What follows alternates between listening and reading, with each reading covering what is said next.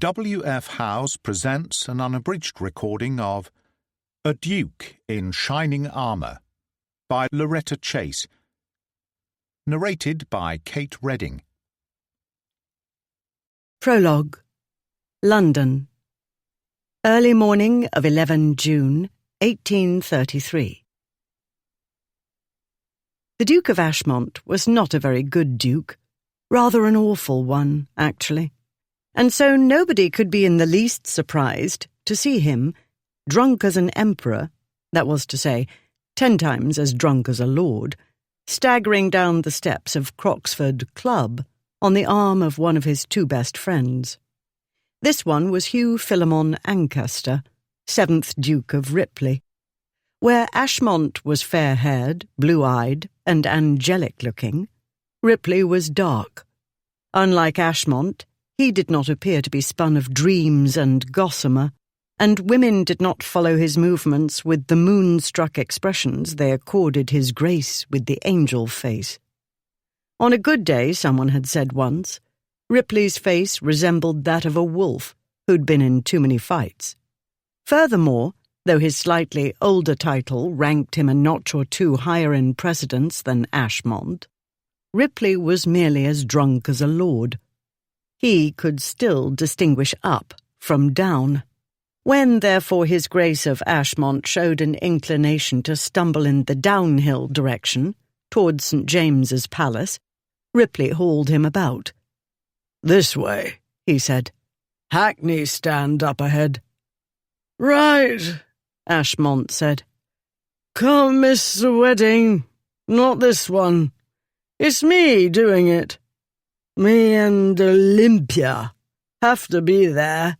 Promised." "You will be," Ripley said, as he led his friend across the street. The wedding had been news to him, the choice of bride a shock. Lady Olympia Hightower, of all women. She was the last girl on earth he'd thought would marry Ashmont, or any of them, for that matter. Not that Ripley knew her very well, or at all. They'd been introduced, yes, years ago.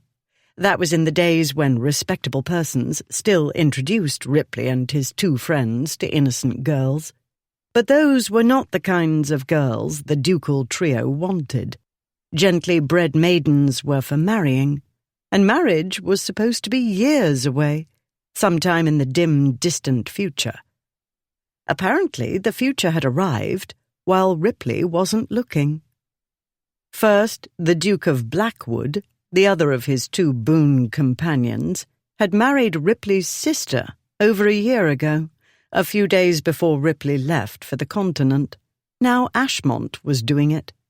Ripley had heard the happy news mere hours after his return to London yesterday. No, he'd returned the day before, because today was yesterday now. He'd come to Crockford's because he wanted a decent meal, and Crockford's oud was the next best thing to Ripley's own chef, Chardot, who'd come down with a foul cold sometime during the Channel crossing. Chardot went with him everywhere because he was amply paid to do so, and Ripley liked his comfort. Having been forced for no sane reason to live like a pauper during his boyhood, he lived like a king now. Ripley was debating with himself whether, on the whole, he'd better have stayed abroad, when 4 men spilled out of a narrow court, one crashing into Ashmont with force enough to dislodge him from Ripley's light grasp and push him into a shop front. Ashmont bounced back with surprising energy. "You clumsy, bleeding half-wit! I have to get married, you bloody arsehole!" At the same time, he drove his fist at the fellow's face. One of the man's friends tried to butt in. With a sigh, Ripley grabbed him by the back of the collar. The fellow swung at him, obliging Ripley to knock him into the gutter. What happened after that was what often happened when Ashmont was about. A lot of filthy language and filthy fighting, and men rushing out of the clubs shouting bets, and a female or 2 screaming somewhere. Then it was over. Their foes lay strewn about the pavement. Ripley didn't wait to count or identify them. He collected Ashmont from the railing he'd slumped against and trudged to the corner with him. He signalled, and the first in line of the hackneys plodded their way. He threw Ashmont into the decrepit coach and directed the driver to Ashmont House. Servants waited up as they were accustomed to do for Ashmont. They bore him up the stairs to his bedroom and undressed and washed him without fuss. They were old hands at dealing with their master's little foibles. After he'd seen his Grace safely tucked into bed, Ripley left. He needed a bath, a nap, and a change of clothes. He had a wedding to attend in a few hours. Chapter 1. Newland House, Kensington. Late forenoon of 11 June 1833. If the bride was drunk, which she wasn't, it was on account of celebrating. In a very little while, Lady Olympia Hightower was going to make all of her family's dreams come true. Hers too, most of them. She would become the Duchess of Ashmont. Teetering on the brink of 26, she ought to thank her lucky stars she'd won the heart, admiration, something, of one of England's 3 most notorious libertines, a trio of dukes known as their disgraces. She narrowed her eyes at the looking-glass. Behind gold-rimmed spectacles, eyes of a can't-make-up-their-mind grey-blue-green took a moment to focus on the grandeur that was her, she, whatever. Elaborate side curls of a commonplace brown framed her heart-shaped face. An intricate arrangement of plaits, topped by a great blossom of pleated lace adorned with orange blossoms, crowned her head. A blonde lace veil cascaded over her bare shoulders, down over the full lace-covered sleeves, and on past her waist. She looked down at herself. 4 knots marched down to the V of the waistline. Below that swelled full skirts of brocaded silk. A great waste of money, which would have been better spent on Eton for Clarence, or a cornetsy for Andrew, or something for one of the boys. Apart from his heir, Stephen Lord Ludford, the Earl of Gonaby had 5 sons to support, a subject to which he'd given no thought whatsoever. His mind, unlike his daughter's, was not practical. Thus her present predicament, which wasn't a predicament at all, so everybody said. There was nothing predicamental about being a duchess. In any event, practicality had nothing to do with this bridal extravaganza. The money must be thrown away on Olympia on a single dress, because, according to Aunt Lavinia, it was an investment in the future. A duchess-to-be couldn't wear any old thing to her wedding. The bridal ensemble had to be expensive and fashionable, though not flamboyantly so, because a duchess-to-be ought to look expensively fashionable, though not flamboyantly so. After the wedding was another matter entirely. A duchess could pour the entire contents of her jewel boxes over herself and never be overdressed.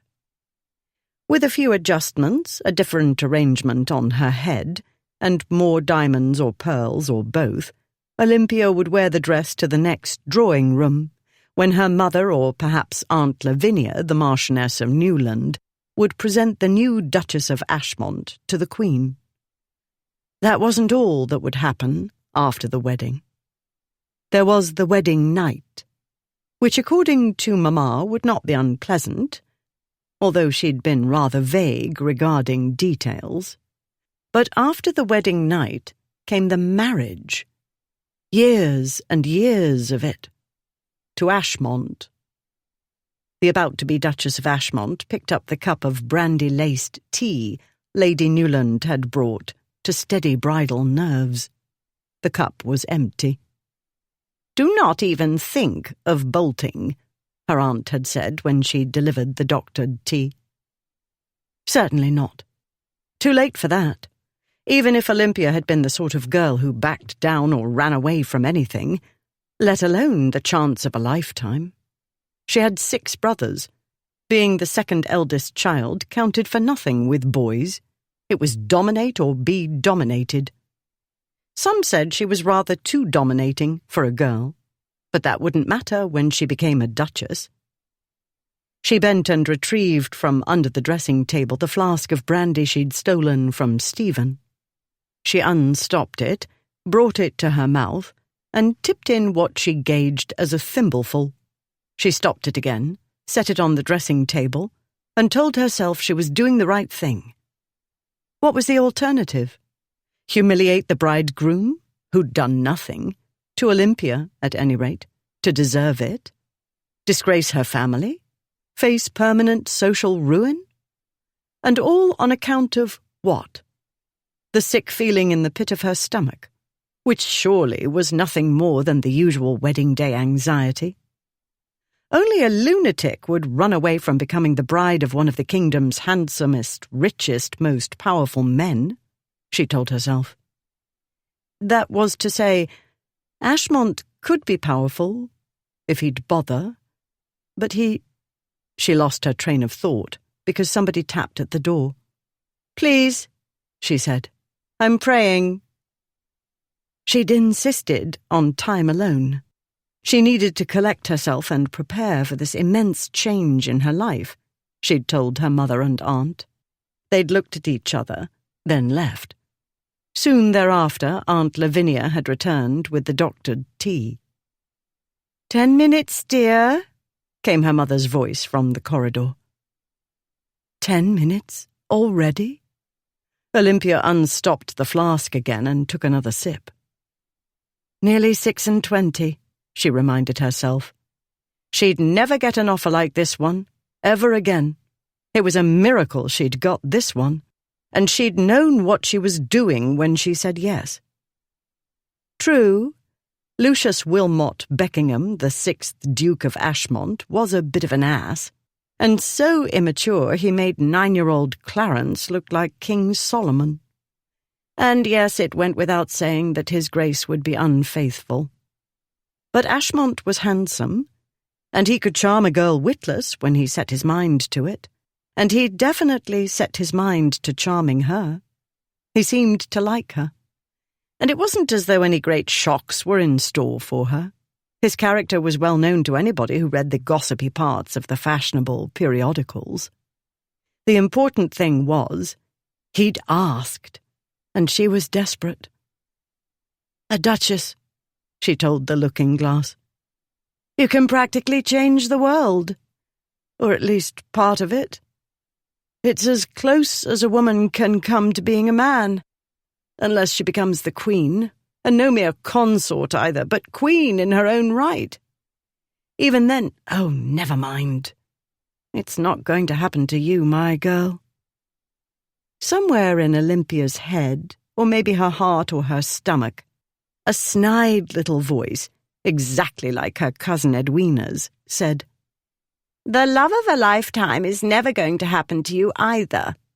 No Prince Charming on his white charger will come for you, not even a passionate lord, or a shop clerk, for that matter."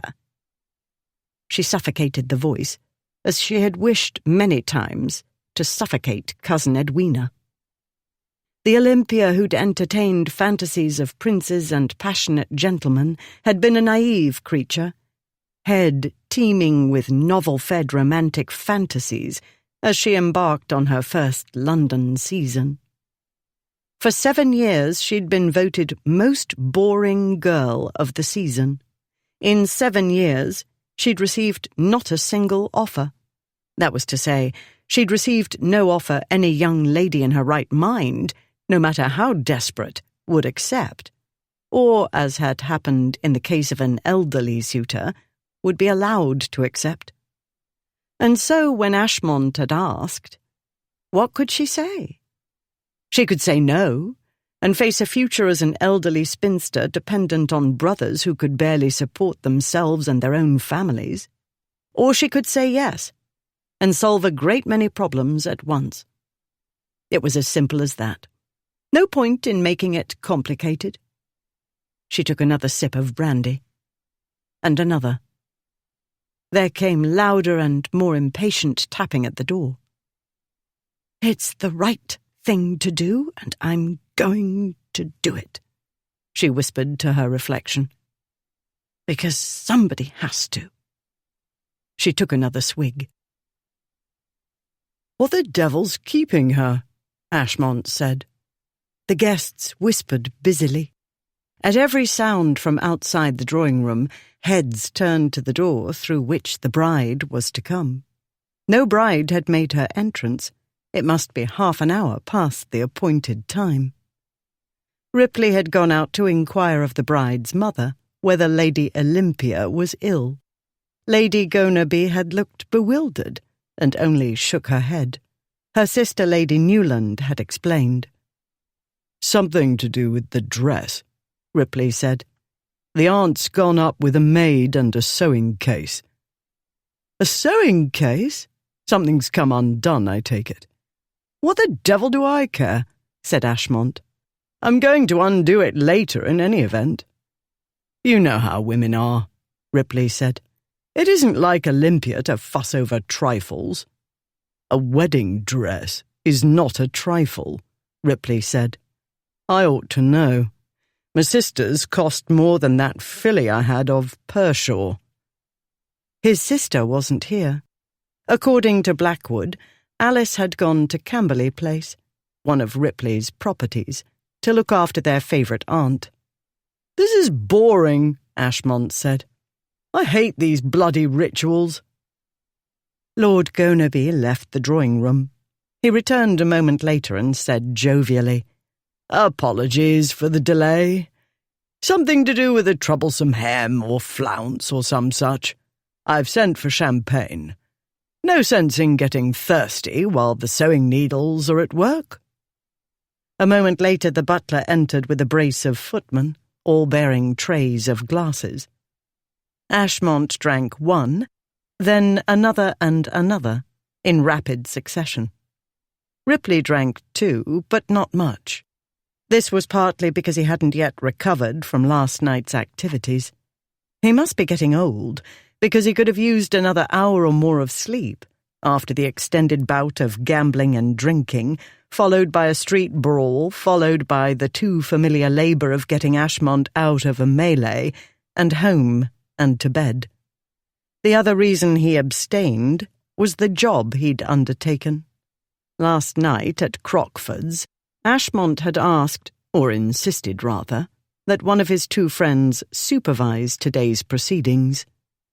"One of you has got to make sure I get there on time. With the ring," he'd said.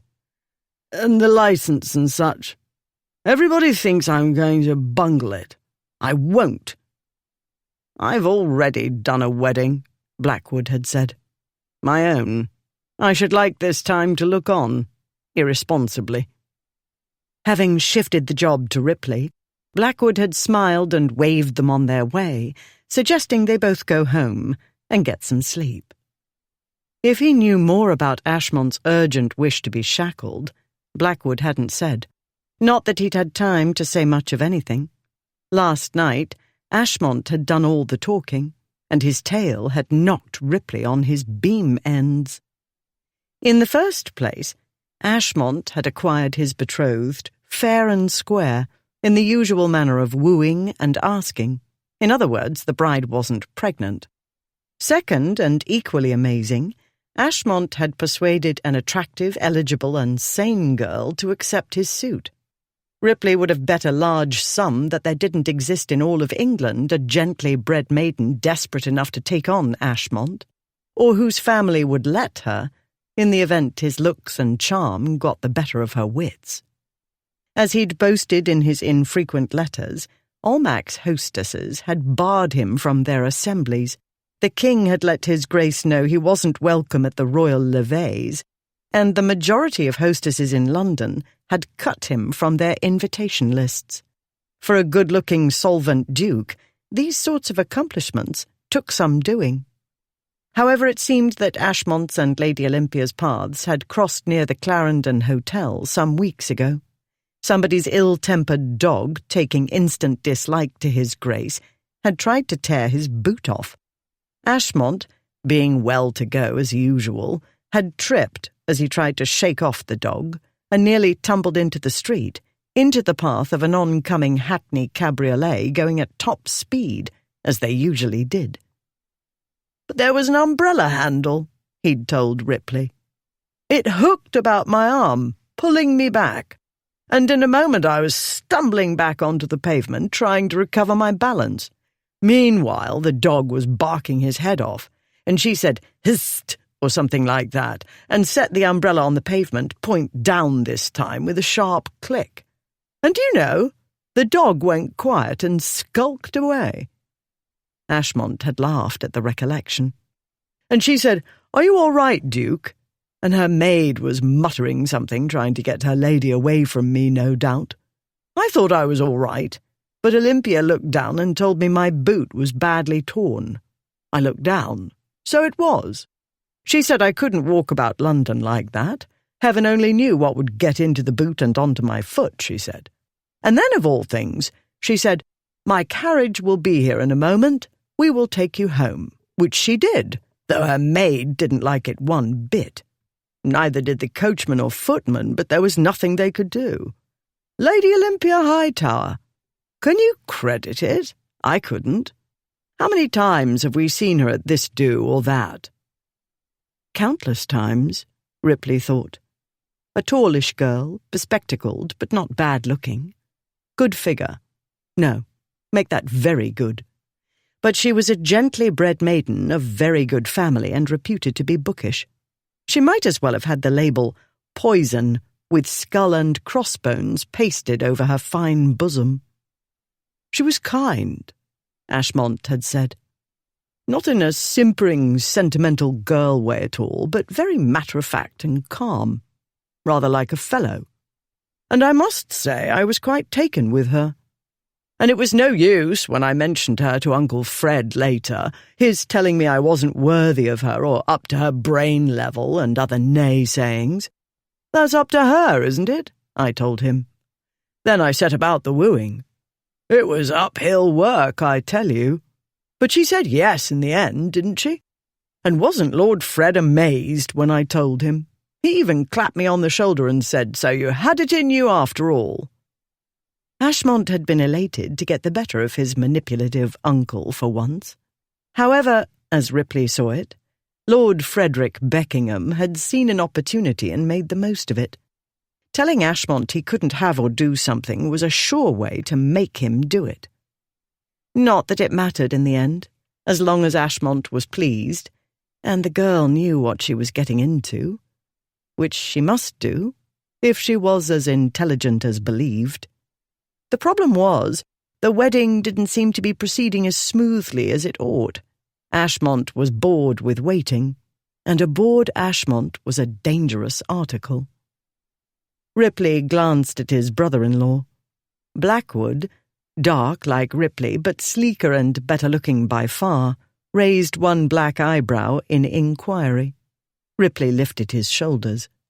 Blackwood made his unhurried way to them. "Don't see what the fuss is about a hem," Ashmont said. "At the bottom, isn't it? Well then, if she trips on it and falls on her face, I'll catch her," Ashmont said. Ripley looked at Blackwood.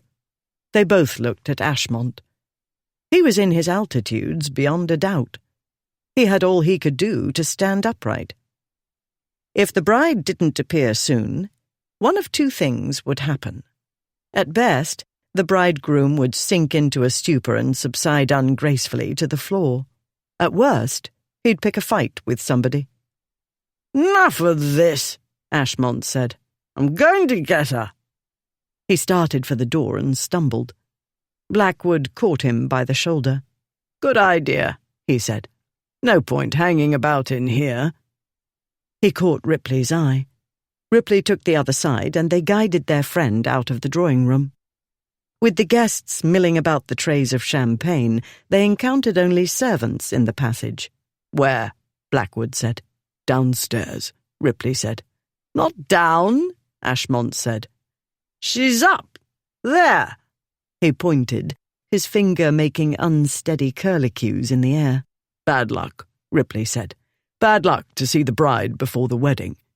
"We're expecting to see her at the wedding," Ashmont said. They led him toward the stairs, and then, not easily, down them. "This way," Ripley said. Though he'd been in Newland House before, that was ages ago. He wasn't sure of the ground floor layout. In an old house of this kind, he'd expect a breakfast or dining room and possibly a library. Not that the type of room mattered. They needed to get Ashmont away from drink as well as anybody he might decide to quarrel with, which was more or less everybody. He and Blackwood guided their friend toward a door standing at a safe distance from the main staircase. Ripley opened the door. The first thing he saw was white, miles of it, as though a cloud had slid into what he was distantly aware was a library. But clouds didn't wear white satin slippers and clocked stockings and did not stand upon a set of library steps. "Oops," Blackwood said. "Damn it, Olympia," Ashmont said. "What the devil are you about?" He tried to break away from his friends. Ripley said, "Get him out of here." "No, you don't, blast you," Ashmont said. "Got to talk to her. Can't botch this." In his present state, this was exactly what he'd do. Ripley gave Blackwood their patented "what do we do now" look. "Bad luck," Blackwood told Ashmont. "Bad luck to see the bride before the wedding." As he hauled the protesting Ashmont back into the corridor, he said over his shoulder to Ripley, "He put you in charge of wedding details. Do something." "The ring," Ripley said. "The license. Ready money where required. Not the bride. Do something," Blackwood said. Once more, Ripley opened the door. The library steps nearby held nobody. A sound drew his gaze to the windows. He saw a flurry of white. Ashmont's intended was struggling with the window latch. Ripley crossed the room in a few easy strides. "Funny thing," he said. "Aren't you supposed to be at a wedding?" "Yes, I know," she said. "You might give the blushing bride some help. The latch is stuck." He caught a whiff of brandy mingled with a flowery fragrance. Though his brain wasn't at its sharpest at the moment, he could sum up the situation easily enough. Drunken bride at window with the aim of getting out. There was a problem here. "Why?" he said. "How should I know why it's stuck?" she said. "Do I look like a plumber to you? Or what you call it? Glazier?" She nodded. "Window person."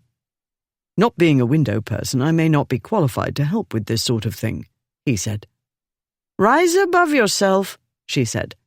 "I'm the damsel in distress, and you—" She turned her head to look at him. She stared at the knot of his neckcloth, approximately at her eye level. Then her eyes narrowed, and her gaze moved upward. Behind the spectacles, her grey eyes were red-rimmed. She'd been crying. Obviously, Ashmont had said or done something to upset her. Nothing new in that. His tongue often got well ahead of his brain. Not that any of them were gifted in the tact department. "Plague take it," she said. "You're back." "Ah, you noticed?" He felt strangely pleased, but champagne usually had that effect, even in small doses. "You're over 6 feet tall," she said, tipping her head back. "You're standing right in front of me. I'm short-sighted, not blind. Even without my spectacles, I could hardly fail to recognize you, even at a more distant distance, which I prefer you were at." She made a shooing motion. "Go away. I only want a breath of air in, Kensington Gardens." "In your wedding dress," he said. "I cannot take it off and put it back on again as though it were a cloak." She spoke with the extreme patience more usually applied to infants of slow understanding. "It's complicated." "It's "Raining," he said with matching patience. She turned her head and peered at the window. Rain droplets made wriggly trails down the glass. She gave him a grandiose wave of dismissal. "Never mind.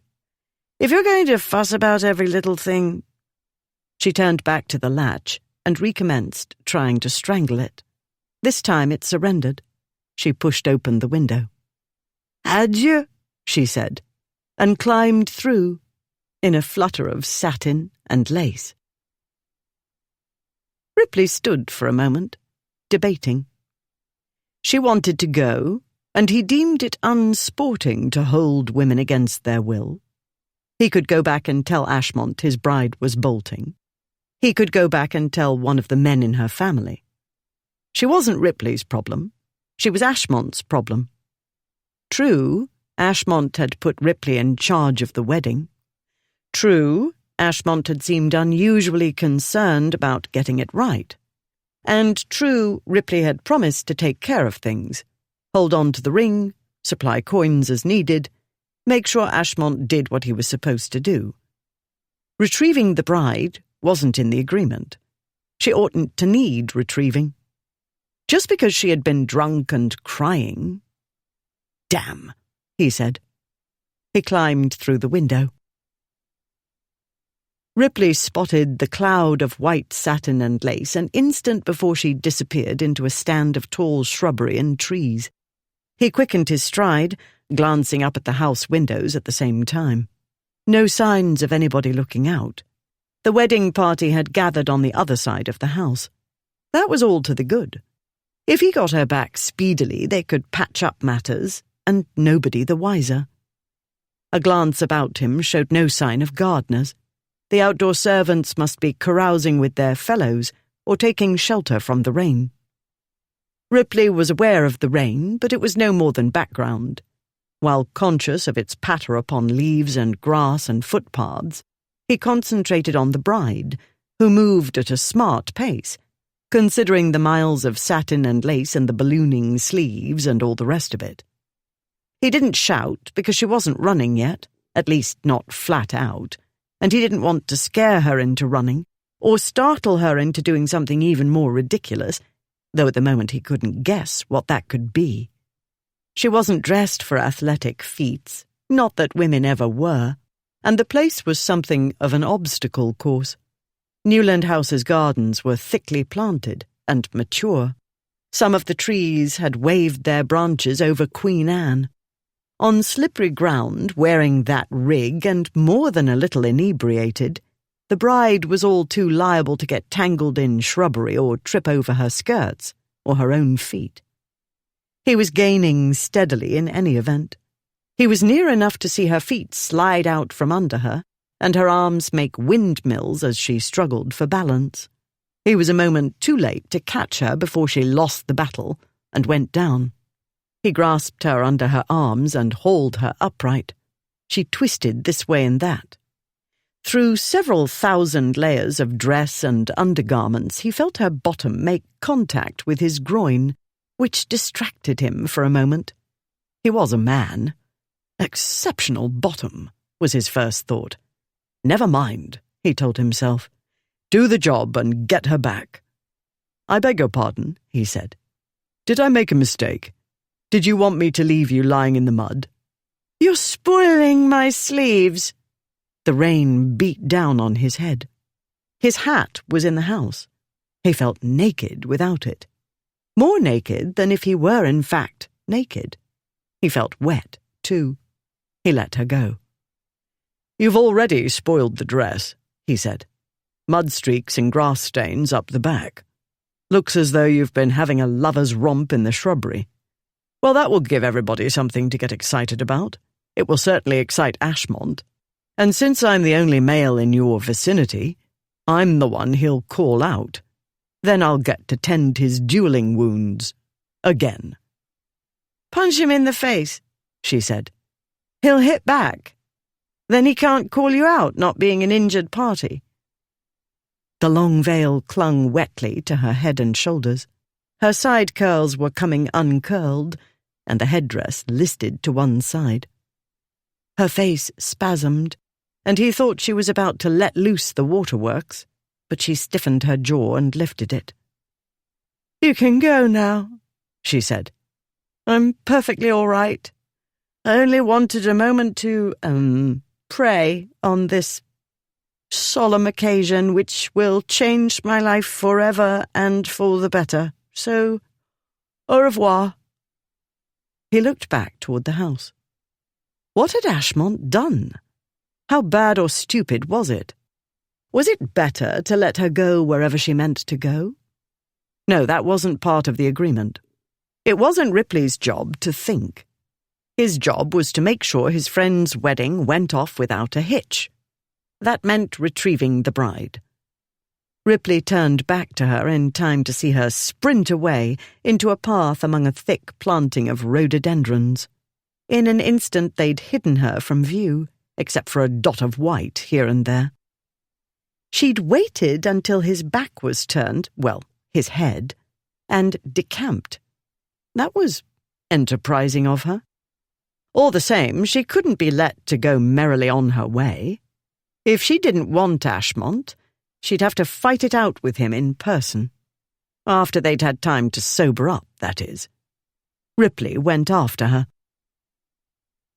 Though the wedding party and guests had congregated in the vicinity of the champagne at the west front of the house, the bride's eldest brother, Lord Ludford, was looking for his sister. Newland House had been built in the early part of the 17th century and added to and updated since. The building, which sprawled over a large section of the land belonging to it, was a rabbit warren run amok. The families were close, their ladyships being sisters. Their numerous offspring had run tame in each other's houses, and everybody was as home here as at home.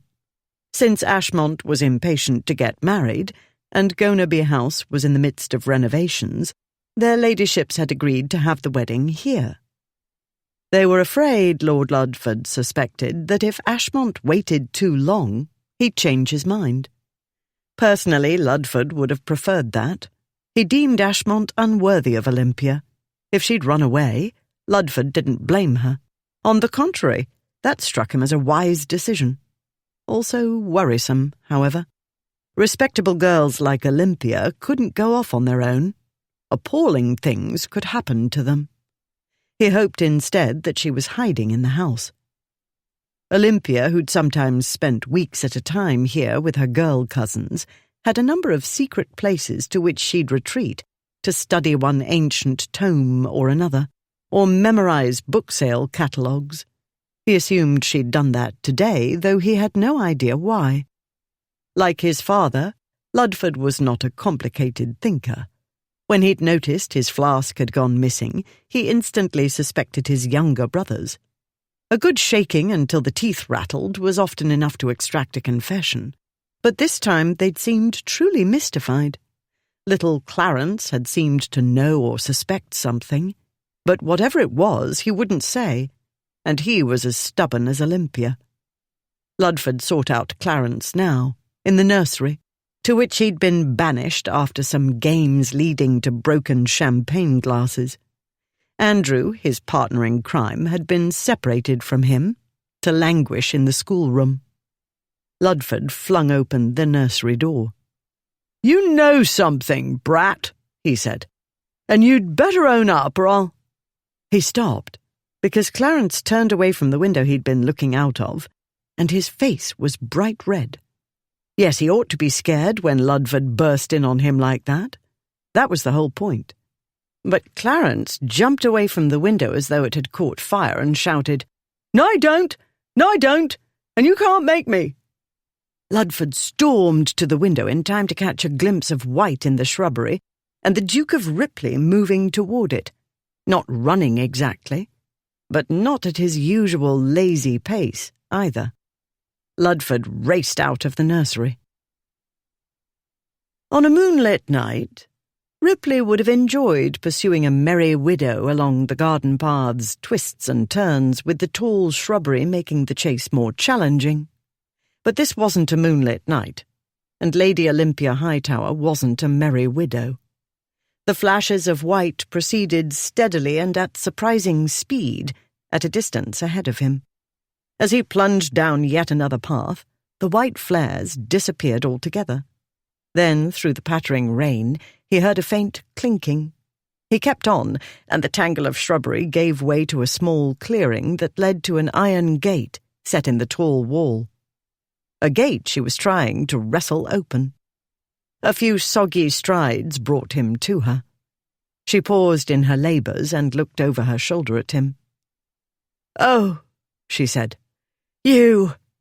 She panted from her exertions, her bosom rising and falling. "The blasted thing's locked." "Of course it's locked," he said. "Can't have the hoi polloi tramping through the garden and poaching the rhododendrons." "Bother the rhododendrons. How's one to get out?" "Perhaps one doesn't," he suggested. She shook her head. "We must find another way out." "We?" he said. "No, you and I are not a we." She stiffened then, her eyes widening. He heard it too. Voices, coming from what he guessed was the same route he'd travelled. "Never mind," she said. "Too late. You have to help me over the wall." "No," he said. "Can't do that." "Yes, you can," she said. "Here you are. And what else do you have to do? Do be of use for once in your life and help me over the wall. And now would be a good time." She stamped her foot. "Now!" Bits of her coiffure had come undone, and tendrils of wet brown hair stuck to her face. The thing on top of her head was now more on the side of her head, and stray rhododendron leaves and dead blooms had become trapped among the apple blossoms. Her veil had snaked around her neck. A smudge of dirt adorned the tip of her narrow nose. "Over the wall," he said, playing for time. Yes. I can't climb the ivy properly in this dress, and certainly not in these shoes. Hurry! Can't you hear them?" He was trying to devise a delaying tactic, but his brain was slow to help. Then he heard a confusion of cries, and these called to mind baying hounds and angry mobs. At that moment, something in his mind shifted. Since his Eton days, Ripley and his two partners in crime had been eluding the forces of authority, along with irate farmers, clergymen, tradesmen, and generally all species of respectable persons, not to mention pimps, cut-purses, blacklegs, and others not so respectable. "Hurry!" she said. He laced his hands together and bent. She set one muddy, slippered foot on his hand, one dirty hand against the wall for balance, and boosted herself up. Then, with an ease that would have surprised him had he been capable of further surprise at this point, she climbed onto his shoulders and reached for the wall. That, at least, was what he assumed she was doing. The view he had, and a prime one it was, though brief, was of stockinged leg and garter.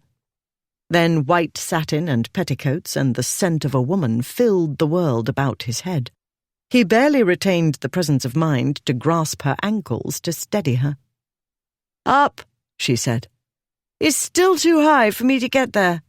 Up, hurry!" The voices neared. Grasping her feet, he pushed her up, over his head. He felt her weight leave him as she found purchase at the top of the wall. He saw the backs of her legs as she scrambled onto the top of the wall and into a sitting position. An instant later, she dropped out of sight. The voices were very near now. He hadn't stopped to think a moment ago, and he didn't think now. As she disappeared over the wall, he caught hold of a tangle of ivy and climbed up and over. He looked right, then left.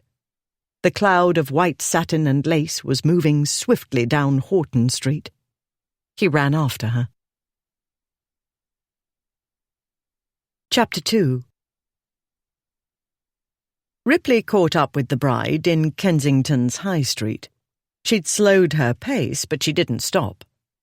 "Hackney," she said, nodding toward the hackney stand ahead. "Do you have any money?" "First it was help over the wall," he said. "Now it's money." "And here you are," she said. "Still, again." Yes, because she said, drawing out the single syllable, need money for the hackney. She waved at the vehicles and called, "Here!" The driver of the first hackney cab in the line regarded her with interest, but offered no sign of moving. Why should he? She looked like a Bedlam escapee. Not that Ripley didn't appear more than a little eccentric himself, with no hat, gloves, or walking stick. Still, he was a duke, and one of England's most notorious and easily recognised noblemen. Furthermore, here he was, as she'd said. Ashmont ought to be here, but he wasn't, and somebody had to look after her. One did not let a gently bred young female roam on her own, especially a young female belonging to one of his stupid friends who couldn't hold on to her. It was all well and good to be wild and reckless and not give a damn for society, but when a fellow asked a girl to marry him, he oughtn't to give her any reason not to show up for the nuptials. It was damned carelessness, was what it was. But Ashmont was spoiled, that was the trouble. He never had to exert himself with women. Long past time he started. Ripley clamped a hand on her shoulder. "Let's stop and think." "I am thinking," she said. "What I'm thinking about is, where is the blasted hackney? Why don't they come?" "Let's think about what you look like," he said. "You know, wedding dress, veil and all. Creates an odd impression, don't you think?" "I don't care," she said. "I dare say," he said. "But let's try to appear calmer and in our right minds." "I am in my right mind." She clenched her hands. "I'm perfectly calm." "Good. Very good. Now let's take this in steps. Where do you propose to go?" She made a sweeping gesture. "Away!" "Away," he said. She nodded, and the mound of hair and lace and what-not shifted farther to the side of her head. "Very well," he said. "It's a start." He would simply have to do the thinking for both of them. A daunting prospect. He didn't like doing the thinking for himself. He raised his hand and beckoned. The first hackney coach lumbered out of line and toward them while she all but danced with impatience. When the vehicle had drawn up alongside them, Ripley pulled the door open. As she climbed onto the step, she struggled for balance and started to tip backward. He gave her a light push forward, and she toppled into the straw on the coach floor. He watched her hoist herself up, bottom uppermost for a riveting moment, and fall onto the seat. She smoothed out her skirts, straightened her spectacles, and glared at him. For some reason his mood brightened. "Where to, Your Honour?" the driver said. "Your Grace," she corrected. "Don't you recognise more than the usual lordly arrogance? Isn't it obvious he's a duke?" Ripley's mood improved another degree. If the driver heard her, he gave no sign. "Battersea Bridge," said Ripley. He climbed into the coach. The bridge lay a distance southward. This would give him time to decide what he wished to do. But it wasn't too far to prevent his returning her in a reasonable amount of time, if that was what he decided. The advantage was, Battersea Bridge wasn't the first place his friends would think to look. "Or did you have a particular away in mind?" he said. "Don't talk," she said. "I'm thinking." The coach rumbled into motion. "That's odd," Ripley said. "Mind you, our communications have been brief, but from what I can see, thinking and you are two different countries, at war." She shook her head and wagged a finger at him in the manner of the inebriated everywhere. "That's not going to stop me talking," he said. "If you must think, maybe you'd be so good as to think about explaining." "Explaining what?" He gestured at her dirty bridal attire and the coach's dirty interior. "This, the running away. Because I'm still rather muddled and not at all sure this is the best idea. I'm debating whether to tell the coachman to take us back. No, she said. But you can understand how tempting the idea is, he said. No, she said. Here's the thing, he said. I've had a rather trying morning, you see. You? Yes, it's not going the way it was supposed to. Join the club, she said. You see, I wasn't expecting to be travelling at a snail's pace in a dilapidated hackney coach to Battersea Bridge, he said. Or any bridge. I feel reasonably certain I wasn't supposed to be helping a drunken bride who chooses the very last minute to flee her wedding. I am not drunk, she said. And you're not the only one who's had a trying morning. If you don't want to help me, you're at liberty to stop the coach and disembark. I'm not at liberty, he said. I'm the something. The bridegroom's special envoy, or his keeper. For all I know, I'm the bridesmaid. The point is he gave me the job, and maybe he has to take his chances of my bungling it.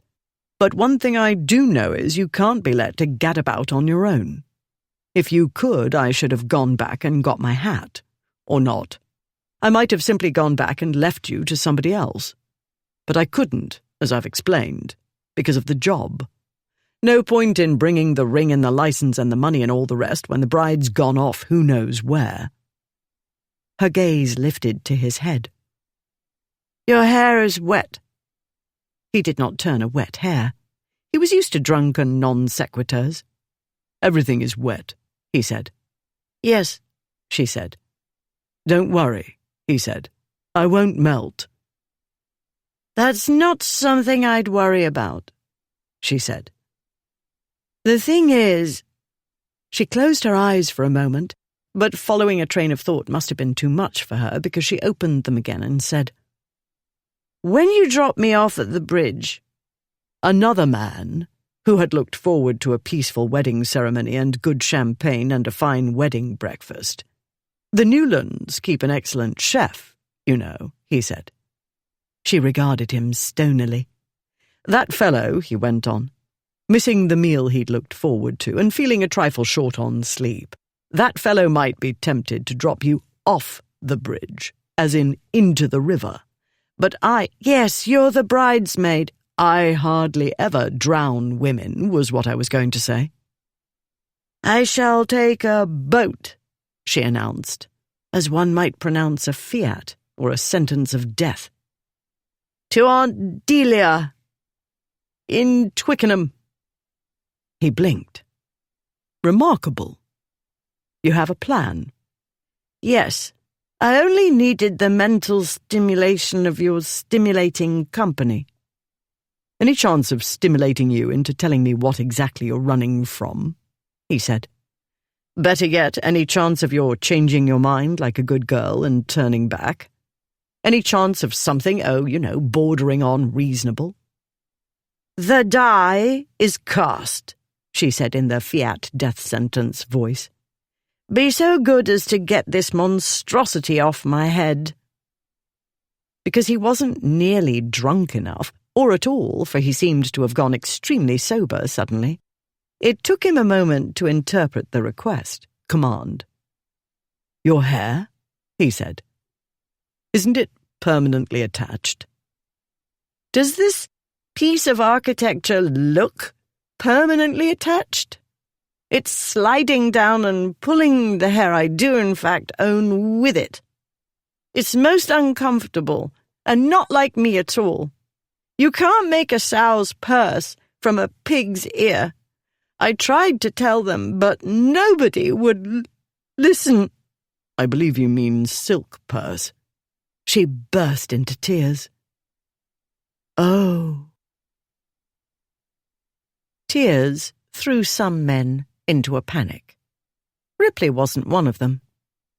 Had this weeping female been his sister, he'd let her bawl on his shoulder and spoil his coat and neckcloth and get rouge all over his handkerchief. Then he'd give her money and tell her to buy something. If she'd been his mistress, he'd promise a ruby necklace or diamonds, depending on her tears' volume and velocity. This weeping female wasn't like his sister or any of his mistresses or even his mother. This one belonged to a different species altogether. Among other things, she was Ashmont's betrothed. Ashmont had never had one of those before. This being a brand-new category of situation with weeping female, Ripley needed a moment to determine his course of action. The brisk approach, he decided. "Brace up," he said. "You had mettle enough to go over the wall. You act like you've never run away before. It's not the end of the world." "Yes, it is," she sobbed. "I've ruined everything. Clarence will never get to Eton, and Andrew won't get his cornetcy, and I shan't be able to do anybody any good, and I won't even have the library." Ripley had no idea what she was talking about and saw no point in tiring his brain trying to get an idea. How often did women make sense? What were the odds of that happening now?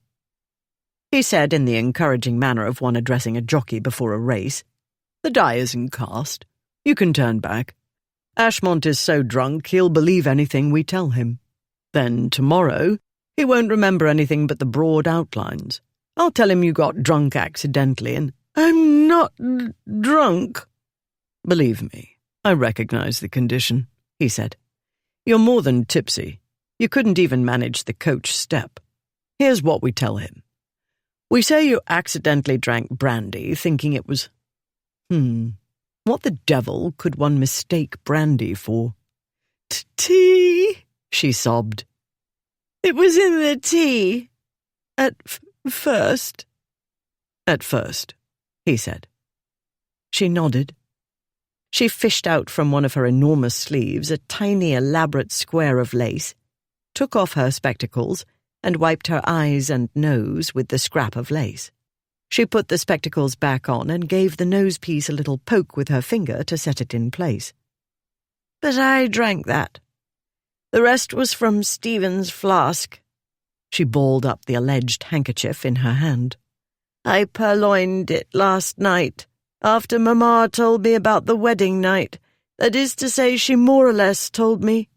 Some aspects of the business are not at all clear, but I thought brandy would strengthen my resolve.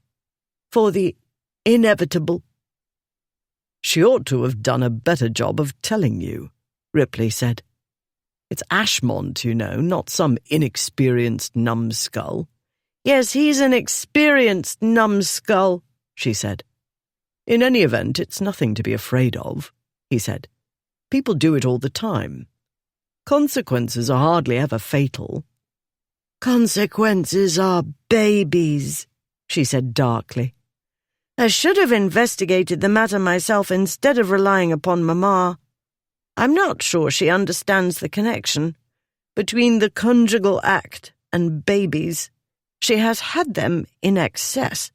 In her place, I should have stopped after 3, or after 3 boys. That's a good safe number, isn't it?" He didn't think it a good safe idea for his mind to dwell on the conjugal act. It had been an unusually long time since he'd had a woman, and at present he wasn't in a position to do anything about it. His mind, though, being too easily swayed by the small brain below his waist, was all too eager to imagine how to repair the omission in short order. He made himself concentrate on what she was saying. Fortunately, she'd moved on to another subject. "I could not fathom why he asked me," she was saying. "I doubted he was desperate. You'd be surprised at how many girls will overlook a man's frailties when he's a duke. Or maybe you wouldn't be." There might be many such girls, but they weren't the sort who'd make Ashmont a suitable duchess. For all his shortcomings, he had his pride, rather more than was good for him, in fact. Even in a drunken stupor, he wouldn't marry a girl who wasn't attractive, well-born, and in possession of all her faculties. He wouldn't choose one who was silly or boring or shrewish. He'd want, in short, perfection. Whether he deserved it was irrelevant. "I told myself not to look a gift horse in the mouth," she said. "What gift horse?" Ripley said. "He fancies you. Isn't that enough?" She shook her head. "It doesn't make sense." She must be extremely short-sighted. Had she not worn the poison label, Ripley would have been all over her years ago. "It makes perfect sense," he said. "If you were a man, you'd see. As it is—" "And then I went to the library today to look into the matter." "You waited until the wedding day," he said. "No, not merely the day, but the very moment when you were supposed to be saying, 'I will.'" She'd waited until the moment when she'd become fully intoxicated, a condition she was clearly not used to. "I tried not to think about it, but it bothered me," she said. "Did you ever try not to think about something?" "I rarely have to try." "You simply make it go away?" "Yes." "It's good to be a duke," she said. "It is," he said. It was far, far better than being a duke's son, in his and his friends' experiences. He wasn't sure theirs had been the 3 worst fathers in the British aristocracy, but they were definitely in the running for the prize. "I can't do that," she said. "It's like trying to stop a gnat buzzing around my head. And things that don't make sense are the most stubborn gnats. But all I could find was a book on animal husbandry, and that was when finally I put 2 and 2 together. Or 2 and 2 and 2 and 1. 7 of us and only 1 girl. And they, whoever talked or tricked him into getting married, must have said to him, 'Why, there's Gurnaby's girl. Can't ask for better breeding stock. Excellent odds of an heir and some extras in case of catastrophe.'" Knowing Ashmont, I find that theory highly improbable. Breeding would feature naturally because that was what often came of bedding unless one exercised extreme caution. You give him credit for more thought than he would ever put into it. You attracted his attention by being kind to him one day, as I understand it. "Kind?" she said. "I could hardly let him get run over by a hackney cab." It was quick thinking, and showed a certain adeptness. "I have 6 brothers. They're always falling into or out of this or that. I acted on instinct." He deemed it kind, especially your taking him home. In the course of the journey, it seems, he took a good hard look at you, and you took his fancy. Since you're a gently bred girl, marriage is required. And this gently bred girl promised to lead Ashmont a more exciting life than he might have expected. She shook her head. "I know there was something more. I am not the sort of woman men lose their heads over." There was more, very likely. Ashmont probably would have forgotten all about the incident if not for Uncle Fred's underhanded methods. Ripley was not about to enlighten her in that regard, however. He could offer hints about how to manage Ashmont, but no. She was an intelligent girl. She'd catch on quickly. "You'd be surprised," Ripley said. "I am the sort they marry for practical purposes," she said. "To manage troublesome households, to take charge, to produce heirs and extras, when all else fails." Ashmont doesn't think that way. She was looking out of the window. "But you know." The tears began to trickle down the side of her nose again. "We've had our catastrophes, because there ought to have been 9 of us, and that was very hard on Mamma and Papa both. I did have my doubts about how much comfort Ashmont would be in such a case, and I knew what else whoever it was would have told Ashmont.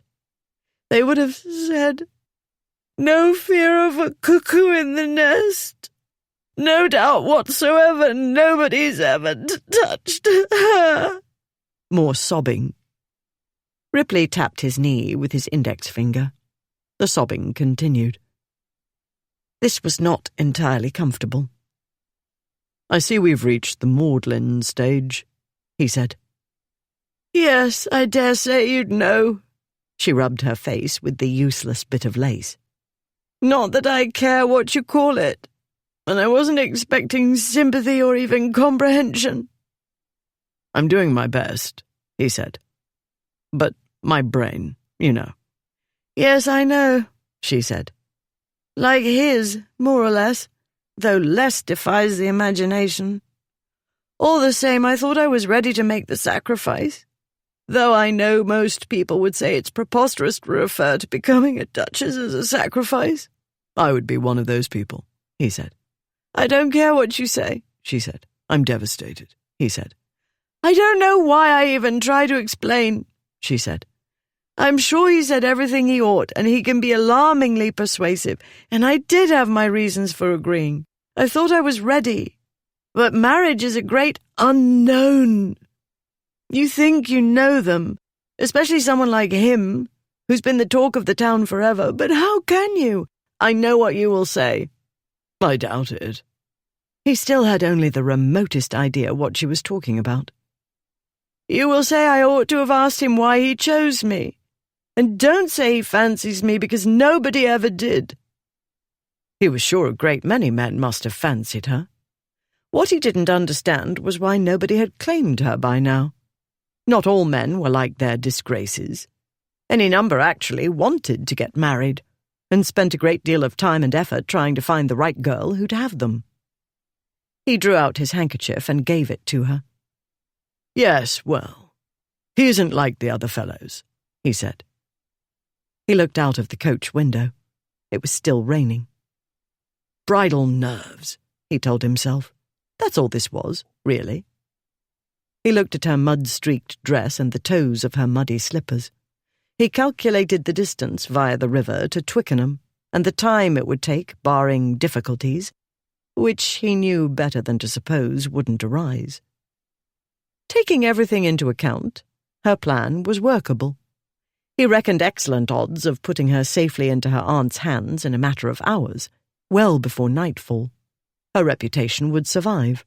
In fact, running away from Ashmont might enhance it, as would Ashmont's running after her, which he was bound to do. Being possessive and obstinate, he'd do whatever was necessary to get her back, and society would be thrilled to see a lady bring him to order at last. Assuredly, Lord Frederick would enjoy that. Accustomed to women of ill repute fawning over him, Ashmont had mucked up what ought to be the simplest business. He'd never had to make an effort, as Ripley and Blackwood so often did. True, none of them had much to do with respectable women, who were evidently rather more challenging. All the better. It was about bloody time a female made luscious Lucius exert himself. This one had made him work at the courtship, clearly, and the wedding, and she'd make him work at the marriage, too. As to retrieving his bride, His Grace would need some guidance here and there, but that shouldn't be difficult. Lady Olympia didn't seem to be completely opposed to marrying him. If not for the brandy, she might have gone through with it. But intoxicating liquors affected some people in this way. Small matters inflated to prodigious size, and bacon-brained solutions seemed like brilliant ones. Of all men, Ashmont knew how this could happen. And wouldn't it be a laugh watching him try to manage his bride? This bride. "Your aunt's respectable, I trust," Ripley said. "Not eccentric or excessively dashing. Doesn't set fire to the pillows at odd moments. Carry on with footmen or grooms. In an obvious way, that is." She wiped her eyes and nose. "She's somewhat dashing. At least Aunt Lavinia and Mamma say so. Still, Aunt Delia is respectable enough to entertain the Queen on occasion." "And why didn't Auntie attend your wedding?" "She suffered an indisposition that prevented her making the journey. That's what she wrote to Mamma, at any rate. I'm not at all sure she wished to attend. She finds Newland House excessively noisy with all the children coming and going. She feels the same about Gonaby House, which is even more chaotic at present because of the renovations." "But she will, in fact, be at home when we get there." She nodded, and the headdress slipped farther. She winced. "You cannot expect me to answer prying questions while my hair is being torn out by the roots, unless you enjoy employing the methods of the Inquisition. If you do not help me get this thing off my head this instant, I cannot answer for the consequences." "Is that supposed to be a threat?" he said. because you look so very much the opposite of threatening that I might die laughing." She pushed her glasses back up the minuscule distance they'd slipped during the tear storm. She gave him a steady look, or as steady as her state of intoxication would allow. "Never mind," she said. "If it's too complicated for you, I'll do it myself. But if things fly off and hit you in the face, you'll have only yourself to blame." "That's what stopped you from doing it yourself," he said. "The chance of your coiffure exploding." "I haven't a mirror," she said. "I can't see the top of my head, or any of my head for that matter. But never mind. Don't let me disturb you." She reached up and started poking her fingers into the crown piece. This set off various gyrations, which created intriguing movement in the areas directly above and below the dress's neckline. These brought to mind so-called Egyptian dancing girls he'd seen in a theatre somewhere. Eventually, she managed to remove a single hairpin, which slipped through her fingers and into the straw. She muttered something. A lost hairpin was no calamity. Her aunt would have heaps of them. But the gyrations and visions of dancing girls reminded him of the way she'd squirmed when he picked her up from the mud. Reminded his breeding organs, that is, and all too vividly, given the circumstances and the length of time since... Right. He would address the matter of the recent month's celibacy later, this night, in fact, after the bridal complication was taken care of. Ripley would leave her safely with her aunt. Given a nudge and a few broad hints, Ashmont would recover her. It would all be a very good joke, the sort of thing Ashmont would appreciate once he'd calmed somewhat. After all, he'd perpetrated plenty of jokes himself. "I've decided to help," Ripley said. "I want to take a nap, and that's impossible while you're jumping about and swearing under your breath. I do understand French, you know, to a point. All the bad words are well before that point." Thanks to the rain and the window's decades of accumulated grime, the coach was about as bright as the average tomb. All the same, Olympia could see the Duke of Ripley well enough. She could hardly miss him when he took up most of the coach. She was more aware than she wanted to be of his long legs stretched out, inches from hers. She took her hands away from the headpiece and looked at him. Though his face was in shadow, she could make out the long imperial nose and harsh angles of cheek and jaw. She knew his eyes were green. That much she'd ascertained during her first season, when they'd been introduced, and she'd felt so deeply uncomfortable. This was partly because he was so overwhelming. She knew he wasn't any larger than Ashmont. All their disgraces were tall, athletic men. All certainly were not well behaved. But Ripley's was the gaze that had made her feel as though she wasn't fully clothed. He was the one whose wolfish grin had left her tongue-tied. But back then, she'd been naive and unsure of herself. Back then the three dukes had been considered rather wild, but highly eligible. They kept well clear of the marriage mart, though. Rarely were they to be seen near even the beautiful and far more popular young ladies. This was why, when Olympia had seen him over the years, it was usually at a distance, across a crowded ballroom, riding or driving in Hyde Park, at a public event like a regatta or horse race. In the past year, she hadn't seen him at all, because he'd been abroad. As far as she could determine at present, he hadn't changed. He still had the sleepy gaze that made her feel prickly inside. It oughtn't to, since it told one nothing. People believed the eyes were windows to the soul. In his case, the shutters were closed. That was probably for the best. Not that she was capable of gauging his mood, even if he'd offered windows to his soul. Her brain at present was not trustworthy. When she tried to think, the thoughts danced away, out of reach. Besides, the headdress made it hurt to think.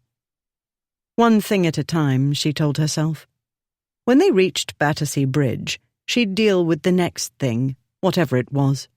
For now, all that mattered was getting away from everybody. "Move to the edge of the seat and lean toward me," Ripley said. Between the coach's jolting and the brandy's effects, she wasn't at all sure she could keep her balance.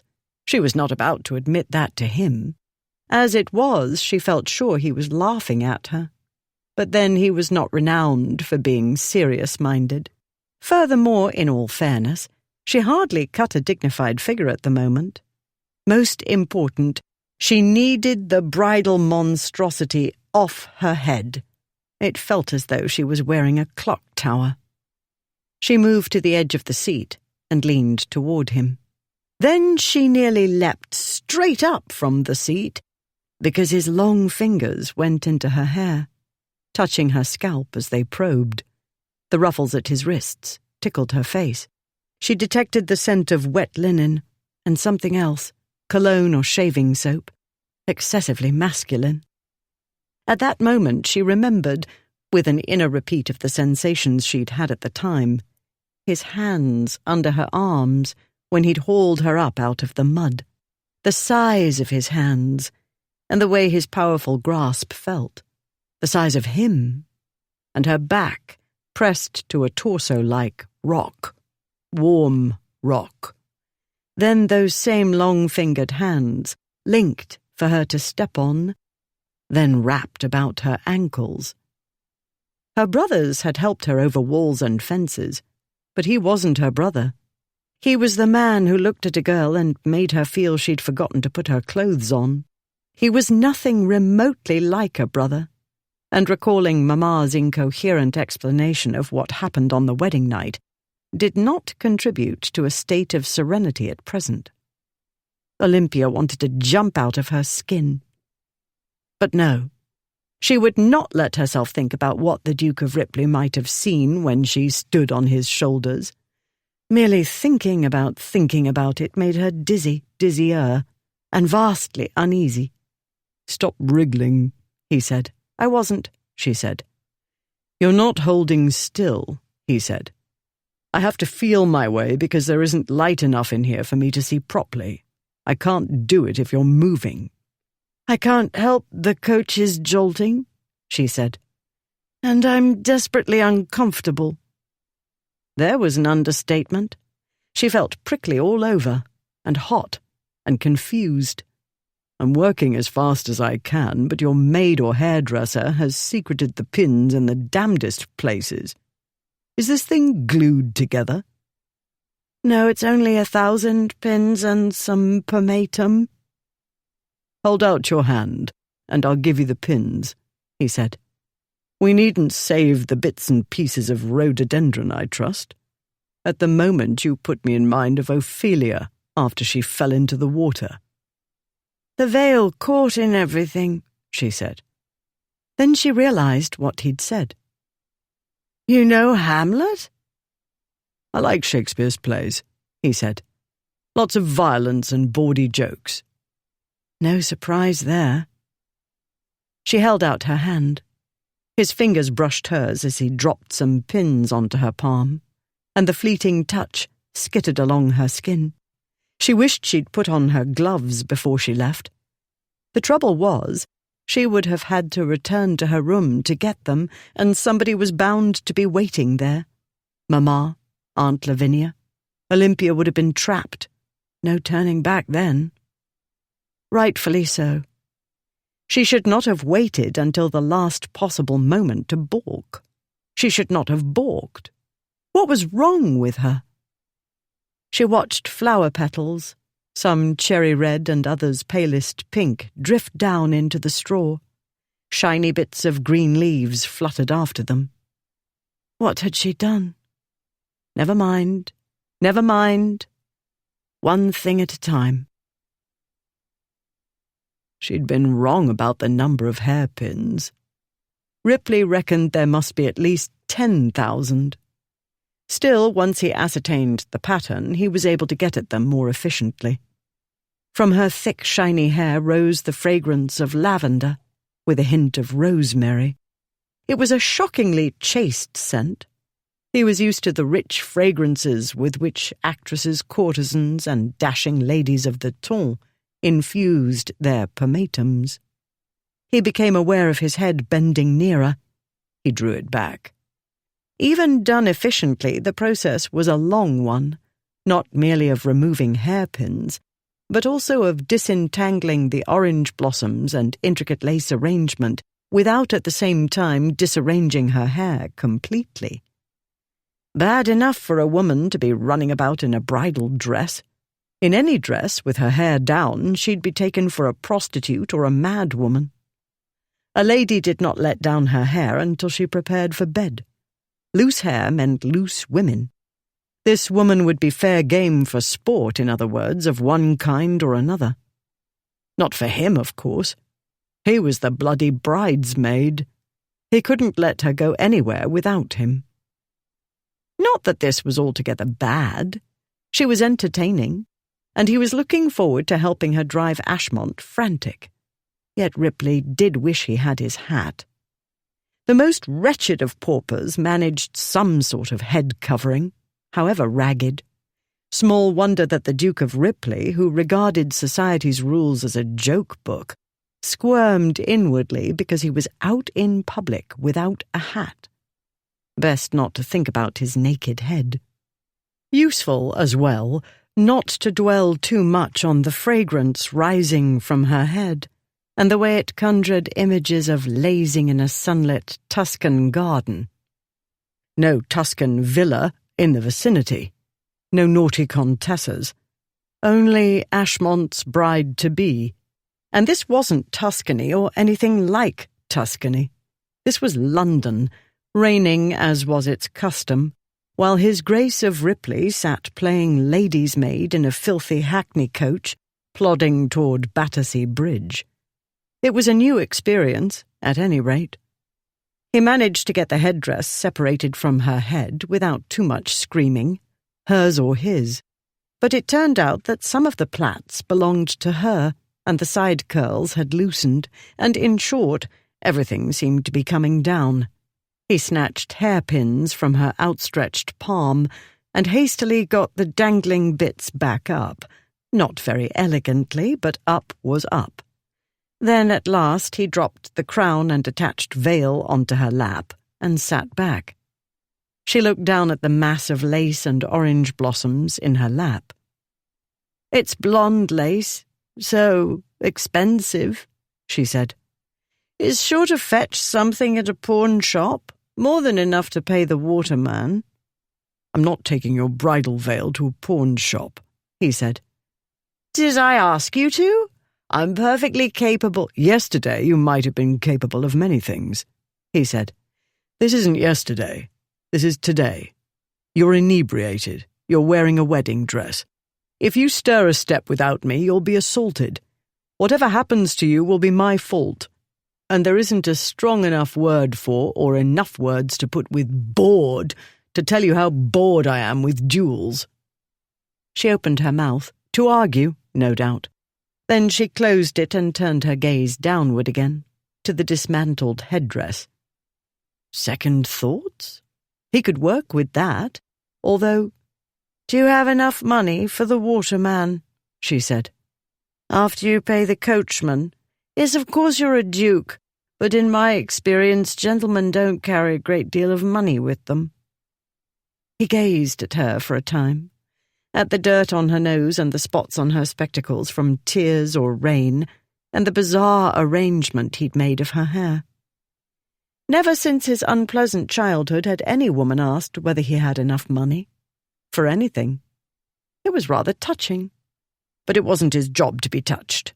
His job was to manage matters to come out the right way. Simple enough, really. Get her to her aunt, make Ashmont retrieve her, and make everybody believe it was all a typical their disgraces practical joke. As it happens, I brought ready money for gratuities, bribes, and other odds and ends, he said. Ashmont obviously was too excited about getting married to think of mundane matters. "Excited? she said. "Is that what you call it? I would say he was extremely intoxicated when you three burst in upon me." "And pot calls kettle black," he said. The coach rumbled to a halt, as it had done numerous times on the interminable journey. Ripley looked out of the grimy window. Thanks to the scratches and dirt, the view might have been of anything. He pushed down the window. The rain had settled to a drizzle. The coachman called out, "Battersea Bridge, your grace." "We can still turn back," Ripley said. "No," she said. Chapter 3. The voices Lady Olympia and the Duke of Ripley had heard in the garden belonged to her brothers, the youngest two of whom had set out to thwart the eldest. The conspiracy had proceeded as follows. When Lord Ludford left the nursery, Clarence shouted, "Drew, quick! Stop him!" Andrew burst out of the schoolroom and raced for the staircase, Clarence hot behind their eldest brother. "Let her go!" Clarence shouted. "You leave her alone, you great bully!" This was unfair to Ludford. Not only was he no more of a bully than most older brothers, but he had as well on countless occasions taken the blame and even the punishment for his younger siblings' mischief. When Ludford turned to glare at Clarence, Andrew used the moment to dart to the staircase ahead of them. He ran down the stairs and into a passage and through a door and down one of the numerous back staircases that riddled the old house. Promising hell to pay, Ludford followed, or tried to. Clarence, who chased Ludford down the main stairs, managed to get ahead of him on the first floor before sprinting for the servants' passage. Seeing guests near the drawing-room doorway and not wanting to call attention to himself and add to the gossip already in full spate, Ludford chose the path of discretion and followed his younger brother. They passed a few servants on the way to the ground floor, but nobody was startled. The servants were used to high-spirited children underfoot. By the time Ludford reached the garden, Andrew was well in the lead, with Clarence not far behind. "Look out, Olympia!" Andrew cried. "The hounds are in pursuit!" Clarence carried on with the shouting, much in the same vein, as though dastardly foes hunted their sister, instead of her own older brother, who only wanted to know what was wrong. Ludford's problem at present was, said sister had read too many romantic adventure books to the little ones in the nursery.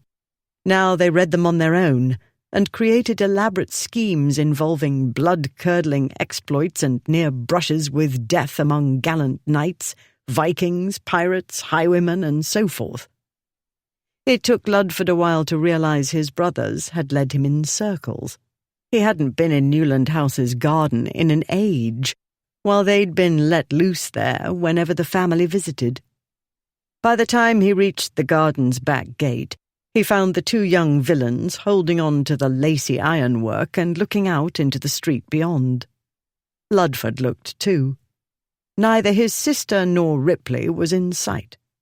After directing several ugly oaths at his siblings, and heedless of the damage to his wedding-day finery, Lord Ludford climbed over the wall and set off, at speed, down Horton Street.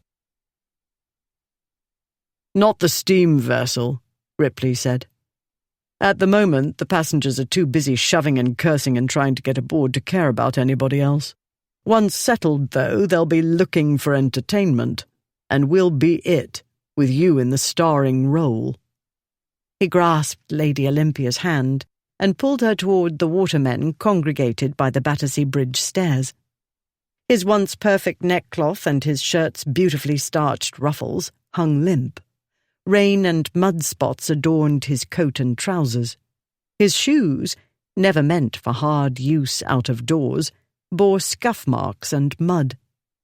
Still, he was not only a man, but a duke as well. What others thought didn't signify, though he did hate being hatless. She wasn't a man and a duke. Along with the rain-spotted, dirt-spattered, grass-stained wedding dress, mud-caked slippers, and torn and dirty bridal veil drooping over her arm, she was bareheaded. In spite of the pomatum, her damp hair was curling in a wild and wanton manner. And there were her spectacles, perched on her narrow nose, looking so very serious amid all the shipwreck of bridal finery. "Yes, of course," she said. She adjusted the spectacles, though these, so far as he could see, were perfectly straight. "This way we entertain only the men plying the oars. We can tell them we were on the way to the wedding when we were waylaid by highwaymen." "We tell them nothing," he said. "It's their business to take us where we want to go, and our business to pay the fare." He eyed the vessels waiting along the shore, and settled on one of the four-oared wherries. Its waterman had rigged an awning as a rain shelter. He led her toward it. "But what if we're followed?" she said. "If we get the watermen's sympathies, they're less likely to betray us." "I've found that money speaks louder than words," he said. Betrayal didn't trouble him.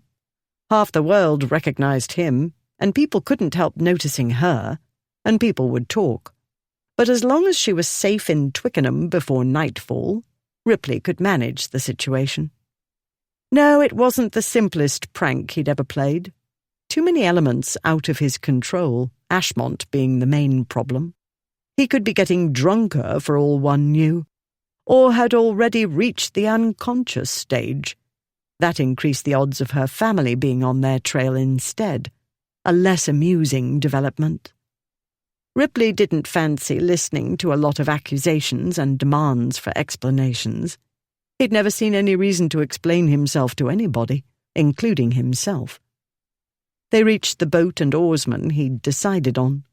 Thanks to ready money and a ducal manner that did not invite questioning or hesitation, he settled business matters in short order.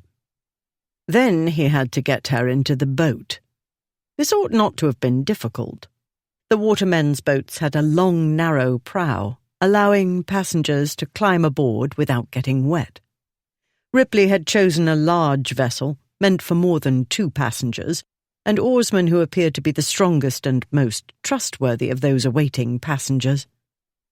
She stared at the wherry and said, "Is that it?" "The Lord Mayor's barge was otherwise engaged," he said. "My yacht is at Worthing, last I heard. This is the boat." The 2 fellows looked on with interest. That they did so silently testified to the fee Ripley had offered for speed and silence. Thames watermen were not renowned for bashfulness. "It seems very low in the water," she said. "That's the way they're made," he said. "For stability and—" "Never mind. I can explain the science of boat building to you later. Just step into it, will you? And try not to fall off before you get to the seat. If you do, you're not likely to drown because the water here isn't deep enough. But somebody will have to fish you out, and while I doubt I can get any wetter, I don't fancy wading into that muck." He'd do it, of course. He would not let either of these 2 rough fellows put their hands on her. "I feel dizzy," she said. "Were you thinking of going back and having a pleasant lie-down?" "No." "Are you sure?" If she wasn't sure, he'd take her back. He would say it was all one of their disgrace's famous jokes, and that would be that. No, it wouldn't be nearly as much fun as making Ashmont chase her to Twickenham. Still, even Ripley wouldn't knock her unconscious for the fun of carrying out a more elaborate prank. "At this point, it would be silly," she said. "Right," he said. "And certainly your being here now instead of, let's say, at a wedding breakfast? That couldn't possibly— I'm only speculating. That doesn't strike you as imprudent?" She peered up at him. "Do you think so? And you find nothing out of the way in your being here with me?" "Perfectly in order," he said. "Is it?" "Didn't you tell me you were a damsel in distress?" he said. "I'm your knight in shining armor." Her eyebrows went up. "It makes for a change," he said. "I should not call it a change," she said. "In your case, I should call it—" Her eyebrows settled again, and a glint of humour lit her eyes. "An apocalypse." "Do you mean to get into the boat? Or shall I do what another less knightly, very hungry fellow might do and drop you off the bridge?" he said. She looked up at the wooden bridge, which had stood, in defiance of the laws of physics, never mind aesthetics, for 60 years. It had been built at an awkward angle to the river's current, and boasted some 18 narrowly spaced piers. Vessels crashed into it all the time. As more than one critic had noted, Battersea Bridge was built for the convenience of those going over the bridge, and the inconvenience of those going under it. The only bridge on the Thames that could compete for awkwardness and stupidity was the next one upriver, at Putney. "Or we could simply wait here," Ripley said. "If we wait long enough, Ashmont might come along to rescue you from me." He glanced back at the crowd awaiting the steamboat. No signs of pursuit yet. But time was passing. How long had they travelled in the hackney? On horseback or in his own carriage, Ashmont could make better time if A, he was conscious, and B, he could put a clue or two together, and C, come to a fairly obvious conclusion. Not terribly likely, in other words.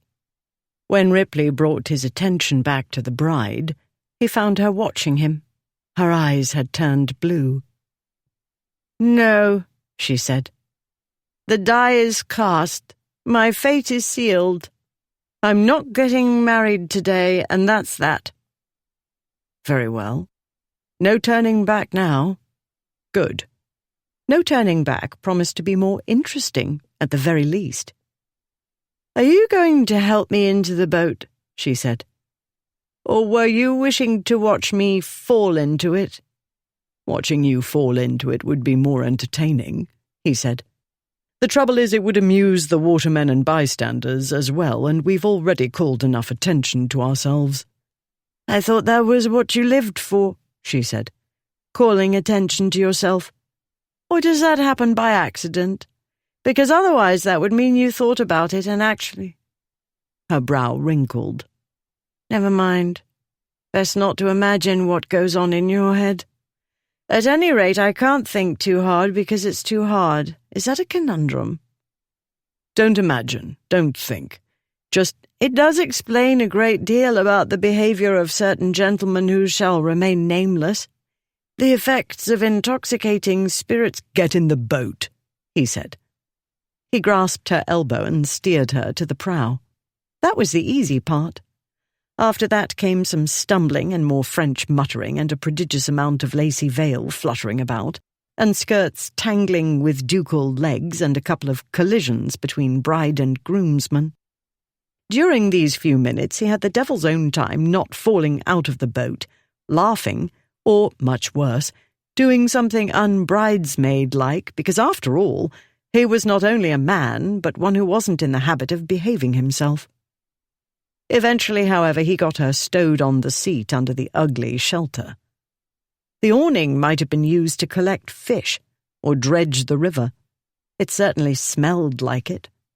Her skirts swelled about him, and a gust of wind caught the veil and lifted it to tickle his face. He pushed it away at the same moment she pulled it away, and their fingers brushed. She fidgeted and turned away to stare at the water. His thoughts clung to the moments of her falling into and out of his arms while getting onto the boat, and to the scent of her hair. Well, that was a bloody waste of thought. As soon as this business was done, he'd find a merry widow or a courtesan, and cure what ailed him. He fixed his mind on hats. He wished he had his, and wondered where he might get something remotely suitable in short order. The boat pushed off at last, and all the odds and ends fretting his mind flew away on the river breeze. At that moment, and not very greatly to his surprise, what the Duke of Ripley felt was relief. Newland House. Lord Ludford found the Duke of Ashmont in the dining-room, bent over a large bowl. The Duke of Blackwood was pouring water over his head. "Damn, that's cold," said Ashmont. Blackwood paused. "Don't stop," Ashmont said. "Got to get my head clear." "Don't do it on account of the wedding," Ludford said, "because it looks like there isn't going to be one. Olympia's made off with your friend." Ashmont's blonde head came up abruptly, splashing water on Blackwood, who calmly stepped back with a not-so-calm oath. "What the devil?" said Ashmont. "She's bolted, and Ripley's gone with her. They got into a hackney coach in the High Street, but nobody could say where they were going." Hackneys might backtrack or take a roundabout route to avoid roads commonly snarled with traffic. Without knowing the direction Ripley had given the driver, it was impossible to determine which way they were headed. "I thought you'd know where he'd go," he said, "or what he'd do." Ashmont and Blackwood stared at him, then at each other. At that moment, a tall, fair-haired, middle-aged gentleman sauntered into the room. His fine, handsome features proclaimed him a Beckingham. "Uncle Fred," Ashmont said. "Funny things happened." Lord Frederick Beckingham raised an eyebrow. "So it would seem. You ought to be married by now." Ludford explained what he'd recently witnessed. Lord Frederick regarded his nephew. "This had better not be one of your jokes." "Not mine," Ashmont said. "Ripley's, obviously," Blackwood said. "As I was about to tell Ludford, it's nothing to worry about. They won't go far. They'll be gone only long enough to cause a fuss." "Really?" said Lord Frederick. "I must confess, it puzzles me vastly why Lady Olympia would go along with it." "Yes, why would she?" Ludford said. "She thinks you three are worthless." "She must think I'm worth something," Ashmont said. "She said yes, didn't she?" "So you said," Lord Frederick said. "But now she's bolted," Ludford said. "She didn't bolt," Ashmont said. "Ripley sneaked away with her. He got her in on the joke, don't you see?" "I thought you were the one who concocted the jokes," Ludford said. "Not always," Blackwood said. "Ripley's come up with some fine ones. The question is, as Ludford has so intelligently asked, where would Ripley take her? It would have to be nearby. He wouldn't want to make, complications." "If he ruins my sister's reputation, I'll kill him," Ludford said. "That would be a complication, yes." "You'll have to get in the line behind Ashmont," Blackwood said. "Bloody right," Ashmont said. "I did all the work, wooing and such, and I should get the bride. That scurvy bastard. There he was, playing the innocent, and I asked him to look after things." "You didn't ask," Blackwood said. "You told him." "You told him," Ashmont said. "You said—" He paused, frowning. "I forget. But if he didn't want to do it, he should have said so, instead of stealing my bride." "I can imagine a great many things," said Lord Frederick. "Ripley's stealing Lady Olympia isn't one of them." "If he stole her, why was he chasing her through the garden?" Ludford said. "If he stole her, why wasn't he carrying her over his shoulder, that sort of thing?" Ashmont's beautiful brow knit. "I'll confess, that does stump me." "I dare say it does," said Lord Frederick. "Rather than overwork your brain with this puzzler, I recommend you get her back as soon as possible." "In the meantime, what are we going to tell my parents?" said Ludford. "And the wedding guests?" "I shall speak to your parents," said Lord Frederick. "I'll assure them that Ashmont has everything in hand and will sort matters out. We'll tell the guests that Lady Olympia is unwell. Now, if everybody would be so good, I should like to speak to my nephew." The others filed out. Lord Frederick said in a low voice. What did you do? I didn't do anything, damn it. I can't imagine what made her get the wind up, if she did, if it wasn't Ripley up to one of his tricks. I told you. You didn't have to tell me, Uncle. I found her, and I saw for myself. A splendid girl. Exactly what I wanted, and so I told you. And none of your unflattering remarks and prophecies of doom stopped me, did they? I wish something I said could persuade you to reflect on your behavior. I didn't do anything. I can only hope this is the case, and the matter is as minor as you seem to believe. Because if you lose this girl, Lucius, you may never get another chance, said Lord Frederick. You may not think so now, but weeks or months or years hence you will find yourself regretting. I'm not going to regret anything. I'm going to get her back, and I'll make everything right, whatever it is that's wrong. And the longer I spend with you getting lectured at, the farther away she's getting. With Ripley. She's safe with him, Ashmont said. I hope so, for your sake. He's my friend, Ashmont said. He's a scurvy devil, but he's my friend. And we'll have this all sorted out soon enough. And it'll be a laugh. I'll wager anything. By the time the boat left Battersea Bridge, the drizzle had thinned to mist. The riverside looked softer, and some, not Ripley, might say it appeared more romantic. London seemed to be dissolving and reforming, and buildings that ought to be familiar loomed mysteriously. Or maybe the mystery was they didn't look nearly as filthy as usual, thanks to the veil of mist. Still, he had no trouble discerning the ragged boys wading into the muddy riverbank, scavenging. Not that London was so different as to poverty and filth from any other large city. The truth was, he'd missed it. He'd barely had a chance to alight in town before he was off again, on a boat. At present, that didn't seem such a bad idea. For one thing, Ashmont's wedding day had turned out to be not as boring as expected. For another, Ripley had the bride, whom it hadn't occurred to him to steal. But now he had her, and the promise of an adventure, and they were on the river, away from everybody. All he had to do was get her safely to Twickenham. By water it would take 2 or 3 hours. The journey by land was shorter in terms of distance, but clogged roads could make it slower. "There's Battersea Church," she said. "Everything looks so different from this vantage point. I've only ever travelled the river in a steamboat or a yacht, never so close to the water as this." As though her words had summoned it, a steamboat chugged by, churning up the waters. As he reached to steady her, the wash rocked the boat violently and he nearly fell over.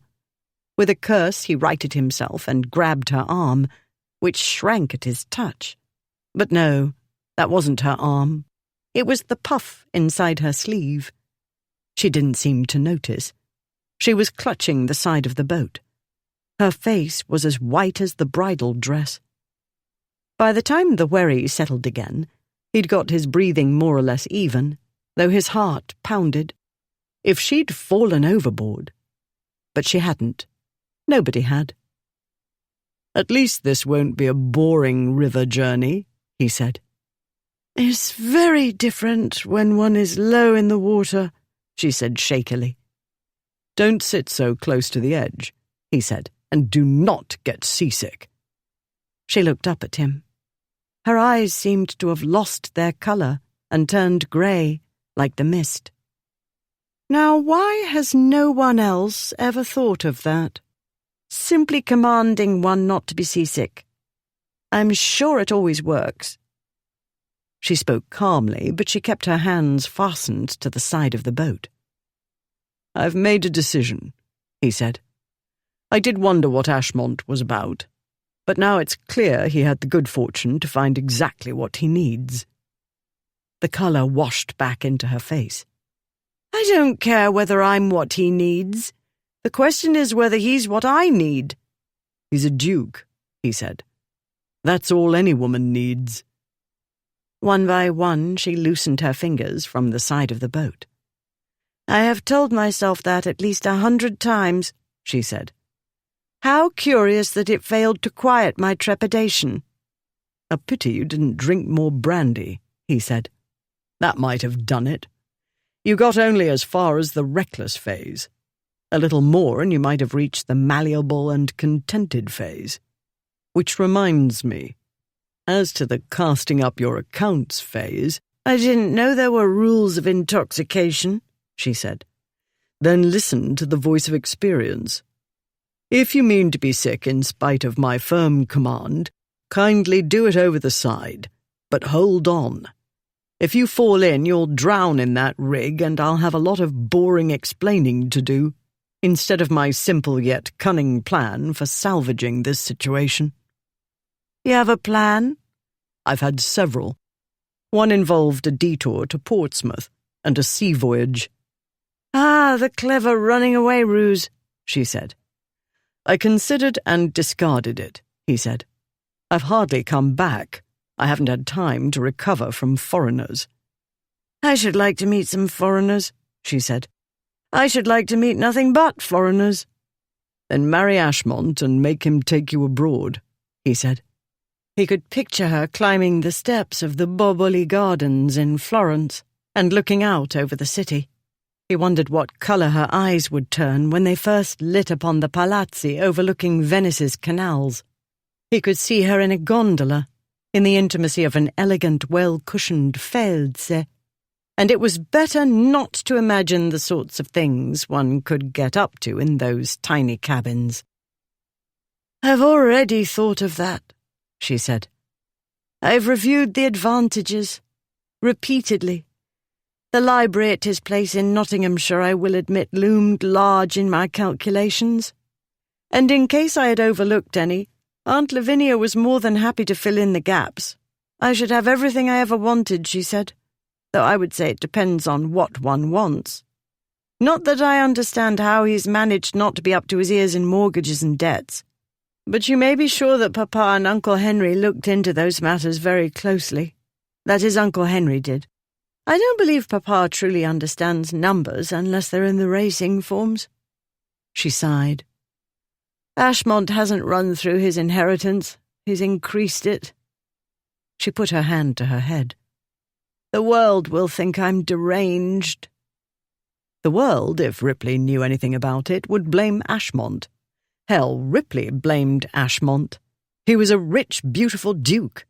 He'd been born charming, where others had to learn it the best they could. He ought to have swept her off her feet. She ought to have been dizzy with joy on her wedding day, not drowning her troubles in brandy. Idiot. Second thoughts, he said.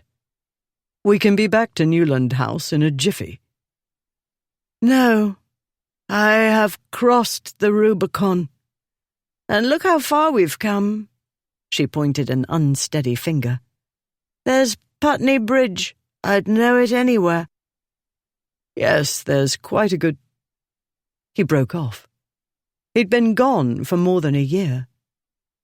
Any earthquakes hereabouts lately? He asked the watermen. No, Your Grace, said one, while the other only stared at him. In that case, may one presume the White Lion at Putney still stands? Ripley said. Still there, Your Grace, the more talkative one said. We'll stop and eat at the White Lion, Ripley said. It would require their going into the high street, and would take longer than a riverside tavern, but one didn't take ladies to taverns. Both men nodded and began to redirect the boat toward the Putney side of the river. Stop, she said. We don't have time for you to corrupt innocent inmaids. I thought you were in a hurry to be rid of me. You can't expect me to travel with you all the way to Twickenham on an empty stomach, he said. Can I leave you here and continue on my own? She said. Because I'm not in the mood to corrupt innocent innkeepers today, and I should want something to do while you dally with serving maids. We're going to have something to eat, he said. You and I. Or you can watch me eat. I thought you were in a hurry." "It isn't dinner at Windsor Castle," he said. "We'll need no more time than what the mail coach gives passengers for dinner. You'd better eat. Less likely to get a headache that way. Voice of experience, remember?" Olympia couldn't remember when last she'd eaten. She couldn't remember a number of things. A great many articles were not in their usual places in her mind, and the world about her wasn't in its right place either. The Duke hadn't made a wrong suggestion, she supposed. If the body wasn't nourished, the brain became weak. Furthermore, though she wouldn't admit it to him for worlds or diamond coronets, she believed she was somewhat intoxicated. That was the only reasonable explanation for the jumble of her mind. Hers was supposed to be an orderly, practical mind. To a fault, some said. Well, everybody. The one she had at present was chaotic and impractical. She needed to eat. It wouldn't take long. They would be on their way, nourished and refreshed, and she would be able to think to the next step and beyond. "I should like a sandwich," she said. "Do they have sandwiches?" "I'm a duke," he said. "Yes, of course they have sandwiches," she said. If they didn't, they'd obtain them one way or another.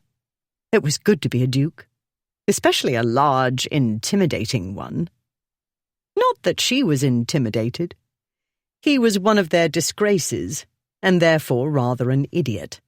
But he was a powerful idiot, and a man. And even on a boat meant for several passengers, he seemed to occupy all available space. He sat with his long legs stretched out, as though he lazed on a sofa in a Turkish harem. Her mind made a picture of him in a loose shirt and flowing trousers. Then it drifted to what Mamma had told her about the wedding night. This was by no means a shocking revelation. Olympia had sneaked away with certain of her brothers one time and watched a stallion mount a mare. It had seemed rather uncomfortable for the mare and work for the stallion, but of course it would be different for people. And she did not want to think about such things when in proximity to this large and not entirely civilized man.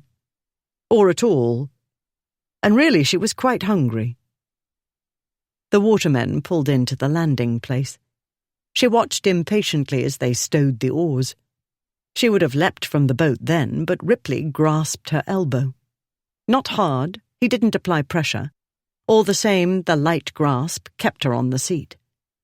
She wasn't sure how he did it, but she suspected it had something to do with being a duke. "Wait," he said.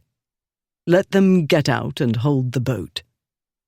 She waited, acutely conscious of the big hand clasping her lower arm, while the watermen took their time about disembarking, then more time to turn around and take hold of the narrow end of the boat to steady it. "All right," Ripley said, releasing her. "Careful now." "The boat is on dry land," she said. "Or damp land, to be precise." "Not all of it," he said. "To be precise." "The prow—" Yes, I see." Hurriedly she collected her veil and rose. As she stepped toward the front of the boat, it rocked. "Careful," Ripley said. She turned back to him. "I can't stop the vessel from rocking," she said. "As you said, part of it is in the water, and water being liquid—" "Stay in the middle," he said. "I am in the middle."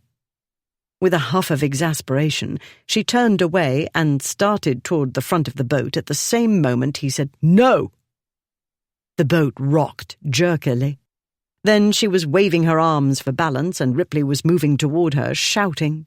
And there was his hand, which she tried to grasp, but it was a hair's breadth out of reach.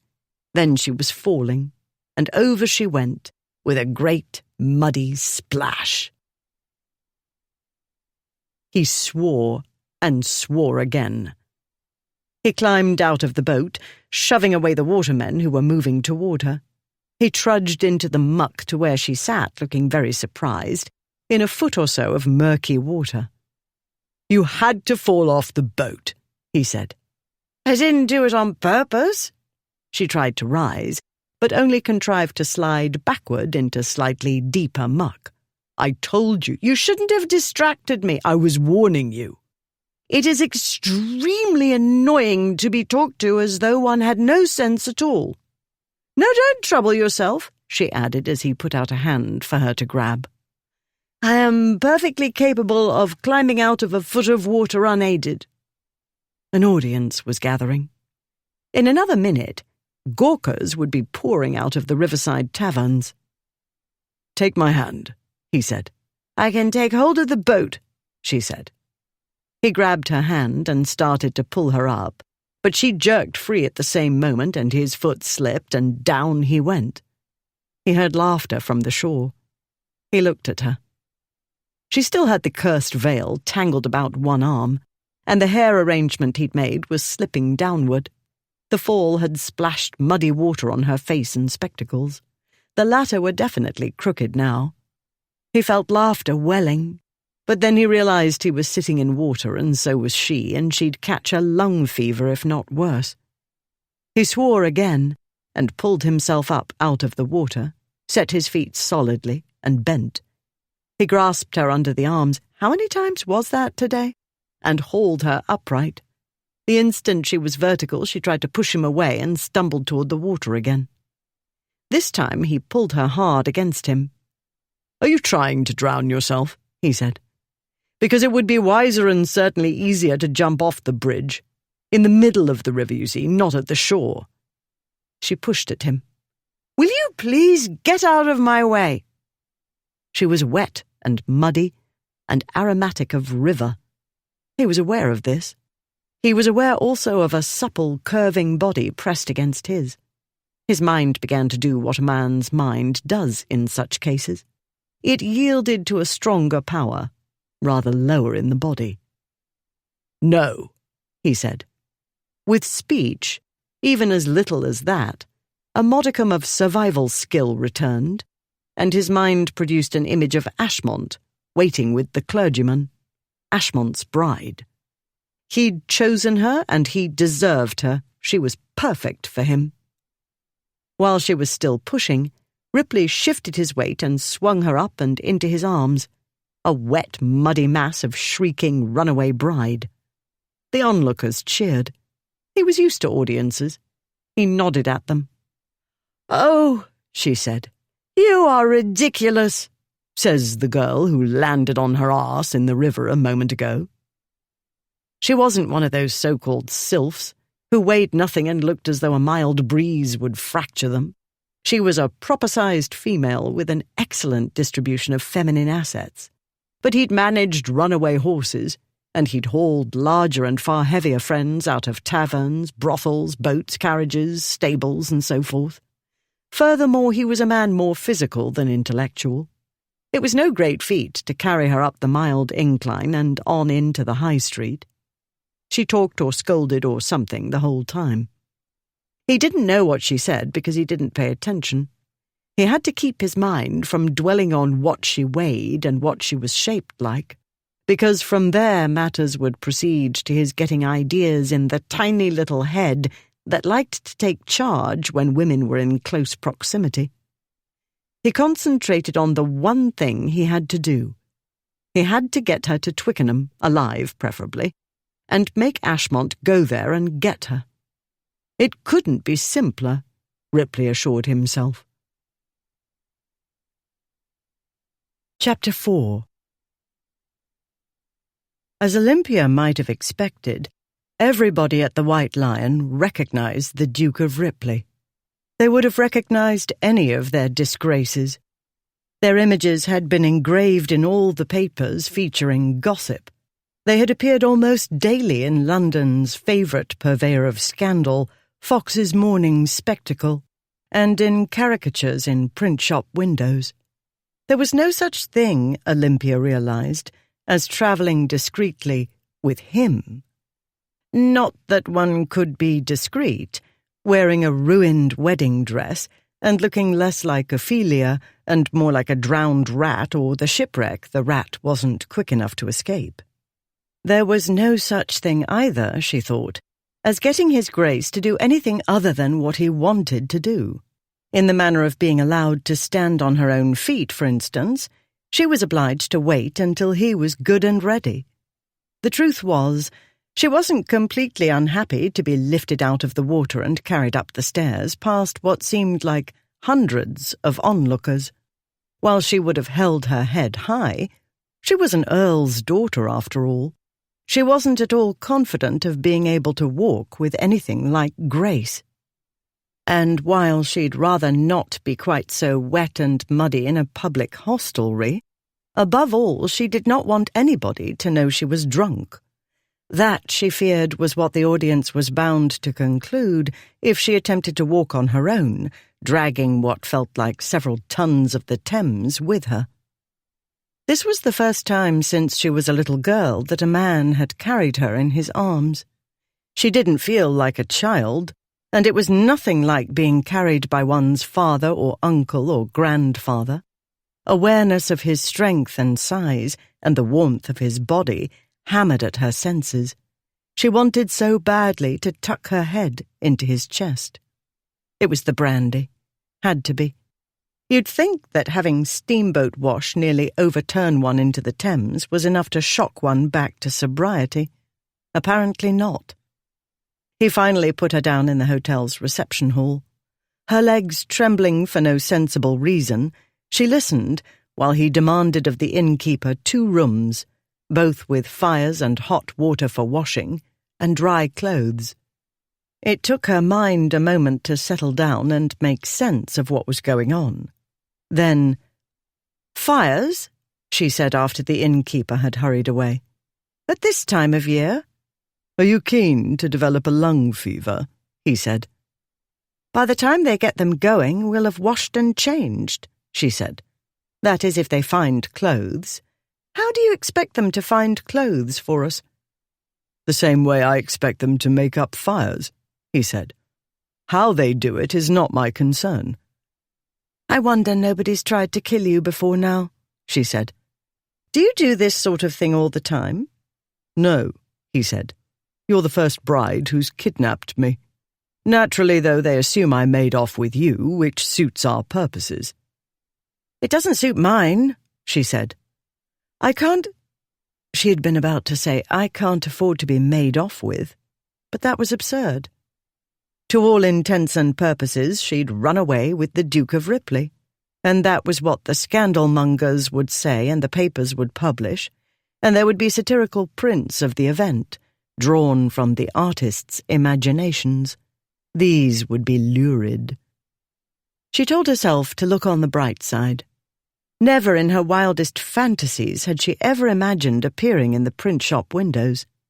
Never in anybody else's wildest fantasies either.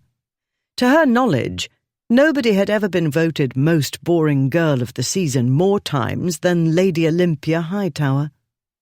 On the other hand, she'd embarrassed her family, disgraced them, disgraced herself, made herself truly unmarriageable. But no, she could not think about consequences, or she'd go mad. As it was, her mind was on shaky ground, one thing at a time. A maidservant appeared to show them to their rooms. Ripley followed Lady Olympia up the stairs, telling himself the bride overboard scene was the sort of thing a fellow could expect to happen in the course of an adventure. Not that it was the sort of entertainment he'd expect to have with a respectable girl. But then, he hadn't had much experience with that type. Happily, the setback had occurred early in the trip, near an inn he'd patronized, time and again. True, he and his friends had behaved as badly here as they did elsewhere. True also that they always paid the damages. The White Lion kept an account for him. This wasn't unusual in the case of a gentleman who frequently travelled the King's Highway in search of excitement, boxing and wrestling matches, horse and boat races, and every sort of game on which one could bet. What wasn't usual was the Duke's agents settling accounts, not on quarter days or twice yearly or annually, or in the grand tradition of the aristocracy never at all, but monthly, all accounts paid in full, every single month. This little eccentricity of his kept people quiet and made them cooperative.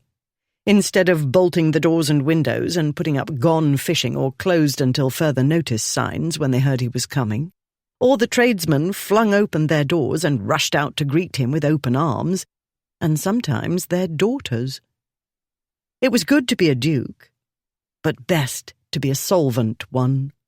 Money mended everything, usually. It would soon mend the current problem, and Ripley would get Ashmont's bride to Twickenham in plenty of time. She would not take a chill and develop pneumonia. This was June, not November. The weather was mild, and she'd fallen into not 2 feet of water. He became aware of water dripping on the stairs as she climbed them. His mind came back to the present, and he realized she was wet to the skin. Her petticoats had to be soaked through. Otherwise her skirts couldn't have plastered themselves to her bottom and thighs. He recalled the way her body felt pressed to his, and the way she felt in his arms when he'd carried her up to the inn. Of course he remembered. He was a man, and she was a shapely young woman. And of course she was shapely. Ashmont wouldn't dream of wooing any other kind of female. And since Ashmont had wooed and more or less won her, the shapeliness belonged to him, which was as it should be. Beyond a doubt, she was exactly what he needed. Lady Olympia would never let him walk all over her. She might walk all over him, which probably would be fun. And let's not think about how much fun it would be, Ripley counselled himself when his imagination started to stray in that direction. Not a useful train of thought at present. For the present, what he needed first was a thorough wash, and second, a hat, and they had better find something suitable. Third, he needed, as was perfectly reasonable and natural after months of unnatural abstinence, a shapely female who did not belong to one of his best friends. The first and second would be dealt with soon, and the third this evening, he promised himself. Meanwhile, being a man and by no means a saint, he did not tell himself to stop looking at Lady Olympia's muddy ankles. Ripley waited until Lady Olympia was safely in her room, with 2 of the inn's servants, Molly and Jane, on guard. He'd taken them aside to tell them her ladyship had had a trying morning and was not as clear-headed as one could wish. Therefore he expected them to remain clear-headed and vigilant on her behalf. They were to forestall any attempts by her ladyship to climb out of windows or make other sudden changes in travel plans. Their task was to get her clean and dry and fed and into fresh clothes. Under no circumstances were they to let her out of their sight. If, by some bad chance, she slipped away from them, they must tell him instantly. He would be next door. Having addressed all contingencies, he waited until the door had closed behind the trio, then summoned the landlady. "Send somebody to the dressmaker, Mrs. Thorne," he said. "Make sure she understands that the lady had an accident and needs fresh clothing quickly. We haven't a moment to lose." The landlady dashed away. Then he folded his arms and leaned against the doorframe of his room. Another trick he'd learned through experience. People performed their tasks more speedily when a large, intimidating nobleman stood waiting for them to do whatever he'd told them to do. Servants bustled up with kindling and buckets of coals. More servants followed, with pitchers of hot water. Still, he waited. Time passed. His clothing stopped dripping and subsided to a sodden second skin. He stepped out into the gallery overlooking the inn yard. He leaned against a supporting post and watched the activity below. In the humid air, his clothing gradually went from sodden to damp. He was growing increasingly bored and impatient when at last 3 women hurried into the yard. The most elegant of the 3 looked up anxiously at him. He nodded. She started up the stairs, the other 2 close behind, bearing large muslin-wrapped parcels. Then and only then did he enter his room. In Olympia's large room, a fire blazed in the hearth. In June. 2 immense pitchers, filled with hot water, arrived about the same moment the flames began to bounce over the coals. Though the White Lion was a busy place, 2 of its overworked maidservants attended to one bedraggled lady. Countless other servants, virtually all of those belonging to the inn and very likely its neighbours, ran about, attending to his Grace's whims. Indeed, it was good to be a duke. Or, more precisely, and Olympia was a precise person normally, if you were going to fall into a river in your wedding dress, it was good to be in a duke's company when it happened. She was annoyed with herself for falling out of the boat. She was annoyed with herself for letting him rattle her in any way. She should not have been bandying words with him. What she should have done was watch what she was doing and where she was going and thereby get off the boat in a graceful manner. But what she'd done instead was done and couldn't be undone. She'd behaved stupidly and ended up being carried by one of the most notorious peers in all of Great Britain along Putney's High Street in front of the entire village population, watermen, coachmen, travellers, stray children and dogs, everybody in short, and into the hotel. She was hot all over, even inside her head. She hoped that was simply the ridiculous fire in June and the exertions of the maids, who scrubbed her from top to bottom. To distract her mind from imagining satirical prints of the recent episode, she turned her attention as best she could to the next step. Though the brandy's effects seemed to have dwindled, and her mind was not as fuzzy as before, it took her a while to determine what the step ought to be. What to say to Aunt Delia? Good grief! Where did one begin? But Olympia would have to begin somewhere. Looking on the bright side, composing a satisfactory explanation, and there had to be one, would keep her mind fully and usefully occupied. She worked on the problem while Molly and Jane rubbed her with warm towels and helped her into a dressing gown. Olympia was still trying and discarding explanations when they sat her at a small dressing table and began combing out her hair. They were patiently untangling knots when the dressmaker showed up. Yes, an actual dressmaker, with a pair of seamstresses in tow, bearing what looked like a shop full of garments. They all made deep curtsies.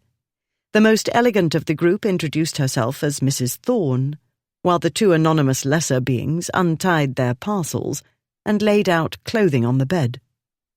"How distressed we were to hear of your ladyship's accident," said the dressmaker.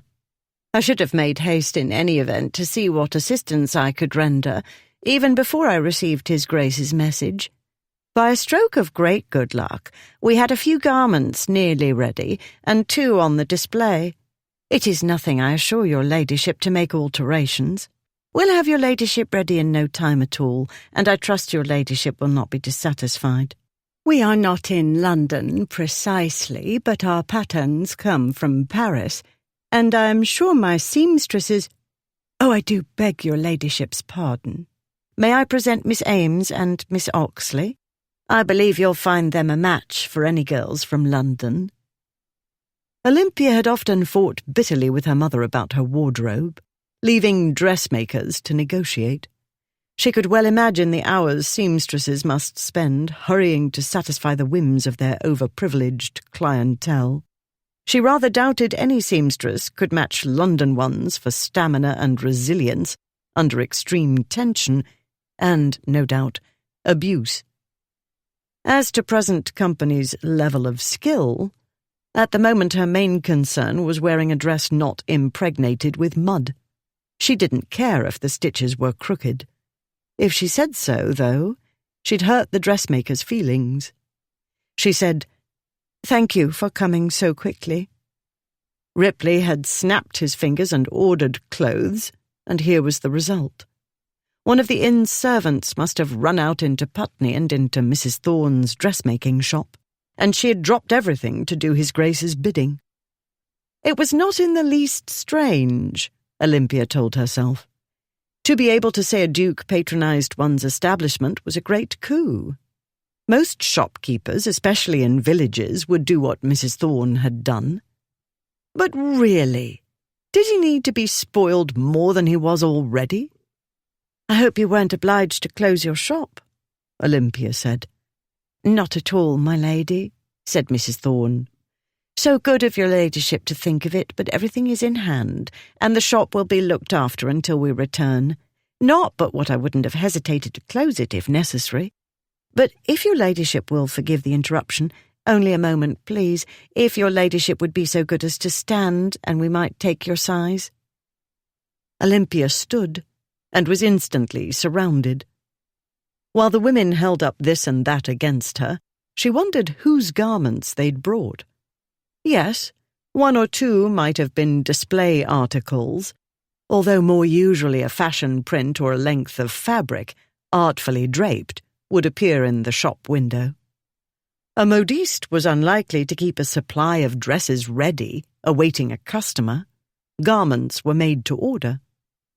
On the other hand, when, for instance, certain customers who had large bank accounts and a reputation for paying promptly, or dukes, demanded something in a hurry, the dressmaker might alter clothing meant for another client.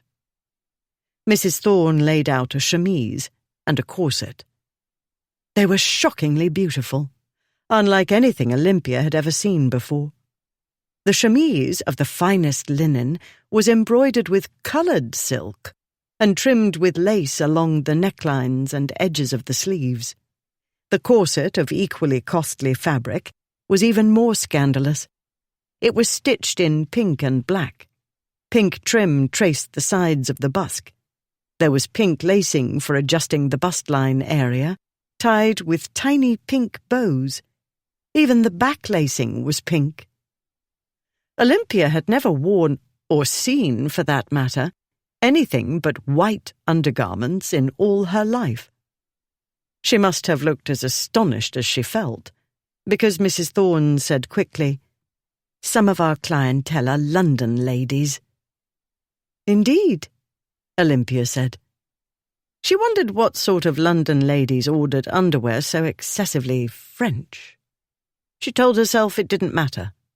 She needed clean, dry clothing, and if the underthings seemed more suitable for a brothel, that wasn't surprising, considering who'd ordered them. Her too active mind envisioned a brothel in the style of a Turkish harem. In it lolled women whose bodies matched those of Greek and Roman statues, or perhaps women in Rubens's paintings. They lounged about on cushions and rugs in their lacy, colourfully embroidered underwear. Men like Ripley would saunter in and... Best not to imagine that. Better leave it to the satirists. No doubt they'd put Lord Gonaby's only daughter in a scarlet corset and petticoats. Good grief! The look on Papa's face when he saw those pictures. No, she would not think about that. She would look on the bright side.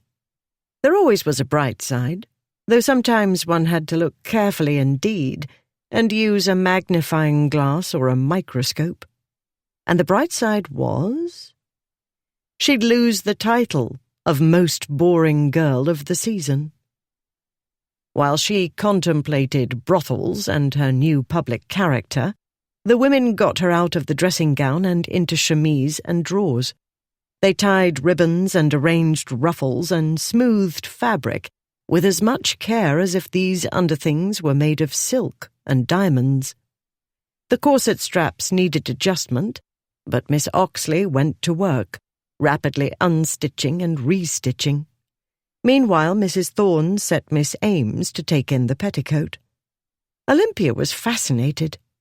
In London, professional seamstresses were usually kept hidden in another part of the dressmaker's shop.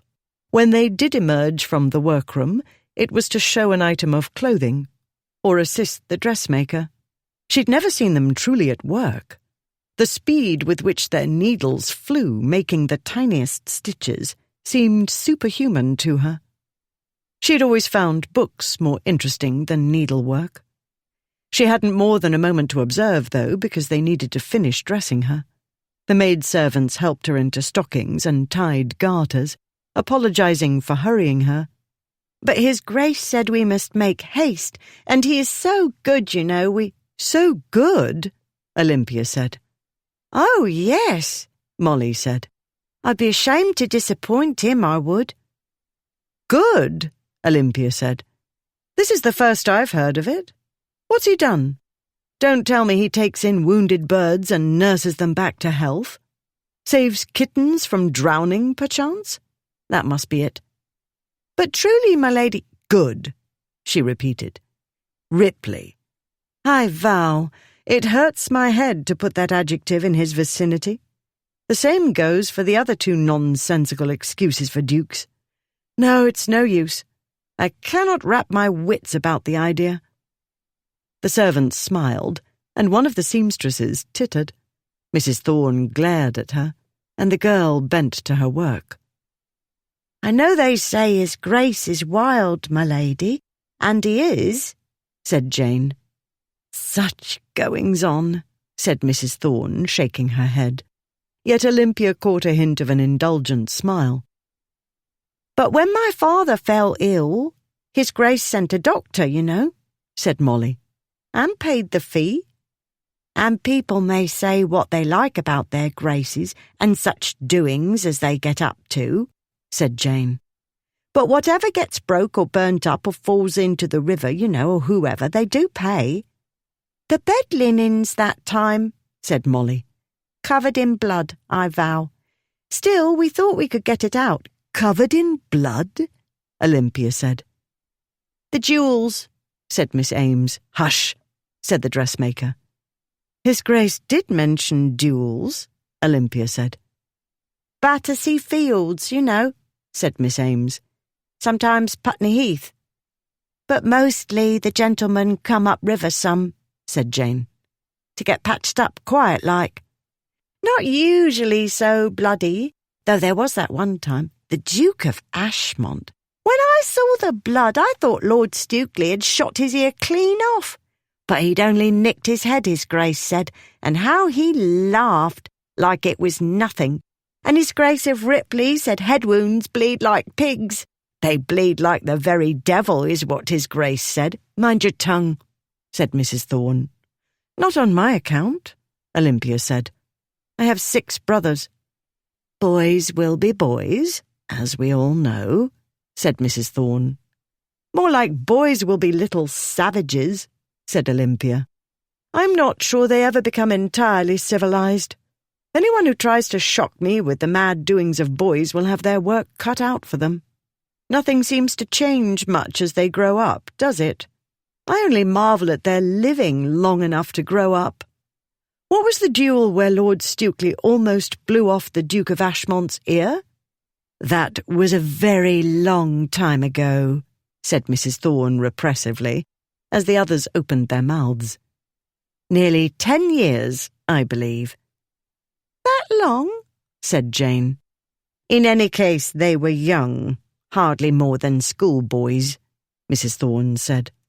"I'm sure nobody remembers what it was about, and I'm sure we have too much to do to waste time gossiping about ancient history." She cast a warning look toward the other women. The subject was dropped, and everybody concentrated on their work, while Olympia digested recent information. People tried to hush up duels because they were illegal, but it was nearly impossible to hush them up completely. Still, Olympia couldn't remember anything in particular regarding Ashmont and Lord Stukely. Hardly surprising. Their disgraces had created so much scandal so often that extracting one from a decade ago would be like getting treacle out of a boy's hair. The thought of treacle reminded Olympia she was hungry. "I wonder if somebody would bring me a bite to eat," she said. "Certainly, my lady," said Jane. She hurried out of the room. The others installed Olympia in the naughty corset, made final adjustments, and laced her up. Then came the petticoat, which matched the other articles. Then the dress, at last. Olympia was vaguely conscious of a mass of pink silk and bows and lace, but by this time her mind was on food, and wishing the maid would hurry. A single piece of bread or cheese or a biscuit would do. But no, Olympia had arrived with the Duke of Ripley, sainted in these parts, evidently, and the cook must be preparing turtle and lobsters and a fatted calf. It wasn't until Mrs. Thorne draped a black mantlet over her shoulders that Olympia truly paid attention. She looked down at the bodice and skirt. She pulled away from the women and marched to the mirror. They followed her and stood peering into the mirror around her reflection, a frame of smiling faces. "Perfect," said Mrs. Thorne. "Perfect," her minions echoed. "Perfect," Molly said breathlessly. "Oh, I never."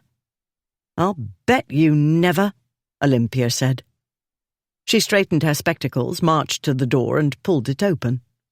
Distantly aware of the chorus of dismayed voices behind her, she continued her march to the room next to hers.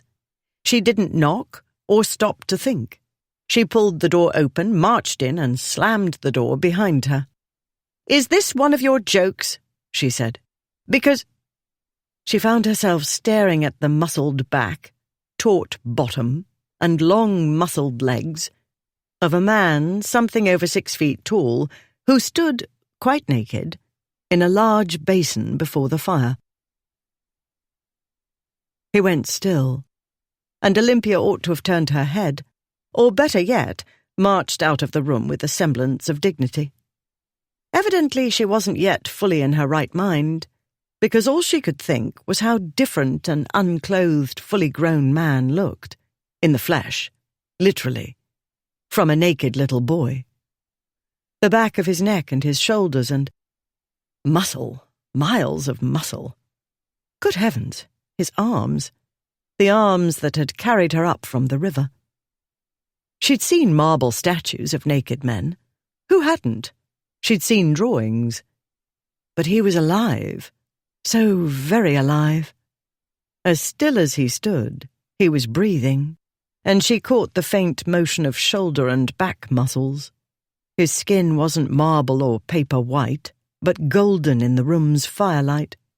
The amber light glinted on the dark hair along his arms and lower legs, and altogether he was nothing like a statue, and heat was swamping her, and breathing was more difficult than it ought to be. "I might have known," he said. He started to turn. She started to turn too, toward the door again, but her limbs refused to cooperate, and she failed to make a dignified exit before he reached for the towel draped over the nearby chair and wrapped it about him. Not completely. His broad shoulders, most of his back, and the lower part of his legs remained in view. He stepped out of the basin and stood, dripping, on the rug. She lifted her chin and feigned a composure she by no means felt. "You might have indeed," she said. She told herself she was 26, not a schoolroom miss by many years, 7 long ones, and what had made her burst in here? The dress. "It's French," she said. "What?" He turned, and now she was treated to the front view of strong neck, shoulders, and upper torso. Warmth rushed over her in waves, and she felt her jaw start to drop. Good heavens, his physique. So athletic. She was still recovering from the back view. The front, his collarbone, his chest. "Stop gawking, you ninny!" She made herself glare down at her attire, though in fact this was the most beautiful, most dashing day dress she'd ever worn. "It's French," she said, waving an only slightly shaky hand over the dress. "And I won't tell you what's underneath because you must already know, but I'll have you know I know exactly what it is." "Undergarments?" he said, "because it looks too—" He gestured with the hand, not holding the towel. "Too much of a dress, in what can't possibly be your natural shape, With all that skirt swelling out, and the sleeves like wine barrels? Obviously, what you're wearing underneath is a large stock of armature." "The male mind is truly a wonder," she said. "That isn't the point." "I knew there'd be a point," he said. "And, modest fellow that I am, I didn't believe for a moment that you exploded into my presence with a wild longing to wash my back." Heat swarmed over her face and her neck, and other places that were not supposed to call attention to themselves. "Brilliant thinking," she said. She fluttered the splendid mantlet draped about her shoulders. "It's this. Blonde. Black blonde. At the very least, suitable for a married woman. Not but what I entertain great doubts as to whether any matron of my acquaintance wears black and pink embroidered underthings. And pink ribbons. I ask you." His eyes became hooded, but she didn't need to see them. She felt his gaze going down and up and down and up. Her skin prickled, the way it had done the first time she'd met him, only more so, though she was 7 years older and had seen more than her share of rakes in action, though never in action with her. "If you're asking whether I can see your undergarments, the answer is no," he said, his voice a shade deeper than before. "And since I can't see them and you seem to be thoroughly covered, rather more thoroughly than before, I might add—" "Never mind," she said. "I don't know what I was thinking to think you'd understand. I shall make the best of it and tell myself at least I'm interesting, and after all perhaps I'm too hungry to think in an orderly fashion. I'm an orderly person, I'll have you know. And boring. I have never worn black blonde in my life." She started to turn away for the exit she should have made rather a while ago. "About time you started, then," he said. "It suits you." She turned back. "It doesn't suit me in the least. It's dashing. I'm not dashing." "Could have fooled me," he said. "Bolting from your wedding and such. Climbing over the wall, falling out of the boat. Whatever else one might say about you, and I'm not sure what to say, frankly. Boring isn't on the list." She waved a hand dismissively. "That isn't the real me. That is Olympia a trifling well to go." He lifted one black eyebrow. "A trifling?" "The point is I am no longer slightly intoxicated." "More than slightly was my estimation. And I'm an expert, recollect."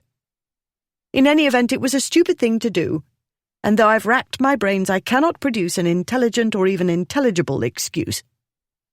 Panic wasn't a good excuse. True, not much time had passed between the courtship and her accepting the proposal and the wedding. True, she'd let herself be swept up in her mother's and aunt's excitement. Those weren't good excuses either. Something had happened to her this morning, even before the brandy, else she wouldn't have drunk the brandy. Maybe the brandy had propelled her, but in his company the effects seemed to continue, even as the alcohol wore off. No, in his company the effects were getting worse. She glanced down at the dress and stifled a prickle of longing. "We'd better go back." There was a pause, and she waited for the "I told you so." Hadn't he asked her several times whether she was sure she wanted to continue? Hadn't he pointed out how easy it would be to return? "We are bloody well not going back," he said. Chapter 5. Though Ripley wore nothing but a towel, it would have taken a great deal more than near nudity to disconcert him. On the contrary, he would have paid £100 to catch the look on her face when she burst in on him. He'd been painfully tempted to turn sans towel. He would have paid £200 for her reaction to the frontal view. Luckily, he'd remembered in the nick of time that she was Ashmont's chosen one. Joke or not, a fellow didn't go about presenting his naked front to his best friend's bride-to-be. In any event, the sight of a woman in a dashing dress, hair coming down, ranting at him while her bosom heaved up and down like a raging sea, and he, fresh and clean in his birthday suit, was likely to trigger a lot of vain hopes in the sensitive fellow below his waist, aggravation Ripley could do without. Equally important, in ordinary circumstances one would expect Ashmont to treat a scene like this as a great joke. These were not ordinary circumstances.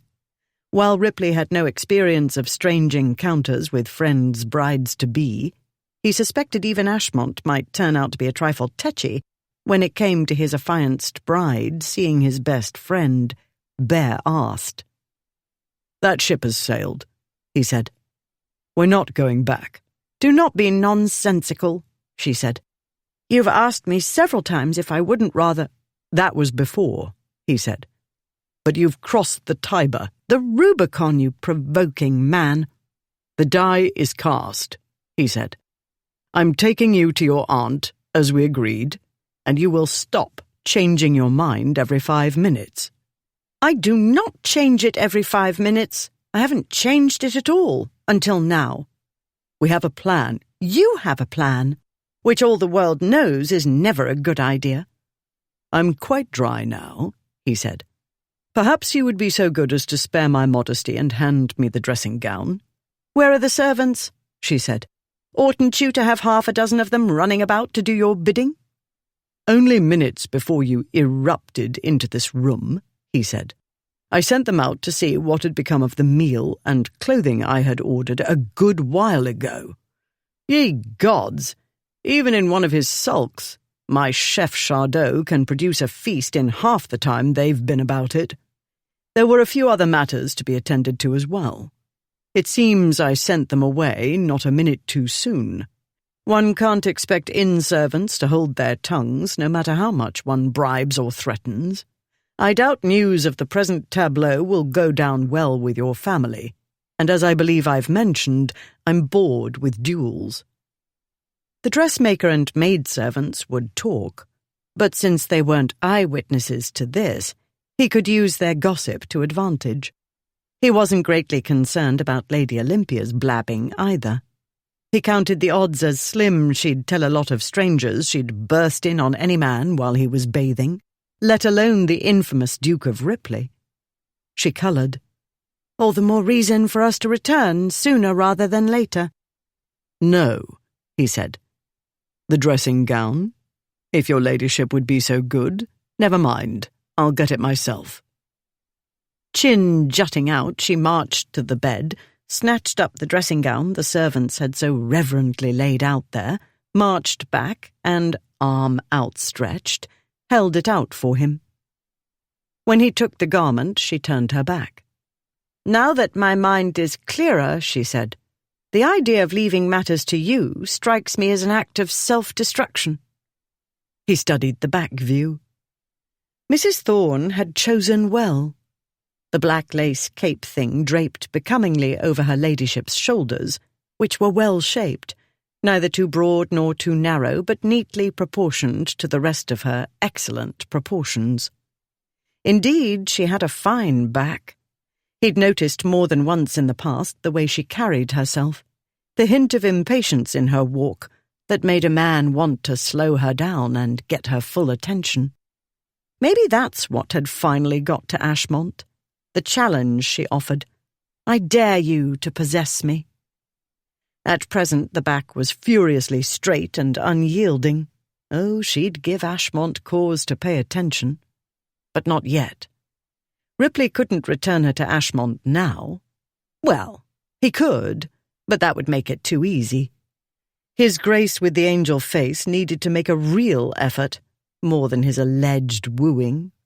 By lucky accident, the man had found the perfect Duchess of Ashmont, but he wouldn't appreciate her as he ought to do if he didn't have to work harder for her. "You cut me to the quick," Ripley said as he shrugged into the dressing gown. "I'm famous for my plans." "I won't dispute the famous part," she said. "The newspapers like nothing better than to write about them. In detail. Let me see. There was the dinner party where you replaced all your dining and drawing-room mirrors with distorting ones." "A pity you didn't see it," he said. "It was a laugh. watching my guests reel from here to there, and not even drunk yet." The mirrors had led several inebriated guests to cast up their accounts, but the fun was well worth replacing the carpet and several chairs. Ripley had laughed himself sick, as had his two friends. "Then there was the dinner party you gave for stammerers and stutterers," she said. "Can't take credit," he said. "That was Blackwood's idea. I did help him find them all and collect them in one place. No small task, that one. But the conversation was worth it." "It was cruel," she said. "I'll have you know, the guests thought it was hilarious," he said. "They were falling out of their chairs laughing, and the more they laughed, the harder it was for them to talk. A concept you won't understand, not talking." "I don't doubt the wine helped." "Of course. We never serve inferior wine." "In any event, I am sober, and will not meekly do as the Duke of Ripley says merely because His Grace says it," she said. "In fact, the opposite course of action strikes me as far more rational." "After all this, you're ready to go back with your head hanging and your tail drooping between your legs? The repentant runaway?" he said. "That wouldn't do at all. Ashmont needed her bold and defiant and generally difficult." "It was very wrong in so many ways I get a headache trying to count them," she said. "Headache is a known after-effect of overindulging in brandy," Ripley said. "I've embarrassed my family," she said. "And while I know my so-called rejection won't hurt Ashmont, I have humiliated him publicly. His pride will be wounded, and that is an unkindness he's done nothing to me to deserve." But it was such a good plan Ripley had devised. A perfect plan. For Ashmont, for her. And yet, she was kind, Ashmont had said last night, his voice soft with wonder. People weren't kind to their disgraces. People did what they were told or paid to do. People fawned or tried to seduce or gave the cut direct or put up with or lectured. It would not occur to anybody that a rake-hell duke might want or appreciate kindness. Ripley remembered last night, early this morning, Ashmont so cheerful, talking about getting married, appointing Ripley to make sure all went well. Stealing the bride, which is what it would be now when she wanted to go back, was not, after all, making all go well. "Very well," he said. "I'll take you back." But he'd drop a few hints on the return trip about the care and management of His Grace of Ashmont. "Thank you," she said, and started for the door. "But we're not taking the damned boat," he said to her back. Her fine, straight back. She shrugged her equally fine shoulders and went out. A short time later, Olympia sat trying to eat a sandwich while Molly and Jane arranged her hair. From where she sat, she could see her bridal dress and veil reflected in the dressing glass. Her attendants had spread them out to dry in front of the fire. There the torn and dirty garments lay, like the corpses of her one chance to marry splendidly and rescue her brothers from their financially irresponsible parents. She'd much rather not dwell on what she'd done this morning, but she wasn't a duke. Unlike Ripley, she couldn't make uncomfortable subjects leave her mind on command. He had seemed to believe a second chance was possible, and he ought to know his way around scandal. On the other hand, none of the ducal trio fell into the world's greatest thinker category. And on the third hand, why not have a third one, or a fourth, for that matter? Ashmont was notoriously unpredictable. One had no idea when the next practical joke would happen, or the next fight.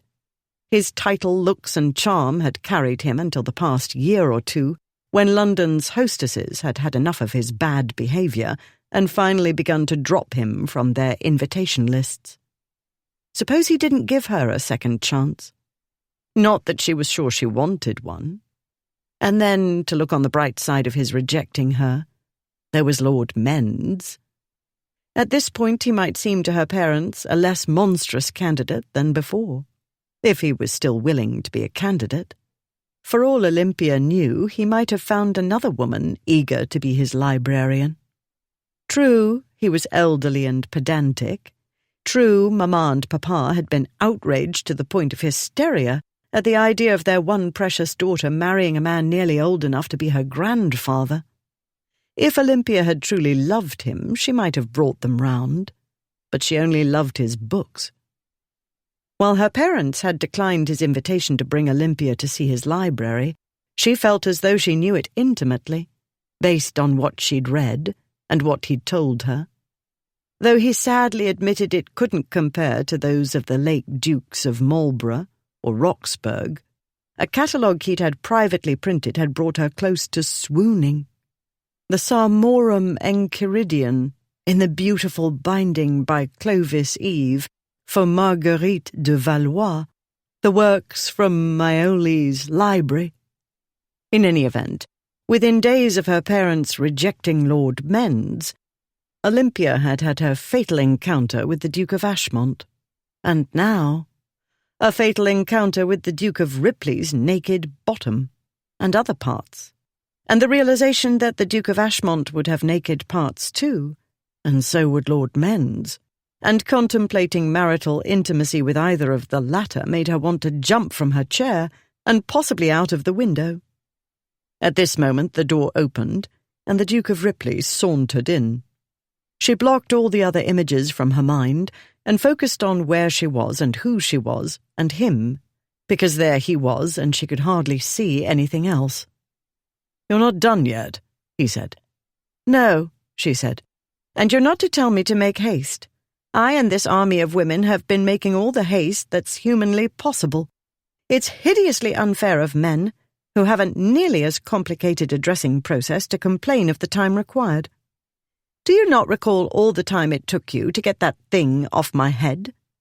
She nodded at the corpse of the bridal crown and veil. "Do you think restoring a measure of sanity to my coiffure can be done in an instant?" "I see we've reached the cross-patch stage." That was putting it mildly. "Is it at all possible, Duke, or do I ask too much, for your grace to attempt to be a little, only a fraction of a fraction, less provoking?" "Far too much," he said. "What do you think?"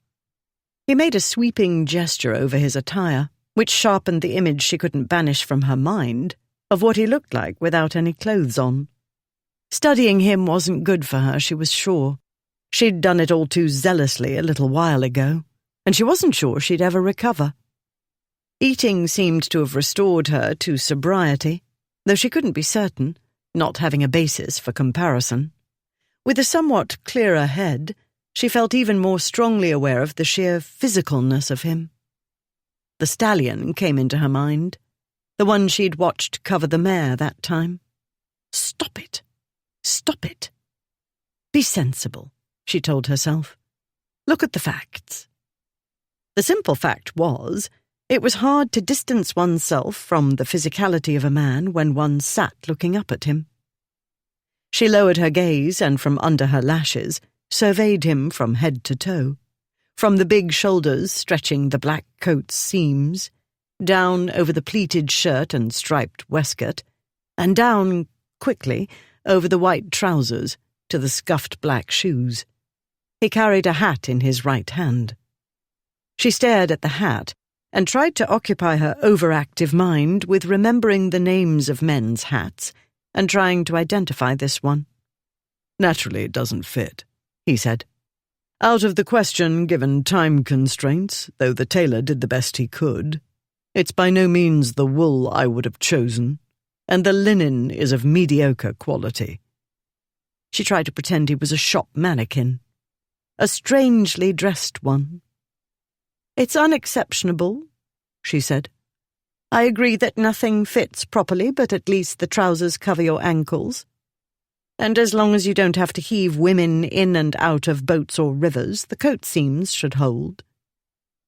"But the pièce de résistance," he said. He approached, and the other women retreated. He stopped at the horse dressing glass and set the hat on his head. He frowned and tilted it this way, then that, then tried it straight. Vile, he said. I look like a bank clerk, but it was the only one that came close to fitting. How the devil do fellows buy these things ready-made? You do not look like a bank clerk, she said. If you wore a bargeman's cap, you would not look like a bargeman. You look like a nobleman, she thought, in disguise. Not a very good disguise, admittedly. She gave a dismissive wave. You'll do. You can wear anything and you'll remain tall, dark, and handsome. Men are deemed attractive when they're middle-aged and paunchy, she went on. Men may go grey and sag with impunity. We women are allowed to look well until about age 20 at most. After that, we're crones. The women about her protested. The lady is out of sorts, Ripley told them. You've done a fine job. Her ladyship doesn't look nearly as crone-like as usual. Now, if you would all quit dawdling with the hair, we really must be away. Her ladyship is on fire to be off. She was. The question was, where to? Yes, she said. Handsome? No one had ever accused Ripley of that before. She must still be drunk. Not being used to drinking, she didn't get over it as quickly as a more experienced person. Furthermore, she was a gentlewoman, a maiden. But the way she'd surveyed Ripley from under her lashes was not what one expected from innocent maidens. Who knew that a virginal blue-stocking could employ a half-hidden gaze like that, or cause a man to simmer under it? Apparently he had something to learn about blue-stocking virgins. He hadn't long to simmer. She turned her head slightly, and the firelight glinted off her spectacles, and then he couldn't see her eyes at all. Not that he needed to, he told himself. She'd seen quite enough of him, and he didn't need to see anything more of her. Best not to in present circumstances. Thanks to his monk-like existence of recent months, he was all too quick to heat. He'd cure the ailment this very evening, as soon as he returned bride to bridegroom. Along with the usual improper thoughts natural to a non-virtuous male, this was what passed through his mind as he waited, foot tapping, for the women to place a hat on Lady Olympia's head and tie the ribbons just so. When the hat ritual ended at last, and the bridal garments had been wrapped up in linen, he hustled her out of the room, and eventually out of the hotel and into the inn yard, where a post-chaise waited. "A post-chaise?" she said. "Did you think I'd buy a ticket for a mail coach?" he said. "At this hour?" "Will it take us to Twickenham?" she said. Ripley folded his arms, tipped his head to one side, and gazed at her. In the murky afternoon light, his eyes had darkened to the green of a cedar forest. Olympia straightened her spectacles and put up her chin. "I've decided you make a telling point." His green eyes narrowed. "About going back with my tail between my legs," she said. "I am not a coward." "I didn't think so," he said. "Undecided, possibly." "I admit I was not thinking clearly," she said. "All the same, one might make a case for heeding one's instincts. I should like to speak to Aunt Delia before I return, if I return. I believe she's the one best equipped to counsel me. Everybody else sees nothing but the headline. Olympia married at last to a duke.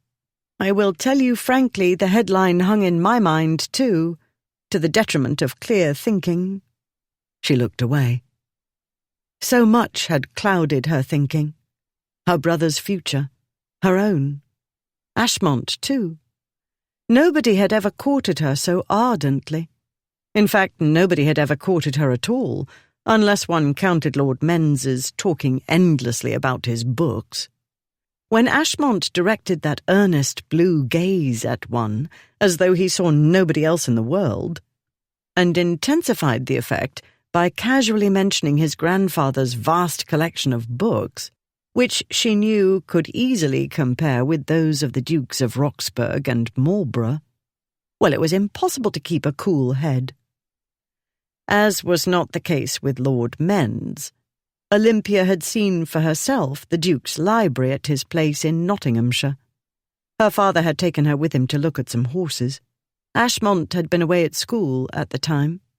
It was his uncle and guardian, Lord Frederick Beckingham, who'd kindly offered little Olympia, she couldn't have been more than 12, a tour of the house. Once she'd seen the library, she wasn't interested in the rest of the house, much to the gentleman's amusement. Twickenham, Ripley said, bringing her back to the present. Yes, she said. He was silent for an exceedingly long time.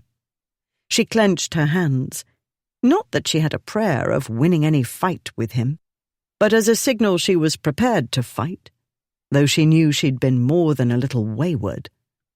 She'd better not drink brandy ever again. Very well, he said. Get in the carriage. She let out the breath she'd been holding and started toward the vehicle. The postilion had put down the step and opened the door when a yelp of pain, then another, echoed through the courtyard.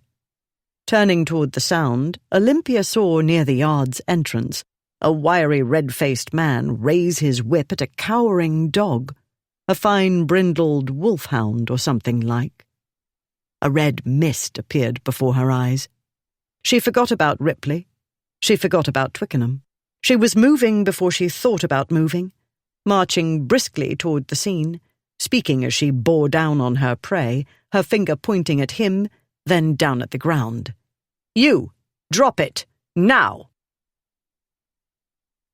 The villain froze. The dog sank onto its belly. For a moment Ripley froze too, dumbfounded.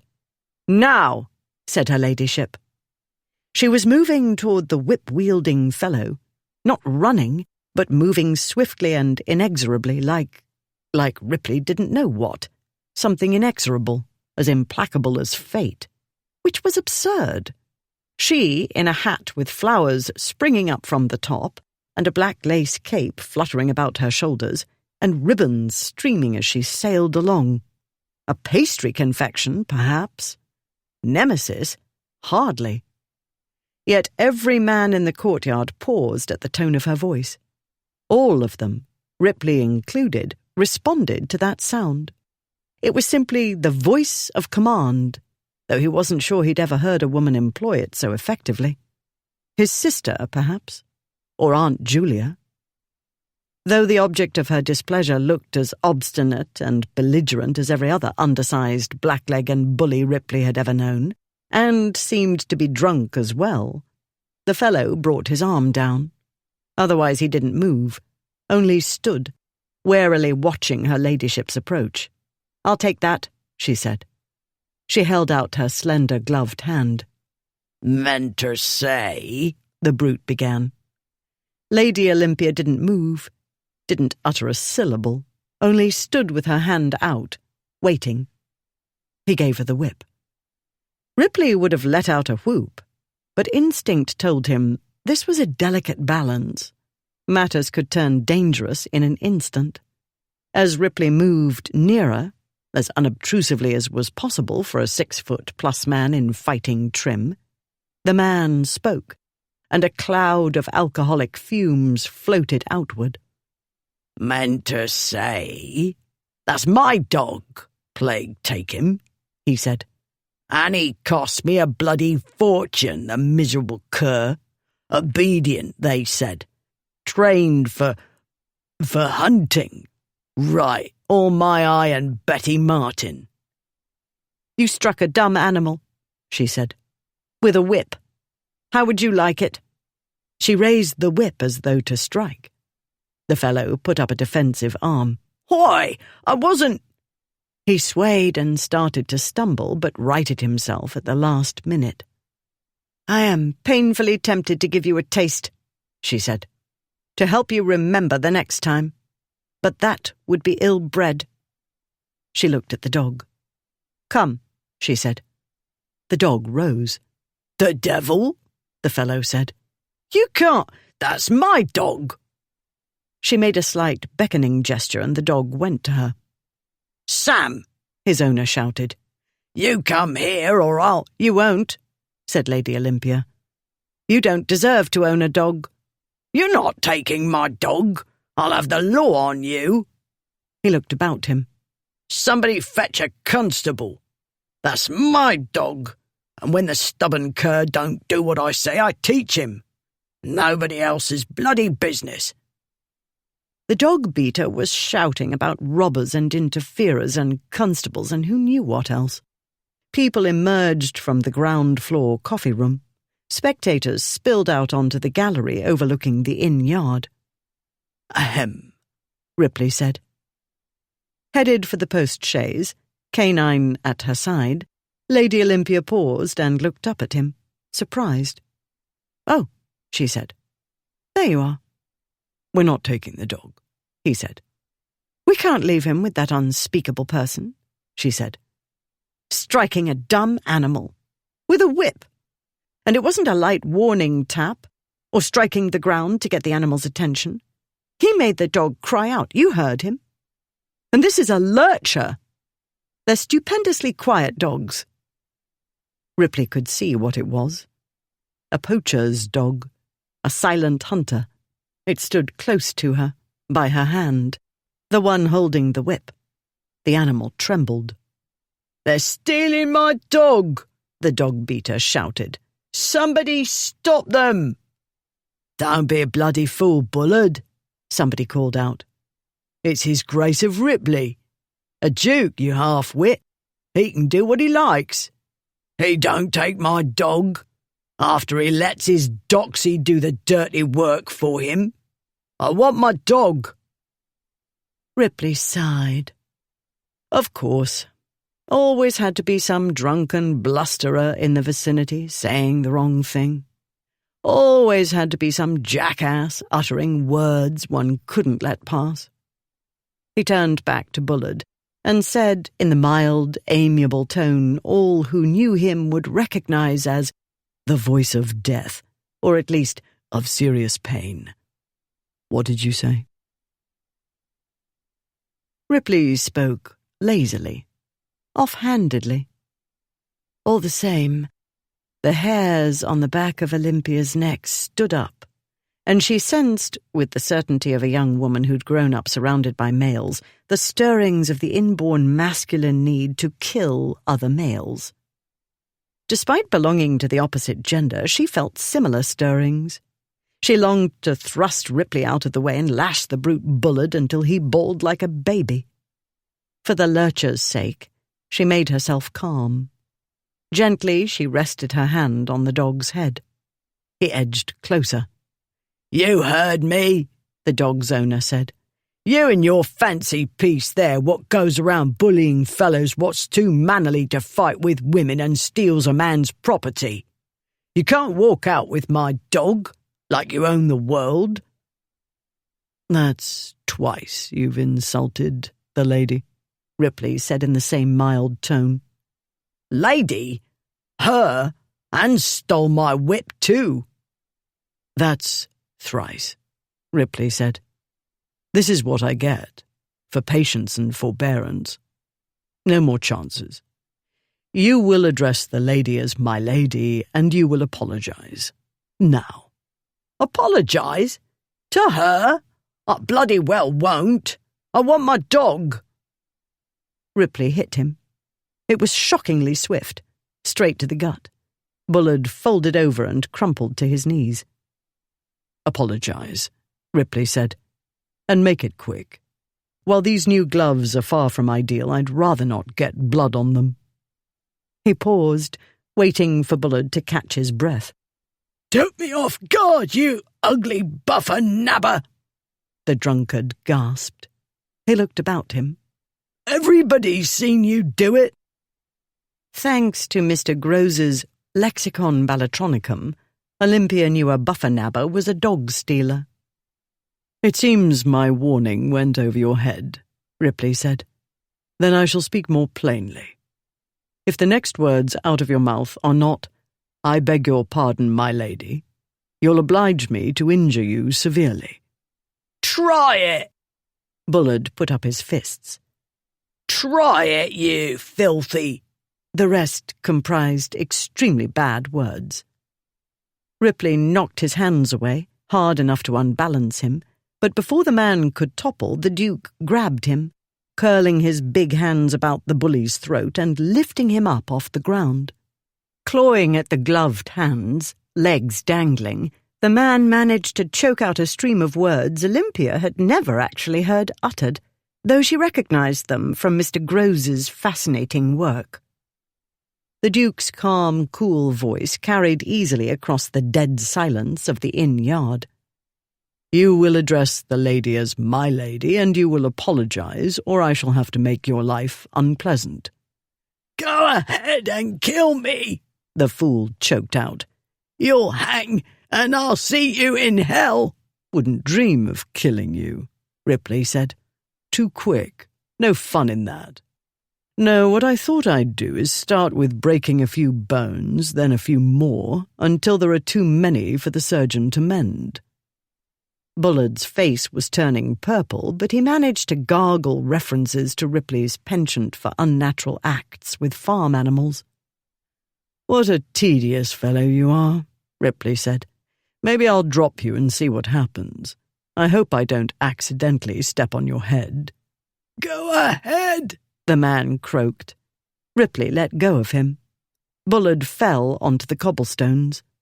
Olympia expected him to bounce up again. Some men didn't know when they were done for.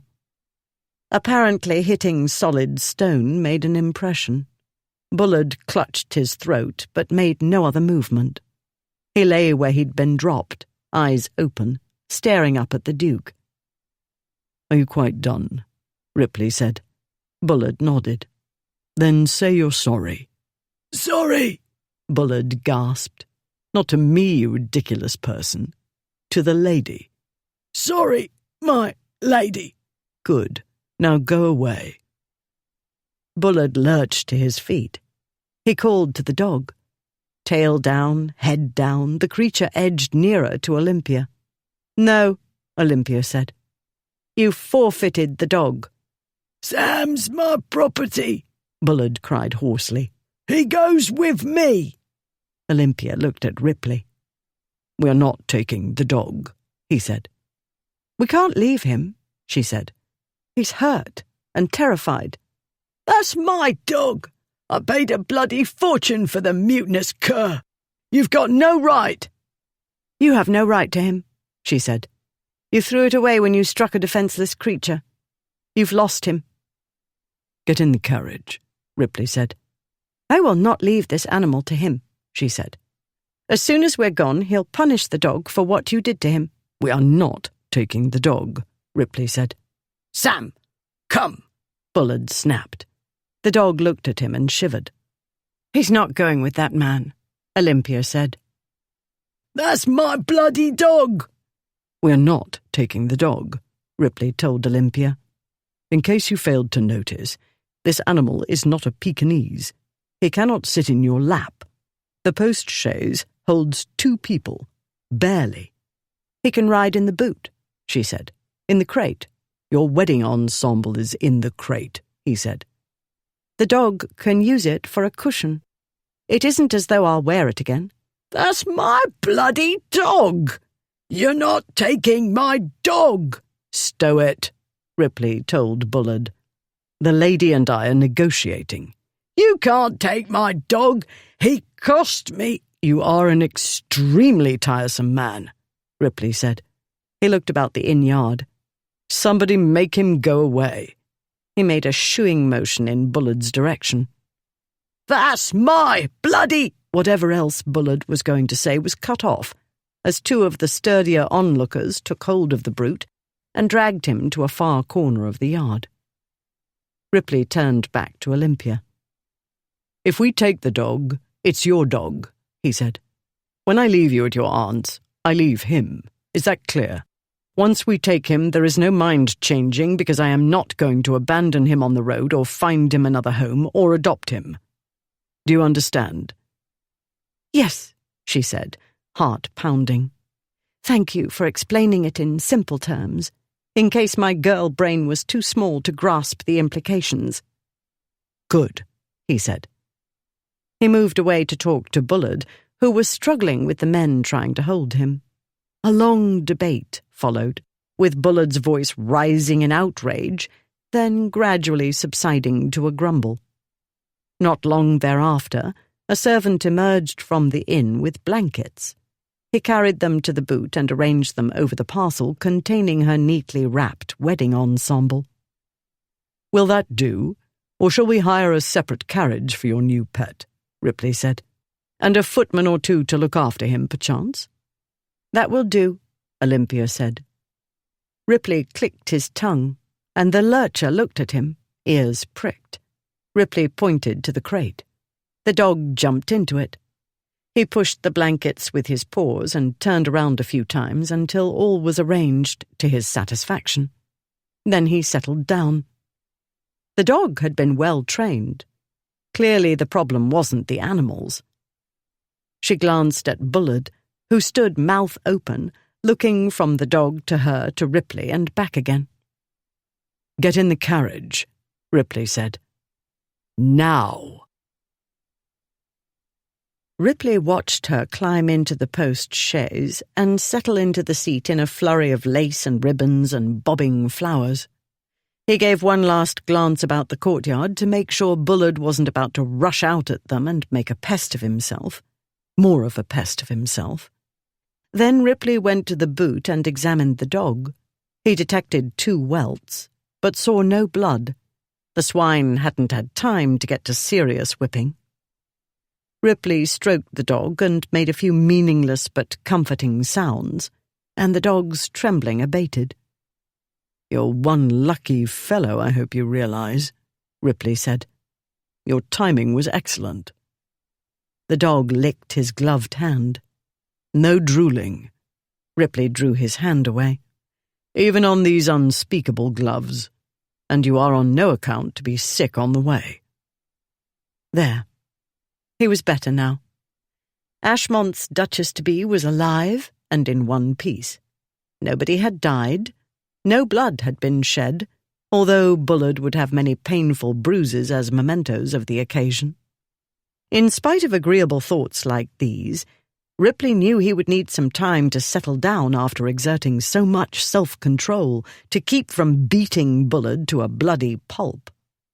Ripley took one last, calming breath, left the dog, climbed into the carriage, and told the postilion to set out.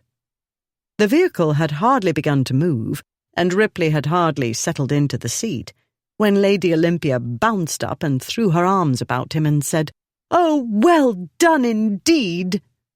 Then she kissed him. Chapter 6. She kissed him on the cheek because she was overwrought. Or so Ripley's brain, had it been working, would have told him. Had this organ of intellect been in operation, it would have told him to push her off and say something like, "Don't be ridiculous." His brain wasn't working. He pulled her into his arms and kissed her on the lips, and not gently. He kissed her with all the anxiety, frustration, rage, and other annoying emotions he'd thought he'd finished with a moment ago, and with the simple lust he'd been fighting for what seemed like a very long time. He felt her tense, and he was about to withdraw, but then her soft mouth was responding to his, and the taste of her was different, fresh and sweet and something else.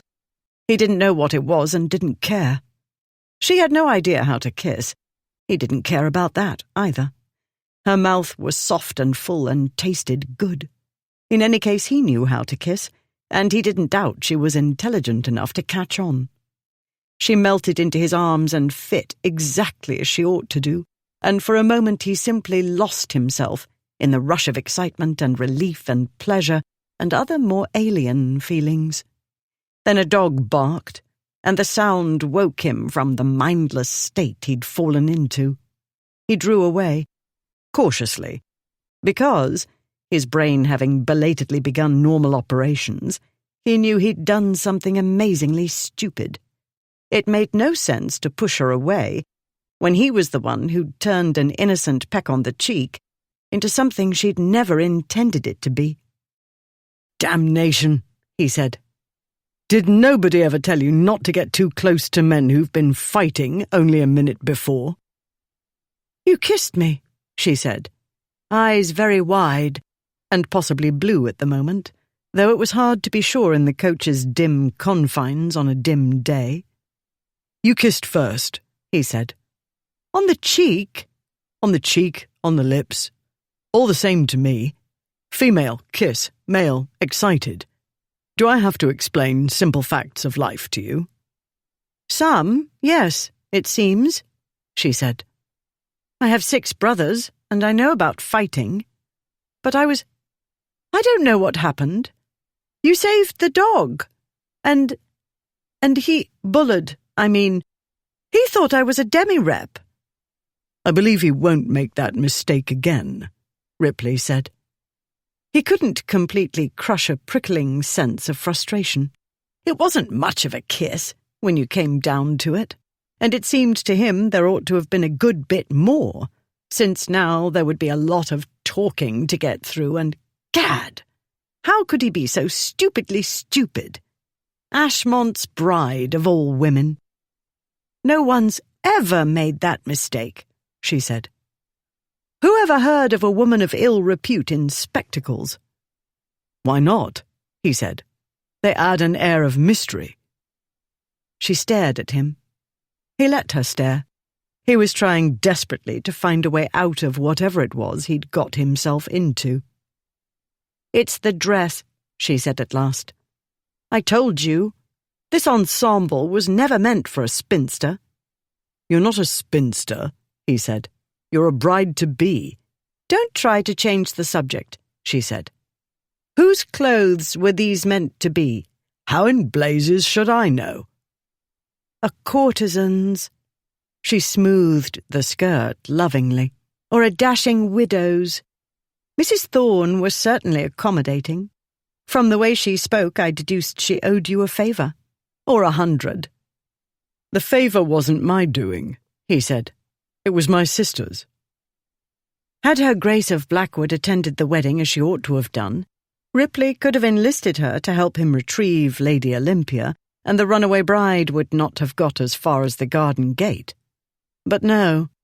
Alice had to be 30 miles away from London with Aunt Julia, for some as yet unexplained reason. Blackwood hadn't offered much information, but then he and Ripley hadn't had much conversation, had they? Nearly all the talk had been Ashmont talking about getting married. To the woman Ripley had kissed a moment ago in an excessively enthusiastic manner. "You've met her, no doubt," he said. "She can be the damnedest— Never mind. If you've met her, you know what she's like." "Splendid raven tresses and green eyes," Lady Olympia said. "I was shocked when I heard she was to marry Blackwood. I'd thought she had more intelligence than that." He'd thought so too. "You accepted Ashmont," he said. "Your sister did not have 5 younger brothers to consider, or improvident parents, or a shrinking marriage portion, or being voted most boring girl of the season 7 seasons in a row," she said. "I was growing panicky, and so were my parents." "You have a few good years left," he said. "I'm still puzzled about the boring part." "You don't know me as I truly am," she said darkly. "I can prose on about first editions and Maioli's library and early copperplate engravings until my listeners keel over in a dead faint. Worse, I have a system, inspired by the American president, Mr. Thomas Jefferson, who applied Bacon's table of science to the organization of books. My own method is rather more complex, and I can hold forth on the topic for about 20 times longer than listeners can bear to hear it." He had been looking straight ahead at a not especially thrilling view, mainly of the postilion's back and the horse's posteriors. Now he turned to look at her. She was gazing through the front window as well, a grim set to her mouth. The mouth onto which he'd put his a very short time ago. But it wasn't the first and wouldn't be the last mistake he'd ever made, he told himself. He and his friends had not won the title Their Disgraces for acts of virtue. "Maybe you're the one who's bored," he said. "Maybe your brain's too large and lively for the company you keep. Good little girls, a lot of rules about every damned thing. Maybe you go on and on about the books because nobody understands you anyway, and at least it's fun to watch their eyes glaze over." It wouldn't have occurred to him in all these years that she would have been bored. He'd assumed she was like other respectable girls, and she'd fit in. Now, having known her all of, 2 hours, 3? He was amazed she hadn't fallen into some kind of trouble long before now. She blinked hard, and he saw a tear steal down her cheek. She brushed it away. "I don't doubt you speak from your own experience," she said. "It isn't hard to see boredom as a problem for you and bad behavior a perfect solution. But it's different for women. We're supposed to be pleasing." "Dress more daringly and you'll please," he said. "Men are simple creatures, as I ought not to have to explain to a woman in possession of a surfeit of brothers. What you're wearing now, for instance, shows off your figure. The black lace adds an air of mystery and danger." "Aye, dangerous." "Didn't you see how relieved Bullard looked when he saw he had only me to fight, not you? Dress like a dangerous woman and men won't notice what you say. They'll be too busy thinking improper thoughts." "I can't believe I'm listening to the Duke of Ripley offer brotherly advice," she said. "I do have experience in that line," he said. "I am a brother." "Over whom his sister has influence, it appears," she said. "And this, in an as yet unexplained manner, has led to undying gratitude on the part of a Putney dressmaker." "She wasn't always in Putney," he said, grateful for the return to the original subject. He wanted to hear more about Lady Olympia's system, and he did not want her to cry because a lot of small-minded fools found her boring. These thoughts were bothersome, and he preferred them out of his head. The dressmaker was another matter entirely.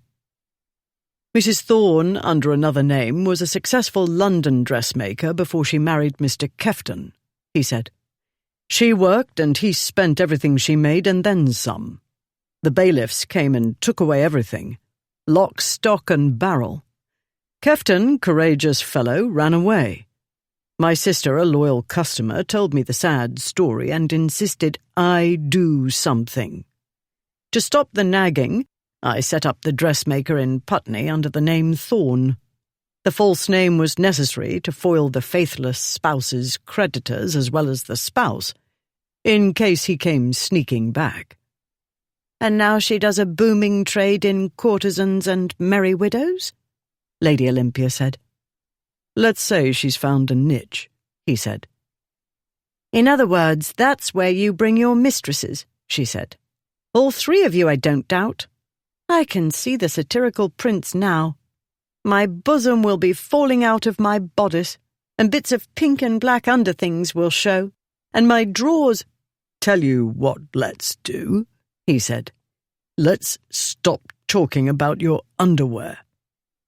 An image had developed in his mind of her breasts escaping the dress's bodice. It was a perfectly normal thought for a man, but thinking it was unwise at present. He put it as far back in his mind as he could. No easy feat when she sat next to him, and there was her bodice, practically under his nose. He made himself stare at the postilion's back, up and down, as the horses made what seemed to him excruciatingly slow progress out of Putney. "Everybody will be talking about it," she said, "and imagining the worst." "We'll be travelling for half an hour or more," he said. "After dragging unbalanced brides out of the Thames, insufficiently strangling bullies, and rescuing dogs, I should like a nap. Please exert your faculties to be less exciting, much less exciting, more quietening." She looked up at him. "You cannot be suggesting I explain my system for library organization?" "Exactly. Tell me all about it, in detail. Their disgraces were in the habit of mowing down whatever got in their way. Accustomed to this modus operandi, the world usually got out of the way as quickly as it could. But one couldn't simply mow down one's future in-laws and wedding guests. The guests were easily subdued with buckets of champagne and a story about the bride having been taken ill. The future in-laws were another matter. Even with Lord Frederick's help, the company was not quickly appeased, especially Lord Ludford, who put the blame squarely on Ashmont. Olympia was a good, sensible girl, Ludford said. She wouldn't run away unless she was tricked or driven to it. He wouldn't have people slandering her because his disgrace didn't know how to treat a gently bred girl who did him a very great favour in accepting him. Luckily, Ashmont, for once, didn't start a fight. He was too impatient to be off to take much notice of anything anybody said. Eventually, the company was deceived and appeased, to Lord Frederick's satisfaction. Then, Blackwood, having had the forethought to order the horses brought round well before everybody had settled down, the two dukes set out. They soon reached Kensington's High Street, though it wasn't soon enough for Ashmont, who spent the short journey cursing his uncle and everybody else for making mountains out of molehills and slowing him down. Then, since one couldn't mow down possible sources of information, the dukes had first to fend off the hordes of boys who appeared out of nowhere and rushed toward them, offering to hold their horses. "Looking for a bride," Ashmont said. "Anybody seen her? With a tallish fellow dressed for a wedding?" The boys looked at one another, then at him, faces blank. Ashmont held up a coin. "Come now," he said. "A bride, in a veil and everything. Hard to miss. A shilling to the first lad who has something useful to tell me." No response. "They're as hard here as in London," he muttered to Blackwood as he took out another shilling. "There's 2 bob," Ashmont said more audibly, "for the clever lad who gives me information." He saw one boy whisper to a smaller one, who was dressed in a curious costume. Under the grime, the smaller boy appeared to be fair, with an innocent-looking countenance. He shook his head at the larger one, who moved away. Ashmont narrowed his eyes. "You there," he said. "I can tell a ringleader from a furlong away." All wide-eyed perplexity, the little one looked at the boys about him. "Never mind them," Ashmont said. "I'm talking to you, old fellow. The jockey." For upon further examination, he realized the boy was dressed in the tattered remains of what looked to be a racing costume, and the thing on his head was a yellow cap, 2 sizes too big. "I think his nibs means you, Jonesy," one of the boys said. "If I was a jockey, you think I'd be wearing this," the boy said. Blackwood, who was more adept in Cockney, translated, and since he was the linguist, he continued with the boy. "Come along, and let's talk," he said. "I don't know nothink," said Jonesy, and all the other boys said, "We don't know nothink." Blackwood turned his horse and rode a little away, but not before displaying a crown so that only Jonesy could see it. No more than a glimpse before Blackwood made it vanish. The boy approached him and stood, arms folded. "That was pretty good." "Owning the coin will be even better, I'll wager," said Blackwood. "But only if you tell me what you saw and heard when the toff and the bride were here." "Maybe he was here, and maybe he wasn't," the boy said. "But if he was, I think I remember he give us a glistener." A sovereign? Not impossible. While none of them were pinch pennies, Ripley was the most likely to give a lot of vagrant children an entire £1 to keep mum. "Then why aren't you out celebrating your riches?" Blackwood said. "On account of not wanting to get flicked." The boy made a gesture indicative of throat-cutting. "I got it where it's safe." If the boy had a coin of such value on him, he wouldn't be safe, even in Kensington. Not that he looked as though he belonged hereabouts. He had rather more of the city urchin and less of the rustic about him, which probably accounted for the other boys taking their lead from one so small. His age was anybody's guess. Blackwood considered the shabby jockey costume. It wouldn't be breaking your sacred oath if you showed me where they went. I don't have a sovereign on me at the moment, but I will take you up on my horse and trust you to show me the way and give you the crown as well. He'd made the right offer. The boy's eyes widened, startlingly blue, and filled with longing. Then he glanced back at his cohort and shook his head. Blackwood reached down and yanked him up onto the saddle in front of him. Though the boy protested loudly, screaming about being kidnapped and murdered and such, he didn't put up much of a fight. Blackwood carried him away and Ashmont followed, and a lot of boys as well, shouting as they ran after them. But the horses picked up speed, and after a time the boys gave up.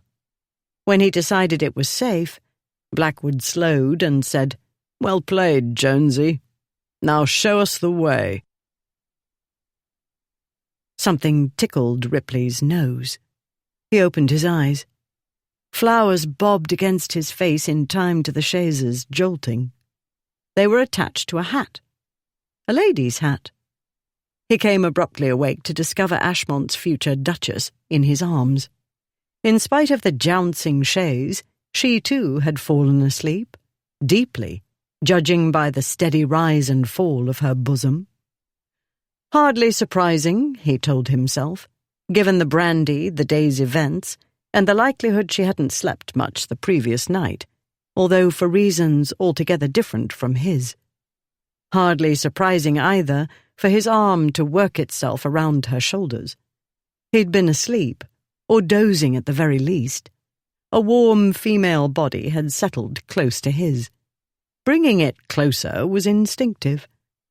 Other instincts came into play now, and he was getting ideas in his head and elsewhere that would be all well and good in other circumstances. At present, they were deuced inconvenient. Still, he hated to wake her. He remained as he was and looked out of the window. To keep his thoughts from wandering where they could only annoy him, he dragged into the front of his mind her curious system. Instead of arranging books in the usual way, alphabetically or by size, she organized by subject, under broad headings like history, philosophy, and fine arts. Within these broad categories were more specific ones. The last thing he remembered was her describing the difficulty of deciding whether one ought to break up into categories sets of books from a single collection, like that of Diane de Poitiers, for instance. As he considered the pros and cons, bits and parts of a dream intruded. A woman falling off library steps into his arms, he running madly through London streets, chasing a bridal dress that flew above his head like a kite, books tumbling out of windows as he ran.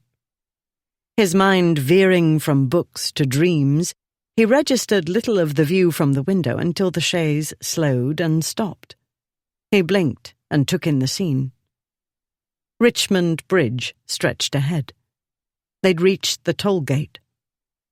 His travel companion stirred and tipped her head back to look at him. Her eyes widened, and she jerked away. "Too late to be shy now," he said. "We've slept together." Olympia was sure she'd drooled on his neckcloth and developed sleep creases in her now red face from pressing it into his lapel. She had fallen asleep on one of their disgraces, and not the one she was supposed to marry. Furthermore, she had been far too comfortable tucked against his hard chest, with his muscled arm about her. It was a very good thing no man had tried to lead her astray all these years, because it seemed as though she was all too likely to go. She said, "I should not boast of it, if I were you. You're hardly my first. Clarence would scream and scream during thunderstorms until he was allowed to crawl into bed with me. Now I'll know what to do the next time a thunderstorm strikes, he said. Your hat's crooked. She turned to the window, but the scratched glass offered more of Richmond and less of her own reflection at present. I can't see, she said. She turned back to him. Please straighten it. My aunt will be curious how I came to be dressed this way as it is. I'd prefer not to appear dishevelled. You'll arrive with a dirty wedding dress and veil wrapped up in linen, and a new large dog. I doubt she'll fuss over a trifle like a crooked hat.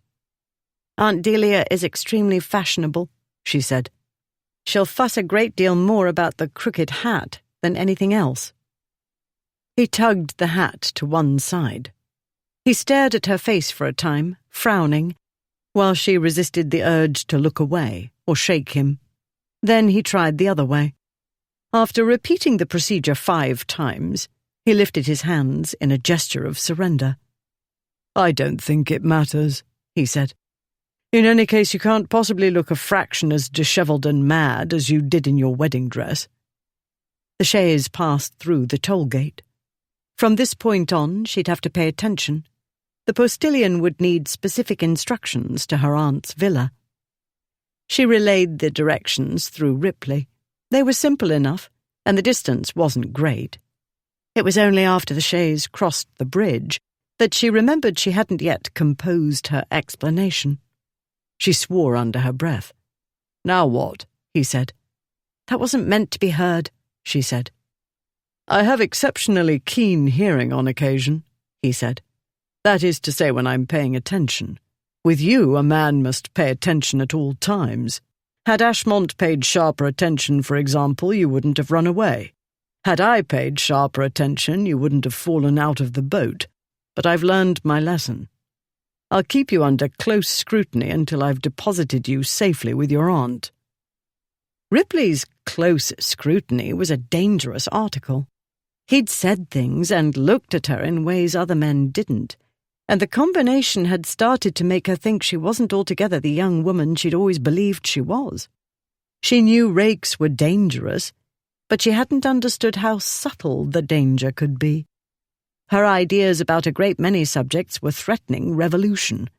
It was a good thing Aunt Delia was only a short distance away. Yes, right. Focus on Aunt Delia. Not him. I don't know what to tell her, she said. Nothing I compose sounds rational. At present, her idea about being bought for breeding, which had appeared so compelling when she was drunk, now struck her as ludicrous, and in her drunken idiocy she had prattled about the subject to Ripley of all people.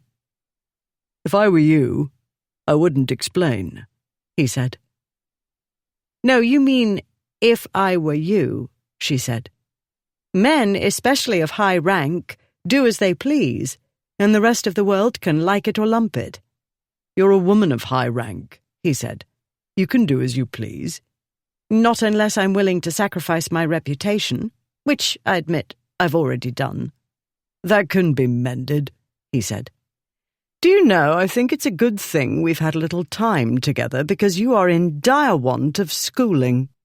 Indeed, what I desperately need is schooling in whatever it is you're so expert in, how to be disreputable. Do you know, I believe even I can deduce how to do that. I believe you've already embarked on that path, he said. Let us cast our minds over the last few hours, Lady Olympia, and I told you it was easy, she said. Even I can do it. A little more time with him and she'd be an expert. I wouldn't dream of arguing, he said. Disreputability wants little effort, and that little mainly pleasurable, which is one of its charms. But as to you, and if you would be so good as to let me say my little piece without interruption. I wouldn't dream of interrupting. Thank you. If I may be more specific, the schooling you need is how to manage the world about you. Let me explain something to you, she said. One's income can be managed, although this seems to be a feat beyond my parents' abilities. A library can be managed, The world cannot. Only a duke and one of their disgraces would suppose otherwise. He dismissed this with a wave. Picture the scene. You appear at the door trailed by me and the dog, who, by the way, is clearly not a Sam. Do give a moment to relieving the animal of that ridiculous name. Offer him something with dignity, like Cato. Cato will do. Thank you for letting me choose the dog's name. You were too slow, he said. Now listen to me. Have I a choice? I have experience with situations that seem to require explanations, he said. Besides which, I have a sister. His gaze shifted to the front window. And we don't have much time. He ordered the postilion to stop the chaise. Wait, he said, and climbed out. She saw an alternative to waiting, running away. But that hadn't worked so well before, though it had felt so very good and absolutely right at the time. Running away looked good to her now when she was quite sober, a clear sign she'd spent far too much time with this man. She waited and watched through the chaise's front window. He went to the boot. Cato looked up eagerly at him. Ripley made a beckoning gesture and the dog sprang out. Ripley removed the large linen parcel, sent the dog back to his blanketed nest, climbed back into the carriage with the wedding corpse, and told the postilion to go on. The chaise rumbled into motion. Ripley took off his gloves and began untying the parcel. "I'm not wearing that," she said. "I beg you will give me some credit," he said. "A very little will do. We need it for the scene." "I like my aunt," she said. "I won't let you make her the butt of one of your practical jokes." "It isn't a prank," he said. "It's a scene. A sort of dumb show, what you call it." "I have no idea what you call it." "Like charades," he said. "But the other thing." "A tableau?" "That one. Wait." She watched him undo the parcel, his long fingers so adept and graceful. She remembered those fingers in her hair. She turned her gaze away, and her obnoxious mind promptly conjured a scene. More than a year ago it had happened, maybe 2 years or more. Lady Nunsthorpe's ball. Known ironically as the Nun, according to Stephen, her ladyship clearly liked to live dangerously, for she'd invited all 3 of their disgraces. During their dance, his hostess had been doing her best to seduce Ripley. Not that Olympia supposed this demanded much effort, but she hadn't been able to look away. He'd moved with the power and grace of a thoroughbred, and she'd wondered what it felt like to dance with him. The man standing in the basin had looked like a thoroughbred, splendidly proportioned, powerfully built. They could also be temperamental and dangerous, as her father had discovered at great expense. Not that Papa ever learned from experience. She hoped she didn't take after him in that regard, but she'd never been tested before, never been tempted. Ripley's voice called her mind back from the treacherous place it was heading for. "As I said before, you'll appear on your aunt's doorstep with your entourage," he said. "This will comprise 1 canine and 1 disreputable duke, who will be carrying the wedding dress and veil." "Like a dead body," she said. "The corpse of her family's hopes and dreams, the corpse of her brother's futures." She was growing hysterical. "Stop it," she told herself. "Exactly. As soon as you see your aunt, you will fall into her arms, weeping." It was simpler and cleverer than she'd expected. She could picture it easily. Presented with such a tableau, Aunt Delia wouldn't expect a coherent explanation. She'd see at once what a muddle Olympia had got herself into. But, "I can't weep on command," she said. "Think of something heartbreaking, like saying goodbye to me forever." If she had a sane segment of brain remaining, she'd jump up and down with delight and relief. Instead, she felt unhappy and panicky. She looked at him. "It doesn't seem to be working," she said. His black brows met over his nose. How curious. That usually produces buckets of tears, until I produce the rubies or diamonds or whatever. I told you this dress was a problem, she said. Because of it, you've confused me with one of your paramours. Weeping for jewellery is not, to my knowledge, the procedural method of a librarian. Well, then imagine a library on fire. Imagine your favourite library in flames, books curling up into black ash. Imagine it's the library at Alexandria, or, I know, the one belonging to what's-her-name Potters, Diane de Poitiers. And not in flames, but sailing across the ocean to the American President Jefferson, who's bought every single volume. He's dead, she said. Doesn't signify. Picture the ship caught in a storm, and all those volumes sinking to the bottom of the Atlantic Ocean. Now I understand where the pranks come from, she said. Yours is a lively imagination. It must be all the Shakespeare plays, he said. Yet here I am, killing books by the thousands, and you remain strangely unmoved. My mind is analytical, she said, to a fault. And to a point, he said. Then something gives way and you run amok. Fascinating. Had something given way? She had run amok. That much was indisputable. As to the rest, no one has ever called me that before, she said. Amok? Fascinating. But you didn't mean I was fascinating. It was my errant behaviour. When I reverted to my usual boring self, talking of my system, you fell asleep. I was not the only one, I noticed. I was tired, she said. As was I, he said. Ashmont kept me up well past my bedtime. I don't see why you can't admit you were bored, as everybody always is. On the contrary, I was so excited your books haunted my dreams, he said. But we're running out of time. We need to solve the main problem. You need to sob on your aunt's bosom. How about this? Imagine every valuable library in England sold to pay debts, and they're all bought by Americans. He opened his green eyes wide and made the kind of facial contortion actors did when feigning the throes of horror. She swallowed laughter. Laughing would only encourage him, and he'd already made himself more likeable than was good for her. As long as the Americans take care of them, she said. They might do better, actually. You had better think of a tragic scene in a book, then, he said. You do actually read the things, yes?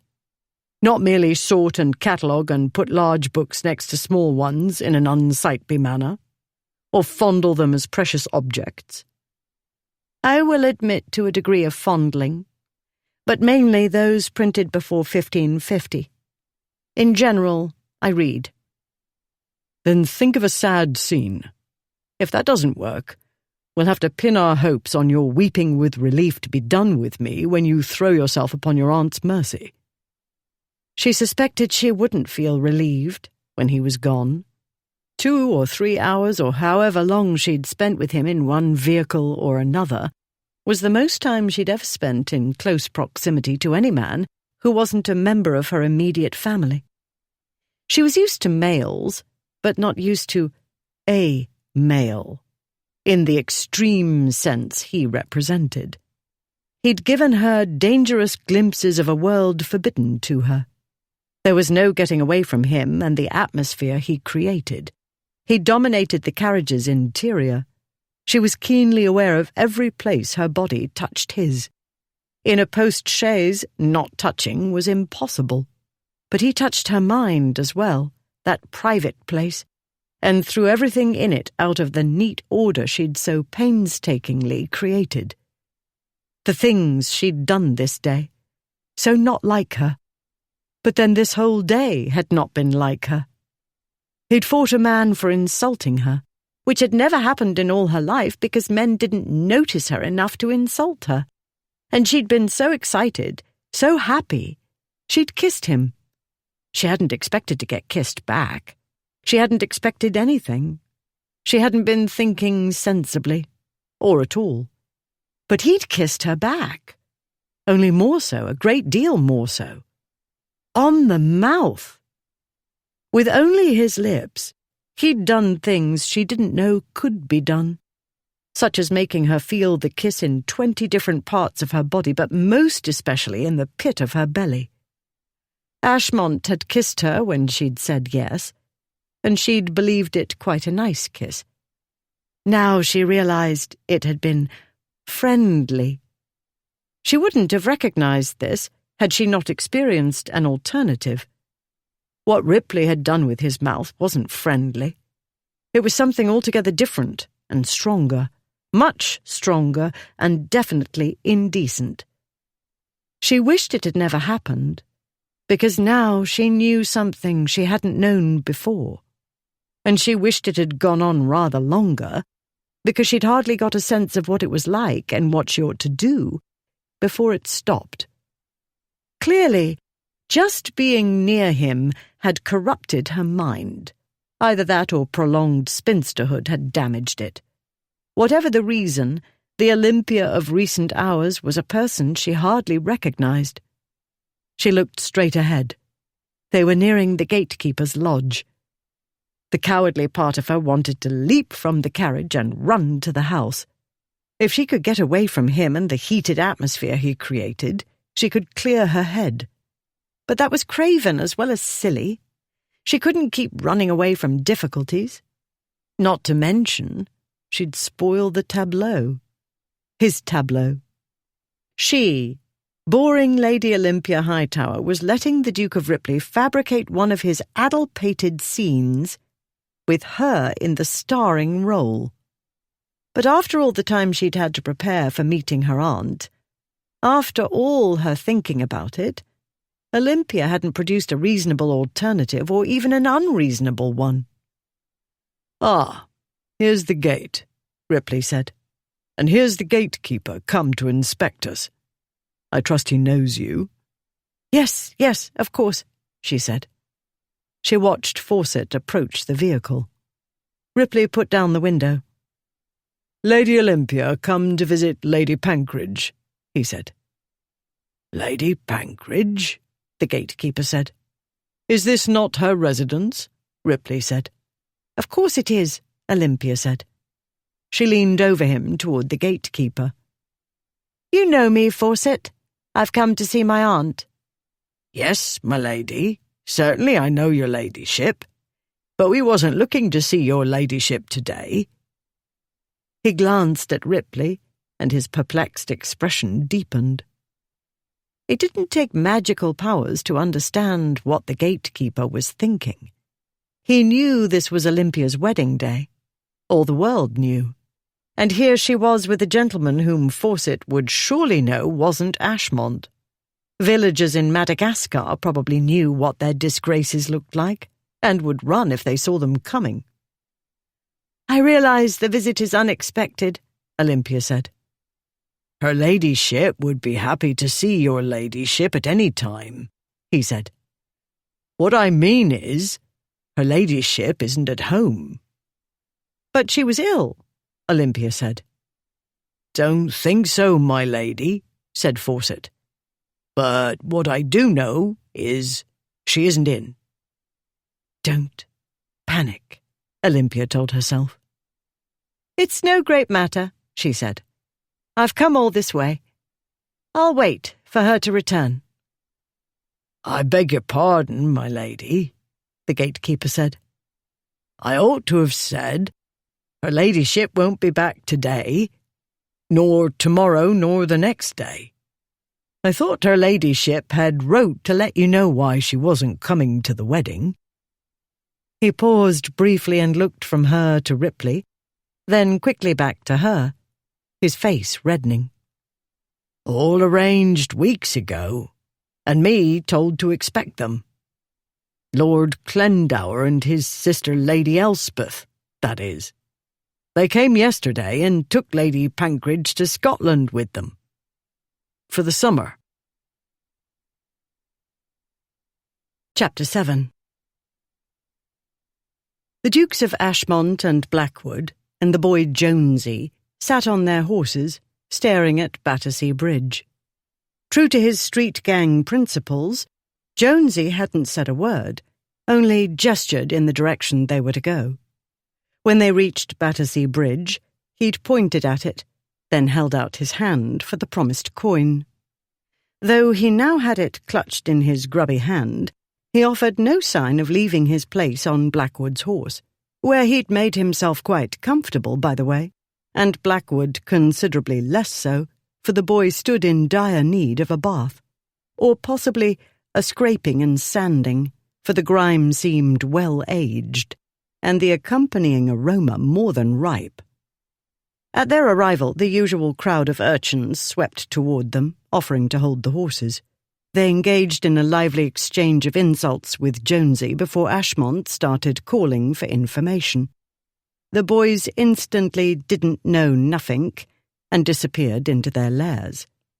Others in the vicinity were more helpful. A number of people had noticed an hour or two earlier the arrival of a large man who looked like the Duke of Ripley and who accompanied a dishevelled woman wearing a white dress and spectacles and carrying what looked like a lot of lace and flowers. The pair had been observed getting into one of the wherries, but no one knew more of its destination than upriver. Other watermen reported that the two who'd taken the bride and her companion had not yet returned. "What the devil is Ripley about?" Ashmont said. "Upriver? Where's he taking her?" "He can't be meaning to go far," Blackwood said. "Putney? The White Lion?" "By boat? Why a boat, to travel that short distance? The hackney would have taken them to Putney and more discreetly." "It doesn't seem they were trying to elude pursuit," Blackwood said. "They were not inconspicuous." "I don't know what it means," Jonesy said. "Inconspicuous means you'd never notice them," Blackwood said. "So what do you think not inconspicuous means?" "You could tell him from a mile away," the boy said, "on account of the wedding dress. And him." "Right." Blackwood heard the ragamuffin repeat "inconspicuous" under his breath several times. "The trouble was everybody was too busy staring at Olympia to pay attention to where they were going," Ashmont said. "You'd think Ripley would have left us a clue," Blackwood said. "If he did, I'm hanged if I can make it out," Ashmont said. "Still, if he means to prove he's cleverer than I, he'd better think again." "I doubt he thinks the first time," Blackwood said. "We're going to have to follow by boat, curse him," Ashmont said. "And stop at every stopping place along the way to find out if they disembarked there?" Blackwood said. "Good point. He'll be laughing himself sick, thinking of us following in that way." "We could stop at the Swan," Blackwood said, nodding toward the inn that stood on the waterfront, "and wait for the watermen to come back. We could hire Jonesy to keep watch for us. He could nose about the neighbourhood while he's at it, unless he has any pressing engagements." "Well, Jonesy?" "I dunno," Jonesy said. "Do you know what a pressing engagement is?" Blackwood said. Jonesy nodded. "Like when old Truller couldn't meet us no more on account he had a press engagement with a lag ship." Thanks to time spent in low places, the two dukes knew that a lag ship was another word for a vessel used to transport convicts to Botany Bay, Pine Island, and other faraway lands. "Would another crown clear your busy schedule?" Blackwood said. "I think so," Jonesy said. He dismounted with surprising agility, gave the horse a fond pat, and walked away. Twickenham. Ripley and Lady Olympia looked at each other. "I should have known," she said. "Aunt Delia wasn't ill, merely indisposed to go to London to be annoyed by my family when she had a better offer from Lord Clendower and his sister. I'll wager anything he'll offer for her again, and this time she'll say yes. He amuses her, and she likes his sister, and I must admit they're more entertaining than a boring old wedding." "Yours was not boring, as it turns out," Ripley said. This was, in fact, one of the least boring days he'd spent in a very long time. He wondered if he amused Lady Olympia, and if she would like his sister once she got to know her. "Too bad she's missed the excitement," Olympia said. "Meanwhile, so much for our ingenious plan." "Give me a moment," he said. "I'll think of something." "I'm not at all sure that's a good idea," she said. "Weren't you the one who had the brilliant notion of placing false advertisements in others' names? As a result, if I recall correctly, 75 bagpipe players descended upon Lord Eddingham's house at midnight. On another occasion, 10 wagon loads of elderly fish were delivered to Lord Adderley's place. At yet another time, 125 red-headed persons turned up at dawn at Lady Igby's." "That was a team effort," he said. "I'm amazed nobody pays you back in kind," she said. "No imagination," he said. "I see you keep abreast of our activities." "One would have to be deaf, dumb and blind not to know of them," she said. "For as long as I've been out in society, and before that, I don't doubt, you three have been making spectacles of yourselves." She paused and gazed out of the window at the dog. Ripley looked that way too. Cato had stood to survey his surroundings. The gatekeeper had retreated a distance from the lurcher, Ripley noticed. "You did save the dog," she said. "Had I a choice?" he said. "My being the knight in shining armour and all?" She bit her lip. The lip he'd tasted, and it had tasted good, and it was pointless to go any further with that thought. "I'll confess, the prospect of playing a trick on Ashmont has its appeal," she said, "although I'd vastly prefer playing one on all three of you. A dose of your own medicine." "Early days yet," he said. "You'll get to it in time. Start small, with one of us, then you can graduate. For now, the important thing is to get you to a reputable establishment before nightfall." And not give the men of her family any excuse for challenging anybody to duels. "You can't stay here or anywhere else on your own, that's certain. Any other aunts?" "All the others, as well as the great-aunts and so forth, came to the wedding," she said. "Everybody came, except Aunt Delia." "And Alice," he said. She turned away from the window to look at him. "According to Blackwood, my sister felt obliged to go to our place near Guildford," he said. "Something about Aunt Julia having one of her spells, though I'm not sure what that means, and Blackwood seemed to be equally in the dark. In any event, it's something over 20 miles from here." 20 miles? "No great distance," he said. "A few hours. If we keep to a brisk clip, we'll arrive before nightfall.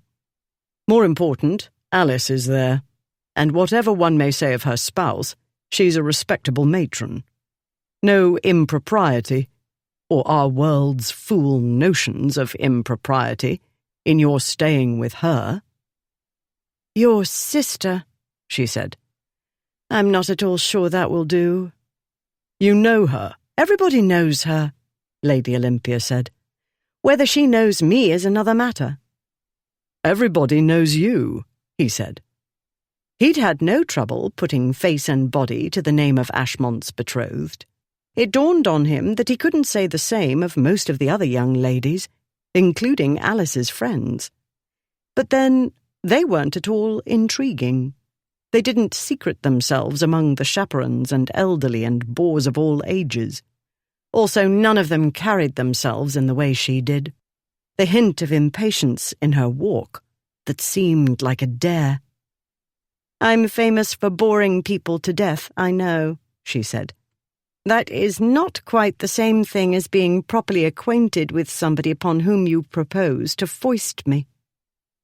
"When Alice finds out you ran away from Ashmont, she'll welcome you with open arms," he said. I hope she doesn't injure any unborn offspring when she falls down laughing at the sight of your bridal corpse." He told Cato to lie down and gave the postilion directions to Camberley Place. There was no alternative. Olympia needed a refuge of some kind, and the Duchess of Blackwood appeared to offer the only one within reasonable distance. Her Grace was not a complete stranger, though near enough. They had not travelled in the same social circles. Among other things, the lady had lived abroad with her mother for several years.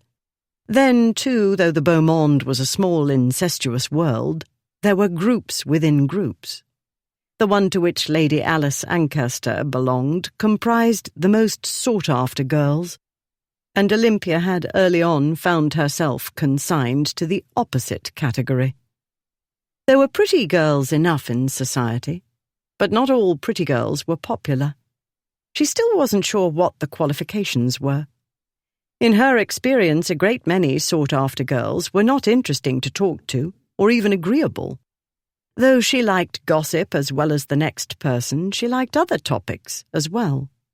However, the fashionable girls seemed to have only two topics: gossip and themselves. And it was no use her trying to start another topic. None of the others was interested in anything she had to say. Neither were the gentlemen. After her first season, she began drifting further and further away to the groups of elderly, intellectual, and otherwise unfashionable people. Not that Lady Alice had ever been rude to her, as some girls were. She hadn't been part of Cousin Edwina's group, the ones who'd voted Olympia most boring girl of the season. Ripley's sister and Olympia had hardly exchanged more than a word or two. She knew a great deal less about the lady than about her disreputable brother. All the same, Lady Alice had astonished even more au courant persons when she married the Duke of Blackwood. "I didn't realize you had a place near Guildford," Olympia said. "Belonged to my Uncle Charles," he said. "Alice and I and our friends spent a great deal of time there in our childhood. He left it to me, but it's Aunt Julia's for her lifetime.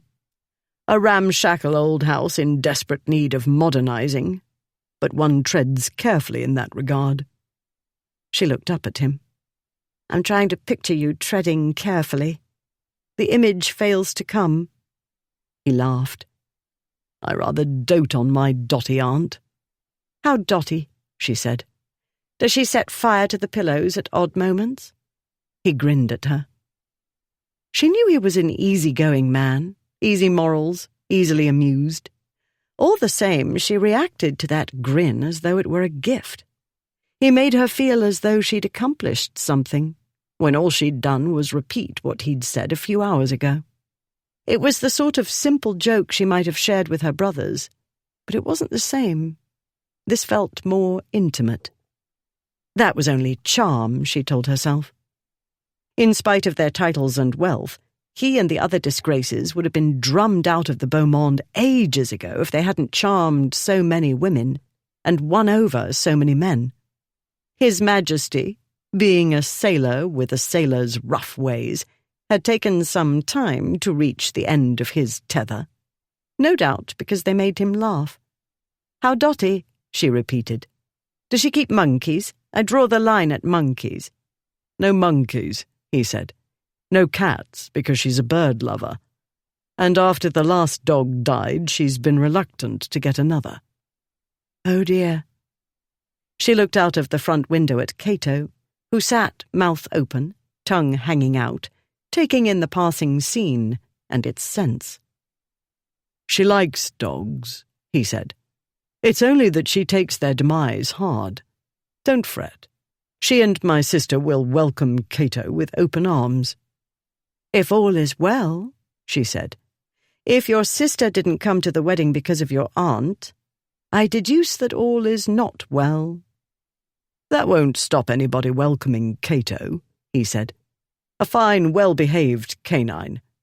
Not the handsomest fellow, but good-looking enough and intelligent.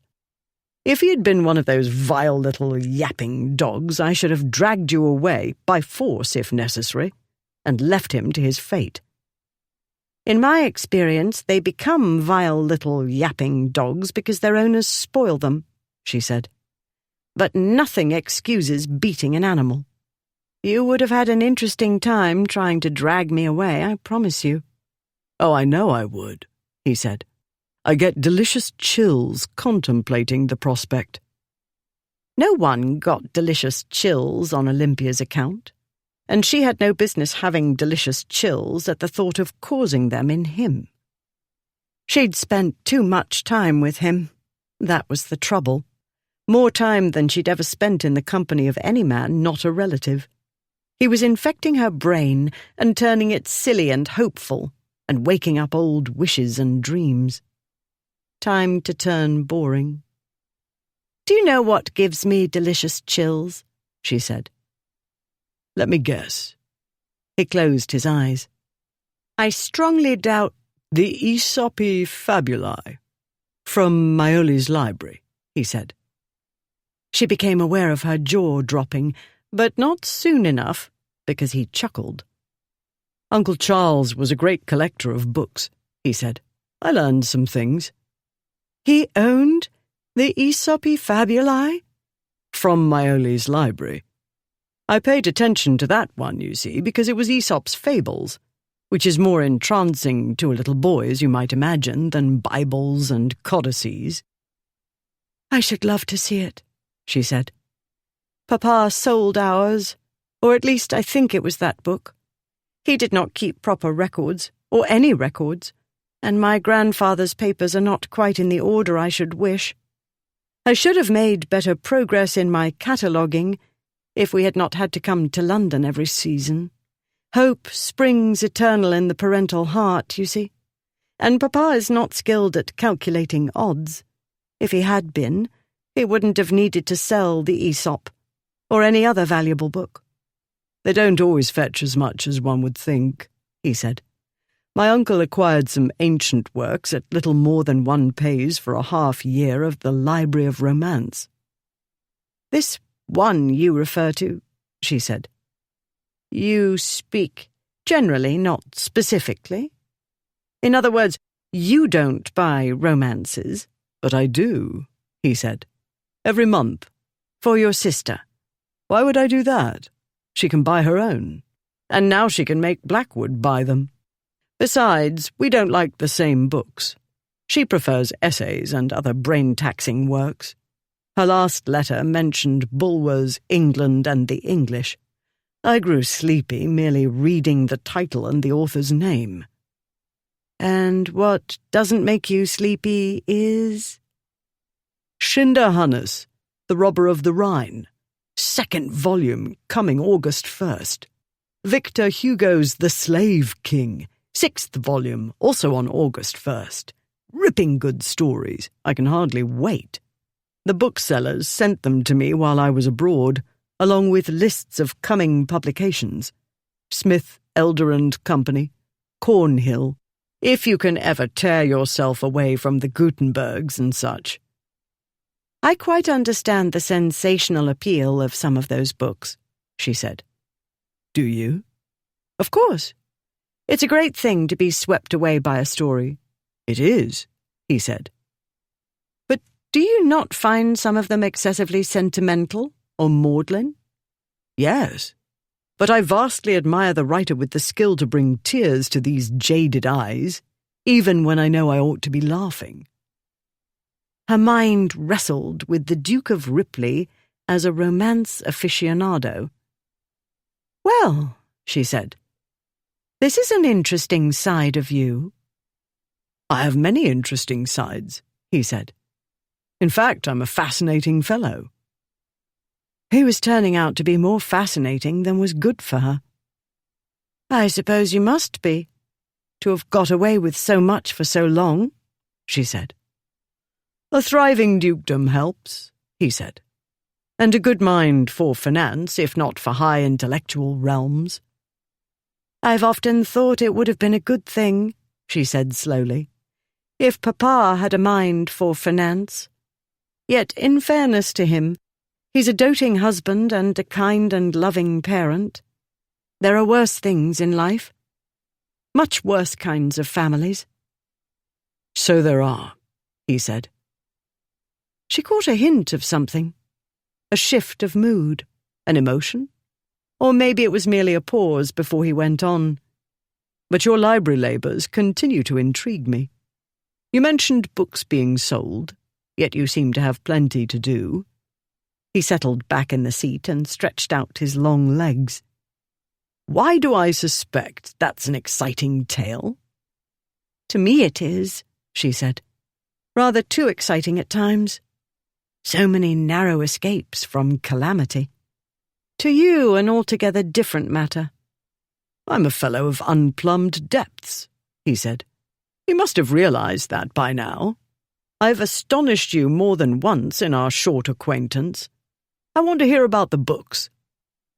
To help you sleep? He shrugged. Does it matter?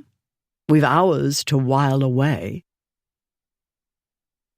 15 miles later. Indeed, Ashmont would have his hands full. Lady Olympia Hightower was bookish beyond question, but she was nothing like what bookish meant to Ripley. True, she seemed to have memorized most of the major book sales of the past 20 years, and she tended to forget her audience and slip into bibliophile jargon. But it wasn't merely collecting to her. Her relationship to the books was passionate, and the passion drove her to wickedness, he said. You are a wicked, manipulative daughter. Some people need to be saved from themselves, she said. Papa is truly good-hearted. He doesn't mean to destroy his precious inheritance. Her paternal great-grandfather had bought the bulk of the collection. The present Earl of Gonaby, on the other hand, knew as much about a Grolier binding as the dog did. Before Lady Olympia was old enough to understand the collection's value, several precious items went for the sorts of prices Uncle Charles had paid occasionally. It would have been more wicked to educate him, she said. He would have decimated the library in no time. He wouldn't go there merely when he needed ready money quickly. It would be a wholesale slaughter. Unlike so many other debts, debts of honour, gambling debts mainly, must be paid promptly. The library had been Gonaby's way to get hard cash in a hurry. Thanks to his lack of interest as well as knowledge, I've been able to save many important works, she said. For instance, the Mazarin Bible printed by Gutenberg and Fust, circa 1450. The first production with movable types. Her voice throbbed with excitement. The glow in her face was nearly blinding. Ashmont will buy it for you, he said. And would receive, in reward beyond a doubt, a fine romp in bed or elsewhere. Or Ripley could buy it as a wedding present, and she would look at him with lustful blue-green-grey eyes and make Ashmont jealous of him, for once. Do luscious Lucius good, too. He will not get it for a farthing under £2,000 if I have anything to say about it, she said. Lord Menz would give a vital organ for it. Which organ, I wonder? If I'm thinking of the correct fellow, elderly, pear-shaped, and pedantic, wears wigs, that him? Yes, she said. Not the freshest organs, I'd say, he said. She drew her spectacles down slightly. Over them she directed a look at him that reminded him of a tutor he'd once had. You're adorable when you look like that, he said. Be sure to use it on Ashmont. He'll eat out of your hand. She adjusted the spectacles and looked away. You are simply bursting with marital advice, she said. I find this situation inspiring. She gave a little huff, also charming. The important thing is, my father knows nothing about rare books, she said. He simply snatches whichever impressive-looking one is handiest. Covered in gilt, for instance. We own quite a few of those. Costly books, but not rare. Too many copies printed, for instance, that sort of thing. When I can get them cheap, I buy them and put them on the shelves at his eye level. He pictured her furtively adding garish books to the shelves. The picture was delicious. He laughed. "Yes, I'm a liar and I cheat my own father," she said. "Only you would find that admirable." "Ashmont will like it too," he said. "I realize you agreed to marry him for mercenary reasons, with your family's strong encouragement. Add to that Lord Frederick manipulating behind the scenes, and what chance had she had? All the same, he's not a bad fellow at heart or difficult to manage if you know his quirks." "What's happened is nobody's fault," she said. "No one forced me to consent. Nobody locked me in a dungeon and fed me stale bread and water. They were merely excessively enthusiastic. In short, I knew what I was doing." She frowned down at her hands, neatly folded in her lap. "Or so I thought." "Thing is, you're no more capable of marrying a tame fellow than my sister was. Speaking of Alice, I do believe we'll arrive before sundown after all. We've made surprisingly good time, in spite of—" He broke off as the offside horse reared, as though it meant to fly up into the nearby trees. The chaise gave an almighty jolt, throwing Lady Olympia forward. Ripley grabbed her before her head hit the front of the vehicle and pulled her back. "Plague take the fellow! How could he let damn it to hell? Now the dog's off." Olympia had been looking at him, and it was only out of the corner of her eye that she'd discerned the off-horse shy at something.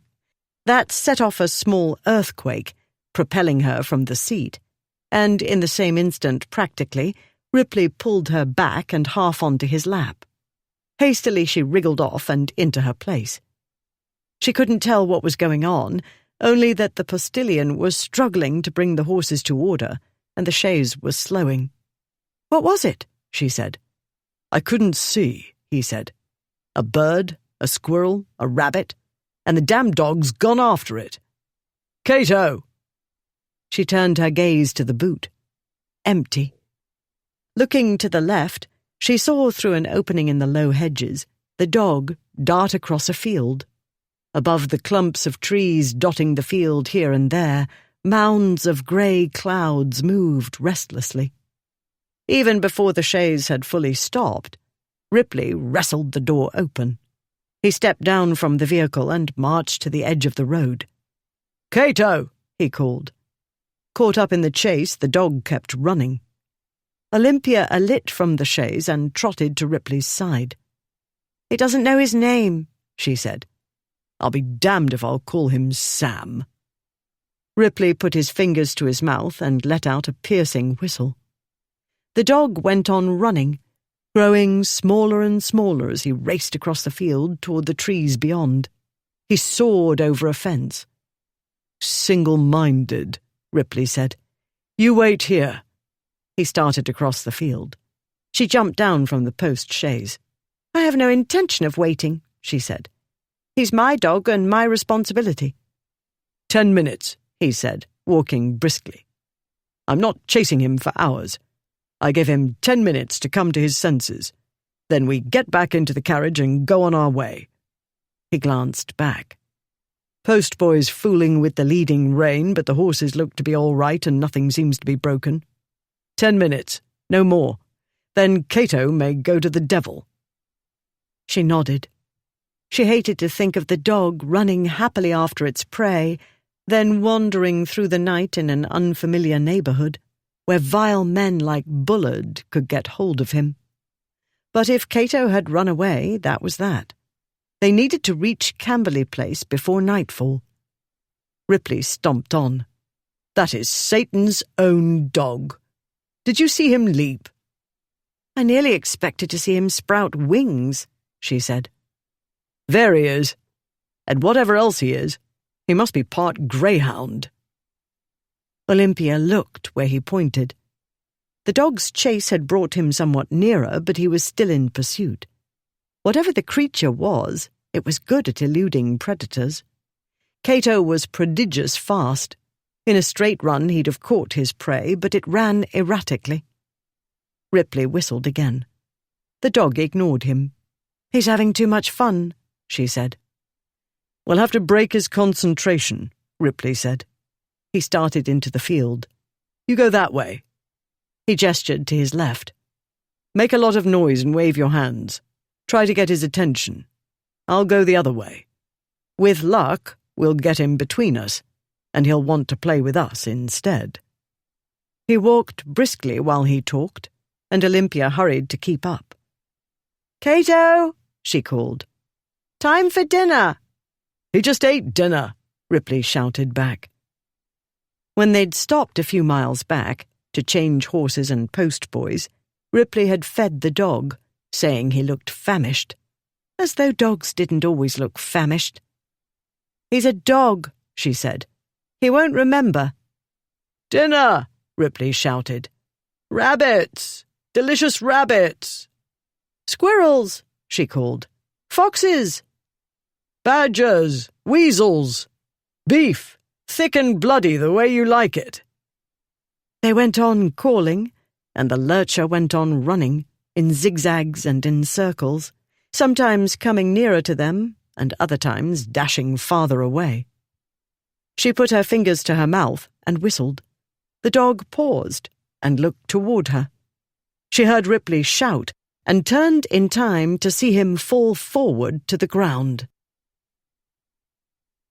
The Swan at Battersea Bridge, with its constant comings and goings, turned out to be the wise choice for waiting for information.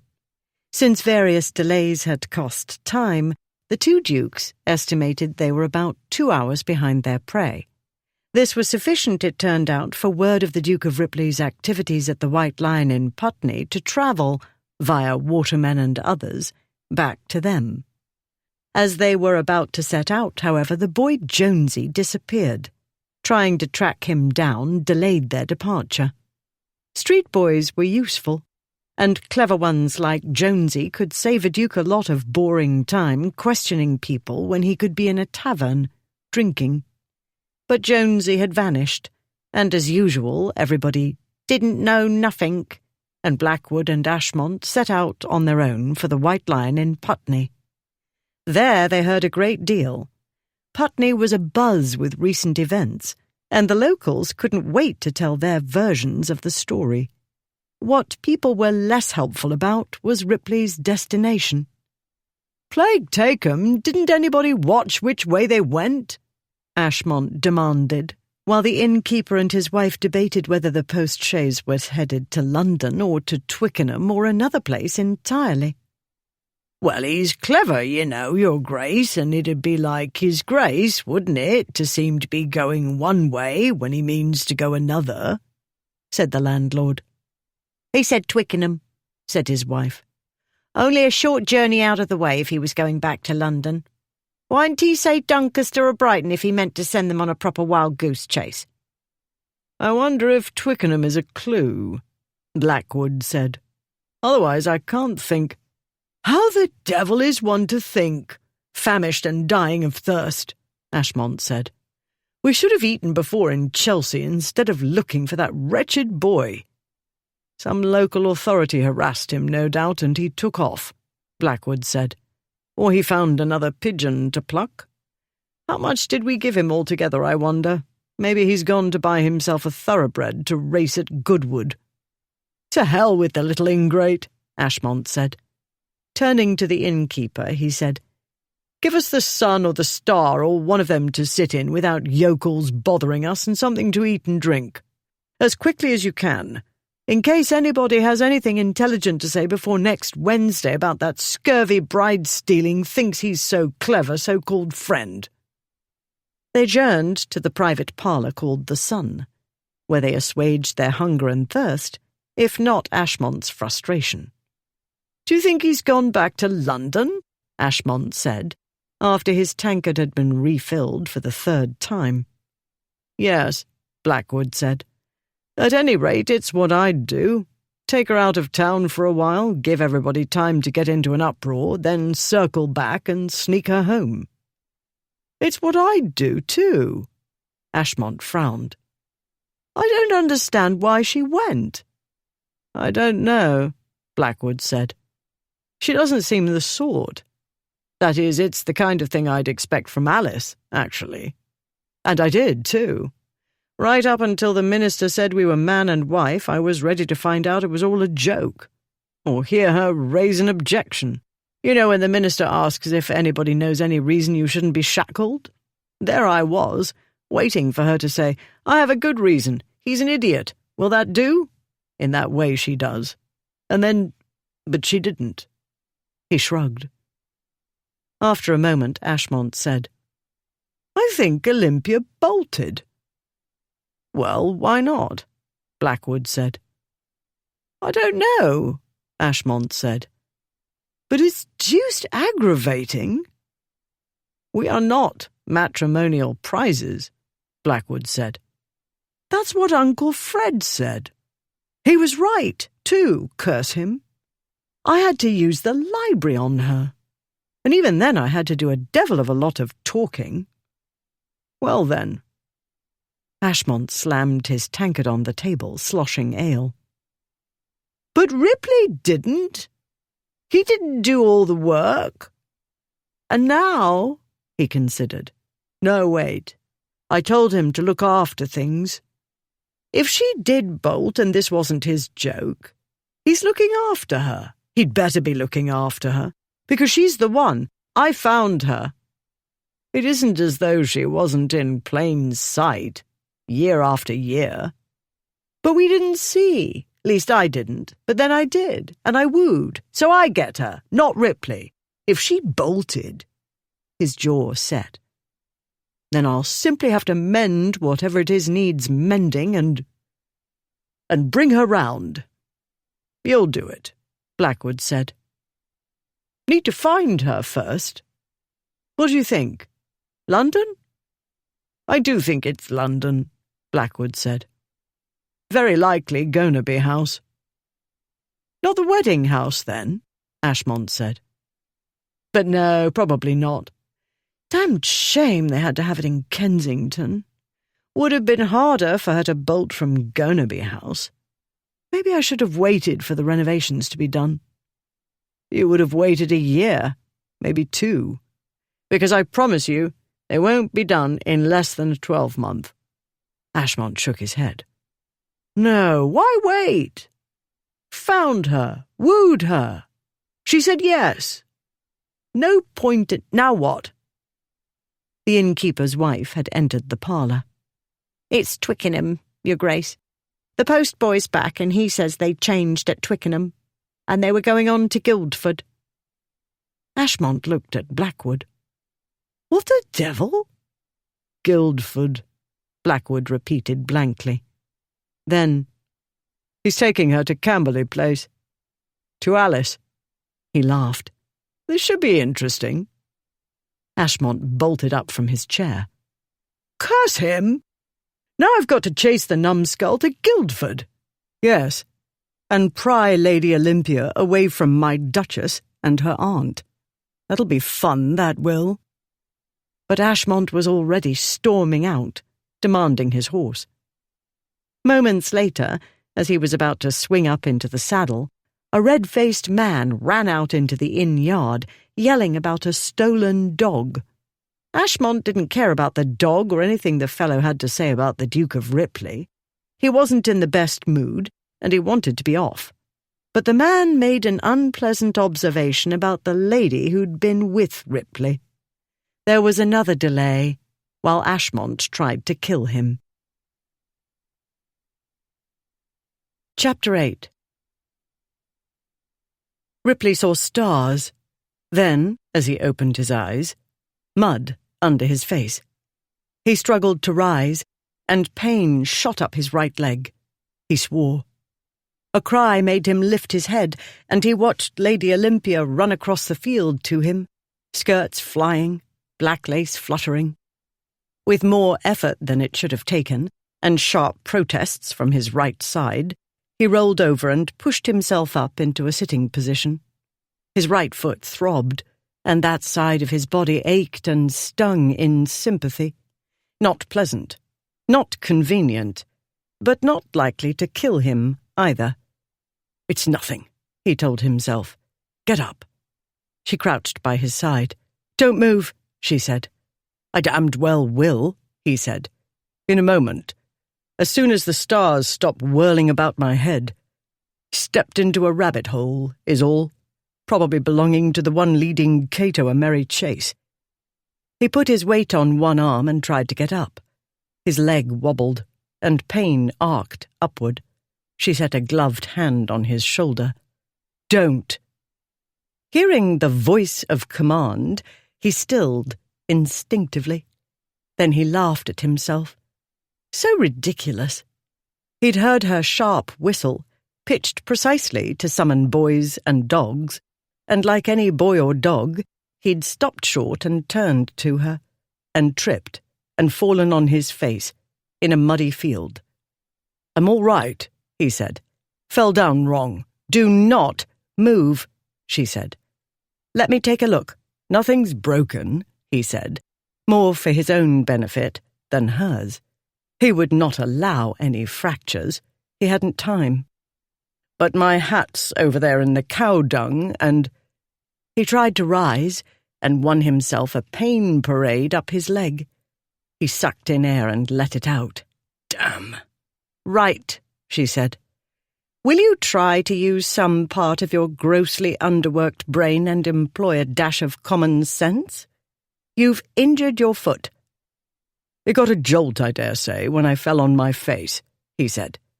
He couldn't have done more than wrench the ankle. It oughtn't to be making such a fuss. I dare say, she said. Now, keep still, hold your tongue, and let me look. No, never mind. I know it's too much to tell you to hold your tongue, but you must keep still. The idea is to not make it worse. He could hear the "you dolt," she was thinking. She was right. Had their situations been reversed, he'd have roared at her to keep still. The trouble was he could hear a faint inner voice telling him he'd done real damage, and that voice was trying to throw him into a panic. He told himself not to be a baby. He wasn't dead, no signs of blood anywhere. He was simply incapacitated, somewhat, for the moment, and not in the least worried. Look at my gloves, he said, holding out his hands. Just look at them. You hate them anyway, she said. It's the principle, damn it. He supposed his face was dirtier than the gloves, but it had never been very pretty, and so no great loss there. And it's deuced undignified, falling on my face in a farmer's field. Yes, more dignified to fall on your face at a party because you're inebriated, she said. Exactly, he said. Drunk, you don't know you're undignified. Equally important, you feel no pain. Men, she said. She moved to his feet. The right one? Yes, nursey. On second thought, maybe I'll shoot you and put you out of your misery. Sadly, we have no weapons, he said. I should have thought of that in Putney. Travelling without firearms is... Oh! She had grasped his foot. Gently. All the same, not pain, exactly. More like excitement. Well, he was a man, and when a woman touched a man, he was likely to get excited, whether he needed to or not. Tell me when it hurts, she said. Carefully she moved his foot to the right, to the left, and in a circular motion, as she must have learned to do ages ago, having so many brothers, and, as far as he could make out, loving but inattentive parents. Perhaps he let out a small yelp. His face heated. It isn't broken, he said quickly. I'd know. He wouldn't allow anything to be broken. But it's sweet of you to fuss. I am greatly tempted to drop it, hard, on a rock. Too bad. Only mud and cow shit hereabouts. He glanced about him. Possibly sheep shit, too. Can't say. I'm no agrarian. She rose and set her hands on her hips and looked at him. I can't leave you here, great as the temptation is. Actually, you could. The postilion knows the way. He was perfectly capable of getting up, Ripley told himself. He would not have to crawl back to the chaise. He could move on one foot, more or less. He simply needed to stop whimpering to himself about a dash of excruciating pain. He'd been in worse fixes than this. He'd been more badly damaged in fights and reckless riding episodes. But at all those times, he'd been drunk. Never mind. Drunk or sober, he didn't have time to play the invalid. He had to get back to London forthwith. He had to advise Ashmont and goad him, if necessary. Ripley had to make sure no duels happened and nobody got maimed or killed over the wedding fiasco. Above all, he needed to get away from her and get an unrespectable woman into bed. Quickly. "It's the shoes' fault," he said. "Can't go tromping about fields in go-to-wedding shoes." Little more than slippers, formal shoes didn't protect a fellow's feet against wet, let alone stepping into rabbit holes. But one couldn't get proper boots in short order in Putney or anywhere else. The inn servants had dried out and cleaned his wedding footwear as best they could. "I'd better help you up," she said. "You must not put any weight on the right foot." "I know that," he said. "Go back and tell the postilion you'll mind the horses and send him to me." "I could drag you back to the carriage by your good foot," she said. "And spoil this beautiful coat, you insensitive female. Get the postilion." She glanced back over her shoulder toward the post-chaise. "He's still fussing with something. I wonder what frightened the off-horse." "The post-boy let his attention wander," he said. "That or drunkenness is the usual reason for losing control of post-horses. It's not as though the creatures have any spirit left in them. Will you kindly get him?" "He's smaller than I am," she said. "He's wirier. Just get him." She smiled down at him. "No, I like seeing you somewhat helpless." He smiled back at her. He liked seeing her standing above him, hands on her hips. Liked it very much. Wounded as he was, he'd have hooked his good leg about her ankle and brought her down on top of him if she hadn't belonged to his stupid friend. She planted her feet hip-width apart and held out her hand. "If you try to help me up, you'll fall over," he said. "Do try to think rationally," she said. "It's the same as using a chair or a tree stump. I'll provide support so you won't put any weight on the foot." "You can't take my weight," he said. "That's what they all say." "I can get up on my own," he said. "It's the going forward part that's going to be awkward. Will you get the postilion?" "How I should like to knock you unconscious with a rock and drag you by one foot," she said. "Or an arm, or your ears. But that could take a while." She looked up at the darkening sky. Her spectacles lost their sparkle, mirroring the gloomy view overhead.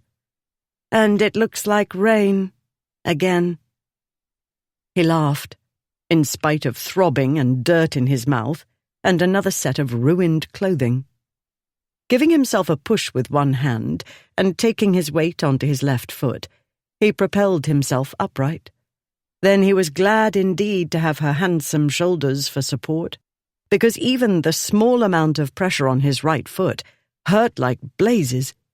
He managed not to do more than grunt, but he couldn't help grimacing. "Use me like a crutch," she said. "It's all right. I'm not fragile. Quite strong, in fact, thanks to dragging library steps about and hauling books up and down, and some of them heavy as a cow, thanks to the guilt." She was stronger than he would have thought, in more ways than one. All the same, he hated making a crutch of her. He did it, though. No choice. One hop forward at a time on his left leg with her as support for the right. Even so, he couldn't keep the right foot fully clear of the ground, and every time it made contact, pain vibrated from his ankle. But the common-sense part of his brain told him that if he tried to get back to the carriage on his own, on this uneven ground, he'd land on his face and end up crawling. He doubted it was much more fun to crawl with a throbbing foot as to walk. And so, wrapped tightly together, they inched along the uneven ground. As they moved, her breast pressed against his arm and her hip against his upper thigh. The attendant sensations travelled easily to his groin, distracting him from the pain and thoughts like, "Now what do we do?" Only another 5 miles or so to the house, he told himself. It wasn't going to be the most pleasurable experience, jolting along the rough country road of the last stretch, but he'd survive. And then? He'd think about and thens when the time came.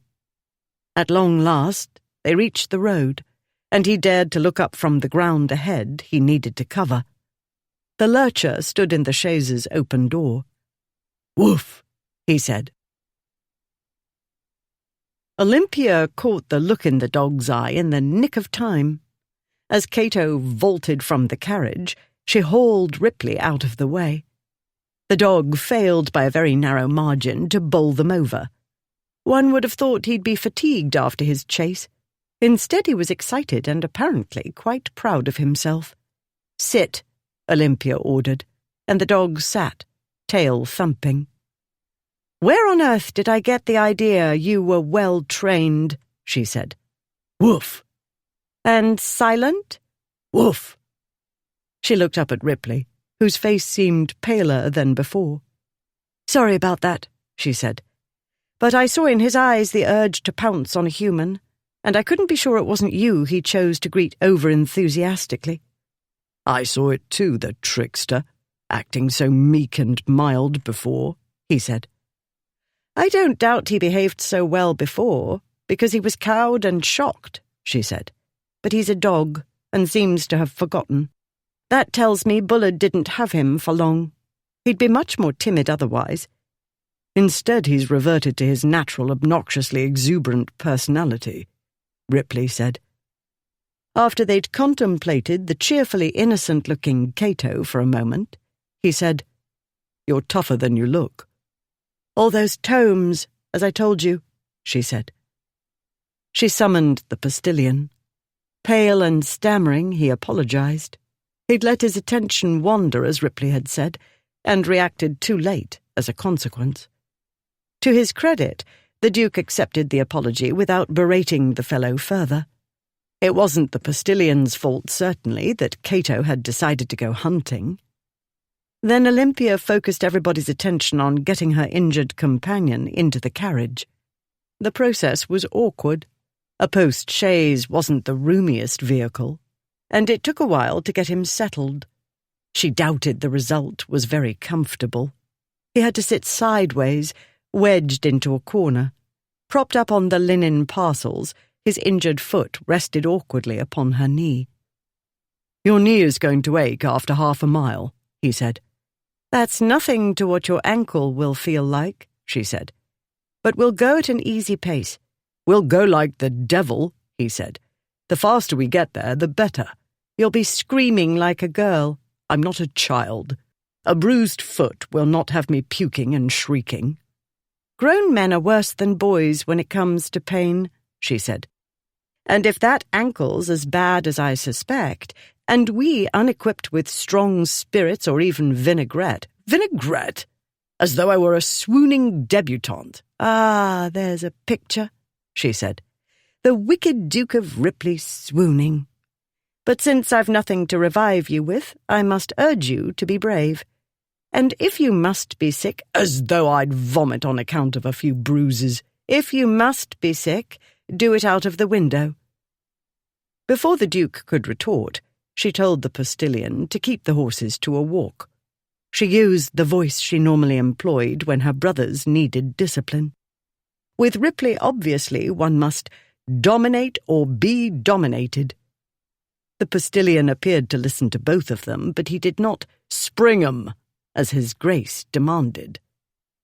Her mind at ease on that count, Olympia concentrated on keeping Ripley distracted from the acute discomfort she knew he was hiding.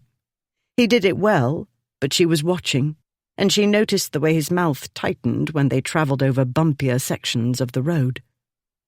After they'd covered about a mile, he shifted position, as though he meant to put his foot down. "You'd better keep it upraised," she said. "I realize it's an awkward position." The seat held 2 people with no room to spare, and his legs were long. "It shouldn't rest on your knee," he said. "It's too heavy." "I've layers of clothing to cushion my knee," she said. "But you might feel more comfortable if we take the shoe off." "After the foot's been in a rabbit hole, in a farmer's wet field?" "I have 6 brothers," she said. "My stomach is strong." He gave a chuckle, a pained one, but that was enough. She'd amused him. He let her take the shoe off. This was not as easy as it might have been. His swelling foot told her he'd either sprained the ankle or bruised it quite badly. Luckily, the shoes were soft, thin leather, not practical for tramping in fields, but easier to get off than boots. Though his stockinged foot smelled only of wet earth, she recoiled as though it had been a rotting carcass, and held her nose and pretended to gag, and carried on as though she would swoon. He thought this was hilarious. Males never did grow up. Not that this was always a problem. There were positive aspects of men being such simple creatures. To look on the bright side, she wouldn't have much trouble keeping him entertained for the remaining few miles of their journey. And that was very much for the best, because she needed to keep herself distracted too. The intimacy of holding his large, stockinged foot upon her knee was almost painful. A short time later, the Duke had told Olympia that Camberley Place was a ramshackle old house. She had pictured an old manor house set in a rustic landscape. The word ramshackle had conjured images of later additions tacked on, creating a rambling, picturesque structure. She was completely wrong. Camberley Place was an immense house dating to Tudor times. From the outside, it didn't seem to have changed much since then. Originally, though, it must have formed a quadrangle around the courtyard. The present structure opened into a pleasing U shape, and it was delightfully excessively decorated in terracotta and an abundance of painted glass. While they weren't expected or invited, he was, after all, the master. The gatekeeper had ushered them in without hesitation or any hemming and hawing about the family not being at home. By the time the post-chaise drove into the courtyard, people, servants, it looked like, had clustered at the windows. A moment later, a tall, thin man whose authoritative bearing told her he was the house steward emerged from the house. His minions trailed behind him. The house steward, whose name turned out to be Tukes, behaved in the way any self-respecting chief of household staff ought to do. He didn't turn a hair at finding a common dirty post-chaise in the grand ancient courtyard, but took it completely in his stride, without so much as an eyebrow twitch. Then, when the servants ran up to open the carriage doors, and everybody got a glimpse of who was inside, there was a lot of bowing and scraping, and underlings being ordered about. When the footman helped Ripley out of the post-chaise, his jaw tightened and his face whitened a shade. While Olympia was sure he hadn't broken his ankle, she knew a sprained or wrenched ankle could be extremely painful, especially at first. Luckily, Camberley Place had been built on level ground. He didn't have to climb a single step to go inside. Leaving Tukes to deal with the dog, the postilion, bridal corpses, discarded shoe and everything else, Olympia followed Ripley and the 2 strong footmen he leaned on into a cavernous great hall. There she found the expected heavy oak panelling and arrangements of armaments on the walls. But she could admire these antiquities later, she told herself.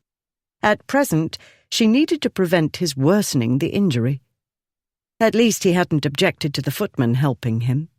The road, especially the last bit before they reached the carriage drive, had been especially rough. She wondered where to put him. Their hostess had not yet appeared. She told herself not to panic. Since the ladies weren't expecting company, they might be anywhere. Visiting neighbours, for instance. One thing at a time. Where to now? she said. Library, Ripley said. It wasn't the nearest room, but he insisted, without explaining. Not that he explained much of anything, such as letting anybody know why he couldn't walk on his own and wore only one shoe. Beneath his ducal dignity to explain, of course. Everybody about him must try to assemble clues and work things out as best they could. But she wasn't a duke, and she saw no point in letting the staff whisper and conjecture instead of knowing precisely what they were dealing with. By the time the footman had planted him on a sofa and propped up his foot on a cushion, Tukes had returned. To the steward she said, "His Grace appears to have sprained his ankle." bruised, Ripley said. "We'll see," she said as she bent to examine it. "But since I didn't shoot you in the foot or drop a large rock on it, and nobody here knows me, I'd rather not be under suspicion." Hardly the sort of thing to upset anybody here, he said. Amuse them, rather. He looked up at the house steward. Whether her ladyship did or didn't use violence against me, I need a restorative, Tukes. Brandy. Large. Yes, your grace. "And ice," she said, "as soon as possible. Though it doesn't seem grossly swollen, it's certainly not as it should be. At best, the bruising is severe, and the quicker we deal with it, the better. I shall want bandages as well, and vinegar, and a maidservant to assist me." "And a physician, my lady," Tukes said. "No quacks," Ripley said. "I only banged my ankle. I don't need any bones set, and I won't be bled and purged for a little mishap in a rabbit hole. All I want now is a large glass of brandy." Tukes went out. Olympia rose. "Where is your aunt?" she said. "Somewhere about," he said. "Are you sure?" she said. "She hasn't left Camberley Place in 3 years, he said. She hasn't been socially inclined since Uncle Charles died. She'll be somewhere about, but somewhere covers a considerable territory. We may have a wait before she appears." She gazed at him accusingly. "She doesn't like company, and you brought me here." "It isn't quite like that," he said. "Then what is it like?" "I'm not sure," he said. "My mother and sister seem to understand. Alice says she's a ghost." "A what?" "Figure of speech," he said. "You're not going to turn hysterical on me now, are you?" "I might." She sat in a nearby chair and folded her hands. "This day feels as though it's gone on for weeks. I believe my nerves are wearing." For a moment she'd envisaged a deathly ill or dying auntie, and having to leave this house and seek yet another refuge. In that moment she'd wished she'd stood before the minister the way she'd promised to do. Was it only this morning? She wanted to put her head in her hands and weep, but she couldn't. She had to see to Ripley's injury first, before he did anything to make it worse. Males had an appalling tendency to worsen their injuries because of a mystical belief that if they said nothing was wrong, and they could do what they wanted. "Nothing to fret about," he said. "Aunt Julia is a superior sort of relative." Before Olympia could ask any more questions, Tukes returned with 2 footmen, a sturdy maid named Mary, the brandy, and the various other items Olympia had requested. "Tukes," Ripley said, "where's my aunt?" "At the mausoleum, your grace. Joseph has gone to inform her of your arrival." "You heard him," Ripley told Olympia. "At the mausoleum. I told you she was somewhere about." Well then, Aunt Julia wasn't better. Still, this was Camberley Place, and even haunted, it remained the refuge Ripley remembered. Household in order, servants going about their business calmly, and everything looking clean, neat, and well cared for. The antithesis, in short, of the home in which he'd endured too much of his boyhood. He watched Lady Olympia direct the servants to bring a small table to the sofa. There she had Mary set out strips of cloth and bowls, a bucket of ice, another of water, and a small pitcher of the vinegar she'd ordered. She had them move her chair closer to his foot. Then she sent all of the servants except Mary out of the room. When the door had closed behind them, Ripley said, "You didn't want a brace of footmen leaping to do your bidding?" "Best not to let the men see you weep," she said. "And do try to keep the screaming down. I don't want them bursting in to the rescue and making things worse." A titter escaped Mary. "Do not be alarmed," he told the maid. "I shall sob quietly into my brandy." He took a sip and then nearly choked because Lady Olympia drew up his trouser leg and her hand, her bare hand, touched his skin for an instant, and it was as though she'd applied an electrical machine. He didn't leap from the sofa, but he must have twitched at least because she looked up at him. "Sorry," she said. "Is it tender?" No, just nothing. Thought of something." "I shall do my best not to hurt you," she said. "But I fear the area is going to be very sensitive." "Several areas, actually." "Don't worry," he said. "I've borne worse." He told himself to relax and enjoy it. By the looks of things, this was as close to womanly attention as he'd get this night. But as he saw her hand move to his garter, he said, "I can do that." "Really?" she said. "You know how to untie your own garters?" "And pull up my own stockings," he said. "And darn them, too," he could have added. "Drink your brandy," she said. "It's better to leave this to me." "I'm not sure it's proper," he said. "Not that I remember what is and what isn't." "There's nothing to be afraid of," she said. "Afraid?" "I've done this any number of times. If it isn't one of the brothers, it's one of the cousins, or their friends. You're safer with me than with most doctors." "That I don't doubt," he said. "Then be brave," she said. "I'm going to untie the garter. Try not to cry." Gently she untied the garter. His groin tightened. She set the garter on the sofa. He stared at it and drank brandy. She touched his stocking. He swallowed a groan. Slowly, gently, she peeled the stocking down his calf. The room grew hot, and he tried to think of cold things, like the mausoleum, and Ashmont, yes, Ashmont, to whom she belonged. Ashmont, so cheerful, talking about getting married. Slowly, gently, she drew the stocking down his foot.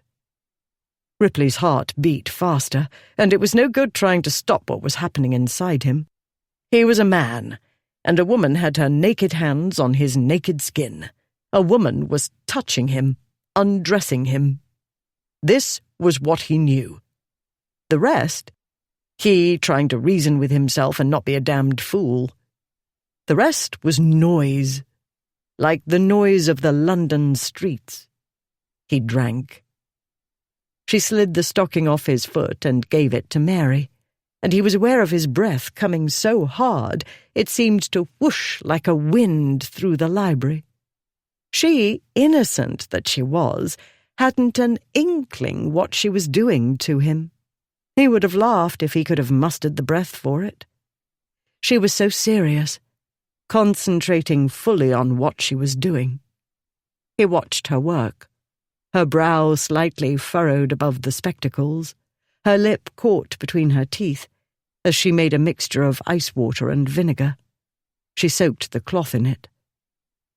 "It's going to be cold," she said. "Brace yourself." Cold, yes, he needed cold. She wrapped the icy bandage around his ankle, and he nearly jumped off the sofa and said a word even he knew one didn't utter in front of women. "Yes, I know," she said. "But in a moment it'll feel better." "Right," he gritted out. Then it did feel better, in more ways than she knew. The cold shock worked wonderfully. numbing not only his foot, but the frustrating sensations of a moment before. With Mary helping, she continued her work, wetting more strips of cloth and wrapping them about his foot. He told himself his suffering was his own fault. He should have insisted one of the men servants attend to him. But Lady Olympia was so dictatorial that the reasonable thing to do hadn't occurred to him. And dictatorial, he told himself, was exactly what Ashmont needed. And yes, maybe Ripley felt a qualm or two about a misspent life that had kept him away from such interesting girls. And yes, maybe he wouldn't altogether mind being wrestled into order by a tyrannical female in spectacles. But mainly what he felt was balked in every direction. Her ministrations had got him all excited, with no way of relieving the excitement. He hadn't a prayer of dealing with his celibacy this night, or of dealing with Ashmont. The chances of Ashmont running amok were very good. One could only hope he'd drunk himself unconscious before he could get into fights with members of her family. Her voice dragged him out of the private hell he was constructing. "I know that many medical persons recommend liniments or leeches or both," she was telling Mary. "But mariners rely on cold and wet. They will hold the sprained part under the pump when the ship is pumped out morning and evening. And you know seamen are wanted to be fit and strong again as quickly as possible. A number of medical men urge similar treatment. At least it isn't winter time. As the shock fades, the cooling sensation ought to be not entirely unpleasurable." She looked up at him, her brow wrinkled in worry. "Have I made the bandages too tight?" "No," he said. "You're scowling," she said. "Yes," he said. "I had a plan. I mentioned this, I believe. I would bring you here, then go back and deal with Ashmont and everybody else." "You can't go anywhere," she said. "It's essential to rest the foot and keep it elevated." "Drat you, Ripley! Now what have you done?" came a familiar voice from the doorway. "Hardly back in England, and in trouble already." Chapter 9. Aunt Julia remained for a moment on the threshold, fists on her hips, wearing the grim expression that had cowed him when he was a child. Even now it made him uneasy. She looked harmless enough, fair and sweet-faced, and while above average height, not impressively so. She had the knack, however, of appearing impressively above average formidable. She'd stood up to his impossible father when few men would or could. All the same, she seemed to Ripley a pale imitation of herself, the ghost Alice had written about. And that wasn't simply the sombre grey dress, with its sensibly narrow but unfashionable sleeves. Still scowling, she advanced upon him. She didn't box his ears as he expected, but ruffled his hair as though he were still a boy, before turning her attention to Lady Olympia. "And this, I collect, is the lady who shot you?" Her brow knit. "Plague take you, Ripley.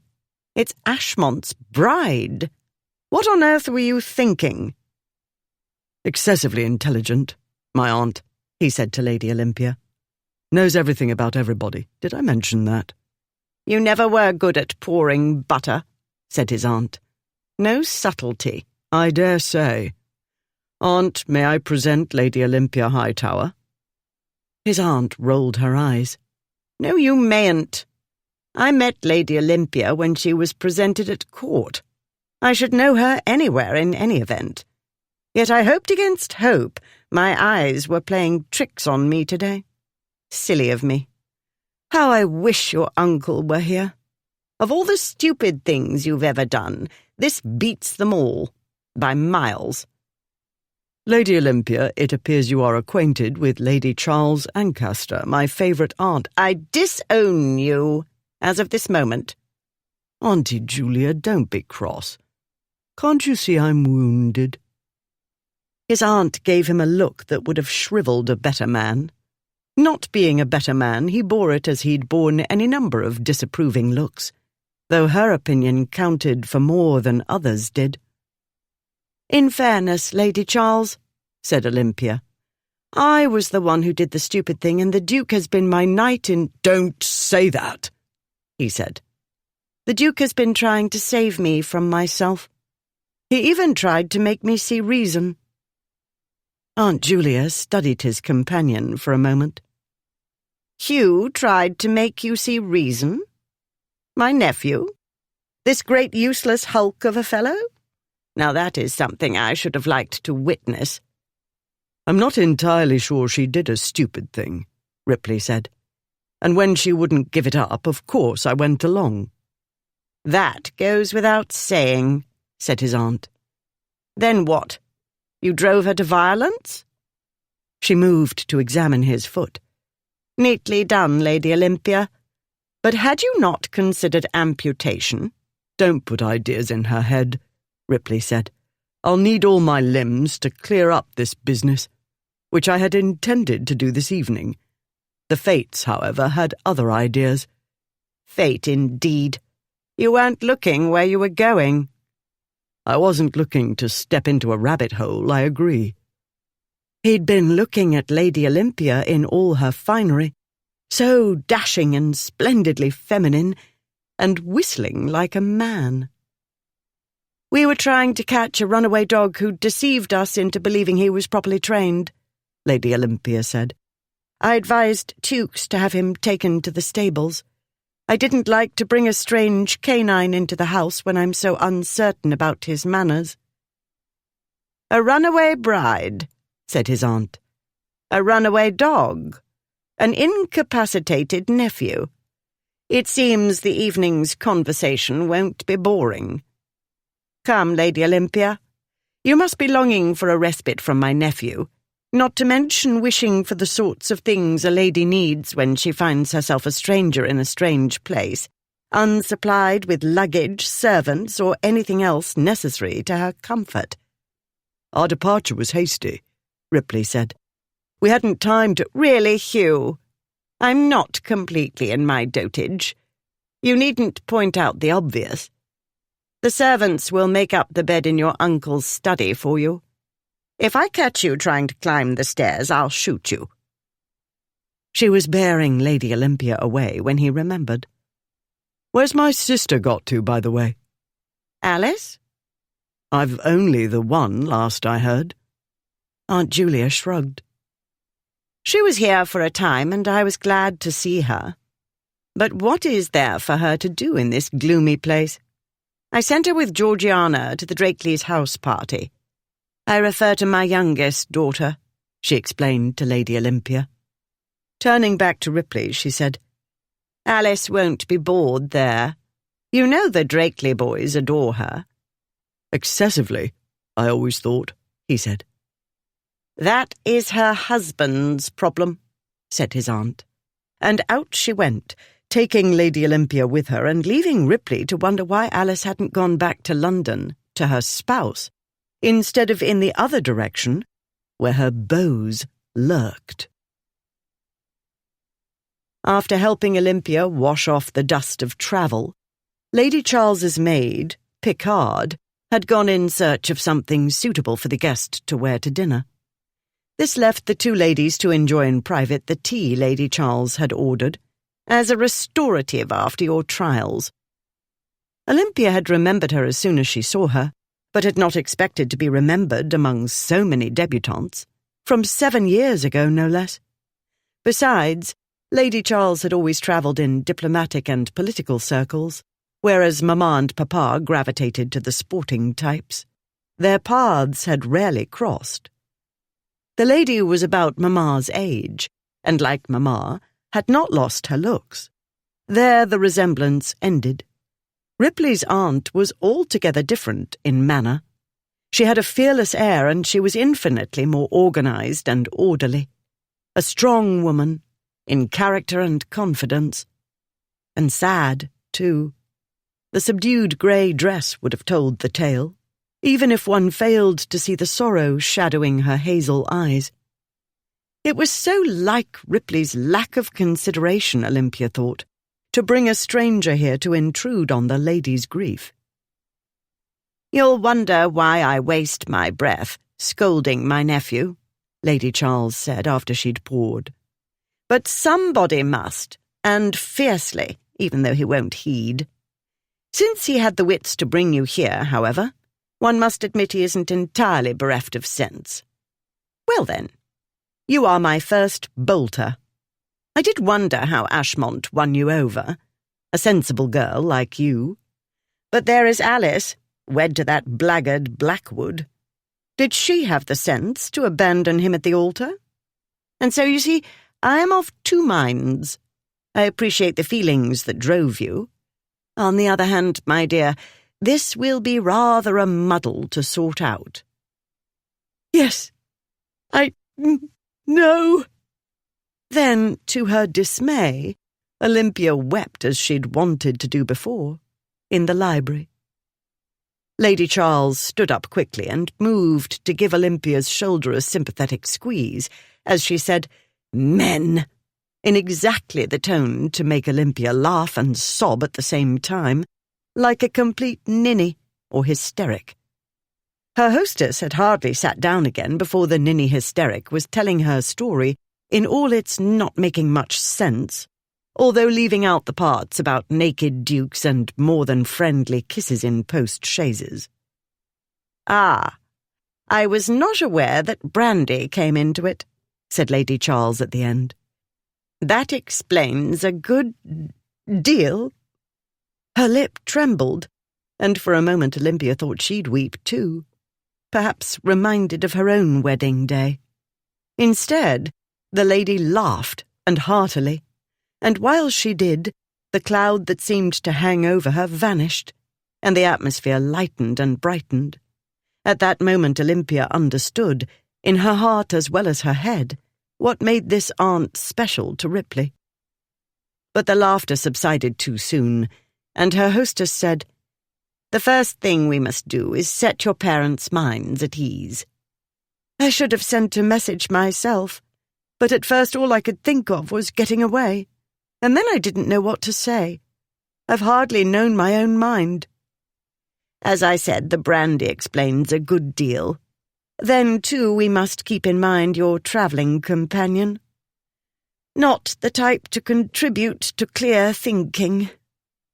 Lady Charles closed her eyes briefly, then with a sigh opened them. "Those three, really. One makes allowances, given their fathers. But, my dear, when a man reaches the age of 29, one would hope for maturity." Olympia knew nothing about their fathers. None of them had been alive by the time she left the schoolroom. Though Lady Charles had made her very curious, it would be impertinent to seek details. "All in all, I thought the Duke took matters calmly and about as logically as he could in the circumstances," she said. "My behaviour was irrational. There I was, changing my mind constantly and falling into the river and stealing the dog, and he took everything in his stride." "Of course he would," said her hostess. "It's nothing to what those three have done. Stop berating yourself. When men do the sorts of things you did, everybody's amused." "But I'm not a man. You know caricatures of me will hang in the print shop windows, and my name, of all names, will feature in Fox's Morning Spectacle, and nobody will say boys will be boys, because I'm not a boy." "Indeed, it's most unfair," Lady Charles said. "But you leave it to me. I'll write to let your parents know Ripley brought you straight to me. It's best they think so. You may trust me to find a way of putting matters so as not to distress them. I've had a good deal of practice, I promise you. The letter will go out this night, express. They'll have it in a few hours and will sleep easy." "I should like to think so, but I very much doubt it. How they'll face their friends I cannot imagine, and how I wish I'd thought more of them before I climbed through the window." "They'll get over it if you end up married to a duke," said Lady Charles. "All the world will get over it." "That isn't likely at this point. "The Duke of Ashmont needs you," the lady said. "It's perfectly obvious." "Not to me," Olympia said. "That's because you don't understand him as well as some of us do," Lady Charles said. "I heard about your encounter near the Clarendon Hotel. The metaphor was obvious to me. Ashmont desperately needs to be pulled back from the brink. Like most men, he may have some idea he's unhappy, but like most men, he doesn't examine his feelings. As a result, he has no notion what the problem is. But some part of him must be weary of the life he lives and the chaos he creates." She paused. "I wondered if Ripley was weary of Ashmont or of that life, and if that was what sent him abroad without his friends." Neither man struck Olympia as weary with anything, but then she didn't know them as well as this lady did. "But that is neither here nor there," Lady Charles went on more briskly. "The point is you weren't having any of Ashmont's nonsense, and that got his attention." "He decided to marry me because I made him go home and change his boots?" Olympia said. "Your manner made him take notice of you. After that—" The lady considered for a moment. "I strongly suspect that someone told him he hadn't a prayer of attaching you. That's what I would have done had Ashmont mentioned to me a girl I approved of. He's competitive to a fault. He'll soon realize he'll have to work to win your respect and love, and when he does, if—" Olympia couldn't help interrupting. She'd managed 5 younger brothers. She couldn't look forward to playing nanny to a grown man. "Not if," said Lady Charles. "When. I know him as well as I know my nephew and the other idiot. Where one goes, there go the other two. They've been inseparable since they met at Eton. I should never have expected Ripley to go abroad without them and stay for a full year. But, as I said, it's possible he was tired of that manner of life. And I do think he must have matured. Not much, to be sure, but enough to do what he could to, well, not make matters worse today. Matters would have been better if Olivia had not seen him naked, and if he had not kissed her in that not friendly way. But he was wild, and had always been wild, a practical joker as well as a rake. The trouble was, she'd been exposed to more disreputability than she was used to. It had happened in the course of a few hours, and this had thrown her off balance. When she wasn't drunk or off balance, she was a practical girl. This was why she'd agreed to marry the equally disreputable Ashmont in the first place. Nanny or not, his failings aside, if she got a second chance, she'd be a great fool not to take it, because after this debacle, it would be her last chance, absolutely. Had Aunt Delia been at home to take her in, the scandal would have been muted. Now Olympia's reputation must be in ruins. Ripley said otherwise, but he was a man, and a duke.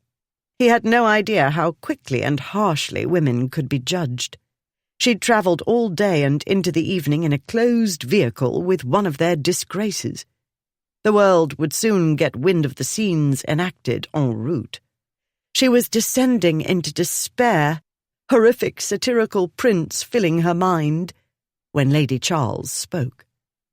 "Listen to me," the lady said. "Don't underestimate Ashmont. It may take some time, but when he wins your respect and love, you'll be happy you married him. I speak from experience. Charles was not my first choice. I confess, in fact, that I married him in resignation, if not despair. But he was determined to make me happy, and the testimony to my happily married life is my unhappy widowhood. Still, time heals all wounds," she added more cheerfully. "Everybody says so, and I'm sure I'll come to my senses eventually. But we can talk more later if you like. For now, I recommend you try to rest." She went out, and a servant came in and collected the tea things. Lady Charles had given Olympia a great deal to think about, as though she hadn't enough already. Her mind racing, she was sure she hadn't a prayer of resting. She began to pace the room instead, trying to sort and catalogue everything that had happened to her today. She didn't remember lying down, and was very surprised when Picard woke her to dress for dinner. Though he wore to dinner a set of his uncle's clothes, which didn't fit, Ripley carried it off, as he'd done with the garments he'd acquired in Putney. He looked ducal and upsettingly attractive. After an argument, Olympia persuaded him to keep his foot up on a chair. He did this with a lot of grumbling, but after a while he forgot about the indignity, stopped grumbling, and became entertaining. He talked mainly about his travels on the continent, and he was a fine storyteller, like the writers of romance he was so fond of. He made both women laugh again and again, and he looked so disarmingly mischievous and pleased with himself for accomplishing this. This was good, because it took Olympia's mind off family and scandal and Ashmont. It was bad because she could have listened to him all night. When last had she wanted to listen to a man who wasn't talking about books? Why did it have to be him, of all men? Still, she let herself enjoy the respite from inner turmoil. With servants going in and out of the dining room, private matters had to wait until after dinner. They didn't wait long. After dinner, Lady Charles and her guests adjourned to the library. As soon as the servants had settled His Grace upon a sofa, finished fussing about this and that, and gone out, Lady Charles rounded on her nephew. "Did you have any sort of plan?" she demanded. "Or did you come here expecting me to sort everything out?" "It's complicated," Ripley said. "Lady Olympia has told me, not everything knowing you, but the relevant portions," said his aunt. Face hot, Olympia left her chair and went to examine a set of books at eye level. Not that she saw what they were. She was too busy telling herself that Lady Charles couldn't possibly have imagined a naked duke scene as one of the parts of the journey her guest had failed to mention. "My plan was to leave Lady Olympia safely with you and Alice," Ripley said. "I would then return to London and encourage Ashmont to try again." "Really?" said Lady Charles. "Why would you suppose he'd remain quietly in London? That isn't like him at all. It's far more likely he's hunting you down." "That's the complicated part," Ripley said. "He was already half seas over when Lady Olympia and I set out. When he didn't catch up with us in Putney, I gambled that he'd kept drinking, and Blackwood would put him to bed as we always do. Since Ashmont hasn't turned up yet, the odds seem to be in favour of that theory. Still, if he does turn up now, I'll deal with him. You may leave it to me." Olympia turned away from the books. "Leave it to you? I'm the one who ran away. If he does come, which I very much doubt, I ought to be the one to deal with him." "Not a bad idea. When he comes, attack first and make him defend himself," Ripley said. "If he comes," she said. "He'll come," Ripley said. "I merely laid odds he wouldn't arrive today. Still, we might allow for the possibility, remote as it is, of Blackwood's sobering him up. In that case, and if Blackwood's with him, helping him put two and two together, he'll find us soon enough. We didn't exactly pass unnoticed. The problem is I should have preferred to talk to him before he came here to carry off his bride." "Since that is not going to happen, you'd better make an alternate plan," Lady Charles said. "If, for instance, those two scoundrels turn up at 3 o'clock in the morning."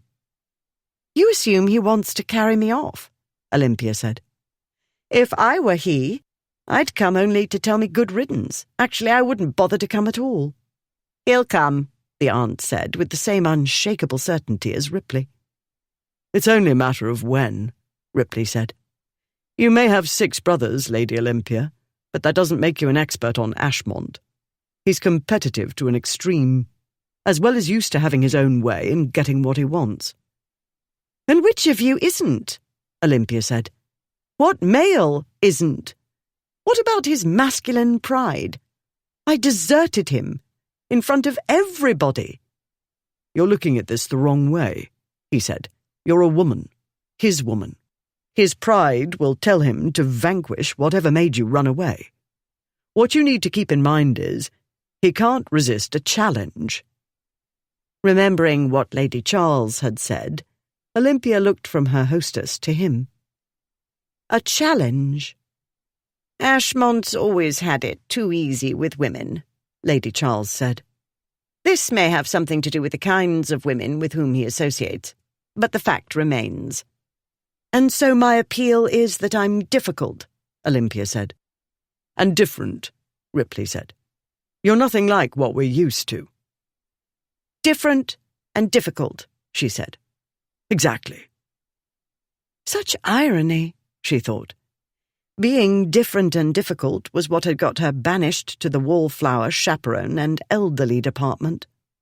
If only she'd known these qualities appealed to rakes. But no, it wouldn't have made any difference, because good girls kept their distance from men like their disgraces. It isn't exact at all, Lady Charles said. Ashmont's a man. The first thing he notices is not her personality. Oh, that goes without saying, Ripley said. Olympia couldn't think of what else men noticed first, apart from looks, which was perfectly obvious.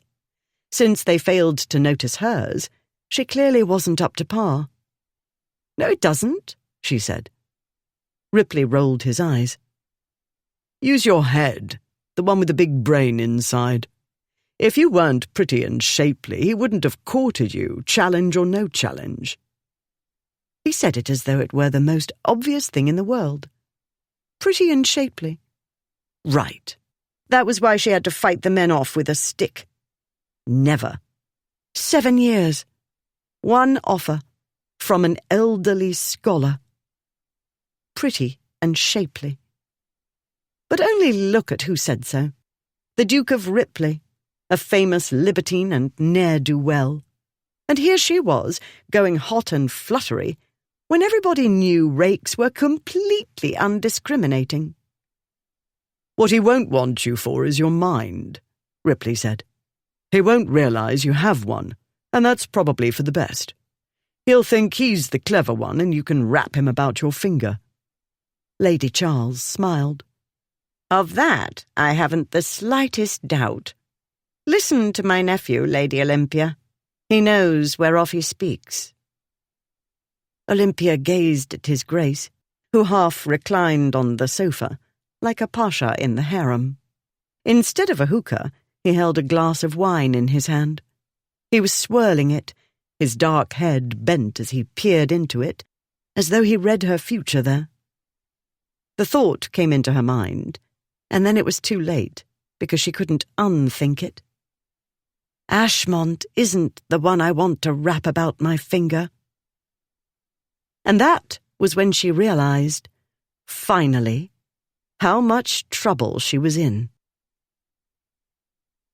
The lady balked because you didn't woo her thoroughly. All I did was try to persuade her to come back. When she wouldn't, what else could I do but make sure she didn't get into trouble?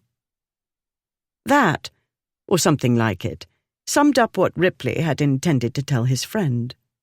He had a good deal of advice to supply as well on the care and handling of Lady Olympia Hightower, though it would be no small labour getting Ashmont to sit still long enough to pay attention.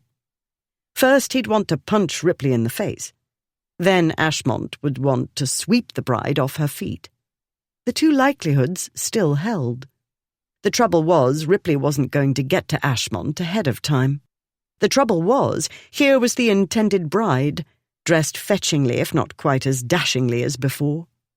She wore a blue dress Ripley supposed had belonged to Georgiana or one of his other cousins, or perhaps even Alice. Not Aunt Julia's, though. These days her wardrobe ran to dull greys and browns, and boasted little in the way of ornament. This evening Lady Olympia was as prettily ornamented as one of his French cook's fine pastries. Though her neck and shoulders weren't bare, they might as well be, because the embroidered lace chemisette, being nearly transparent, couldn't hide the smoothness of her fine shoulders and the soft swell of her breasts above the dress's neckline. The maid had put her hair up in a fashionable style, with braided loops along the sides of her head and large twirls of hair on top, and ribbons twining through. Ripley was a man. This meant that even while he was trying to decide what could be done about Ashmont, he was thinking in greater detail about the process of undoing ribbons and letting the soft, thick brown hair fall about her shoulders and undoing the rest of her ensemble, bit by bit. He tried staring into his wine as though an oracle lived there, but he was aware of her all the same. He should never have had a taste, because a taste was never enough. He was a man always greedy for pleasure, of the table, of bed, of everything, and he was too much in the habit of getting what he wanted, and too little in the habit of resisting temptation. He reminded himself that this wasn't the usual temptation. He wasn't competing with Ashmont for an actress, ballet dancer, courtesan, or merry widow. Ripley wasn't allowed to compete this time. And this wasn't one of those tedious social rules he had no compunction about breaking. Ashmont was his friend, and she was Ashmont's betrothed. Heaps of legal documents had been signed. Half the world had been invited to the wedding. And Ashmont wanted to marry her. He'd made that more than clear. He'd simply failed to persuade the bride she wanted to marry him. "Ripley?" His aunt's voice jolted him back to the moment. "If you have no further marital advice for Lady Olympia, perhaps you'll turn your mind to preventing mayhem if your partners in crime come roaring to the house in the small hours of morning." "You don't allow mayhem," he said. "This is an exceptional circumstance," she said. "You've never made off with one of your friend's brides before."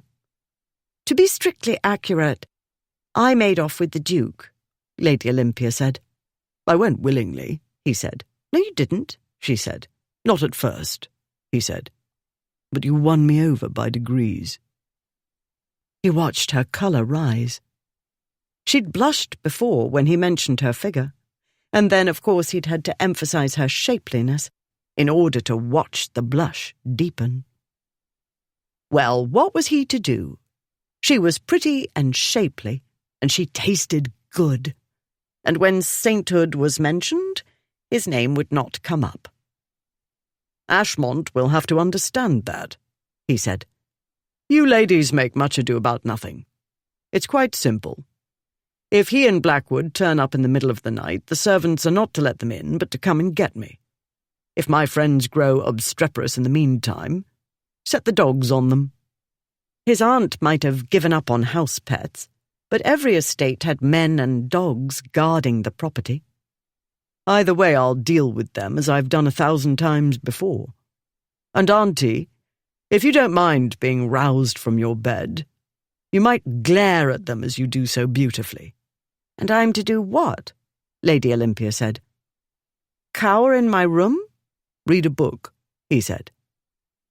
The look she sent him over her spectacles.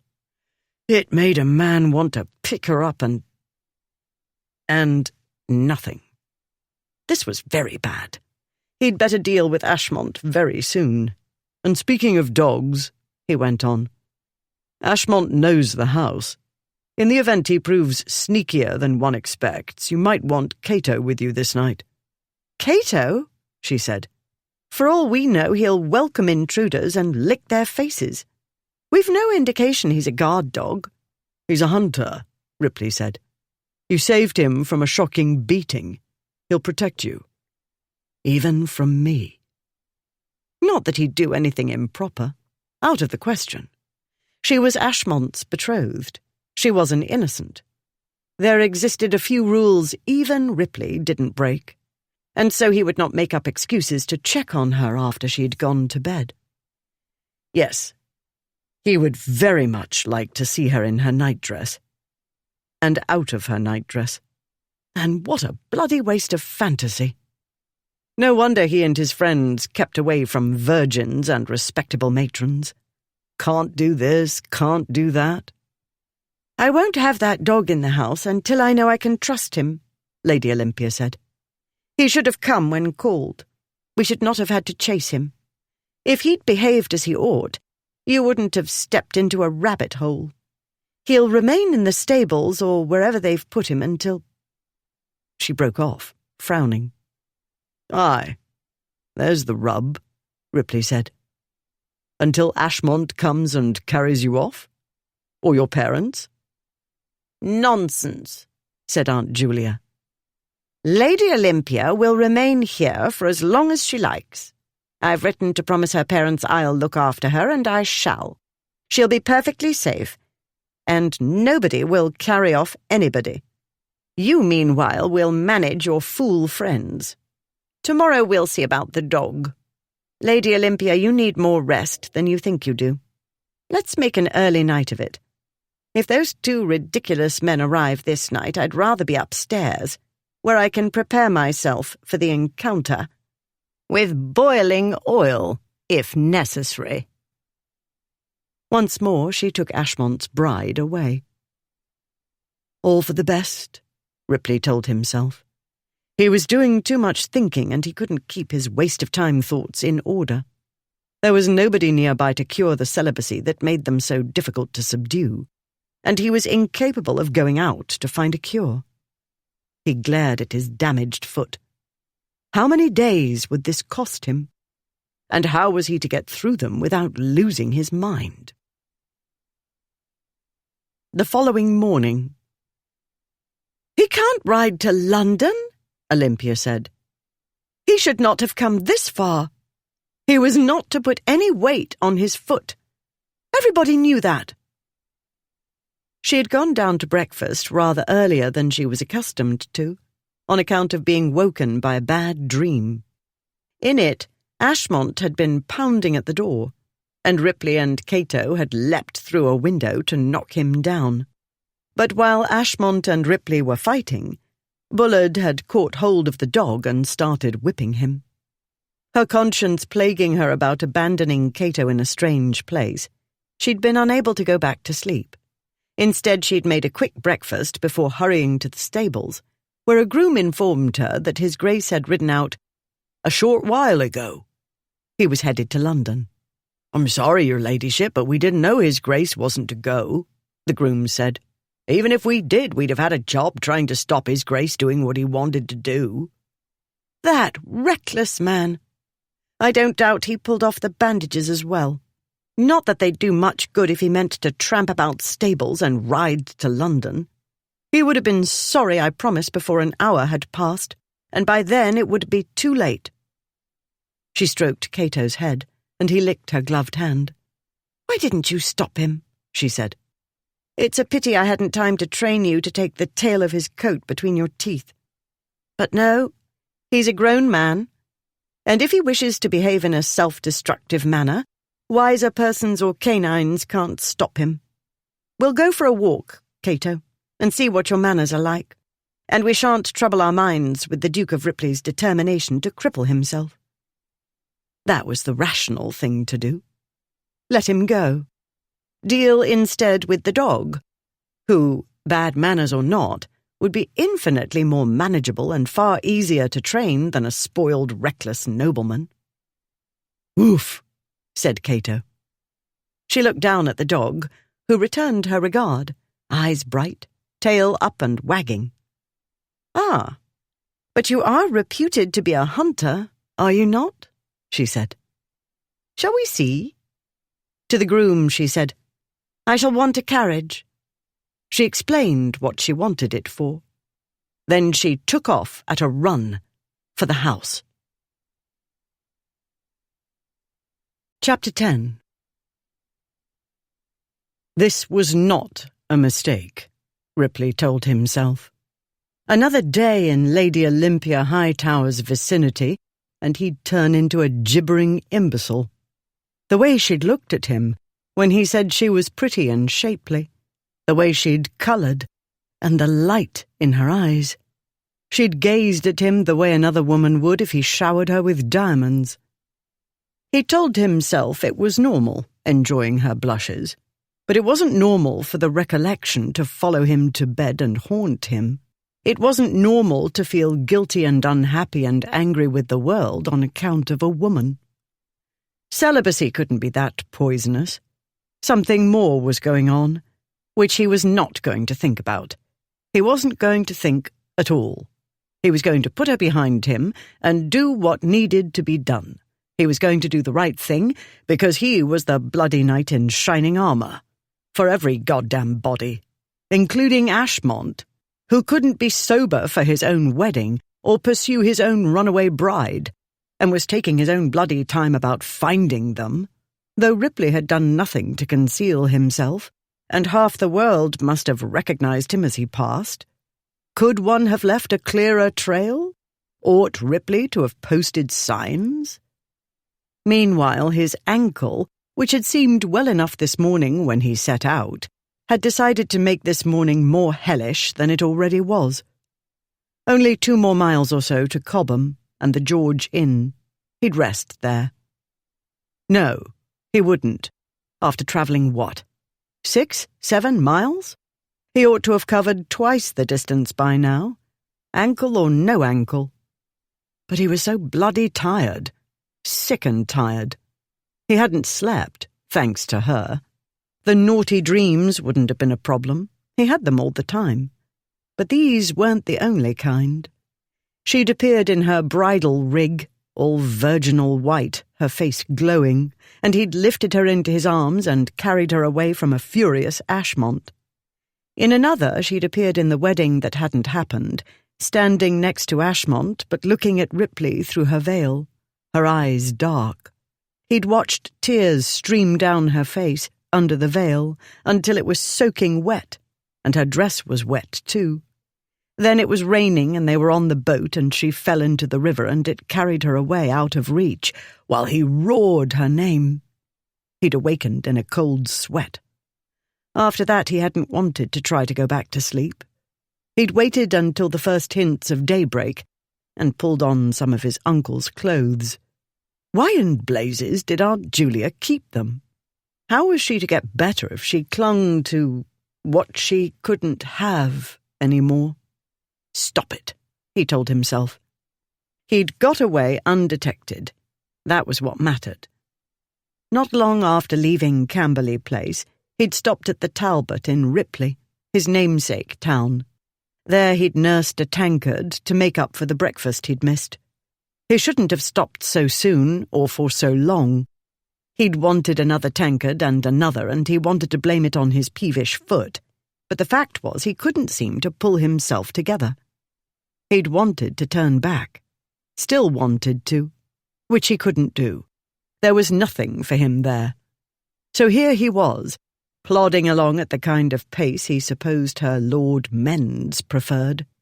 Why?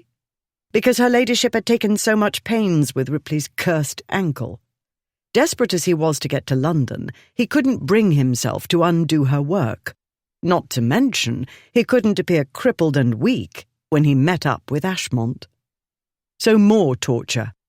Every time the plaguey ankle gave one of its obnoxious twinges, Ripley remembered Olympia's hands on him, on his foot, and the businesslike way she'd looked after him, completely oblivious to his desperate state of arousal. She was kind, Ashmont had said. She had no idea what her brand of kindness did to men like them. He glanced up. The sun, trying to break through leaden clouds, cast a sickly light. Oh, good! Just what he liked best, plodding along to London in a downpour. Yes, you poor sad martyr, travel in the rain, as though you haven't done it time and again at high speed. But then he'd been drunk. Now he was all too sober. He should have drunk those additional tankards. How much would he need to drink to wash her out of his brain? Not too late to find out. He could hire a post-chaise at the George. Then he could travel at better speed. He could drink a tankard or 3 while the stableman made the chaise ready, and take a bottle with him in the carriage. With somebody else driving, he could drink himself blind. Only 2 more miles, or not much more. He'd no sooner thought it than the world about him darkened. Above, the clouds churned, turning black around the edges. A droplet splashed on the horse's head. He heard another strike his hat. His uncle's hat, rather. Though vastly superior in quality to the one he'd bought in Putney, it fit only a degree better. More raindrops fell, faster and faster, pattering on leaves and scattering the road's dust. Lovely. Why the devil hadn't he stayed in Florence for 1 more blasted day? He wouldn't be here now. The wedding would have been a fait accompli, or not. At any rate, the bride would have been somebody else's problem, and he would never know what he'd missed. His mount, untroubled by the rain, plodded on. Ripley told himself to plod on. A little wet wouldn't kill him. The rain beat down harder and poured off the rim of his hat down his neck. Demons dug their daggers into his ankle. He peered out from under his hat brim into the downpour. On the near side stretched a common. No shelter there. Not many yards ahead on the right, though, at the edge of a tangle of bushes, stood a wooded area. He made his way there and found a narrow track. He turned into it and rode on a short distance into the cluster of trees. They grew thick enough to keep off the worst of the deluge. There he waited, and waited. His ankle throbbed. He needed a drink. He needed to fight with somebody. He dismounted, his ankle acting as though he was trying to murder it. "Go to hell," he told it. He found a stump and sat down, his leg outstretched. "You must keep it elevated," she'd said. He remembered the way she'd held her nose and pretended to gag when she took off his shoe. He remembered the way she went after the bully. He thought about her being married to Ashmont and felt sick.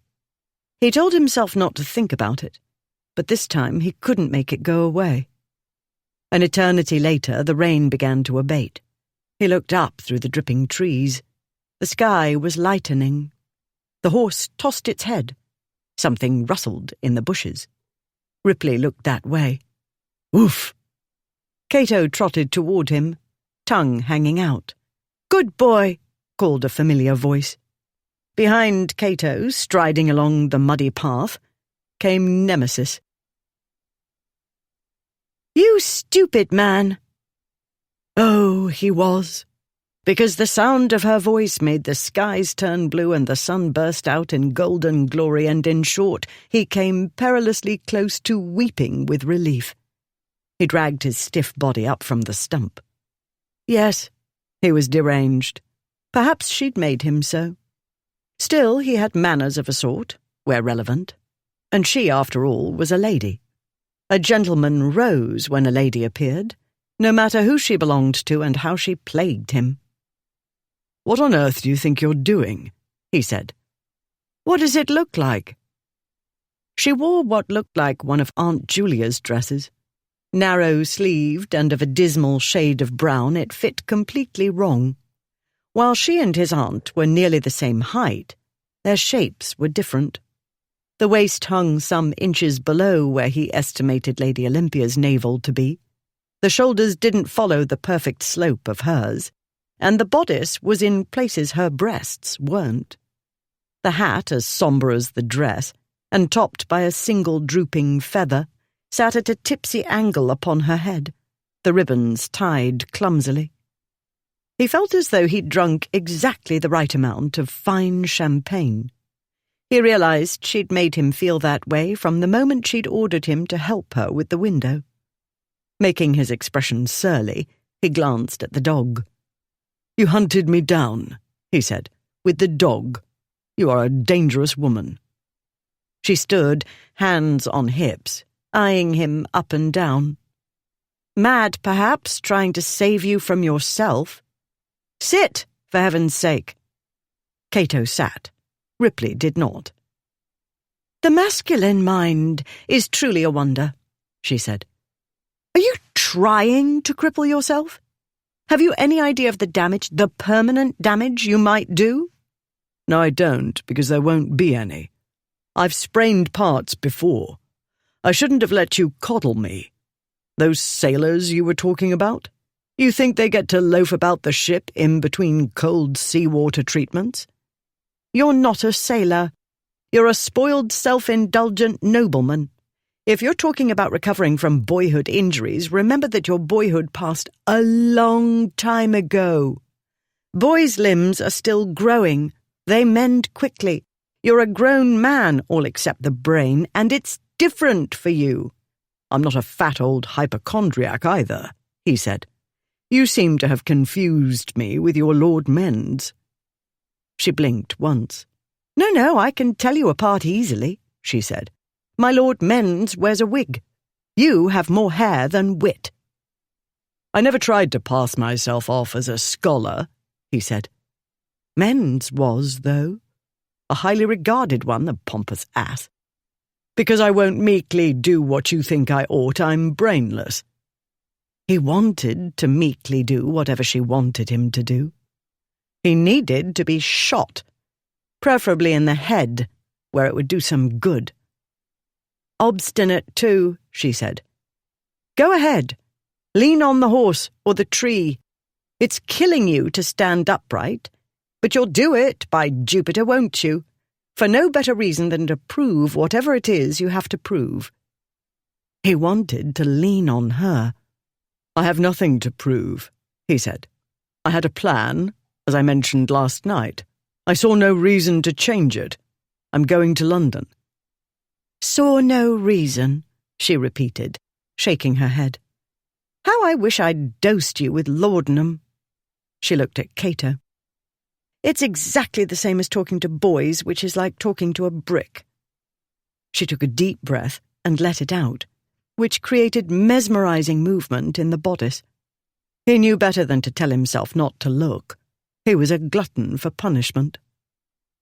Turning from Cato to Ripley, she said, I know it's a waste of breath, but both reason and conscience demand I point out a few simple pieces of common sense. One doesn't put weight on an injured limb. One keeps it elevated. One gives it time to recover. It had plenty of time, he said. The calming breath hadn't worked, apparently, because her eyes flashed and her cheeks pinkened, and she cried, 10 hours isn't time enough, you brick-brain! She waved her fists in the air, and the motion made the dress go one way and her breasts another. And hours riding about the countryside don't count, you great ox! She was delicious. He hated Ashmont, also himself. It was long past time to make his exit. If you're quite done with the sermon, I'll be on my way, he said. He turned away to collect the reins. Go, she said. Have it your way. I must have experienced a temporary derangement thinking reason and conscience carried any weight with you.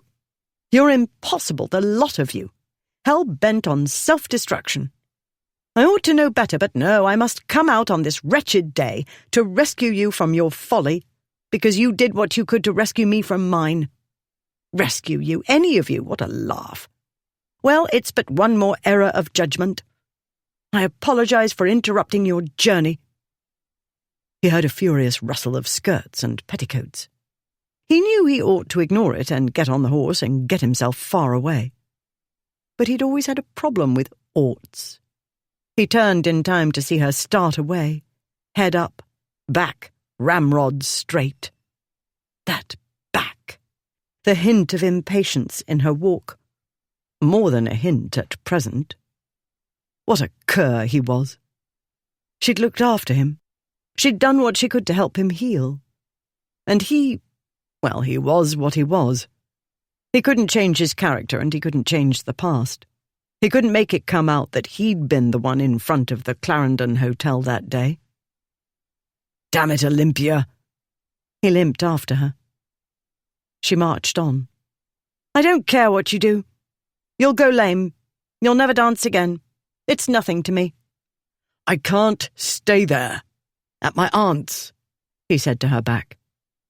You don't understand. You'll never understand. I don't want you to understand. That made no sense, and he didn't care. "You're right," she said. "I don't want to understand. It doesn't signify at all to me what you do, but I thank you for the lesson." She turned toward him in a storm of swooshing skirts. "If I get another chance with Ashmont, I'll know better than to take any notice of anything he does. I shall live a life of the mind, which is more than acceptable, and worlds less aggravating than trying to communicate with any of you." He grasped her arm. He was vaguely aware of Cato growling, but that was merely background noise to the foreground cacophony in his head. "I have to go away because—" "I don't care," "Because," he said. Because there she was, irate and smelling of rain and woodland and fresh things, her arm warm under his hand. She'd kept him up all night, and the too brief taste of her still haunted him. He was a reckless blockhead, but that was who he was, and here she was, and they were alone, and he wanted. That was as much as he knew, really, as he pulled her into his arms, muttering, "Because this." He kissed her, and at the first touch of his lips to hers, the desire he'd been battling for what felt like eons won. He kissed her in the way of a man who wants what he can't have, and has to have it anyway. The way of a man who knows only when he's got it and needs to know nothing else. And with the first taste and feel of her mouth, and the way her body felt, crushed to his, all the feelings that had been crashing this way and that all wrong, turned right. And when she grasped his shoulders and held on, something inside him, some taut part of himself, which seemed to have been waiting eternally, surrendered. He cupped the back of her head and kissed her more urgently, persuading. "Stay," he urged with his mouth. With a sound like a sigh, she gave way, and the world tilted right again. Her lips parted to him and her body melted against his, and the warmth of it and the wave of turbulent pleasure made him stagger, his bad leg wobbling dangerously. He didn't care about his foot or about pain or anything but her. He held her and drank in the taste and feel of her as he sank backward, falling until his back struck something hard and rough. Up or down, it didn't matter, because this was what mattered. The shape of her and the way she fit against him and the wondrous rush of feeling. And above all, the power of a kiss, ever deepening as she followed his lead. She did that well. She learned quickly, and demanded in the same way he did, until the first pleasurable warmth swelled into a dark heat, burning up what little reasoning power remained in his brain. Sensations, emotions, on the other hand, he had in plenty.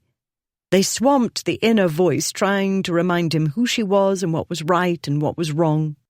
He dragged his hands down over her perfect shoulders and down her straight back to the fine curve of her bottom. That felt good. Perfect. He pulled her hard against his groin. That was better. But she gasped and broke the kiss and wriggled.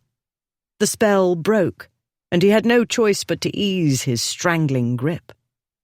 Though this made only the smallest distance between them, it was enough. The world came back and his powers of thought returned, and his brain demanded to know what he was about. Had he lost his mind at last? Was he dead drunk? Concussed? It didn't matter how much he wanted her. It didn't matter if she haunted his dreams and wouldn't let him sleep. It didn't matter if she charmed and intrigued him and he hated Ashmont for being the first to stop watching from a distance. Still, Ripley didn't release her completely. If she'd pulled away more forcefully, he would have let her go. He hoped he would, at any rate, but she didn't. She only stood in the circle of his arms, looking up at him, spectacles askew. "All right," she said, her voice thick. "Well," she shook her head. "But no." She pushed at him. Then he had no excuse not to let go. She stepped back, straightened her posture, straightened her dress, and adjusted her spectacles. "That was Educational? Educational? Oh, it most assuredly was. She, an innocent. She, his best friend's betrothed. Ripley pushed away from the tree that had propped him up. He swore. He tore off his hat and hit the tree with it. He swore and swore until the space about him ought to have turned blue, and the trees ought to have shriveled up. As it was, birds flew up from the branches and squirrels scolded, and small panicked creatures raced through the undergrowth. "Ripley, for heaven's sake!" He heard her, but his mind shouted more loudly. Ashmont was his best friend, since boyhood, since those miserable early days at Eton. They'd always stood up for one another, the three of them. And Ripley... He kicked the tree, with his left foot, not the damaged one, though that was pure luck because he wasn't thinking. But the jolt unbalanced him, and down he went. Meanwhile, at Camberley Place. "London?" Ashmont repeated. He and Blackwood stood in Lady Charles Ancaster's drawing-room. Ashmont sported a black eye. Neither gentleman's appearance was elegant. They appeared to have been run over by market wagons, and possibly a herd of cattle. "So it would seem," her ladyship said. She held out the note Ripley had left for her. Ashmont took it and read, "Gone to London. Ah."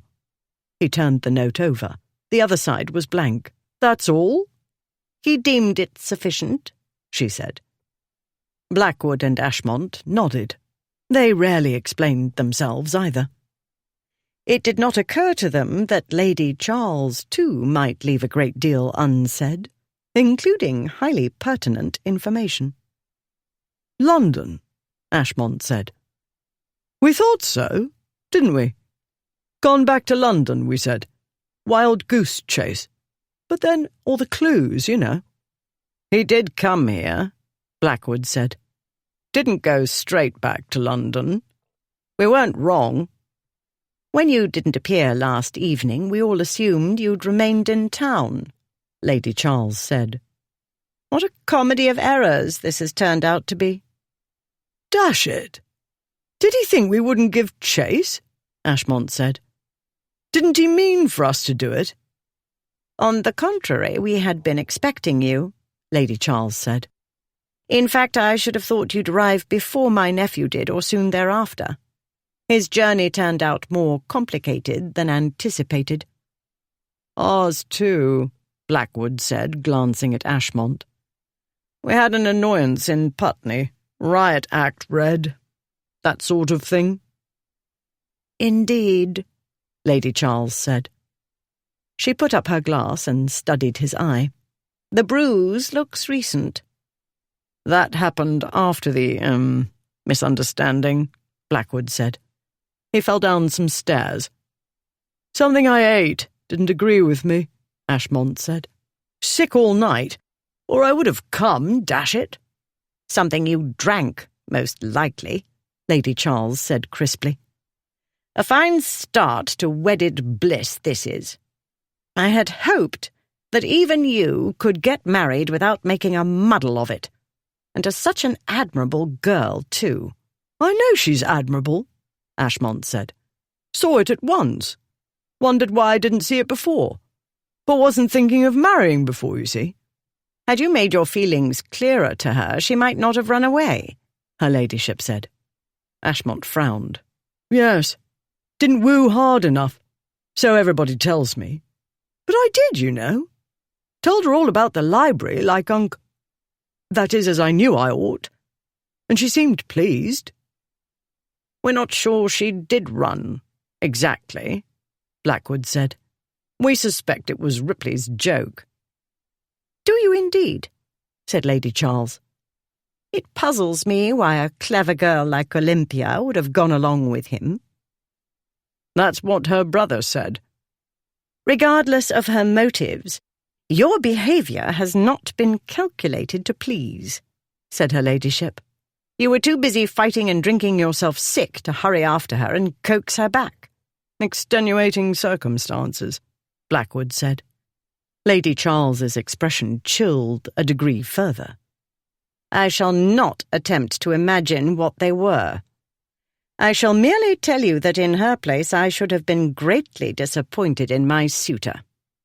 She made a dismissive gesture. Go to London, but do not be amazed if she tells you to look elsewhere for a duchess. Perhaps that's for the best. I won't look elsewhere, Ashmont said. Whatever's wrong, I'll mend it. I said I'd marry her, and I meant it, and I will. And Ripley may kiss my aunt. He made an angry bow and started away. But he paused and must have thought better of his behaviour because he turned back, looking sheepish. Beg your pardon, Lady Charles. Please forgive me. Didn't mean to... Well, you know. Feelings. He gave her his most angelic smile. I recommend that you learn how to express your feelings in a more intelligent and agreeable manner, she said. Because if you don't look out, someone who can do that will steal her away. If that happens, you won't get her back. Yes, Lady Charles. I'll do better from now on. He took a proper leave of her this time and walked to the door. Blackwood started to follow, then paused and said, And Alice, by the way? Is she about? Oh, Ripley, what have you done? A brown, hairy face loomed over Ripley's and a gigantic tongue approached. Get off! He pushed the dog away. Ripley's ears rang. His foot was demanding to be amputated. Rain dripped from the trees onto his face. Lady Olympia sank to her knees beside him. Her lips were swollen, and her hat and spectacles were crooked. I hate me, he thought. Dash it, Olympia, don't kneel in the wet. What about you? She said. It'll be a miracle if you haven't broken something. Nothing's broken, he said. I'm not made of glass. I'm not delicate, plague take it. He raised himself onto his elbows. Stop coddling me. You ought to punch me in the face. Do you see? Do you see what happens? This is why it's against the rules for unmarried ladies to be alone with men. We can't be trusted. Most of us, we get near an attractive female and our minds fall straight into the gutter. She sat back on her haunches. She adjusted her spectacles. Attractive? She said. Are you serious? Olympia's heart, which had not stopped pounding, now beat harder. She still hadn't recovered from the kiss. She wasn't sure she'd ever recover. She didn't know a kiss could be like that. She wasn't sure kiss was the correct word. Then he'd taken a fit. And then, attractive, he'd said, meaning her. I told you last night, he said. Pretty and shapely. Did you forget? No. How could she? But you're a rake, and rakes are undiscriminating. When I'm drunk, maybe I'm less discriminating, he said. I'm not drunk now, though I wish I were. I'm pedantic and boring, she said, and I wear spectacles. Do you think that makes the least difference to a man? Yes. Maybe in a crowded ballroom, he said. But when one is alone with a shapely, pretty girl, one doesn't care about her spectacles or anything else she's wearing. He tried to get up. Wincing, he raised himself to a sitting position and swore. She put her hand on his shoulder. Stay, she said. Let me get a servant to help you. It'll be easier on your foot. He looked blank. Servant, he said. I realize my behavior yesterday might lead a person to believe I'm a hen-wit, she said. However, in the normal course of events, I am practical and sensible to a fault. I did not come to your rescue unaccompanied. I've brought the coachman John and the footman Tom, and we've come in your aunt's landau. Good of you, he said. More comfortable travelling to London in the carriage. I dare say, but not today, she said. Olympia, I have to get to London. So you've said. More than once, she said. Let's stop and think, shall we? Let's look at this in a logical manner. He lay back, letting his bare head fall on the wet leaves and moss and whatever insects were making their way through the woodland debris. He gazed up through the trees at the gloomy heavens. Then he turned his green gaze to her. Yes, let's, he said. It's more than 20 miles to London, she said. Camberley Place lies scarcely a third of that distance from here. From where you lie, do the skies look promising of anything but more rain? In the circumstances, do you not agree that the practical thing to do is to return to Lady Charles, rest for a day or two, then go to London? In a carriage. He closed his eyes for a long moment. Then, right. He sat up. Mind ran amok for a moment, but of course, obvious. I can hardly take the carriage and leave you here. Very well. Get Tom. He grimaced. You ought to have brought him with you in the first place. I was trying to keep up with Cato, she said. I wasn't thinking about the servants. Not thinking, he said. Lot of that going about. Ashmont shouldn't have let you out of his sight for a moment. Asking for trouble, and surprise, surprise, here we are. I don't understand, she said. He's my friend, he said. It dawned on her at last, as it should have done moments ago, that his post-kiss frenzy was all about male honour. A gentleman, even one of their disgraces, didn't poach on his friend's preserve. Women were property, and in the eyes of the world she still belonged to Ashmont. For a moment, for the shattering moment of that kiss, she'd thought Ripley felt something for her. But it was simply the male urge to conquer women. His urge had got the better of him, that was all. He'd spoken the plain truth. There was a reason unwed ladies weren't supposed to be alone with men. She'd never believed a man would exercise his urges on her, but it had happened. Now she truly understood, not simply in her brain, why the rule existed. If she hadn't been so startled to feel what she'd felt when he pulled her against him, and if she hadn't somehow brought to mind Mamma's explanation of marital intimacy and what Olympia had seen that day with the horses, she would have been swept along in the storm of feelings, and ruined. She almost giggled, it was so outlandish. Lady Olympia Hightower debauched in a moment of passion. Then she almost wept, because the odds were so very good that this had been the only moment of passion she'd ever experienced. She told herself not to get hysterical. He seemed to be doing enough of that for the two of them, and said, "Calm down. Only think how you've broadened my education." "That's Ashmont's job." "Let us look on the bright side." "Bright side? Good God!" "When he discovers I'm not completely ignorant, he'll realize he's had competition," she said. "This, if I believe you and your aunt, will make him more eager to please me. He doesn't need to know who's responsible, and I shan't tell him." She made herself smile brightly. "Do you know, Ripley, I believe I owe you thanks." Lady Charles's sermon had given Ashmont food for thought. Some matters, which had appeared clear enough at the adventure's outset, had since grown murky. After briefly considering the problem, he realized what his trouble was. He was thirsty.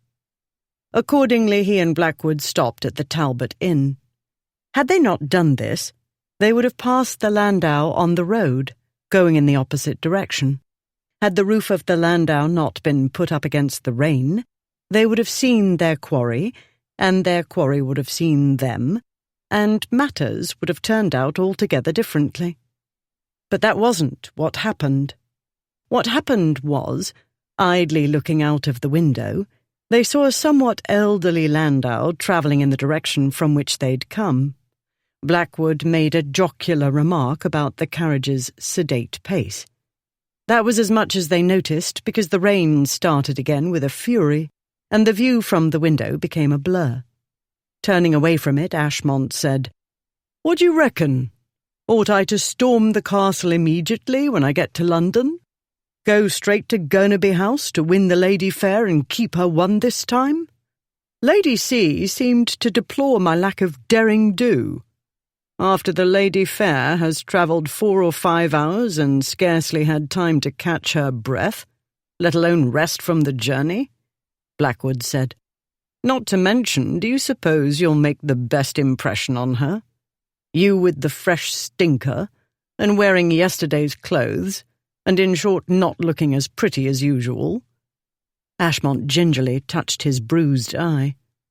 "Probably not," he said. "Tomorrow, then."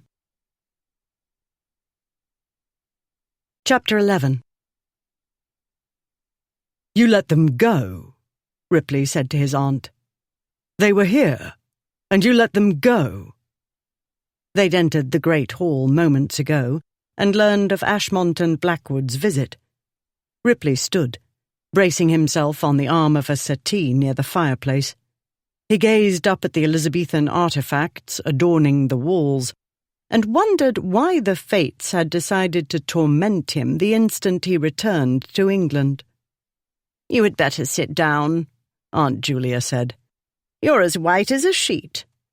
"Do sit down," Olympia said. "Do try to be a trifle less stupidly obstinate." Ripley sank onto the settee. He wanted to lie down and be unconscious. His leg pained him, but not half so much as the thoughts crashing about in his head.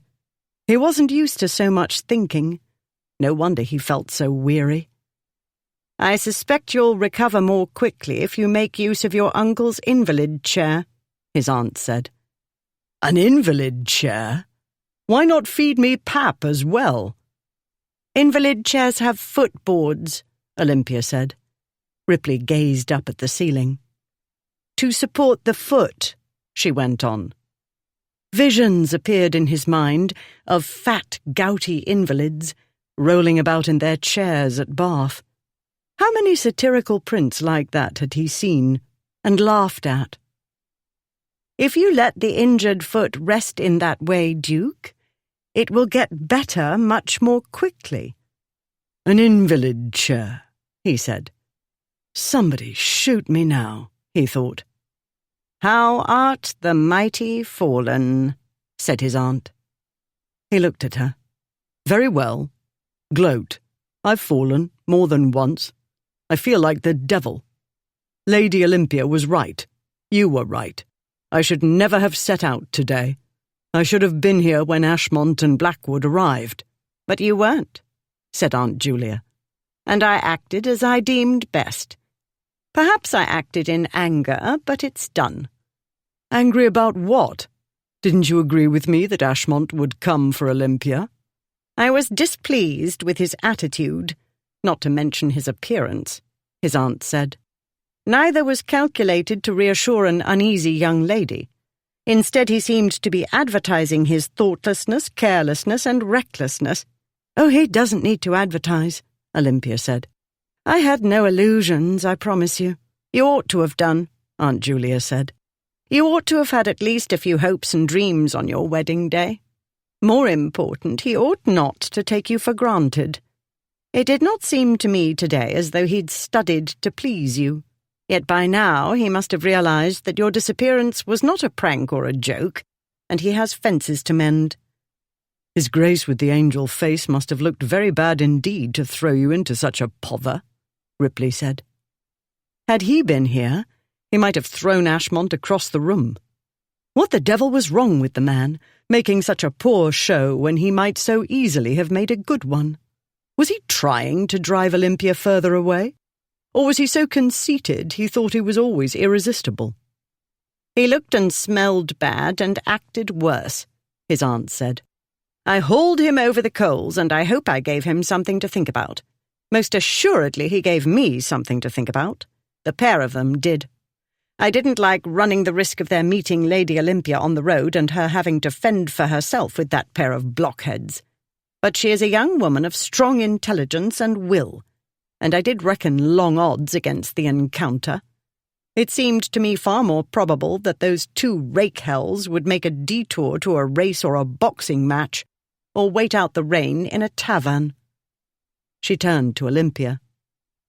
I've been out of touch for 3 years and more, ever since Charles fell ill. I always used to see Hugh and his friends as wild boys, and I made allowances, as I told you. But it dawned on me today that they're men, and it's well past time they took stock of themselves. In short, I cannot in good conscience hurry you back to your intended. You are welcome to stay as long as you like, my dear. When you wish to return to London, only say the word, and I shall accompany you. She stalked out of the great hall, her footsteps echoing on the ancient oak floor. Ashmont had come, after all, as Lady Charles and Ripley had insisted he would. Now he was gone. A part of Olympia wanted to jump up and down with frustration. Another part wanted to jump up and down with joy. This state of mind being unacceptable, she set about organizing and cataloguing her disorderly feelings about the two men in her life. What Ashmont looked or smelled like, or what his attitude was, didn't especially trouble her. Lady Charles's comments in this regard were not revelatory. They were consistent with what Olympia had expected when she'd agreed to marry him. She had no illusions. How could she have them? She'd been out in society long enough, had heard and seen and read enough to understand what manner of man he was. Still, no matter what he looked, smelled, or acted like, he was the Duke of Ashmont. Had she stayed at Camberley Place today instead of chasing Ripley, she would have let Ashmont take her back to London and make her his Duchess. What choice had she? If she'd returned with him, all her mad actions of yesterday wouldn't count any more. Society would shrug off the excitement. It would merely be one more prank in their disgrace's lengthy repertoire. Above all, Mamma and Papa and the boys wouldn't suffer for what Olympia had done. But if she had stayed at Camberley Place, Ripley would have gone on to London and worsened his injury, and the kiss wouldn't have happened, and all she'd ever know of passion would be what her imagination painted. That, she now knew, fell far short of reality. As Lady Charles made her irate exit, Olympia came back to the moment and to the facts of her life, improvident parents and their unprovided-for sons. Look on the bright side, she told herself. The Duke of Ashmont still wanted to marry her, apparently. She had experienced passion. All she had to do now was try to keep Ashmont from changing his mind, although the evidence pointed to his being too obstinate and possessive to do so. As to kissing Ripley, she would not let her conscience trouble her overmuch. Compared to what Ashmont had done over the past decade, and would no doubt continue to do after he was wed, her moment of passion was nothing, except to her. Besides, for all she knew, which in this case was nothing, any handsome, experienced young man could, under the right circumstances, arouse a similar ardour. She hurried after her hostess. "Lady Charles, I do beg your pardon," she said. "I ought to have said, my dear, after such trials. I wonder you can speak anything but gibberish," said the lady, slowing her pace. "Those three are the outside of enough. Wherever he and Blackwood stopped for the night, Ashmont might have had the servants clean his clothes. He ought to have shaved. Perhaps he assumed it would seem as though he was too eager to see you to bother with the niceties of dress. However, if this were the case, one would think he'd have been too eager to see you to bother with fighting and drinking. So one would think. But men are not always logical." They had reached the bottom of the staircase. Lady Charles stopped and patted Olympia's arm. "Make him work, my dear," the lady said. "Make him pay attention and make an effort. He needs more management than I had supposed, though I don't doubt you are capable." Olympia had no choice but to be capable. She said, In the circumstances, I should be a great fool not to accept your kind offer and remain where I am, at least for a day or two. Good. It will do him no harm to stew a bit. Lady Charles started up the stairs. I know you know best about him, Olympia said. They were the sons I never had, the lady said. Unfortunately, they weren't actually my sons, and I could exert only so much influence. I might as well tell you, since it's no great secret, though it happened so long ago that few remember. Ashmont's father fell into severe melancholia after his wife's death, and would have nothing to do with him. Blackwood's father was a rigid martinet who did nothing but find fault with him. Ripley's father suffered some sort of brain fever that left him irrational. He believed he was completely impoverished and everybody was trying to steal from him. This house became their refuge. That is why I know them so well. Olympia stood stock still. I didn't know. Lady Charles paused and turned to her. They all inherited too young. But they're grown men now, and I'm done making excuses. I understand that you acted on impulse. You felt panicky, I don't doubt. She smiled a little.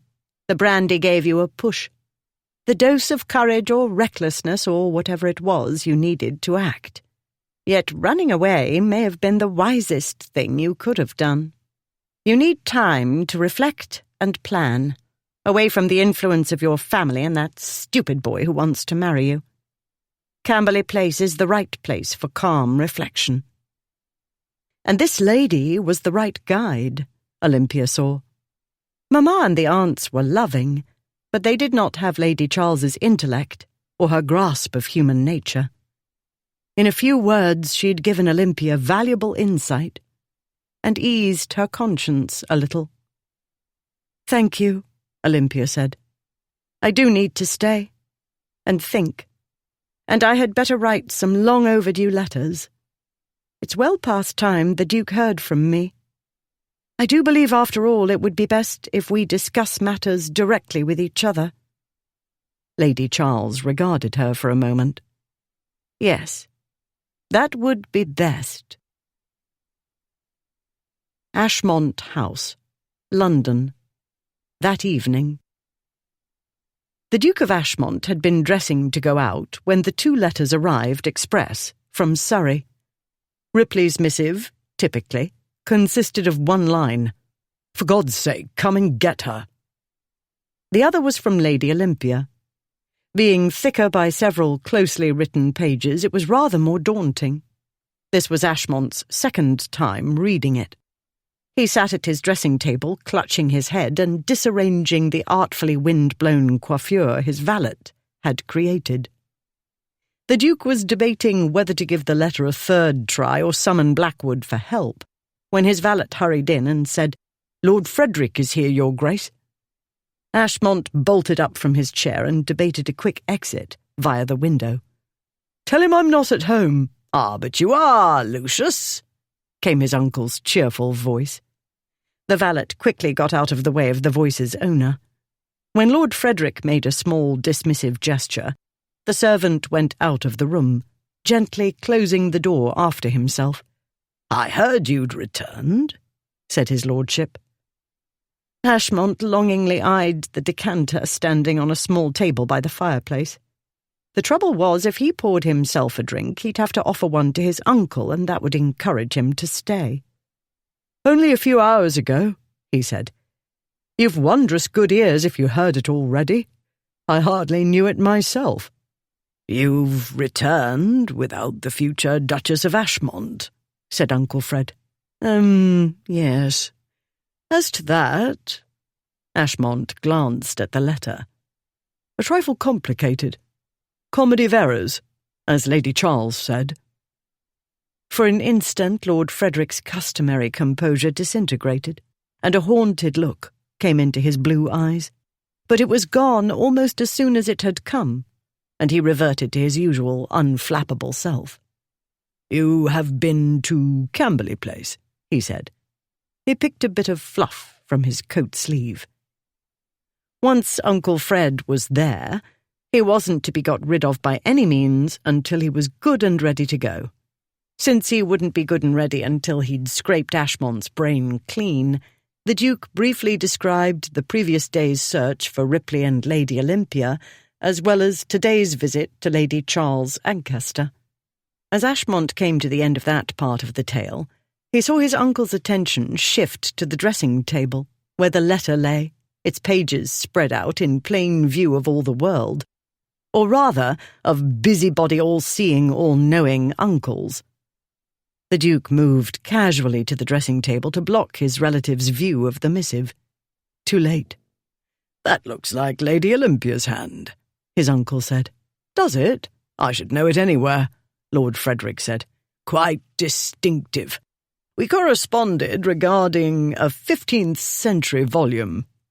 Boethius's De Consolatione Philosophiae, I believe it was.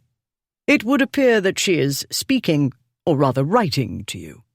I take that as a promising sign." Yes. The thing is, she's still at Camberley Place." "So I deduced when I learned you'd received 2 letters express from Surrey," Lord Frederick said. Ashmont didn't ask how or where his uncle learned it. Obviously, he had spies everywhere. More than likely, a few resided under Ashmont's roof. His uncle had been his guardian. Furthermore, the servants were afraid of him. Few outsiders would understand how this could be, for a milder-looking older gentleman with a more innocent countenance was not to be found in all of London, or possibly all of Great Britain. "Yes, it's rather complicated," Ashmont said.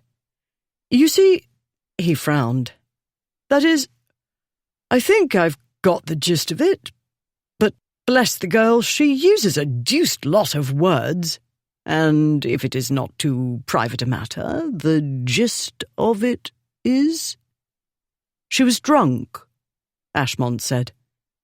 "She'd taken brandy for her bridal nerves, you see. Only it didn't calm her, and so she bolted."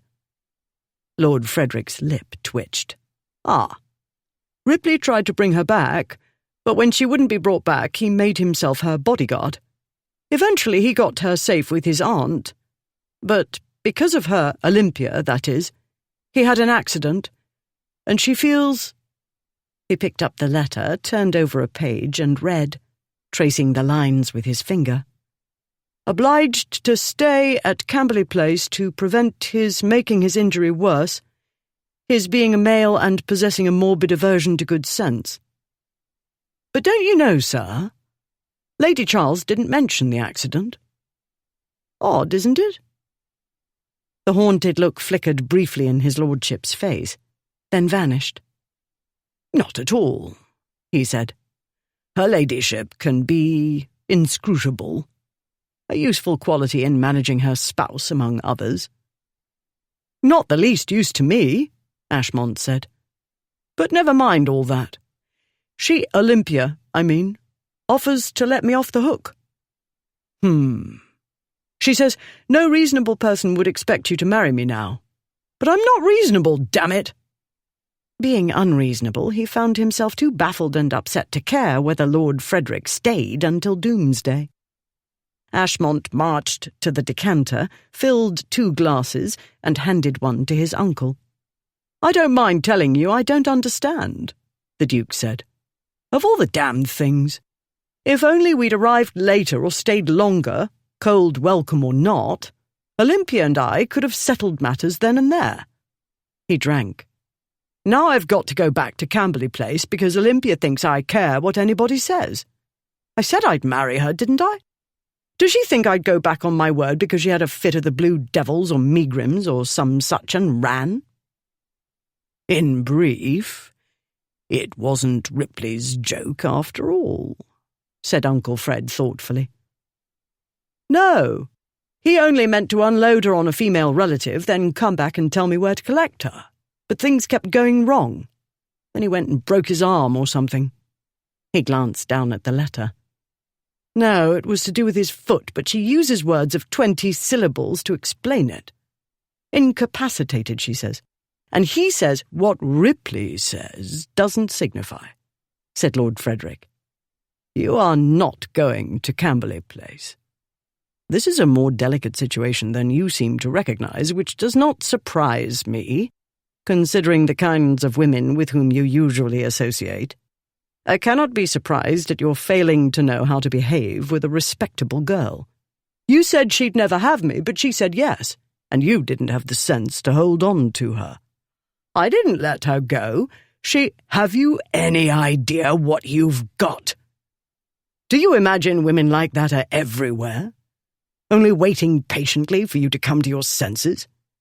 That young lady possesses the intelligence and strength of character to become a settling influence, which you badly need. Yes, I know you think you know, but you don't. You are throwing away what promises to be your one and only chance of true happiness. Your father couldn't help what happened to your mother, but at least he had those years with her. You'll have nothing. You'll look back years hence and regret." If this was the voice of experience speaking, Ashmont failed to hear it, in the same way he failed to notice the untypical emotion in that voice. "Why does everybody blame me?" he said. "I wooed her, didn't I? You said I'd be wasting my time. She'd never have me, you said. She was too intelligent, you said. But you couldn't get her to say, 'I will,' could you?" said his uncle. "And if you think you're in no wise to blame, I invite you to take a look at yourself. Even bathed, shaved, and dressed in fresh clothes, you look villainous. Worse than a sailor after 3 days shore leave. No, I do sailors a disservice." "I was in a fight." "You're always in a fight. This time it shows. You can't simply explode upon a young woman who is, I don't doubt, in a highly agitated and confused state." "I wasn't going to explode." "Take a long, hard look in the mirror, Lucius," said his uncle. "If she shied before, if she had doubts about your character or anxiety about your behavior, do you think she'll throw herself in your arms now?" Ashmont clenched his hands. "Do you mean to hit me?" his uncle said mildly. "This is intolerable," Ashmont said. "You can't expect me to stay here doing nothing." "Learn to tolerate," Uncle Fred said.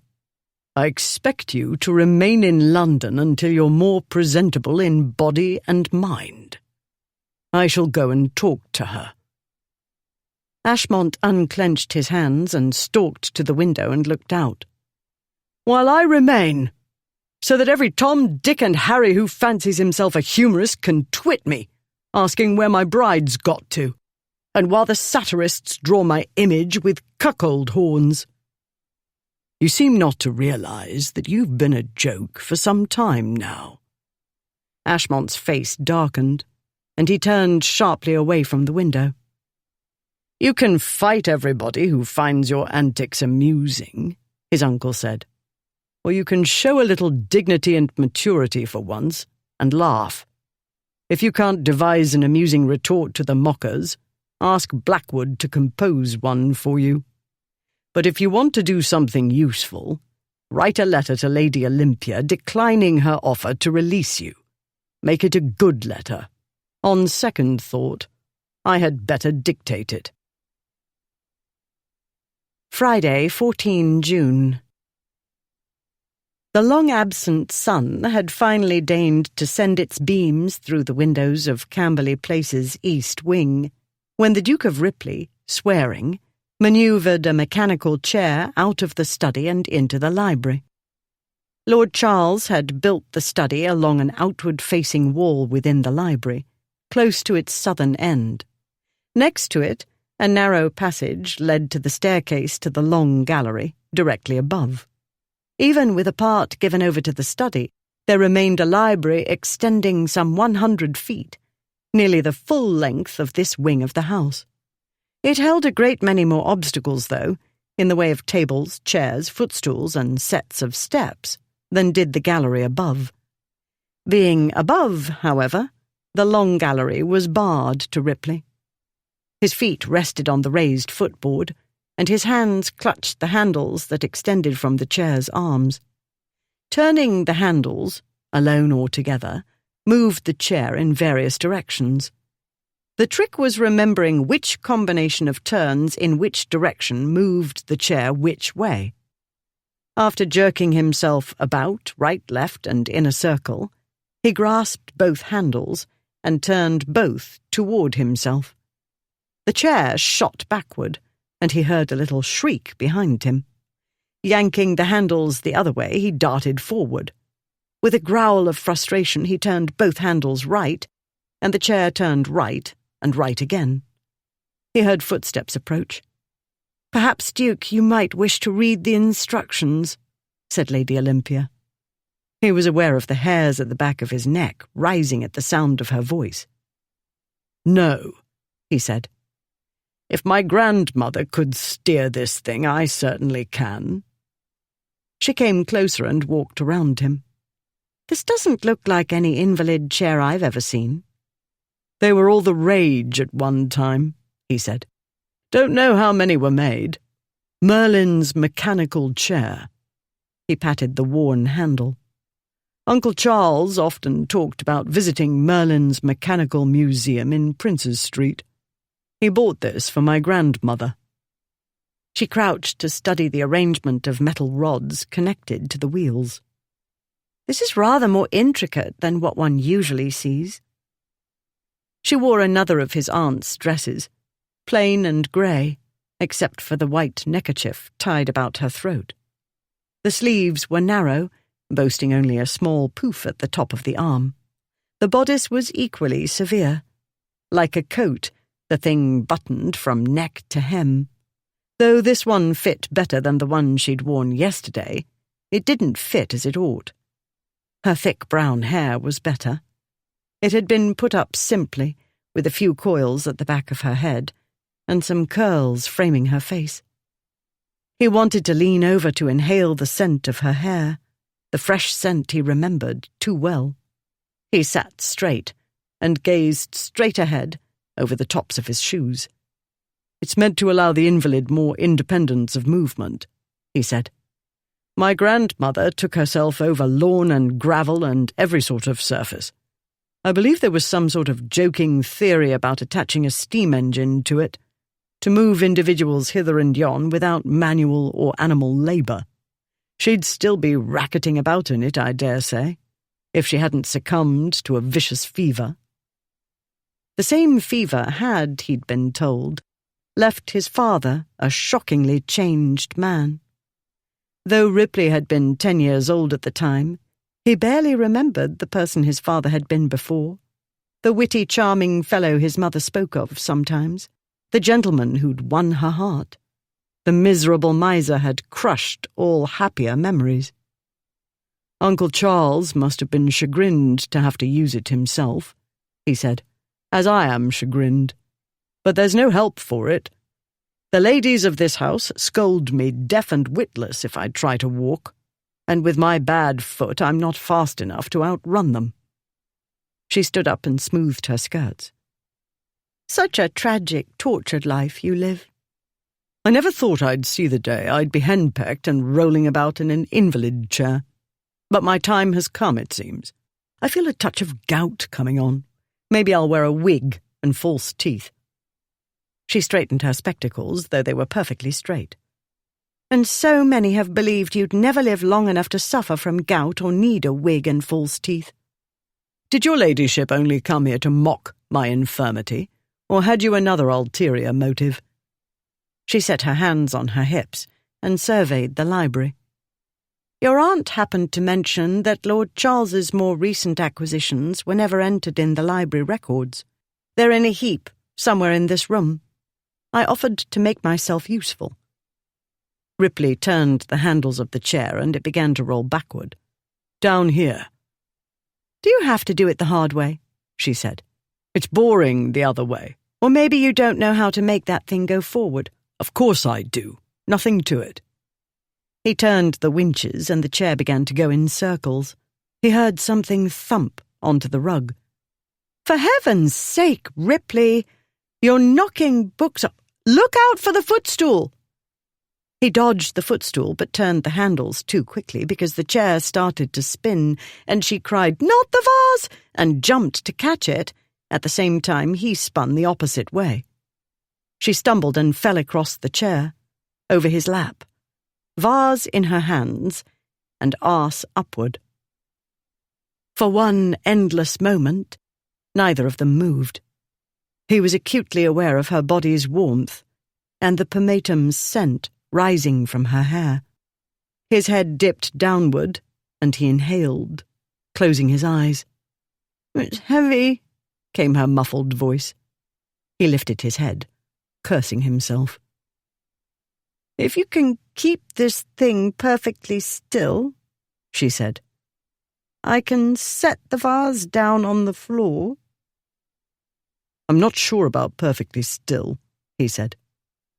His nether regions were alert to the female body in close proximity.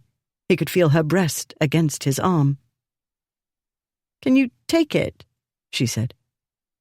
"What?" "The vase. Can you take it from me?" He reached cautiously with one hand. The chair rolled backward. "Put on the brake," she said. "I'm not sure it has a brake," he said. "Don't be an idiot," she said. "Of course it does."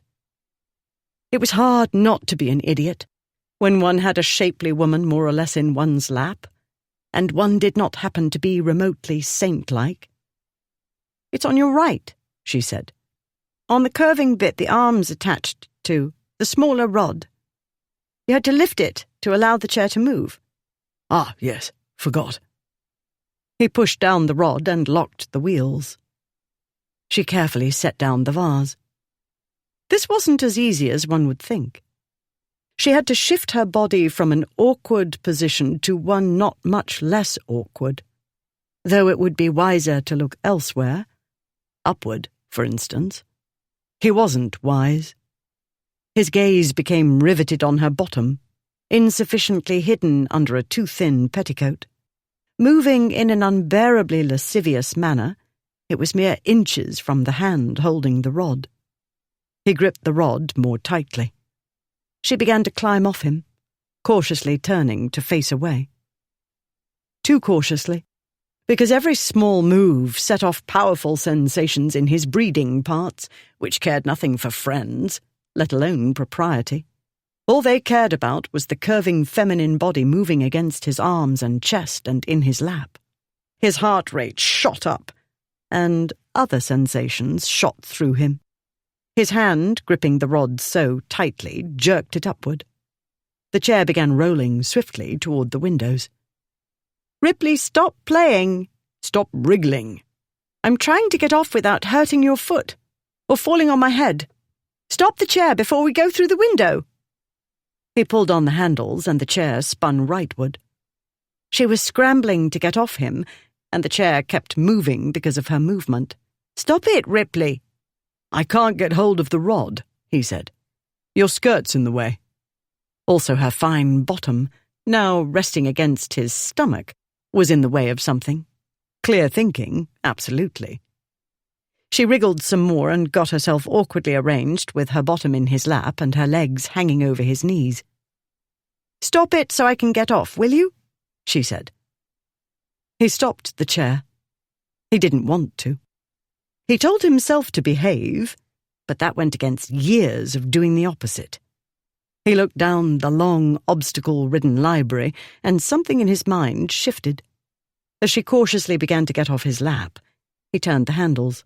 The chair started moving again. She reached for the rod to stop the wheels, but his thigh was in her way. She grabbed his right hand, trying to turn the handle, but he held on, immovable. She bit her lip. Her face was flushed, and her breath was coming faster, and her spectacles had tipped to one side. He pulled the handles, and the chair rolled forward. She grabbed his arm. "Ripley!" "After a false start, they're off in good style," he said. "Ripley in front, Jockey Lady-O holding on for dear life, but chair and other chair follow close behind. table inches up round the clump, but Ripley remains in the lead. The steed's speed is phenomenal." He went on as though shouting race proceedings to an eager crowd behind a peephole, while he turned both handles, and the chair rolled swiftly toward the southern end of the library. "Ripley!" He narrowly missed a footstool and rolled on. Will Ripley crash into the chest King James I gave somebody who's been dead some hundreds of years? But no! Clever Ripley misses by an inch, and now heads down the course to King Charles II's writing desk. "Left, you lunatic!" she cried. "Left!" He made a sharp left, then more sharp turns this way and that, going backward and in circles and zigzags, narrating all the while. He felt her back shaking against him. Then it broke from her, a peal of laughter. The world changed and brightened, and his heart lifted. He laughed too. "Here's a tricky turn," he said. "Will Ripley make it, or lose his footing, his wheeling, and pitch his rider onto the turf?" "Left," she ordered, laughing. "Sharp left, now right. Faster, Ripley. Red footstool is gaining on us. Watch out! Vase trying to break onto course. Don't be thrown off stride. That's the way. Faster, Ripley!" She pretended to whip his knees, and he laughed so hard he nearly toppled them both out of the chair. On and on it went, up one side of the library and down another, narrowly missing a king's ransom in ancient furnishings. They never saw the door open, or the face peering in. They didn't see the door close quickly and quietly, as the mechanical chair rolled that way. On and on the mad race went, until Ripley and his rider were both laughing too hard to do more. Then at last he let the chair roll to a stop among a tangled heap of rugs, not far from the books to which he'd meant to lead her. "And here at the finish line, the winner's trophy, a great heap of mouldy old books," he said. She looked over at the books piled on a large table, then up at him. Her face was flushed, and her hair was coming undone. "The brake," she said breathlessly. "Lock the wheels. As a jockey, I should be mortified to fall off my mount at the race's end." He fumbled with the rod, unable to concentrate. She grabbed his hand. "Really, it's not that complicated," she said. He held her hand, his fingers closing around hers, then twining with hers. He drew her closer. His breath came hard. His chest rose and fell. Hers too. Her eyes were blue now, and bright as stars. Traces of laughter lingered in them, though her smile was fading. The sound of her laughter, that beautiful sound, echoed in his head. "You win," he said. He bent his head and kissed her. Chapter 12. The instant he'd taken her hand, Olympia knew what was coming. She could have escaped so easily. She didn't even try. When he kissed her, she held tightly to his hand, pressed between them against his chest. She could feel their hearts beating so fast. Then he drew his hand away to cup her face while he kissed her, and she brought her arms up around his neck.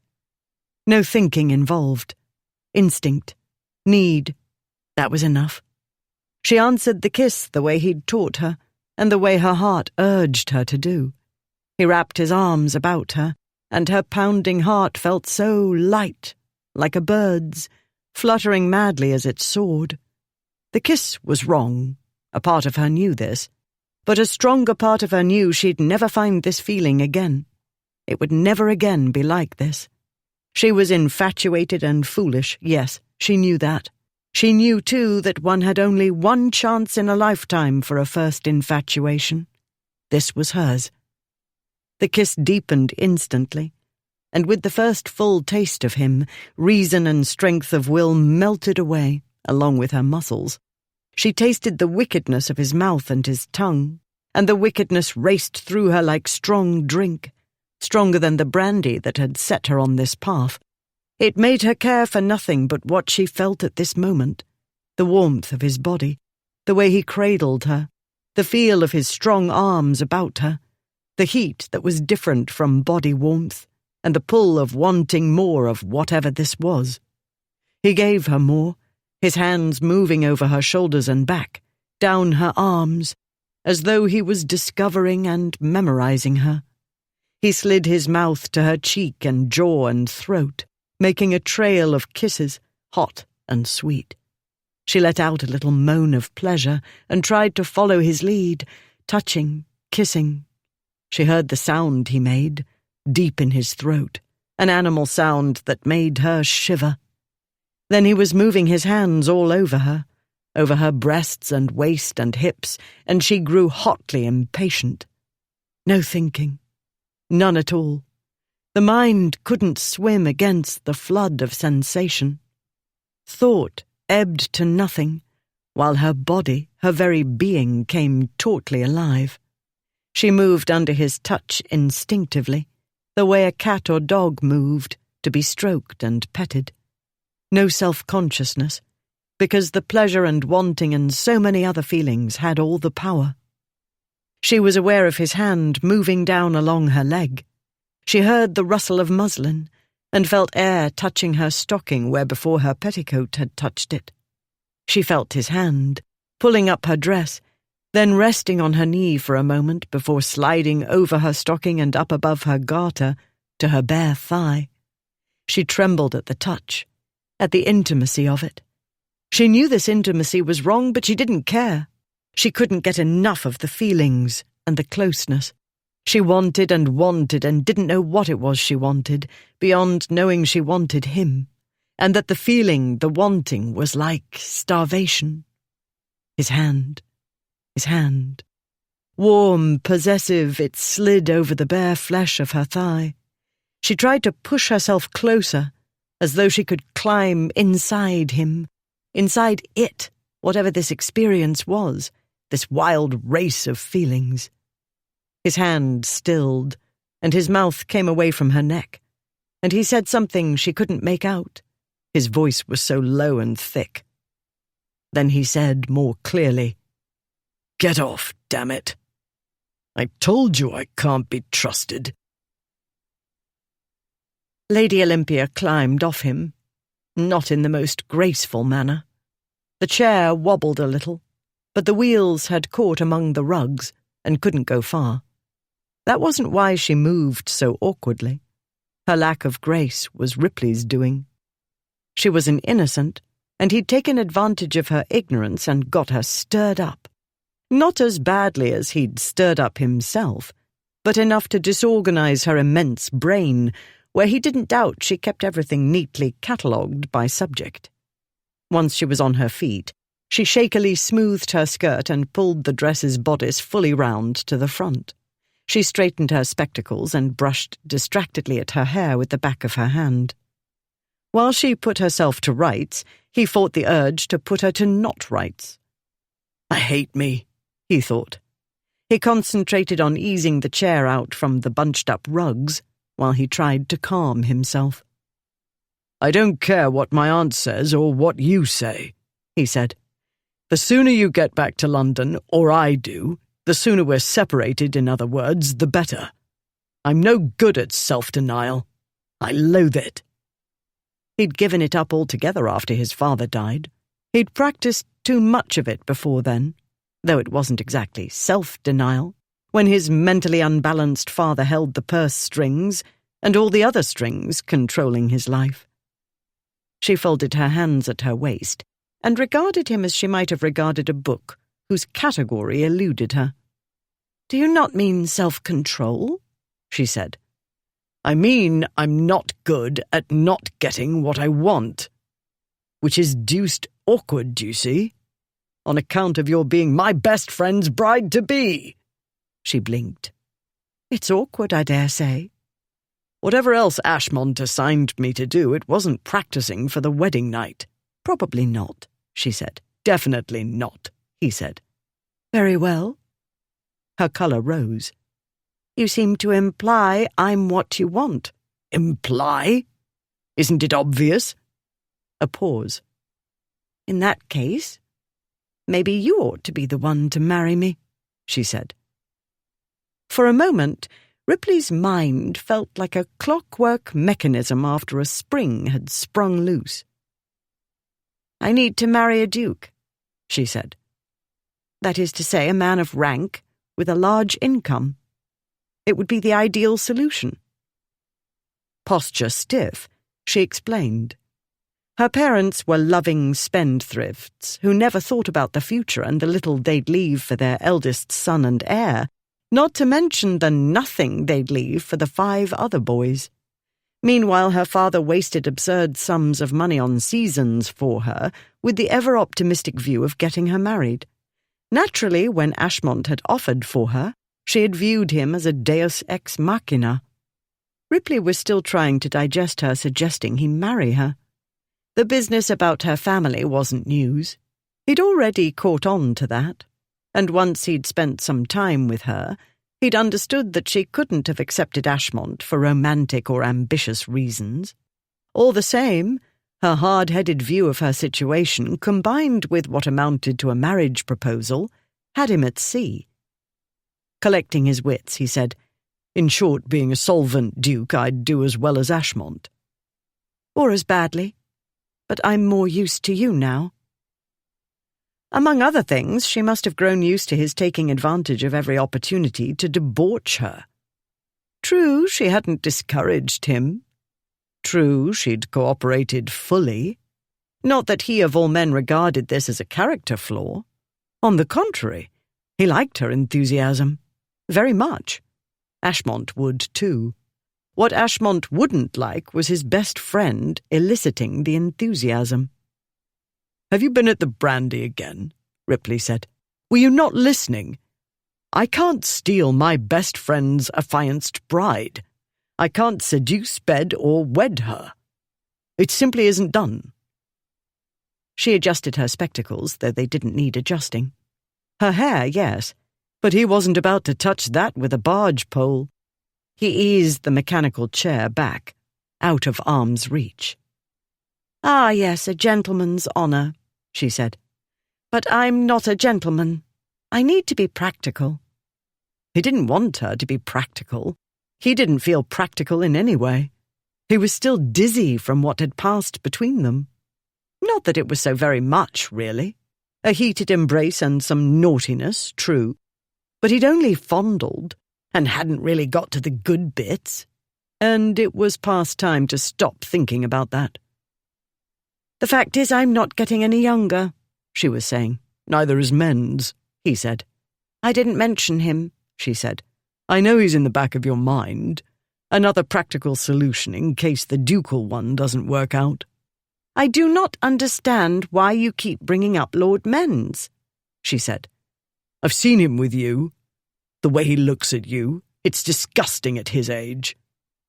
More than once in the past, Ripley had wanted to cross a ballroom, pick the fellow up, and put him out on the street, far away from her.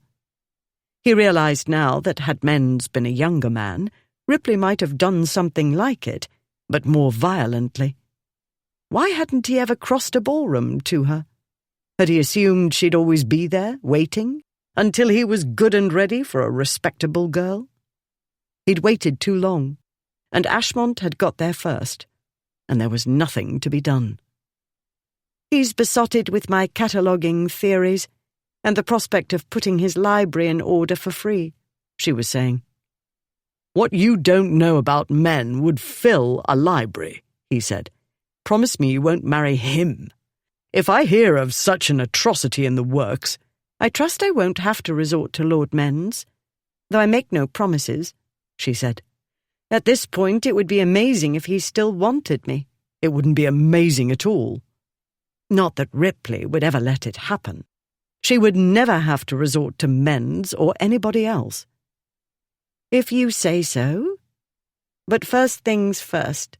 Since you are too honourable, I shall make Ashmont marry me. In my letter I did say he might consider himself released from our engagement, but—" "He won't. Curse him." "I believe you're right," she said. "I was about to say that I believe he's too possessive and obstinate to give up. However, if it turns out he's entertaining doubts, I believe I can bring him round. Now that you've given me so much useful information about men, I have specific ideas as to how to go about it." Yes, indeed. Ripley had given her heaps of ideas. Curse him, too. "He won't entertain doubts," he said tightly. "You don't understand at all. The night before the wedding? Ashmont could talk about nothing but you and getting married. Nobody else could get a word in edgeways. I've never seen him like that before, about a woman." Her eyes, grey now, filled. She blinked hard. "Then it puzzles me," she said, her voice choked, "why he'd get so drunk on his wedding day. Not to mention the night before." "Maybe he was nervous," Ripley said. "Maybe you weren't the only one. But he wasn't the one who bolted, was he?" She looked for a moment as though he'd struck her. He wished she'd strike him, preferably with one of the massive tomes near at hand. Then her eyes sparked. She lifted her chin and said, "What had he to lose? When a woman weds, she becomes her husband's property. She's under his control. He has all the power. If he makes her wretched, what recourse has she? But Ashmont, you, Blackwood? A different story altogether. You three can go on doing what you did before you were wed and no one will turn a hair. Marriage makes virtually no difference to men. For women it can be the end of the world." Power and control. Ripley knew what it was like to be the one who had neither. He knew what it was like to be at the mercy of an unpredictable man. For women, it was worse by far. But Ashmont wasn't remotely like the late, mad 6th Duke of Ripley. "You'll be a duchess," Ripley said. "Damn it, Olympia, you can manage Ashmont. If you can make me forget my loyalties, do you imagine you can't do as you like with him?" "But I don't—" She broke off, her brow knitting. Then she adjusted her spectacles. "You have a point." "I should hope so."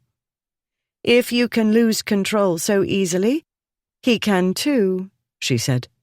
"More easily, I suspect, since all I've observed tells me he's quick to anger and fight, and the smallest thing will set him off.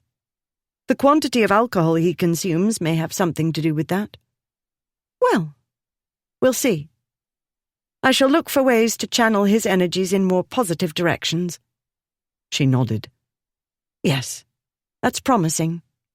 I knew there was a bright side. There always is." She beamed at him. "Thank you, Ripley." He realized he was clutching the handles of the mechanical chair so tightly that the wheels were fighting the rod locking them. He loosened his grip. "My pleasure," he said. "So glad I could be of service. I'll leave you to your books. I believe I'll take a roll through the garden." Olympia kept up the smile while she moved to the door to open it for him. She kept smiling while he manoeuvred the chair out of the library and onto the gravelled walkway. She closed the door.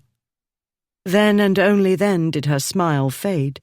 Then and only then did her throat close up and her mouth tremble and her eyes fill. This time she let the tears fall. Not for long, though.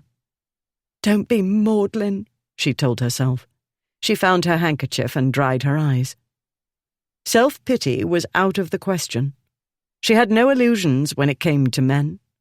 She'd always known, after the first few seasons at any rate, that her marriage, if she could somehow get one, would not be a romantic one.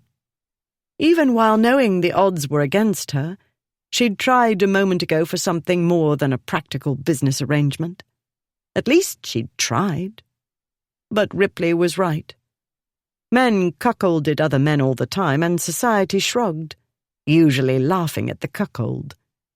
Stealing one's best friend's affianced bride, though, was another kettle of fish. Dishonourable, at least as bad as cheating at cards.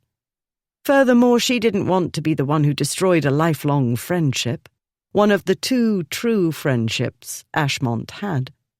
She didn't wish him ill. She didn't want to hurt him. But he wasn't the one who bolted, was he? She winced. She had run away. She'd acted unkindly. She was ashamed.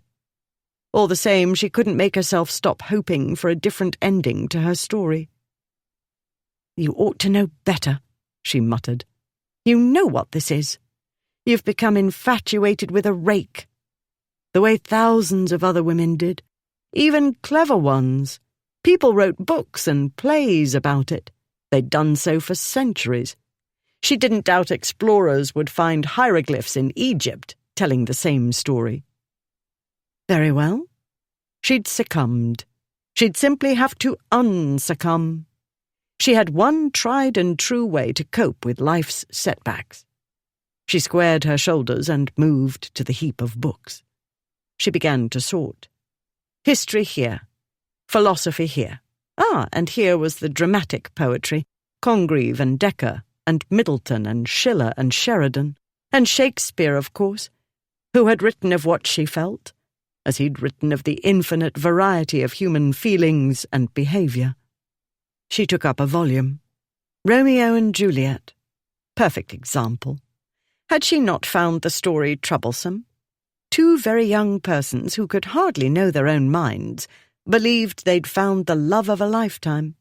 As a consequence, they killed themselves in the most stupid manner. True, Olympia was nearly 26, not 14, but her experience of men in a non-brotherly way was approximately that of a 14-year-old. She set down the Shakespeare and took up another. Don Quixote.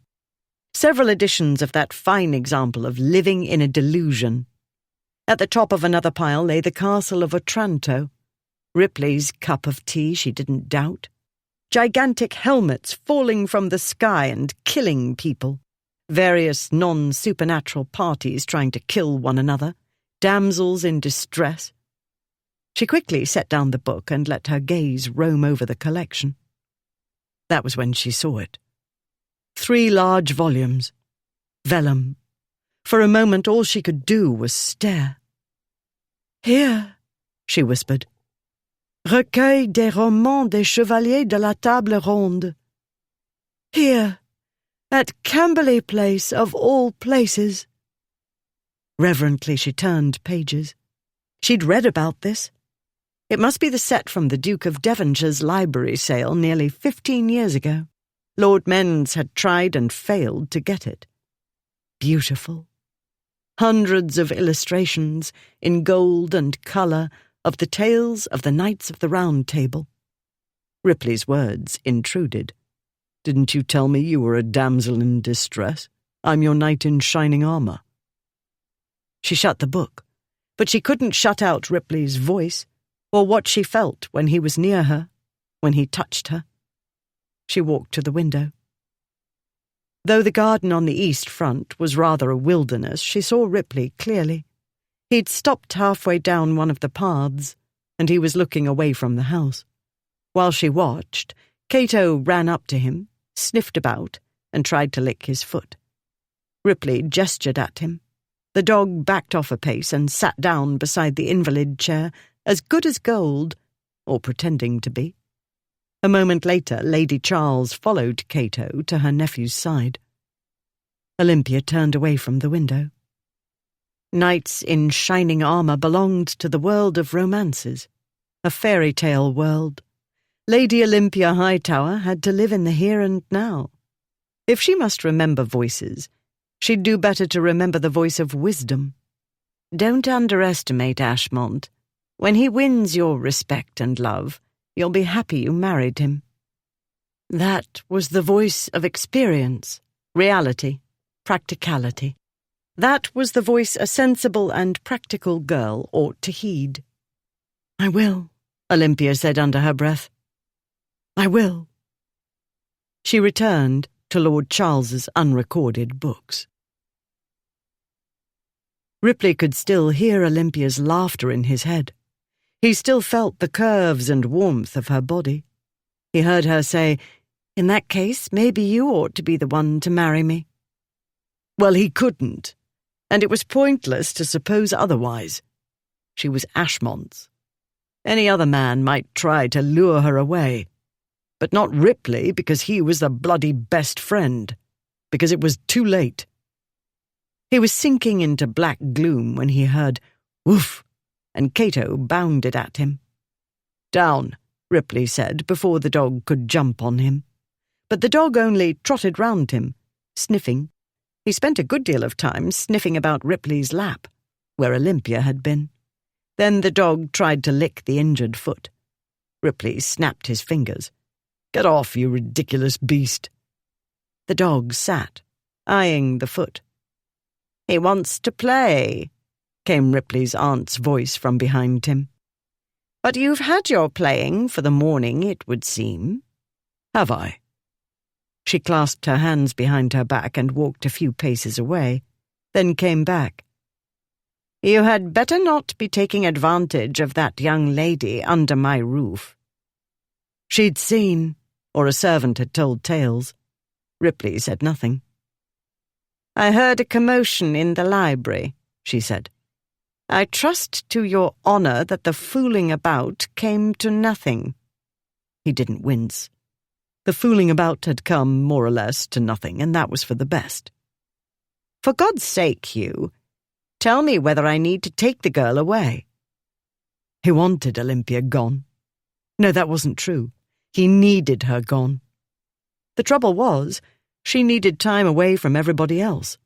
The family she was trying to rescue, yes, but Ashmont especially. She needed time to think and decide what was best and what was wise and what was right. Not simply for her family, but for her. No small challenge, trying to make things fit that didn't want to fit. Ripley knew this. He knew, too, that one could find no better place when one needed to come to terms with life's difficulties than Camberley Place. "It's complicated," he said. "Life is complicated." "Yes." "I saw it wasn't simple, and it's become clearer to me how not simple it is," she said. "You, the three of you—" She broke off. "But never mind the other two.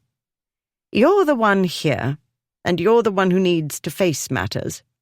Some problems can't be bought off, nephew. Some need to be dealt with." "Do they really?" he said. "And what are you dealing with, hiding away here?" She went still for a moment. Then she gave a short laugh. "Well done. Your sister tried it, but you're sharper." "Than a serpent's tooth?" "You've never been ungrateful," she said. "And you've never shied away from duelling with me. It's been rather a while, and I think my wits grow dull from the lack of worthy opponents. Not so dull, though, that I can't tell when I'm being deflected." "Your wits are never dull," he said. "I wish I'd been a fly on the wall when Ashmont and Blackwood came." She shook her head. "Still deflecting. Very well. My girls are grown, managing their husbands and children. I'm not a girl anymore. I'm not a wife anymore. I'm not sure what I am. I have no direction, no purpose." "That's why you're still here?" he said. "You need a bloody purpose?" "Do you propose I be like you, with no aim, no purpose in life other than amusing myself?" "If it's any comfort, Aunt, I'm not amused at the moment." "And you can't run away," she smiled. "What a pity." "And you've run away for 3 years." He smiled. "What a pity." "No, dear. The pity is you're losing the chance of a lifetime," she said. "This isn't my chance," he said. "Because Ashmont got there first? Because he's your friend?" Ripley didn't answer. His aunt had seen a great deal too much. She always did. "I wonder how you'll feel in a year's time," she said. "Or in 5 years' time, seeing a happiness that could have been yours. I wonder how much comfort your honour will be to you then." Something in her tone made him think of his mother, and something she'd said about Aunt Julia. Something surprising. A disappointment in love. His mind was in too much turmoil, though, and the vague memory roiled among other more recent memories, and too many damn feelings. He was struggling to fish out the recollection. Thinking about her was easier than thinking about himself, and he hated thinking anyway. When she turned her head toward the house, toward a sound she must have heard, which he hadn't, Ripley turned his chair to face that way, expecting Olympia. But it was only one of the footmen, hurrying to his mistress. Her ladyship was wanted at the house, he said. Lord Frederick Beckingham had come. His lordship had been quickly ushered into the drawing-room, and Lady Olympia summoned to join them. The greetings had been cordial enough, though postures were tense. While Ripley could understand Olympia's stiffness in the presence of her betrothed's uncle, and while Ripley himself wasn't entirely at ease, thanks to a decrepit conscience that decided now was the time to grow lively, the odd manner of the other two baffled him. "I apologize for arriving without notice," Lord Frederick was saying, "and worse, coming to you in all my travel dust. But my nephew was in so great a state of agitation that I thought it best to waste no time. He is in fact so greatly agitated that I advised him to write instead of bursting upon you again, and to let me be his emissary." In short, Uncle Fred had advised Ashmont to stay out of it and let his lordship do the talking. This was by no means a bad plan. Uncle Fred was a skilled courtier who somehow contrived to make himself equally welcome in both the king's company and that of the king's arch-enemy, his sister-in-law, the Duchess of Kent. The mother of the Princess Victoria, present heir to the throne, loathed his majesty. The feeling was mutual. "Agitated," said Aunt Julia. "Is that what you call it? What I saw yesterday was that Lucius had been drinking beyond what is good for him, as has seemed to be the case for some time now. He'd been in a fight, another pernicious habit, which I've little doubt he started because he always does. And it is a laugh, I admit, your speaking of the dust of travel, knowing you've scarcely a speck upon you." She paused to give Lord Frederick a quick survey, and his blue eyes lit, but with anger or amusement or another emotion Ripley couldn't tell. "Naturally you had your valet with you," his aunt continued, "and you made sure to pause for freshening up before driving the last mile or two." She took a seat on the hardest chair in the room and invited her guest to sit. Lord Frederick only moved to the fireplace and stood with his back to it, as though this were the dead of winter and he needed his backside warmed. Lady Olympia remained standing too, near a window farthest from the others. Ripley wondered whether she'd try to escape by that method again. "I wish I could say the same for your nephew," Aunt Julia went on. "Regrettably, he arrived in a state beyond disgusting, and which must be an insult to any lady, and most especially his affianced bride." "Yes, well, that's one of the reasons I advised him to stay in London," Lord Frederick said, his usual imperturbable self, but for the odd light in his eye. "Lucius truly was agitated, though, greatly so. The word I left out, I believe, was disgusting." The footman Joseph entered, bearing the tray of refreshments Aunt Julia had ordered while returning to the house. Nobody said anything until the footman had gone out. Olympia sipped and set her glass down on the table nearby. Lord Frederick took a surprisingly long swallow, but then he'd been travelling for several hours. The day was warm, and he was bound to be thirsty. Aunt Julia, too, took more than her usual sip. The thing Ripley had been trying to remember niggled in his mind, but it hung out of reach. "Very nice," Lord Frederick said, nodding at his glass. "You always did keep a good cellar at Camberley Place, as well as in London, but you have not been much in London of late." "I haven't been to town at all," Aunt Julia said. "I'm thinking of changing my ways, however." A muscle in Uncle Fred's jaw twitched. He set his glass on the nearest table and said, "As fine a beverage as it is, Lady Charles, I must remember my mission. The urgent business that brings me here demands I keep my wits about me. I'm charged with giving Lady Olympia a letter from my nephew." From the interior of his far-from-travel-stained coat, Lord Frederick withdrew a surprisingly thick letter. Surprising in that, having come from Ashmont, it contained more than a single sheet of paper. "With your permission, Lady Charles," said Uncle Fred, "or did you wish to read it first?" "Certainly not. I'm not Lady Olympia's mother. In any event, she is of age, and the letter is from her betrothed." Lord Frederick nodded. He crossed to Lady Olympia. "I am to give this to you with the deepest apologies.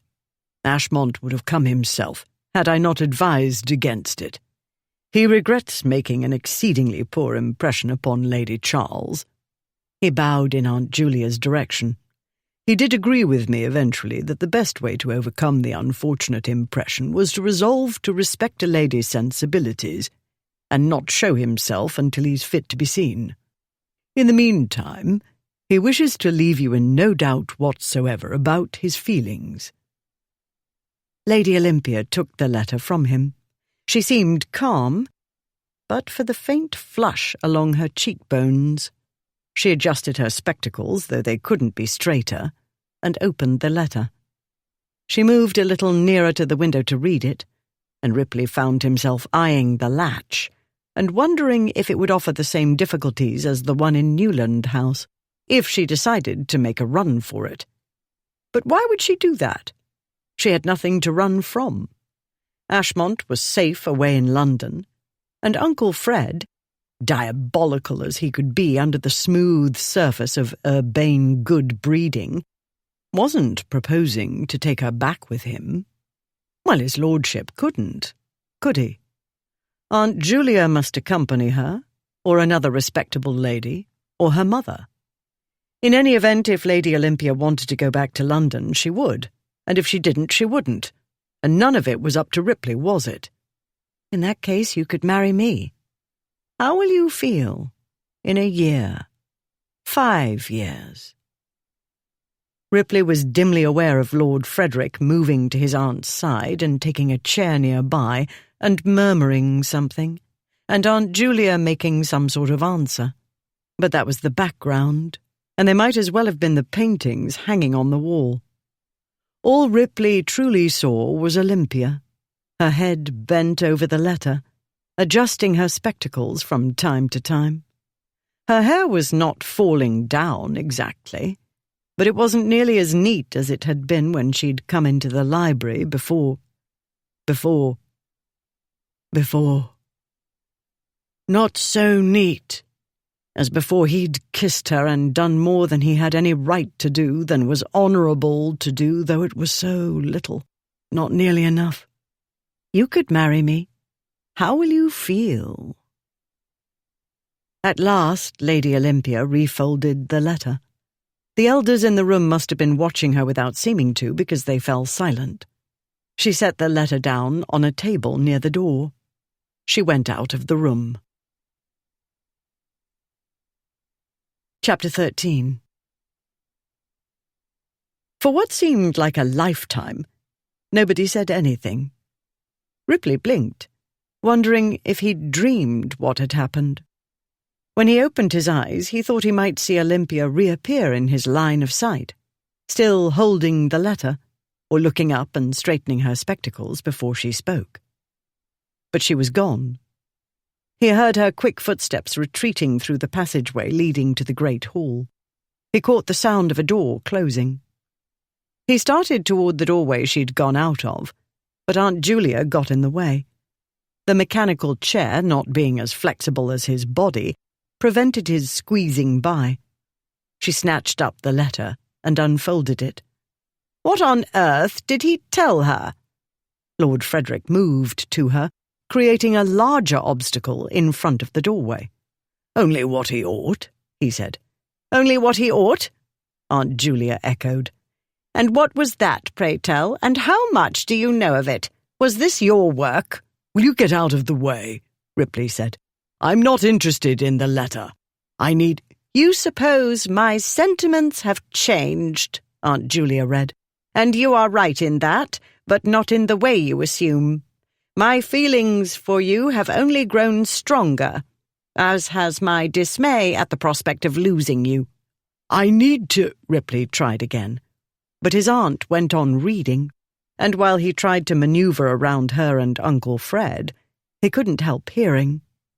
"Destroyed my peace and obliged me to examine my behaviour, as I admit I ought to have done long ago before asking you to take the very great step of entrusting your life to my keeping. The past few days have caused me to think, and these thoughts have ranged over my faults and misdeeds. I understood these were more than trivial, else they would not have raised doubts and fears in your mind great enough to drive you to a desperate course of action. You write harshly of yourself, but my feelings toward you are far from harsh. I can only admire your courage and daring and beg you to forgive me for causing you to take a risk that ought not to have been necessary." Not Ashmont's style of writing, but his sentiments, yes. Of this Ripley had no doubt, as he had no doubt of Uncle Fred's turning those sentiments into something rather more articulate than Ashmont's usual careless and all but incomprehensible style. The night before the wedding, the things Ashmont had said about her, the soft, wondering way in which he'd said she was kind. But he'd said much more, about her grace and intelligence and liveliness and humour, and about her hiding her light under a bushel, how clever she was and handsomer than others realized, as though spectacles could turn a pretty woman ugly. But it was all to the good, nobody realizing, because another fellow would have snatched her up by now. Aunt Julia read on, and the letter grew more passionate and compelling, but Ripley, moving toward the door, barely heard above the noise in his brain where a battle was going on between right and wrong, honour and desire. You must let her go, and you can't let her go. He heard his aunt say, "This is monstrous unfair, sir," and Lord Frederick said, "To whom?" That was the last Ripley heard as he wheeled himself through the passage and into the great hall, where he snapped at the footman, Tom, who hastily opened the door for him. "Which way did she go?" Ripley said. Tom pointed. "Down the path to the right, Your Grace." The path was gravel, not the easiest surface to negotiate in a mechanical chair, as Ripley had discovered earlier, but if his grandmother could do it, he could. This awareness made the experience no less frustrating. On foot, on 2 good feet, that is, he might have caught up with Olympia easily, though at the moment he couldn't see her. Still, she couldn't have gone far in the few minutes he'd been delayed. He went on and came to another set of pathways, these simply packed dirt. He spotted one of the gardeners not far away and called to him. The man, one of the older staff, Hill was his name, hurried to him, cap in hand. "Your Grace?" "The Lady Hill," Ripley said. "Which way did she go?" Hill scratched his head and looked about him, frowning. "Hard to say exactly, Your Grace, but she looked to be going southward, toward the river." Ripley wheeled himself along the garden path, through twists and turns among plantings and statuary that reduced his view of his surroundings to what lay directly ahead, and then only a small distance ahead. At times the world opened up, but it was a while before he finally spied her, a tiny figure in the distance. As he left the large, formal gardens, the relatively flat landscape about the house's immediate environs gave way to the park's gently sloping ground. He caught a glimpse of her, moving in the direction of the fishing house, where he and his friends and sister had spent so much of their time in years past. Ripley made slow progress. Though he travelled slightly downhill now, the ground was rougher and more overgrown. Meanwhile, the bushes and trees along the twists and turns of the path blocked his view. Now and again he caught a glimpse of Olympia, not so tiny a figure as before, and he remembered the day in the Newlands garden. Was it only a few days ago? Where he'd followed the flashes of white through the shrubbery. Now it seemed to him as though he'd been chasing her for all his life. He should have chased her before. Years before.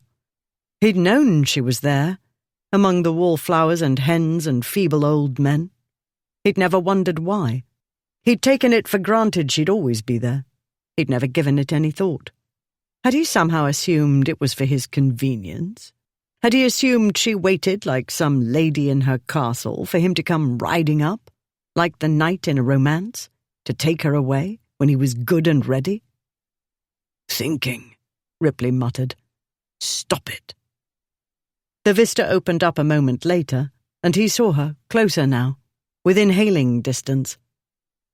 "Olympia!" he shouted. She gave a start and turned. "Go away!" she cried, and marched on at no slow pace. He bumped along, twice into trees. The day, which had dawned relatively fair, had grown cloudy, and the warmth had become oppressive. His sweating hands slipped on the handles, causing the chair to veer off the path. "Damn it, Olympia! Go away! I need to talk to you." "No!" she stormed on. He struggled with the chair, which more and more objected to the terrain, the wheels not cooperating fully with the winches and rolling him into bushes. He bumped against small rocks, and the slope, gentle as it was, still drew him down faster while he fought to stay on the path. She kept on, and it ought to have been easy enough to follow, but the path grew rougher still. Trees and shrubbery, which hadn't been cut back apparently for the past year or more, encroached. Apparently nobody had bothered either with clearing away the various pebbles and nuts and other debris that had rolled or washed into it. Though the chair supposedly worked smoothly in any terrain, it hadn't been designed for wilderness travels. Ripley was trying to steer it while preventing its yielding to gravity and rolling headlong down to the river. To do this, he needed 3 hands.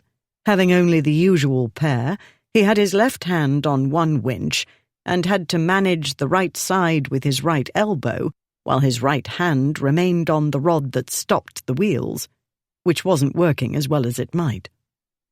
He was only about 20 yards behind his quarry when his cramped, sweating hand slipped from the brake handle. Before he could regain control, the chair rolled forward.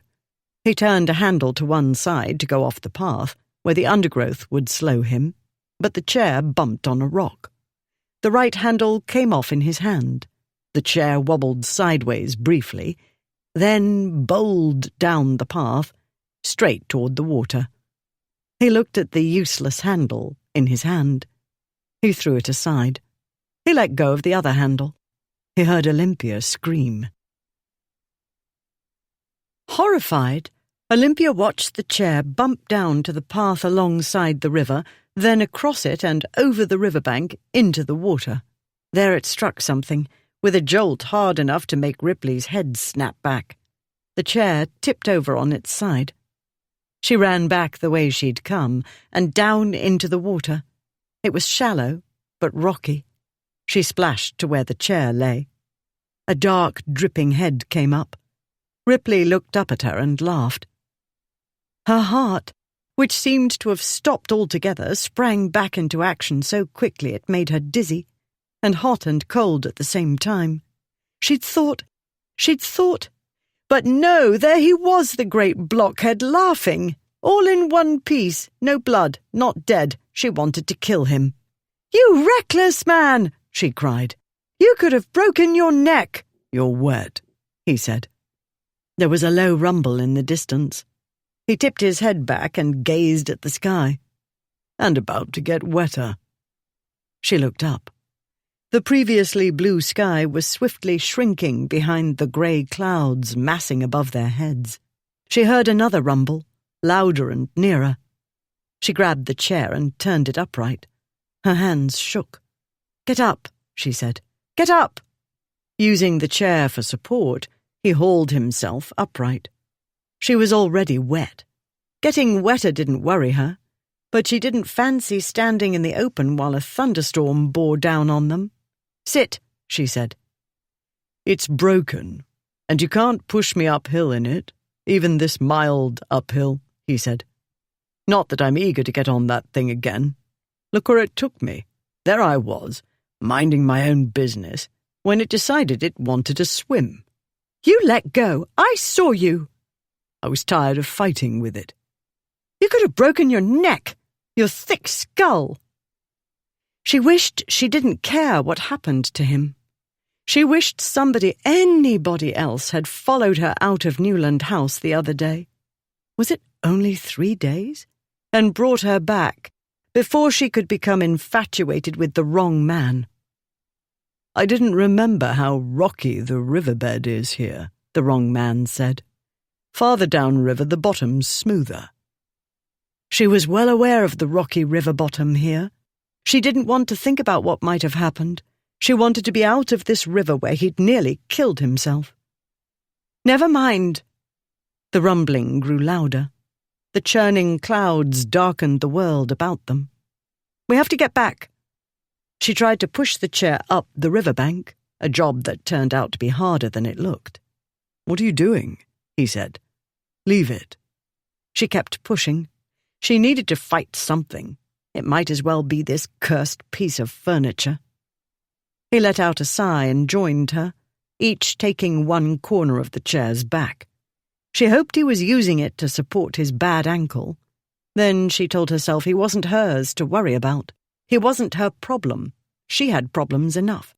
She was going to have to teach herself to love another man because that man still wanted her, and she was a practical and sensible girl, and marrying him was the practical and sensible thing to do.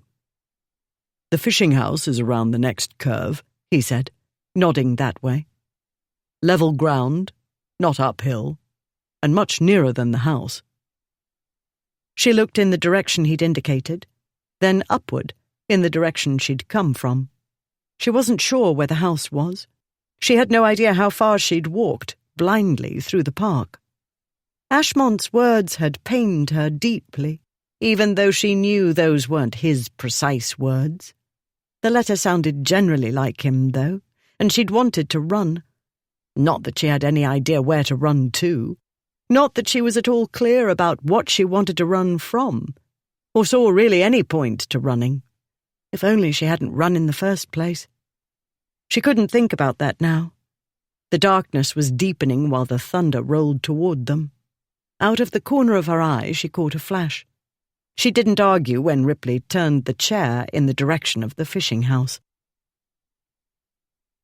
Ripley told her to run ahead and he'd follow with the chair, but she wouldn't cooperate. If she left him to push the chair on his own, he would put too much weight on his bad foot, she said. Luckily, they had only a short distance to go. The fishing house had stood near the turn in the river for 150 years. At any rate, he hoped it still stood. The storm steadily bore down on them, and as they reached the bend, lightning blasted the sky. Thunder followed rather too close in its wake. Raindrops plopped on the pathway, on the chair, on their heads. He pushed the chair faster, ignoring the jolts up his leg when his right foot landed hard on an unexpected lump in the pathway. The grounds hereabouts needed attention, he thought, then pushed the thought aside for another time. The landscape lay in deepening shadow. Thunder rolled while lightning flashed among the clouds. As soon as they turned the bend, the house came into view. In most people's opinion, it wasn't much of a fishing house. It looked nothing like the grand, multi-chambered and multi-storied classical Gothic and Chinese fishing temples of so many other great estates. This was merely a square stone structure with a few temple-like architectural touches. An ancestor had built it sometime in the late 1600s. Unenlarged and unembellished since, it boasted a single room lit by windows on all four sides. A set of 3 shallow steps led to a narrow portico that sheltered the double doors. As they hurried toward it, a blast of lightning lit the building. A moment later, thunder rolled over them. Ripley left the chair at the bottom of the stairs and limped up the steps behind Olympia. As they reached the portico, the rain picked up its pace. He pulled the door handles. The doors didn't budge. Locked. Of course they would be. "Never mind," she said. "We're sheltered from the worst of it, and very likely it'll pass through quickly." "Don't think so," he said, glancing about him. "Doesn't look like that kind of storm. This one looks like it means to stay." He left her and began limping round the side of the house, testing windows. "Ripley!" At the back he found one with a broken latch. "Found a way in," he called back. "Stay where you are." He wrestled the window open, then went back to get the chair. "You're going to stand on the chair while I hold it and climb in through the window and unlock the door from the inside," he said. He could think of a score of other women who'd look at him as though he was mad. Olympia nodded. She helped push the chair into place, and he let her, though he didn't need help. When he took hold of it, keeping it steady, she quickly climbed onto it, then through the window in a flurry of skirts and petticoats and writhing limbs and a whirl of familiar scent. Though she wore his aunt's clothes, the scent he caught was of Olympia's skin and hair. He remembered her climbing over the wall at the back of Newland House's garden. He remembered her dress and petticoats swirling about his face. He shook off the recollection and moved back to the door and waited. And waited. The great drops of rain fell faster. Wind gusted. "Do you mean to open the door?" he called. "Or were you wanting me to beat back the lightning with the chair?" "It's dark," she called back. "I can't find the— Oh, here it is." The door opened, and Ripley dashed in. "The chair," she said. "You left it." "Bother the chair." He looked about him. As his eyes adjusted to the dimness, he saw the tinderbox on the mantel, alongside the simple utensils the family always kept here: cooking pots, a few plates and cups, a pitcher and bowl. The table held a small basket of table linens. Wood had been stacked near the fireplace. He made a fire. It gave him something to do while he tried to decide what to do. Or more important, what to say. He was aware of a taut silence within, while the world without went black, with flashes of light and deep booms that rattled the old windows. "Someone's been here," he said as he watched the flames take hold. "Everything else about the park looks not neglected exactly, but not well attended to. The firewood's been brought in recently, though. Must have been Alice's doing. We used to play here as children." The 3 camp beds he and his 2 friends had used were still here. 2 were bare. 1 held bedding. Alice clearly had spent time here recently. Why? He hoped she wasn't having second thoughts about her marriage because it was too bloody late. Not to mention he had enough complications in his life without adding Blackwood to the list. The doors flew open to a blast of wet wind. He and Olympia hurried to the doors and slammed them closed. He latched them, locking out the world, holding reality at bay, for the moment. She quickly stepped away, brushing the wet from her hands. "Look at you," she said. "You're soaked to the skin." "It's summer," he said. "It's not that warm," she said. "We have a fire." "The damp lingers in stone buildings," she said. "This one's practically on top of a river. You're not only wet but bruised. Your ankle will never get better the way you abuse it." "It's getting better," he said. "The way you fuss about it, a fellow might get the idea that you cared about him." For a long moment she stared at him. "He might," he said. "Might?"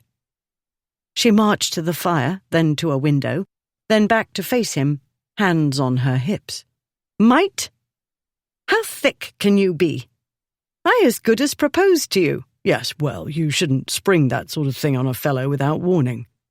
I've all but ripped off my clothes and screamed, "Take me now. How much warning do you need?"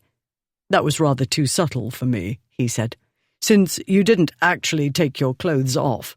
Then there's the thinking part, a large, complicated thinking part. It isn't that complicated, she said. Then let's say it's fraught. That's a good word. It's a stupid word. You're going to make this difficult, aren't you? He said. I'm not making anything difficult, she said. I understand everything perfectly, too well. Which means we need not go over the ground of friendship, loyalty, and honor once again. It makes me want to scream, and mine is not a nervous sensibility. I am not an excessively emotional sort of person. I'm practical and sensible. I know you haven't seen much of that side of me, but I've seen several sides of you, he said. How will you feel in a year, in 5 years? He knew how he'd feel. He felt it now. I've seen so many sides of you, he said, which means I understand better than ever why Ashmont won't let you go. Because he's possessive and obstinate. Is that what his letter sounded like to you? Because that wasn't what I heard. Mind you, I only caught parts of it, and that was against my will. But my aunt and his evil uncle were blocking the damned door while they argued about it. Otherwise I would have caught up with you sooner. You shouldn't have come after me. Not this time. Not the other day. No, it ought to have been Ashmont, but it wasn't. It wasn't Ashmont because he was too drunk on his wedding day, the day you claim he was so thrilled about. Yes, well, he can be a bit of an ass at times. A bit? At times? I'm not in a position to throw stones, he said. The point is, the reason I came after you, this time. He didn't even write the letter himself, she said. That is, he did put pen to paper, but those weren't his words. He doesn't write that way, let alone speak that way. And there were hardly any ink blots, and it covered 2 sheets of paper on both sides. He makes the blots from stopping to think. He didn't have to think, somebody else did that for him. Not exactly. The thing is, I'd rather not be defending him at the moment, but one must present the case fairly. I don't need anything presented. I'm not stupid. The letter shows how sincerely he wants you back, he said. He was going to be fair. He was going to be sporting. Honor and friendship demanded it. For Ashmont to submit to the indignity of letting his uncle dictate a love letter, well, that shows feeling, I think. And though the words weren't Ashmont's, the sentiments were, I know. I heard him on the night before he was to be married. She folded her arms and her expression became stony. But her changeable eyes had turned grey, and he saw pain there. About them, the storm threw fits. The world turned black, then bright white, then black again, while thunder underlined their words and their silences. Inside was quiet, except for the fire's crackling, but the quiet was so heavy that Ripley felt as though he walked through chest-deep mud, or maybe quicksand. He thought and picked his words carefully. Is that why you bolted today? Because of the feelings Ashmont's uncle helped him put into words? Yes. She unfolded her arms and paced to the fire, then to a window. I wanted to cry, but when I got outside away from everybody, I couldn't cry. And I couldn't go back and arrange the books to calm myself because everybody would find me, and then I would certainly cry. So I walked. If you don't want to marry him, don't marry him, he said. I don't want to. But I must. But I can't. How can I? How can I when... A crash outside cut her off. The windows lit again. Another crash with echoes. As his eyes adjusted to the changing light, he saw that her pained expression was gone, as though the lightning had blasted it away. For a moment she seemed puzzled about something. Then she took a deep breath and let it out. He watched her bosom rise and fall. He told himself not to look there. He didn't listen, as usual. "Never mind," she said. She unwrapped the white neckerchief from around her throat. He hadn't understood why she'd needed it in the first place, except as decoration for a very plain dress. And yes, it made sense to take it off. It had grown rather warm inside, with the windows closed and a fire blazing perhaps more fiercely than a damp day in June warranted. Because of thinking too hard and not paying proper attention to what he was doing, he'd made a great deal more fire than the small room needed. Then she started unbuttoning her dress. Ripley experienced the same sensation he'd felt a lifetime ago, in the library, when she'd set down the letter and walked out. He closed his eyes and opened them. But no, this wasn't a fantasy or a dream. "What are you doing?" he said. "I'm being unsubtle," she said. The dress was made like a coat, buttoning from neck to hem. She was halfway down the bodice already, though there must be more than 20 very small buttons there, and another 2,000 or 3,000 on the skirt. While she went on unbuttoning with alarming efficiency, it took his mind a moment to make sense of, "I'm being unsubtle." Then he remembered. "Olympia," he said. She went on unbuttoning, concentrating very hard on what she was doing apparently, because she caught her bottom lip in her teeth, and a small crease had appeared in her brow, directly above the nose-piece of her spectacles. "Damn it, Olympia." "Everybody says that," she muttered. "Damn it, Olympia." "Well, damn you back." "Stop it." "I think not. This situation is intolerable, and I don't see how it can get worse." She'd got the dress unbuttoned to the waist. He could see her smooth throat, all of it. He caught a glimpse of skin farther down, and a sliver of white undergarments. He told himself he was bigger and stronger and could easily make her stop. But he couldn't. He'd have to touch her. He could not touch her. Not now. "It can get a great deal worse," he said. His voice had dropped an octave. The storm went on, flashing and crashing about the little fishing house. He swallowed. "Yes, well, maybe not such a bad idea after all. Your clothes are wet." So were his. He was keeping them on. She said nothing. She undid the belt and tossed it onto a chair. The room grew oppressively hot. She continued unbuttoning.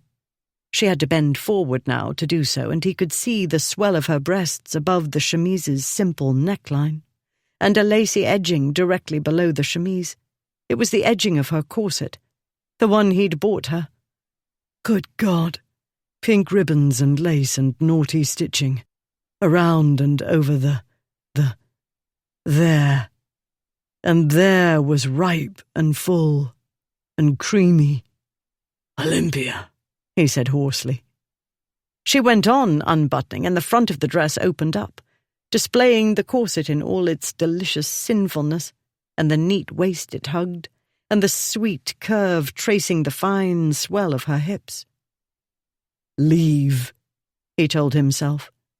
All he needed to do was open the door and walk out.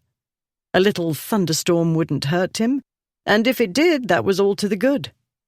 He tried to turn away, but she'd worked her way downward past her hips and was steadily, inexorably, opening the garment to her knees. He could see all of the corset and part of her petticoat, which was plain white, much plainer than the wicked corset, and couldn't have been a more innocent petticoat if a nun had been wearing it. But she wasn't a nun, and there was the naughty French corset, and her breasts threatening to spill out of it. He stood where he was, unable to move except for clenching and unclenching his hands, while his temperature climbed and his pulse rate with it. He stood like the fool he was, watching as she unbuttoned, bending easily down to the very bottom of the dress, and when she'd undone the last button, she twisted and turned and wriggled her way out of the tight armholes and pulled the dress off, then tossed it onto a chair. She looked up at him, her face pink, her eyes glittering, her soft mouth curved in a triumphant little smile. She had every right to look triumphant. There she was in all her shapely beauty and unpredictability. There she was, the spirited general of a girl who'd mowed down a bully. There she was in a lot of white underthings and a naughty corset, the most deliciously irresistible thing he'd ever seen. Ripley never resisted temptation. He hardly knew how. He couldn't look away or run away or do the right thing. He'd never been a saint, and he wasn't about to start now, of all times. She said, "Is this too subtle for you?" "No," he managed to choke out. "Damn it, Olympia." 2 limping strides closed the space between them. 2 more brought her up against the wall. Chapter 14. Olympia looked up at him. He was so near she could feel the heat of his body. His eyes had narrowed to dangerous green slits. Her heart beat so fast she could hardly breathe, and a sensible and practical voice in her head said, "Run." But that was nonsensical advice. Not to mention, it came far too late. If running could have solved anything, she'd have run faster and farther, the day she'd left her drunken bridegroom waiting with the minister. She'd called herself a damsel in distress, but she wasn't. Damsels in distress were always virtuous ladies in trouble through no fault of their own. She was in trouble she'd made for herself. No dragons, no evil sorcerers, no stage villains twirling their moustaches, no heartless parents or step-parents. No, it was all Olympia, damn it. And it was still Olympia, damn it, half naked and looking up into Ripley's wicked wolf face, and smiling up at him, while his green eyes sparked as hot as any dragon's flames. A true damsel in distress would have at least tried to get away. Escape was the last thing she wanted. The scent of woodland clung to him, and the sense of a stormy summer day, the sense of wet wool and smoke. Under these and permeating them, she knew, though she couldn't quite catch it yet, was the scent of his skin. She inhaled deeply, the way the opium smoker draws in the drug he craves. He started to say something, but as she inhaled, his gaze slid down to her mouth before lowering to her breasts, all too conspicuously displayed. He caught the back of her head and bent his and kissed her, hard. She kissed him back in the same way. No sweet maiden's kiss, because she wasn't sweet, was she?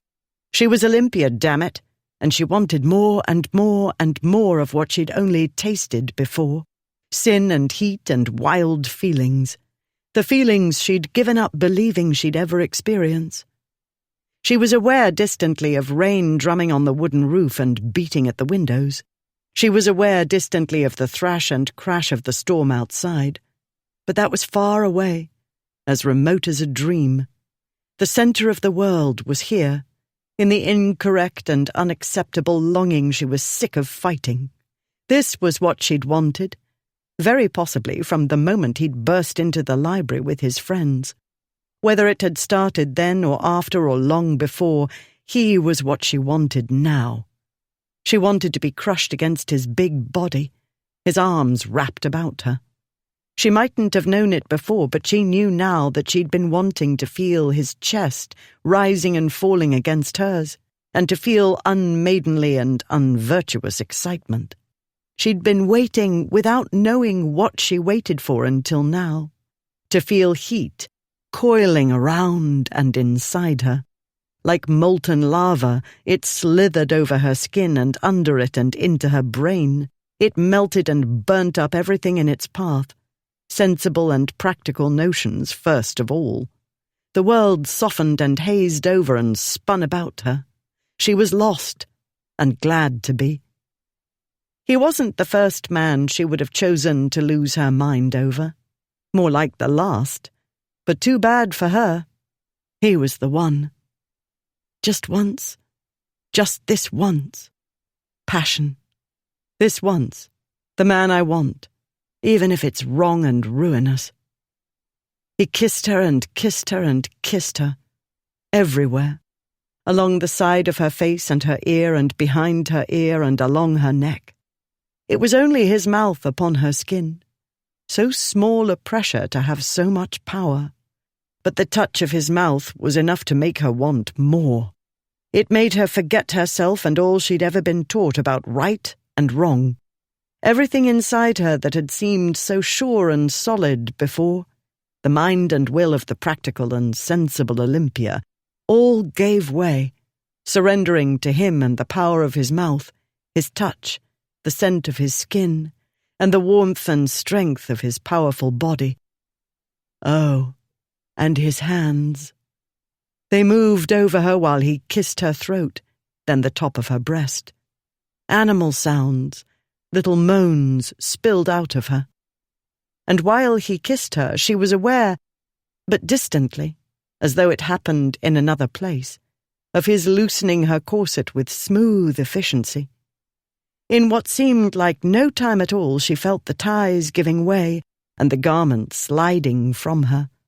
It was instinctive to grab it as it started to slip away, but his hands got in the way, and when he pushed the corset down and untied the tapes of her chemise with the same expertise, she forgot what she'd meant to do, or why she'd wanted to do it. He pulled the chemise down, and then his bare hands were on her breasts, cupping and squeezing them. A deep, sweet ache joined with a surge of happiness, so sudden and powerful she could hardly stand up. She had wanted this, though she'd had no idea what this was, and never could have imagined, no matter how wildly she imagined. Then he put his mouth where his hands had been and suckled her. Heat shot deep into the pit of her belly. Her knees disappeared, and if he hadn't been holding her, she'd have slid to the floor. "Oh," she said. "Oh." Her so-efficient brain could offer nothing more. He had his arms fully about her now, and he lifted her off the floor and carried her a little ways. He set her down on something soft. He bent over her and gently unhooked her spectacles from behind her ears and set them somewhere. She didn't care, because he started kissing her again, starting at her forehead. He kissed her eyebrows and her eyes and her nose and her cheeks and her chin, and on from there. These kisses were fiercer than what had gone before, and they seemed to sear her skin and under her skin. They turned everything hot and hazy and dark. He worked his way swiftly down, and she, squirming with pleasure and other sharper feelings, tried to put her hands on his bare skin too. She needed to kiss him in the way he kissed her, laying claim to as much of him as she could. This is mine, and this is mine, and this is mine, and this is mine. They were like two armies fighting for territory, but the fight was somehow the opposite of a fight. Whatever it was, it had to be done. She needed her hands on his skin and his on hers. She needed kisses, more of them, taken and given. And while she took as much as she could, she felt a loss of things that covered her. Her clothes, yes, but something more. For years and years, she'd hidden her dreams and wants, and bit by bit other parts of herself. But from the moment she'd started unbuttoning her dress, she, whoever she was, had come out of her hiding place. She'd emerged from the world she'd tried to make safe and painless, and had only made small and boring. With him it was impossible to live in so small a place. With him, she couldn't play by the rules and didn't want to. All she wanted was more and more and more of him and what he did to her. She tugged at his shirt, pushing it up, to put her hands on his chest, so warm and hard. She laughed inside, feeling triumph when he groaned, even while she ached, so deep. She felt triumphant and right, even when she couldn't stop crying out "oh" and "oh" while she squirmed under him, impatient for something else, something more. He said, "Olympia," his voice hoarse against her neck, and she said yes, and always yes. "Yes," she said.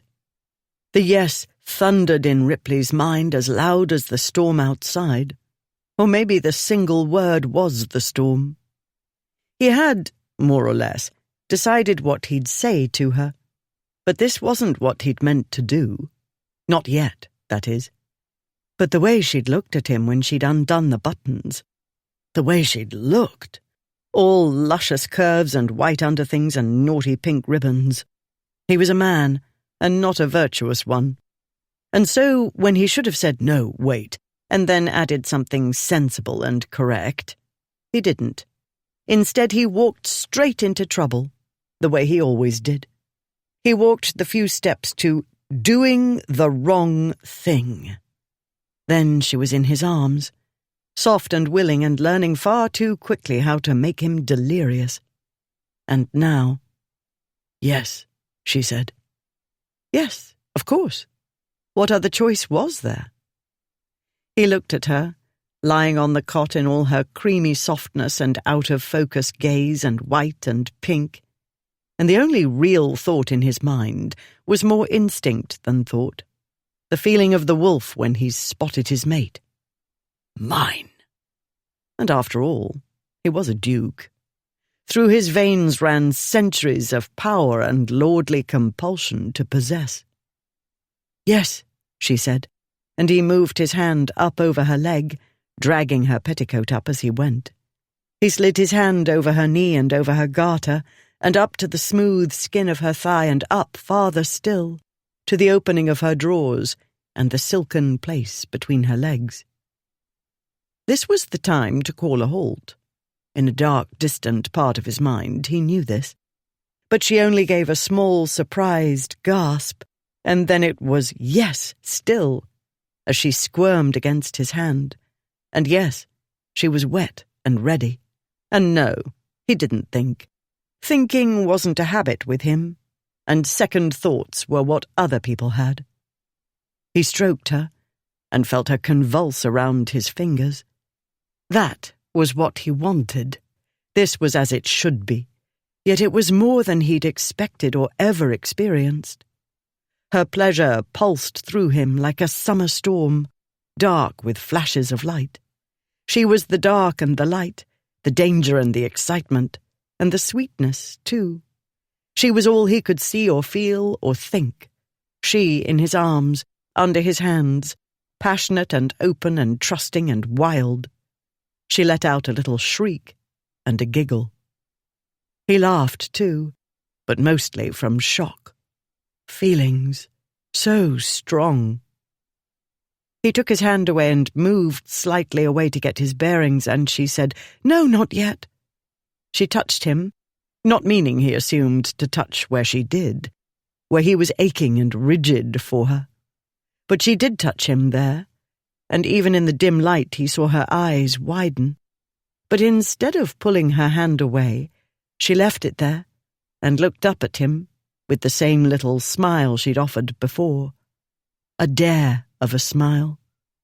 "Yes," she said. He was lost.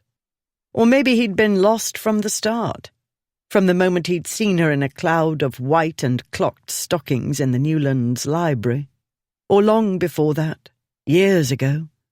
So much wasted time. In a moment his trouser buttons were undone, and in another he was poised between her legs, and almost in the same instant he was pushing into her. She gave a choked cry at the intrusion, and he paused, though he thought he'd die. But it was only a heartbeat or two, or 1,000 furious ones, before he felt her ease about him. Then, "Oh," she said. "Good heaven! Oh, my goodness! How? No, don't stop! Oh, Ripley! Oh, my goodness! I'm going to faint." She didn't faint, and neither did he. He went slowly at first.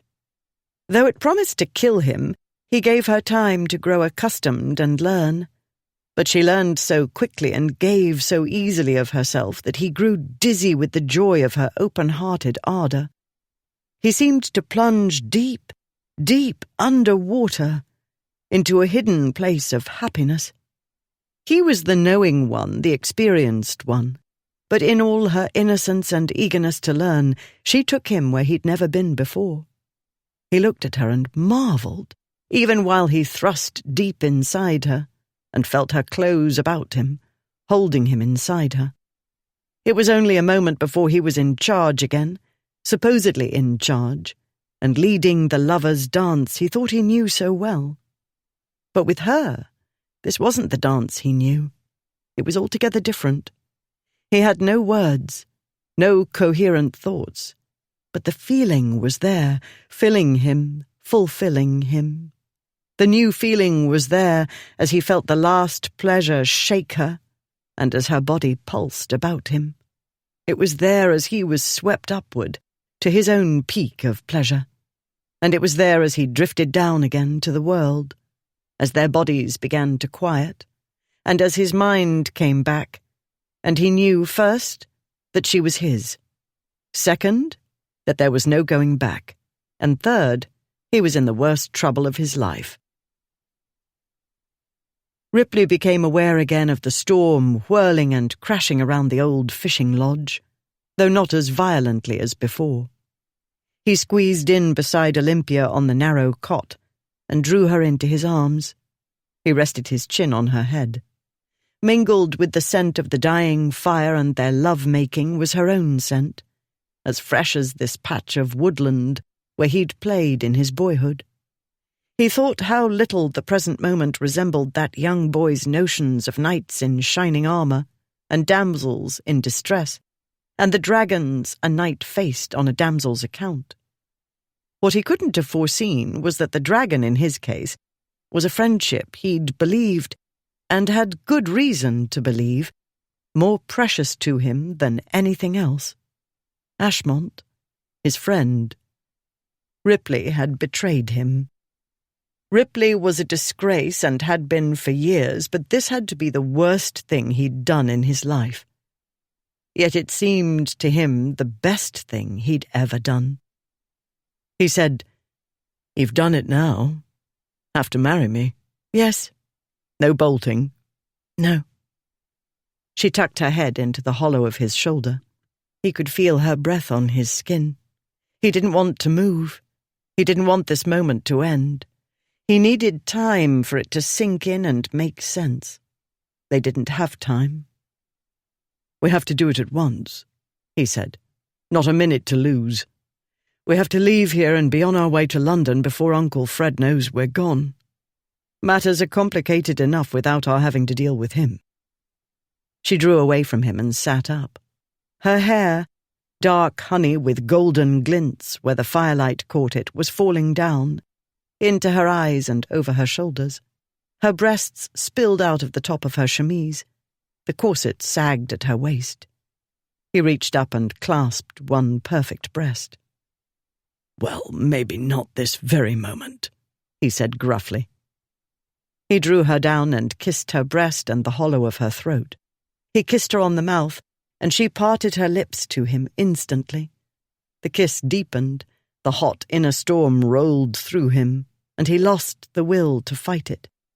In an instant his heart was racing again, and he was coiled about her, moving his hands over the smooth curves of her body. A moment ago he'd been cooling. He'd started to become capable of thought. Now all he wanted was more of her. He kissed her throat and her neck and made trails of kisses over her breasts. He grasped her bottom and pulled her against him. She giggled and said thickly, "Maybe not this very minute." They hadn't time for languid love-making, and this time he used no finesse. He cupped her most womanly part and stroked her. He did little more before she was moving against his hand, wet and willing. In another moment he was inside her again, and her legs were wrapped around his hips, and there was nothing in his mind but her, and the way it felt to be joined with her, and the shock of it, to feel so deeply, to feel so much happiness. A soft pressure enclosed him, and he felt her muscles contract, drawing him in, holding him. The wonderful madness returned. The world went away, and nothing remained but the way she felt and the way they felt together. It was new, still new, and a wonder to him. He was inside her, trying to make it last, not wanting it to end. Not yet, not yet. But it was like the maddest of races. Fast, fast, too fast. The peak came too soon, and there was no resisting or slowing it. It came to him in a burst of joy, and then he was tumbling down into a quiet place. This time it took longer for Ripley's breathing to slow and his mind to uncloud. He didn't want it to uncloud. He didn't want to think. He wanted to wallow in the 1,001 delights of Olympia. He couldn't wallow. He needed to be calm, to think, to plan. Ashmont. What to do about him, if anything could be done. If not, it was going to be very bad. "It's a good thing I knew nothing about what this was like," she said shakily. "I'd have been ruined in my first season." And if Ripley had had any idea all those years ago when he'd first met her, he would have ruined her in short order. So much wasted time. But no. If he'd ruined her years ago, he wouldn't have realized what he'd found. 2 days ago he hadn't realized. All while he'd pursued her and tried to get her back to the wedding, Ripley had told himself that she was perfect for Ashmont. Blind, blind, blind. "It's only this way with me," he said. "Just as it's only this way with you." The realization was simply there, where it hadn't been moments ago. He'd thought at first that what he'd felt for her was simple if powerful lust, the result of too long a time of celibacy. He'd realized, but not until yesterday, that it wasn't simple at all. Now there wasn't the smallest question in his mind. It had to be her. Nobody else, ever. "I promised to make up for those lost years," he went on. "Would much rather start now making up for lost opportunities. The trouble is, I've already started when it's not a good time." Could there be a worse time? Not much more than 48 hours after she was supposed to marry his best friend, to whom she was still technically engaged, who was going to hate him and try his best to kill him, and whom nobody would blame for doing so. No time to fret about that now. One thing at a time. Look after Olympia first. "I'm going to get up," he said. "Some things to attend to. But you stay." She murmured an answer he took to be affirmative. Gently he released her and sat up. He felt shaky. Had he eaten anything this morning? He couldn't remember. It didn't matter. He stood and was surprised at the twinge until he remembered the bad ankle. Still, it was only a twinge. He found a handkerchief and quickly cleaned himself. He saw no blood, nothing obvious at any rate, in the firelight on a gloomy day.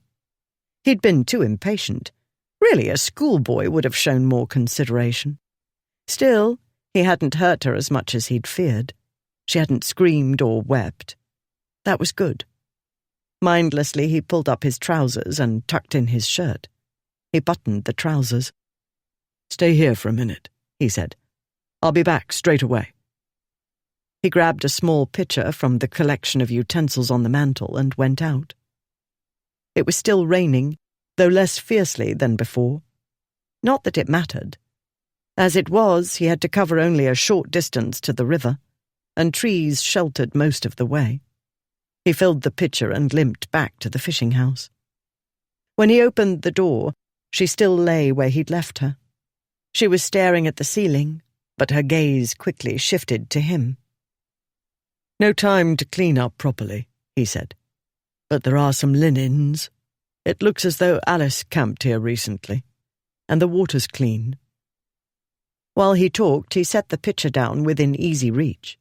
He collected a few cloths from the basket of linens and laid them over the top of the pitcher.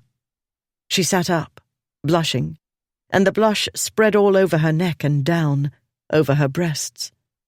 Swallowing a groan, he reached over to retrieve the spectacles from the window ledge. He gave them to her, then busied himself with putting out the fire, while his mind reviewed the perfection of her skin and the way she was round in all the right places. What a miracle it was that nobody had caught her ages ago. "I'm boring and pedantic," she'd told him. That was completely wrong, but he was glad that everybody had believed it, and he supposed he was glad it had taken him so long to discover she wasn't like the other respectable girls. Now at least he was old enough to appreciate how special she was. But it would have helped if it hadn't taken him quite so long. He turned back to her. She was pulling the tapes of her chemise closed. She tied them and started to reassemble her corset. "I'd better help," he said. She slid off the cot and stood. "It's easier standing up," she said, "although I doubt it makes any difference to you. Even my maid can't get my corset undone as quickly as you did." "Practice," he said, "though I'm better at getting them off than on." Not that one needed to get corsets off so very often. Furtive couplings rarely involved much undressing, and he'd always rather liked furtive couplings, for the danger. "At any rate, I can do it more easily than you can." He had only loosened the corset string enough to get at her breasts, and so it was mainly a matter of tightening it again and tying it. He picked up her dress and helped her into it. He looked at the long parade of buttons and remembered her unbuttoning them, and the look she'd given him when she'd finished, and he wanted to pull the dress off again and throw her down and toss her back onto the cot. But no. Death awaited. Not certain death, but it was a definite and well-earned possibility. "You do the top," he said. "I'll do the bottom." He knelt and started buttoning. Her knees, very much to Olympia's surprise, managed to hold her upright. Her breathing had returned to something like normal. As to the rest of her, she'd never be the same. No wonder Mamma had been so inarticulate. She looked down at his dark head. She wanted to drag her fingers through his hair and kneel on the floor with him and kiss him and make him do it again and again. "You have to marry me now," he'd said. Well, of course. She could hardly go back to Ashmont, she said. "Wrong name," Ripley said, looking up. "It's the shock. Got you confused. I'm Ripley, the other disgrace, the one you're going to marry, and no bolting this time." "No, I mean that Ashmont—" "He's not going to be pleased about this development, no." She hadn't thought this through properly. She hadn't thought at all. Now she remembered. All the fights, the duels. One in which apparently Ashmont had nearly had his ear blown off. It might have been his head. But now... What had Ripley said the other day in the garden? Something about a lover's romp and, "Since I'm the only one in your vicinity, I'm the one he'll call out." She was still engaged to Ashmont. Thanks to cowardice, she hadn't broken it off. A short time ago, she'd lost her virginity to his best friend. She wanted to dash her head against the wall. So stupid. So reckless. She wasn't even drunk. What was wrong with her? She said calmly, "You're his friend. Ashmont won't call you out. He can't." "Right, nothing to worry about. I'll punch him in the face and he'll punch back, and then he can't be the injured party. I'm not sure that plan will work now."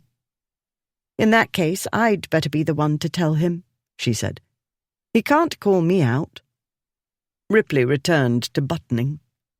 "You can tell him whatever you like. It won't make any difference. He's my friend, and I've betrayed his trust. Oh, and there's the humiliation, too." "I betrayed him," she said. "I didn't break off with him as I ought to have done. I hedged my bets. You did nothing of the kind. I did. I left it to him, knowing he's too stubborn to let me go. He was halfway up the skirt. You're a woman, he said. You don't have the luxury of doing the decent thing or the honourable thing. As you pointed out a little while ago in the library, marriage is different for women than for men. You did the intelligent thing.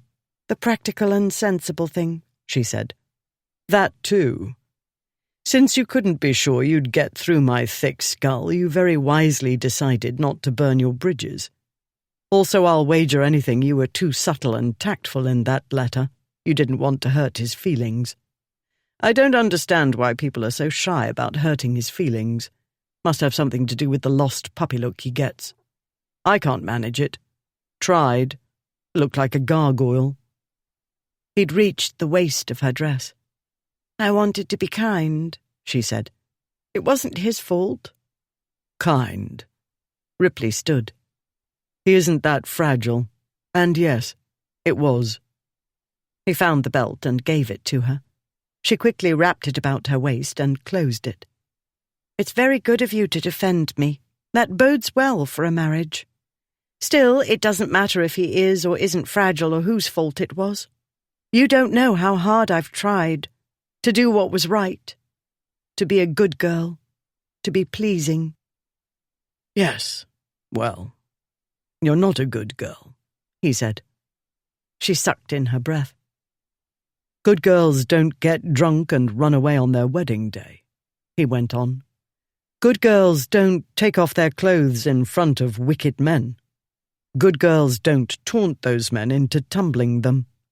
Good girls don't make the men wish they'd thought to do it years ago. Good girls are boring. You won the awards for boring because you were trying to be a good girl. You're not. You're a bad girl. And if you'd been a boy, you might have been one of my best friends. I'm glad you're not a boy. Now can we stop talking and thinking and get out of here? We haven't a minute to lose. Meanwhile, in the drawing-room of Camberley Place, Lord Frederick stood at the window looking out. The storm's let up. They ought to be back by now. He turned back to Lady Charles. I don't like this. She refilled her glass.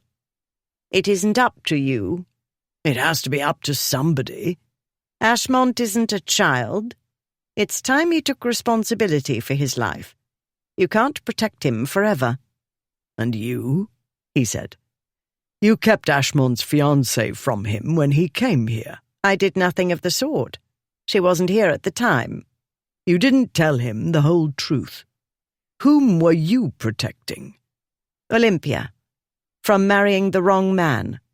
Because the right one was too slow-witted to see what was under his nose. There was a short, taut pause. Something passed between them. Unseen, unspoken, but felt. Neither of them acknowledged it. They were both old hands at concealment. If something flickered in her ladyship's eyes, it might have been a trick of the light. If a faint red tinged his lordship's cheekbones, it was from the same cause. He said coolly enough, And you thought you'd give him a little time and he'd come to his senses? Yes. And what if it takes years? The words, as it did me, might have hung in the short silence.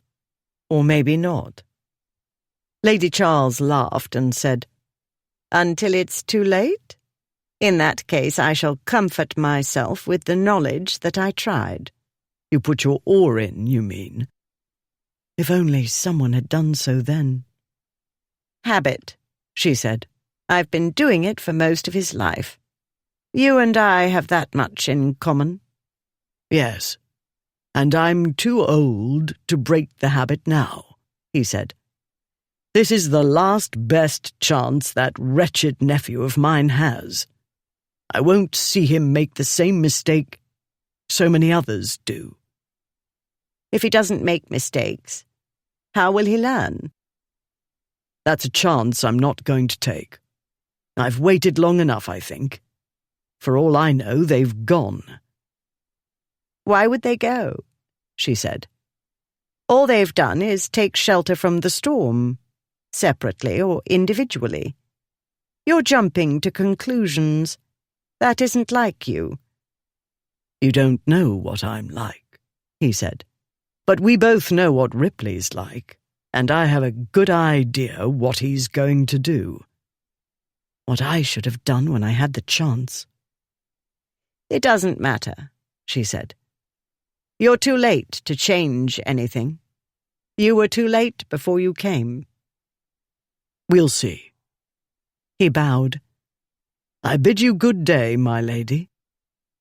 She didn't curtsy in turn, but moved swiftly to the doorway and stood, blocking his way. She smiled. No, not quite yet, sir." "Woof," said Cato behind her. Chapter 15. As they made their way to the stables, Ripley was more aware of the infernal ankle than he had leisure to be. He was cursing it in his mind when he saw Olympia move off the path and pick up a stout branch. She held it out to him.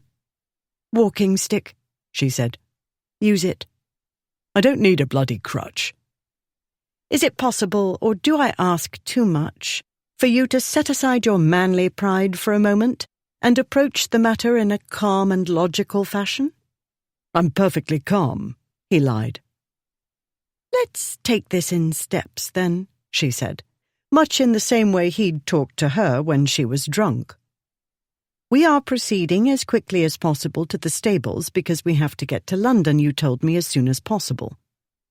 "To get married as soon as possible." He mimicked her patient tone. "To do this, we need a special license, which means I must pay a visit to Doctors' Commons, and hope they don't keep me there for hours while the word goes round the place that the Duke of Ripley is frantic to marry Lady Olympia Hightower, and the Archbishop of Canterbury himself summons me to explain. Because you see, he might remember that he recently granted the Duke of Ashmont a special license to marry the same lady." "I understand," she said. "What I should like is for you not to break your neck before we're married. Because you see, if you die, you can't marry me, and then I shall be in rather a pickle, don't you think?" "A pickle?" He laughed. "I had a good idea how babies were made," she said, and he stopped laughing. "Thanks to you, I now know precisely how human beings make them. I don't know what the odds are of our having started one. I do know that the practical and sensible thing to do is to be married to its father before it's born." It was like a kick in the gut. Yet he had no business to be startled. He knew how babies were made. He should have had the courtesy to withdraw, a courtesy he'd extended how many times to other women? "I won't break my neck," he said, face hot. She held out the stick. She wore a look he recognized. It was the same look she'd worn in the courtyard at the White Lion in Putney, with the blusterer who refused to back down from a ridiculous position. Ripley took the stick and used it. When they got to the stables, he did the practical and sensible thing and ordered the landau instead of the curricle. This meant an eternity of waiting for the horses to be put in harness, and everything inspected, and the coachman John to ensconce himself upon his throne. But the shock she'd administered cleared Ripley's mind wonderfully. Only a reckless half-wit would travel with Olympia in a small sporting vehicle when the weather was changing every minute. A curricle's hood wasn't enough to fully keep out the wet, and the wet and the bumps of the less luxurious vehicle would make her fret about his ankle and his needing a comfortable seat on which to rest it. He'd be suicidally foolish not to give the ankle as much rest as possible, considering what lay ahead. More important, in the landau with the hood closed, he'd enjoy the added benefit of 4 or 5 hours' privacy with Olympia while somebody else drove. Though it took forever, they did set out at last, unhindered. Lord Frederick's horse hadn't yet been sent for.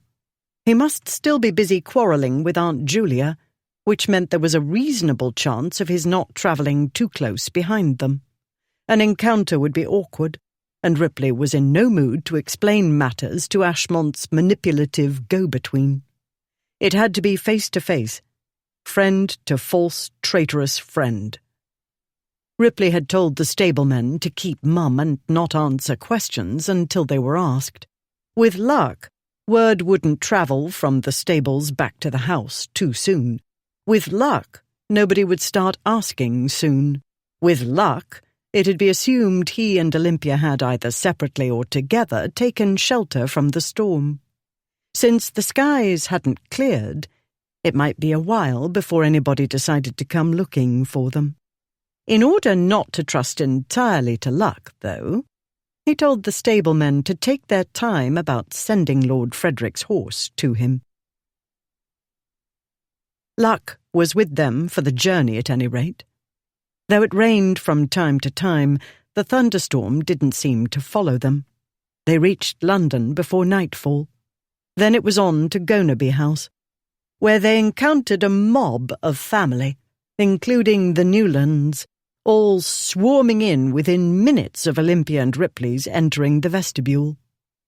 After the first cries had died down somewhat, the swarm bore the travellers into the drawing-room, where an odour of fresh paint prevailed, and a set of steps blocked a door. Renovations still ongoing, in other words. There the uproar began to swell again. Ripley said, "Enough." He was a duke. The tide of noise receded. "Thank you for the thrilling welcome," he said. "Thing is, not helpful to talk to everybody all at once. Only Lord Gonaby. And Lord Newland.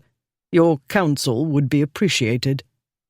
Unlike his brother-in-law, the Marquess of Newland kept both feet planted firmly on the ground. "If we three might adjourn to another room, a matter of business." All about Ripley, eyes widened. Gazes went from him to Olympia and back again. Confusion reigned for a moment. Then the two older ladies, at least, seemed to begin to form a picture in their heads. Judging by their expressions, they found the picture perplexing. "Your study, Lord Gonaby?" Ripley said. "The library? Not here, in other words. Gentleman's business to see to. As soon as is convenient." Yes, Lord Gonaby said. "But, Papa, the Duke is famished," Olympia said. "We've been on the road for several hours with only the shortest stops. Moreover, as I mentioned in my letter, he is injured. It would be a good thing if he could put his foot up. Perhaps the butts could wait until you take him to a quiet room and he's been given some refreshment and allowed to rest his ankle." It wasn't the voice of command she'd used on the bully at the White Lion. Nonetheless, it was a voice that got things done and had a remarkable subduing effect on the listeners. Ripley had grown up in a very small family, and he'd spent the bulk of his youth at school, away from his parents and sister, or in the peace of Camberley Place. He wasn't used to so much family, voices, chaos. At Gonaby House, everybody had something to say, even the little boys. He realized Olympia must have had to do this for most of her life, create order where there was chaos. No wonder she put books in categories and subcategories. Books were easier than people. Still, it could be done with people, to a point, as she'd demonstrated. If Lord Frederick had goaded Ashmont into courting her, Ripley had no trouble seeing why. What other girl had a prayer of managing him? Lord Frederick was not going to be happy about the change of bridegroom. The marriage had better take place before he got wind of it. Fortunately, Newland took over from his rather vague brother-in-law, and in very short order, considering the state of the house, which seemed to be half coming down and half going up, the three men were in Gonaby's study. Ripley ignored the chair offered him. He braced himself on the mantelpiece. Aware of the long night ahead and what lay ahead, he went straight to the point. "Lady Olympia and I wish to be wed." "To each other?" Gonaby said. To each other, sir, yes. But she's engaged to the Duke of Ashmont. Supposed to be married the other day. Yes, that was the other day, and this is today. Her ladyship has changed her mind. That is a lady's prerogative. We wish to be wed. And the Duke of Ashmont, Newland said, is he aware of this change of plans? He will be. In that case, perhaps we should wait until such time, since it's quite impossible for him to marry Lady Olympia, she being unwilling to marry him, and since we are rather in a hurry, it would be best we have the settlements drawn up as soon as possible, Ripley said. I'll send my solicitors to you tomorrow. After he had them make certain changes to his will. The wedding will take place no later than tomorrow evening, he added. Tomorrow? Lord Gonaby repeated. Well, this is all very gratifying, to be sure. 2 suitors for my Olympia. Not that I'm surprised. She is incomparable, and any number of men would wish to be suitors, Ripley said. However, as far as Lady Olympia is concerned, there is only one, and that would be me. She ran away from Ashmont. I caught her. She didn't object to being caught. In fact, she's keen to marry me, not Ashmont. I trust this is clear. Judging by Lord Gonaby's expression, nothing was clear to him. His brother-in-law was another matter. His grim expression told Ripley that the Marquess had put 2 and 2 together. For instance, Ashmont plus Ashmont's temper equals duel, and quickly understood what the hurry was about. Gonaby began. Well, I am not at all sure that we ought— Quite clear, Duke, Newland said firmly. Olympia was to have been married a few days ago, he told his brother-in-law. The more quickly matters are resolved, the more quickly scandalous rumours will dissipate. Before giving Gonaby a chance to respond, he went on. Since time seems to be of the essence, one assumes that settlements like those arranged with the Duke of Ashmont will be acceptable. That will make a starting point, Ripley said. He paid his lawyers well to fuss over details. However, I mean to have my solicitors add a few conditions, to do with the Gonaby Hall library. I doubt you'll find them onerous. And now, gentlemen, I must be off. A servant appeared then with a tray of food and drink.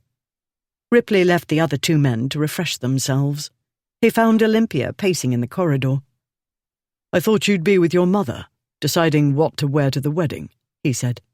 I don't care what I wear, she said, and I strongly doubt you will. Something easy to get off, he said, without a lot of buttons, preferably. The image appeared in his mind of Olympia unbuttoning the endless line of buttons, the look on her face when she was done. On second thought, lots of buttons, hundreds of them. But no, he couldn't think about buttons now. He needed to keep his head clear. You're right. I don't care what you wear, apart from the wedding ring. The thing is, I should like there to be a wedding, she said. There will be. And a marriage, she said. Ah, well, that was a horse of a different colour. Olympia knew that facial expression. She'd seen it at one time or another on every male in her family. Ripley was going to be a man. Of course he was a man. She hid her despair, reminded herself it was dominate or be dominated, and said firmly, I know it's absurd to ask you not to do anything foolish or reckless. Not to mention, you'd be another man altogether if you weren't foolish and reckless. But I will ask you, no, I will tell you, that you are to give Ashmont this note from me. She held out the note. The neat folds had become somewhat crumpled as she paced, waiting for Ripley to emerge from Papa's study. She'd suspected he'd try to slip out without saying goodbye. He looked at it. Ripley, he shook his head. I'm going to see him tonight, he said. I'll tell him, face to face. What I won't do is hide behind your skirts. She didn't roll her eyes. She didn't grab him by the throat and shake him. She didn't draw back her hand. She looked at him in the way she'd look at one of her brothers when he was being stubbornly wrong-headed. He sighed and took the note. "You are not to burn it," she said. Wouldn't dream of it. "Or destroy it in any way. You will give it to Ashmont." Olympia, we discussed this. What they had done was argue for a good part of the way to London. Then he'd given up arguing and started kissing, and from there matters had taken an enlightening turn. "It was not a discussion," she said. "You told me it wasn't my responsibility to write notes. You're the man and you would deal with your friend one man to another. But you were wrong, and if you hadn't used unfair tactics..." All's fair in love and war. Love? Neither of them had uttered the word. She was still operating under the assumption of infatuation, possibly fatal infatuation, but then he mightn't be using the word love in the strict sense. "That's a handy phrase," she said. "Useful but not strictly true. The fact is, I broke my promise to Ashmont. A betrothal, after all, is a sacred promise. In times past..." Don't really have time for splitting historical and legal hairs, you know. A great deal to do and not much time to do it in. "Ashmont deserves an apology," she said. "From me. I was wrong to invite him to release me from the engagement instead of telling him it was over and I wouldn't marry him. I was wrong to run away instead of showing some backbone, or my true colours, and telling him I didn't want to marry him." But if you hadn't done all those things, you'd be a good girl, Ripley said. She was still getting used to the idea of being a bad girl. At first it had been a dreadful shock. Now a great deal that hadn't used to make sense about her life had begun to make excellent sense. "Men can behave badly, yet still do the honourable thing and apologise," she said. "I can be a bad girl and do the honourable thing too, which I've done, in the note, which you will give to Ashmont." You're presuming he'll be sober enough to read it. She wanted to cry. She wouldn't let herself. "I don't know," she said. "I don't know if it will do any good. All I know is I owe it to him." She paused and told herself again she would not cry. "And I don't want you to fight." She managed to get it out without her voice breaking. For all we know, he'll wipe his brow in relief, clap me on the shoulder and say, "Better you than me," Ripley said. "If he has any sense, he will." "None of us has any sense, my dear. You know that." "Oh, Ripley!" She flung her arms about his neck. "You are not to fight him," she said, her cheek against his chest. "I won't have it. You tried to do the right thing. I made it impossible." "I'm glad you did," he said. He lifted her chin and kissed her. It wasn't gentle or kindly or even affectionate. It was strong and determined, and it ran roughshod over her qualms and shame. She answered fiercely and melted against him. Then it was over, and he was drawing away. "Well then, what fellow wouldn't want to come running back for more of that?" he said, with a crooked smile that made her heart ache. "Or in my case, limping back. Go argue with your mother about your second wedding dress and leave the rest of this to me. It'll all come out right, I promise." As he made his way home, it occurred to the Duke of Ripley that it had been a very long time since anybody fussed and fretted about his well-being. He remembered Olympia's asking on the way to Battersea Bridge whether he had enough money for the watermen. Well, she had brothers, a horde of them. Fussing came naturally to her, as did ordering mails about. It would be a great thing if he spent the rest of his life being fussed over and disobeying orders. It would be a great thing if his didn't turn out to be a very short life. Once home, he ordered a light dinner and wrote several notes, which he sent servants to deliver to his solicitors and others. He turned himself over to his valet, bathed and shaved.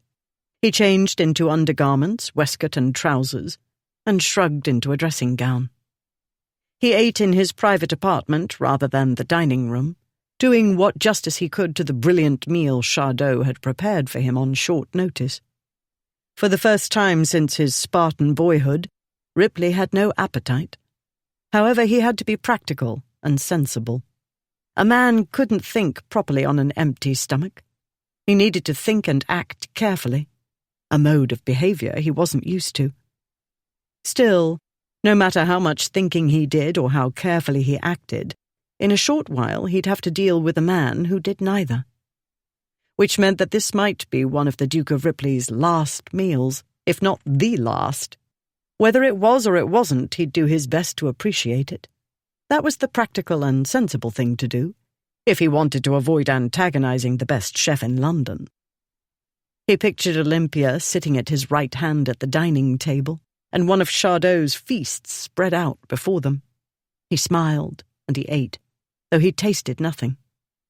He returned to his dressing room, completed his toilette for the evening, chose his sturdiest walking stick, and went out. Too late.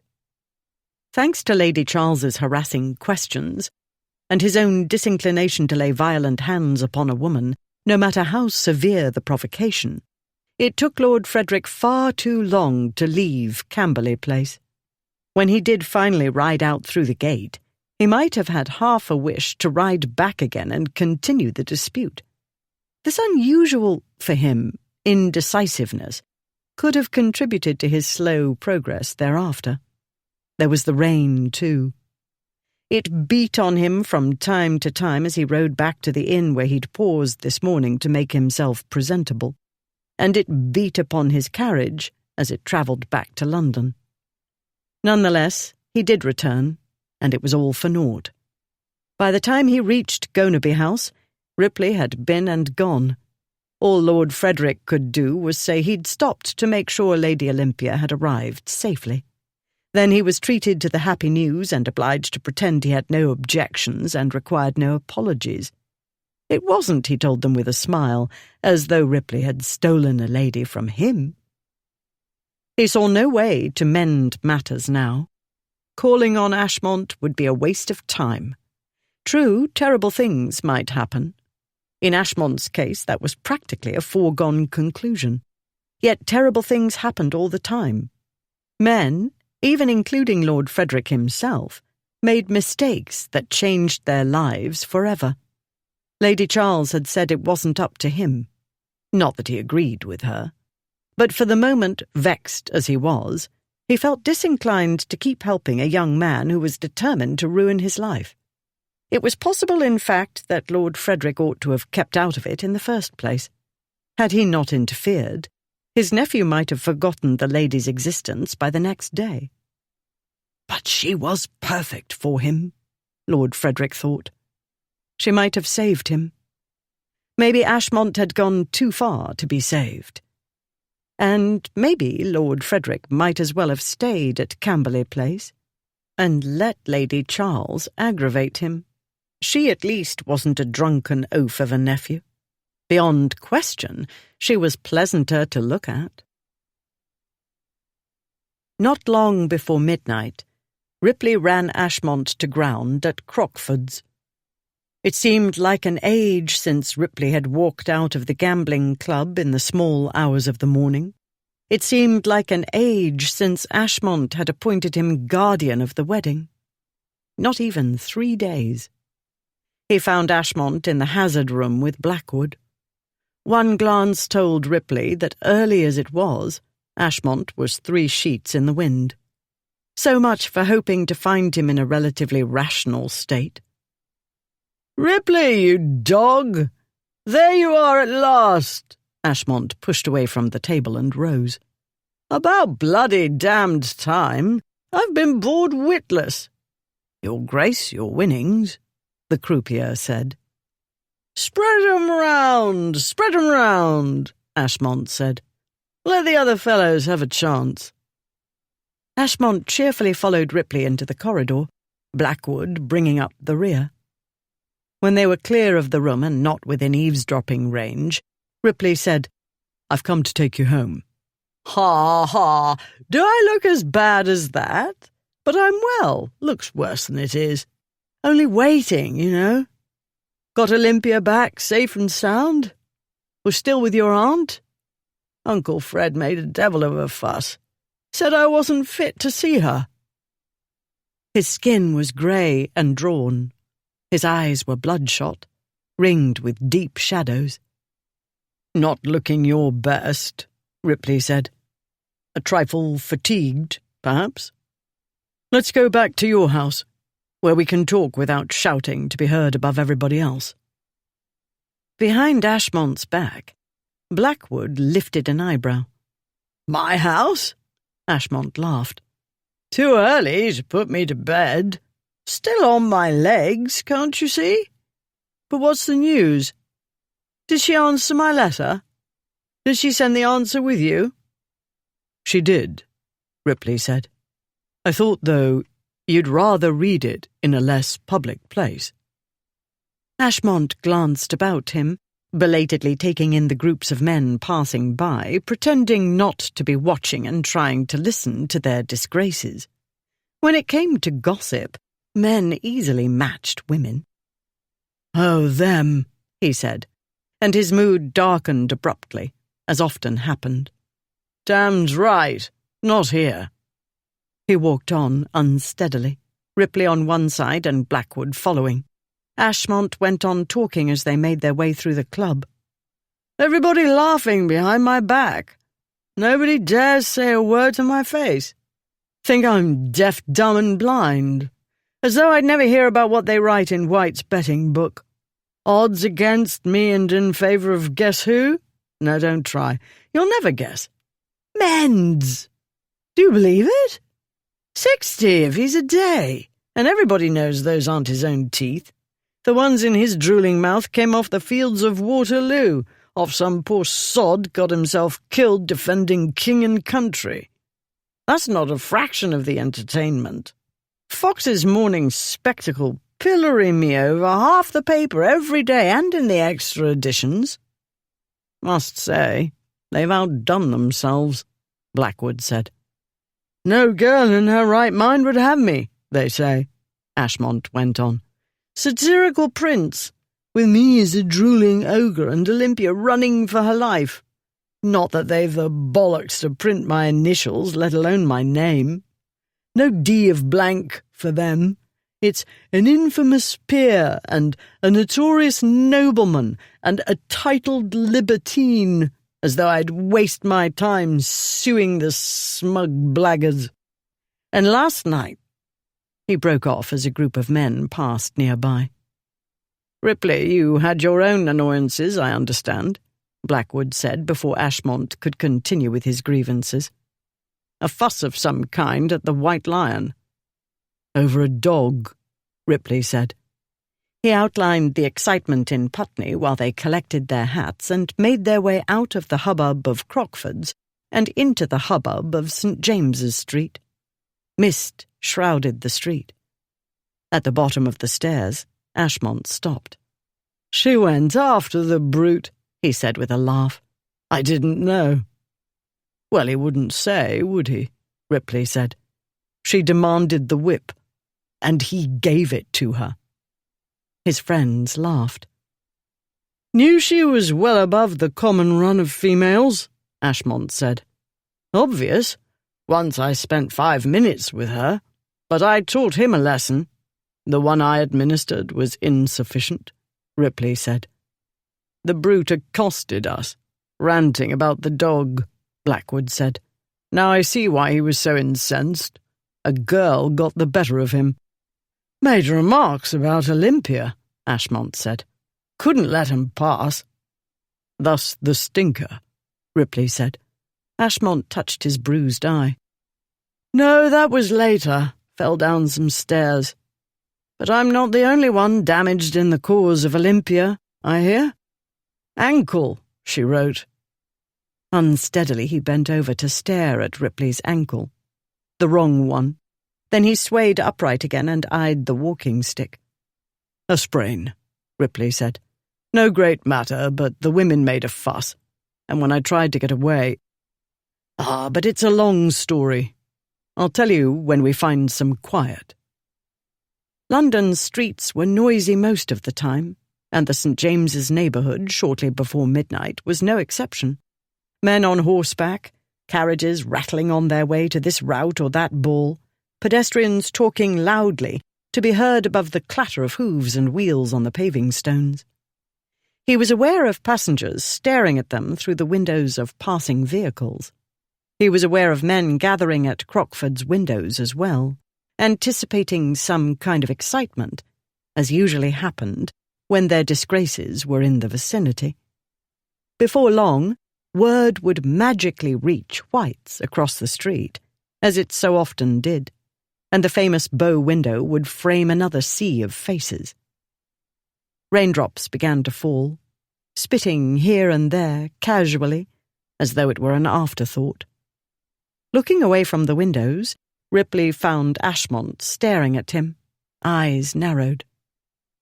"What are you looking at?" Ashmont said. "Bloody audience," Ripley said. Ashmont looked about.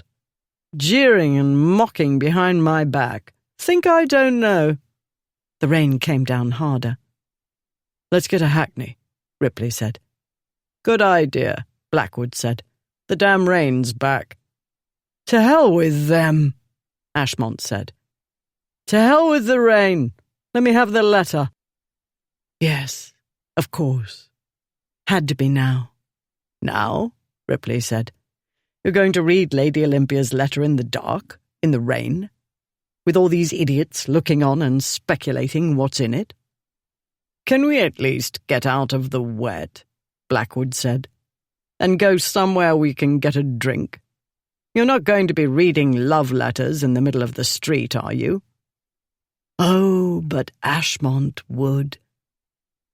Ripley must have been mad to promise Olympia he'd deliver the letter, when there wasn't the slightest assurance one could get Ashmont to read it in a rational state of mind, or even in private, like a normal person. "Get a hackney if you're afraid of melting in a drizzle," Ashmont said. "I want the letter." Of course, it had to be like this. A public street in the rain with an audience. Because that was the way Ashmont was. Unpredictable, volcanic, always so bloody damned exciting. "Rain's one thing," Ripley said. "But I want to get out of the street, out of the uproar, and to a place where I'm not the night's entertainment. Give me the bloody letter. Can we get out of the blasted rain?" Blackwood said. "You get out of the rain," Ashmont said. "Get a hackney. Give me the bloody goddamned letter!" "Christ, give it to him, Ripley." Ripley withdrew Olympia's letter from his coat and held it out to his friend. Ashmont took it and walked to the nearest lamp-post. He unfolded the letter and read, squinting. Rain fell on the paper, blurring the lines of ink. There weren't many, not by Olympia's standards at any rate. After what felt like an eternity, Ashmont looked up at Ripley. "Is this a joke?" "I don't know what's in it," Ripley said. "You know," Ashmont said, his voice low and hard. "You bloody well know." "I know it's no joke. Very much not. She was upset when she wrote it." "Upset? Upset? That's what you call it? And you had the bollocks to look me in the face and smile and tell stories knowing I didn't plan to deal with this in bloody St. James's Street. I came to take you home and— What the devil?" Blackwood said. He grabbed the note from Ashmont and read it. "For God's sake. Ripley! You bastard!" Ashmont said. "You swine! You traitorous lying sack of shit! I trusted you!" He launched himself at Ripley, knocking him back against the stone fence in front of Crockford's. Ripley bounded back and went for him. Men started pouring out of the clubs. Ashmont swung and Ripley dodged. Swearing, Ashmont tried to grab him by the throat. Ripley blocked him.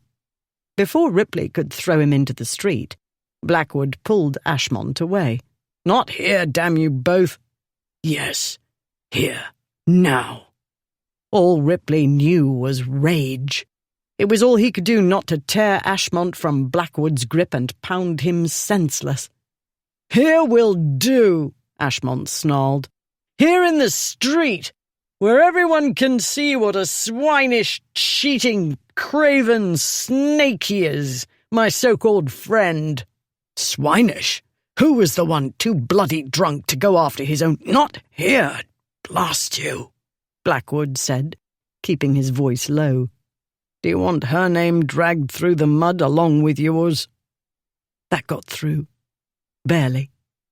Ripley made himself unclench his hands. Ashmont shook his head. No, not here. You know where, then, and when. Dawn. Pistols for 2 and breakfast for 1, Ripley. I'll see you at dawn tomorrow. Putney Heath. No, you won't, Blackwood said. Pull yourself together. Ripley's no saint. None of us are saints. You would have done the same. To my friend? Ashmont said. Friend. No, that was over. Dead. Deeds done that couldn't be undone. Words uttered that couldn't be unsaid. Cheating. Craven. Words and acts churning in a mad, consuming rage. Blinding, mind-crushing. Yet she was there too. Somewhere in the murderous turmoil was Olympia, the expression she'd worn before Ripley left her today. And somewhere in the roiling fury, he remembered he was at fault. He'd debauched the woman Ashmont wanted to marry. Only one thing, Ripley understood, would make it right between them. Only one irrevocable thing. Olympia wouldn't understand. She couldn't. She was a woman. Sorry, my dear girl. To Blackwood, Ashmont said, You'll act for me. I damned well won't, Blackwood said. He's my brother-in-law, remember? Alice would get wind of it, you know she would, and she'd kill me. As it is, but no. Find another way to settle this. I won't stand by and watch you two shoot each other. Then go to hell, Ashmont said. I'll send someone to you, Ripley. I supposed you would, Ripley said. But I won't fight you tomorrow. I'm getting married. Ashmont's head went back as though Ripley had hit him, as Ripley still wanted to do in spite of everything, because his friend was a bloody damned fool and a wreck, and he needed to be knocked on his arse. Ashmont started for him, but Blackwood pulled him back. Leave it, he said. Use your head. They have to marry now. Quiet the scandal. Everybody saw them together, and you were too late. It's over, my boy. Let it go. No, Ashmont said. It isn't over. There was no way it could be over. What had happened was all too public. Ashmont's pride couldn't bear it. He wanted to kill Ripley, and he had good reason. Ripley had stolen the girl, cheated his friend, and made the friend a laughingstock. Only one way to wipe the slate clean. Only one way Ashmont could hold his head up again. Pistols at dawn. I know, Ripley said, but not until after tomorrow. Leaning on his stick, he limped away, up to Piccadilly. Behind him he heard Ashmont shout, What are you lot looking at? Go to the devil! Chapter 16. The following day. The rain-streaked letter lay open on the Duke of Ashmont's dressing table. He had his hand wrapped about the stem of a wine-glass. His fair hair, through which he dragged his fingers repeatedly, stood on end. He read for the 10th or 20th time, Dear Duke, this is the letter I should have written the last time, had I not been too great a coward. The best way I can think of to put it right now is to put it plain. I cannot marry you. I am so very sorry for treating you so unkindly and unfairly. It was wrong of me to promise I would marry you in the first place, when my heart wasn't as fully yours as it ought to be. It was wrong again not to break off cleanly after I ran away. It is not your fault that I did not know my own heart. I never meant to give it to Ripley, and I know the last thing he wanted was to steal it from me, but it's his now. You deserve a responsible and dutiful lady who could live up to the honour you wish to bestow. Regrettably, my character is headstrong, ill-behaved, and selfish. I beg you not to blame Ripley for what has happened. He tried to keep your friendship first in his mind and heart. He tried to do what was right, but he came up against my unruly nature. He was the one I wanted to be with, and when he tried to get away, I prevented him. It's so clear now, as it ought to have been before, that I could never make you happy. Though I wish I had realized this before I caused you distress, it cheers me to know I have spared you, though you may not appreciate that at present. And knowing I've done you a favour gives me the courage, or perhaps the better word is audacity, to ask you to do me the very great kindness of giving Ripley and me your blessing. He is your friend still, and he loves you dearly, I know. Please do not let my poor judgment destroy an old and true friendship. With best wishes for your happiness, believe me yours, very sincerely, Olympia. Blessing, he muttered. Wants my blessing. She's got bigger bollocks than any of them. Damn it, Olympia, I can't. Blackwood stormed into the room. Have you taken leave of your senses at last? You can't truly propose to fight Ripley. The lady doesn't want you. Leave it at that and don't be a bloody fool. Who let you in? Am I barred? Have you added me to the traitors list too? Ashmont drank. Leave me alone. It's nothing to do with you. I'm your friend, you jackass. Not friend enough to second me. Instead you chose that blackguard Morris. I saw him as he left the house, and he told me. The Earl of Bartham's son had jumped at the chance to act as Ashmont's second, no doubt hoping to replace Ripley in Ashmont's affections, such as they were. He's done good work, Ashmont said. 4 letters exchanged and everything settled. He folded up Olympia's letter. Dawn tomorrow. Putney Heath. You hope to make her a widow the day after the wedding? Do you think she'll fancy you after that? What is wrong with you? They'll never stop laughing at me if I don't. Ashmont refilled his glass. They'll be telling the story for years. I won't be a joke. He drank. Why do you care suddenly what anybody thinks or says about you? This is different. Between Ripley and me, I trusted him. Completely. He made a fool of me. Lied to me. Come and get her, he wrote. Next thing I know, he's back in London planning a wedding. His. You never gave him a chance to explain. Ripley doesn't explain. Blackwood shook his head. Why did I come? Why did I think I could reason with you? Because you're afraid of your wife? A dangerous silence ensued. Then Blackwood laughed. I see. You want to fight me, too. You want to fight everybody. Sorry I can't oblige. I've a wedding to attend. At 7 o'clock. St. George's, Hanover Square. For some reason, Ripley wanted to be married in church. He threw a note onto Ashmont's dressing table. Your invitation. That's what I came for, hoping to find you less of an ass. I know it's little use, but I'll say it anyway. If you've a grain of sense left, you'll attend. You'll laugh and treat it like a joke, and you'll wish them well. He went out.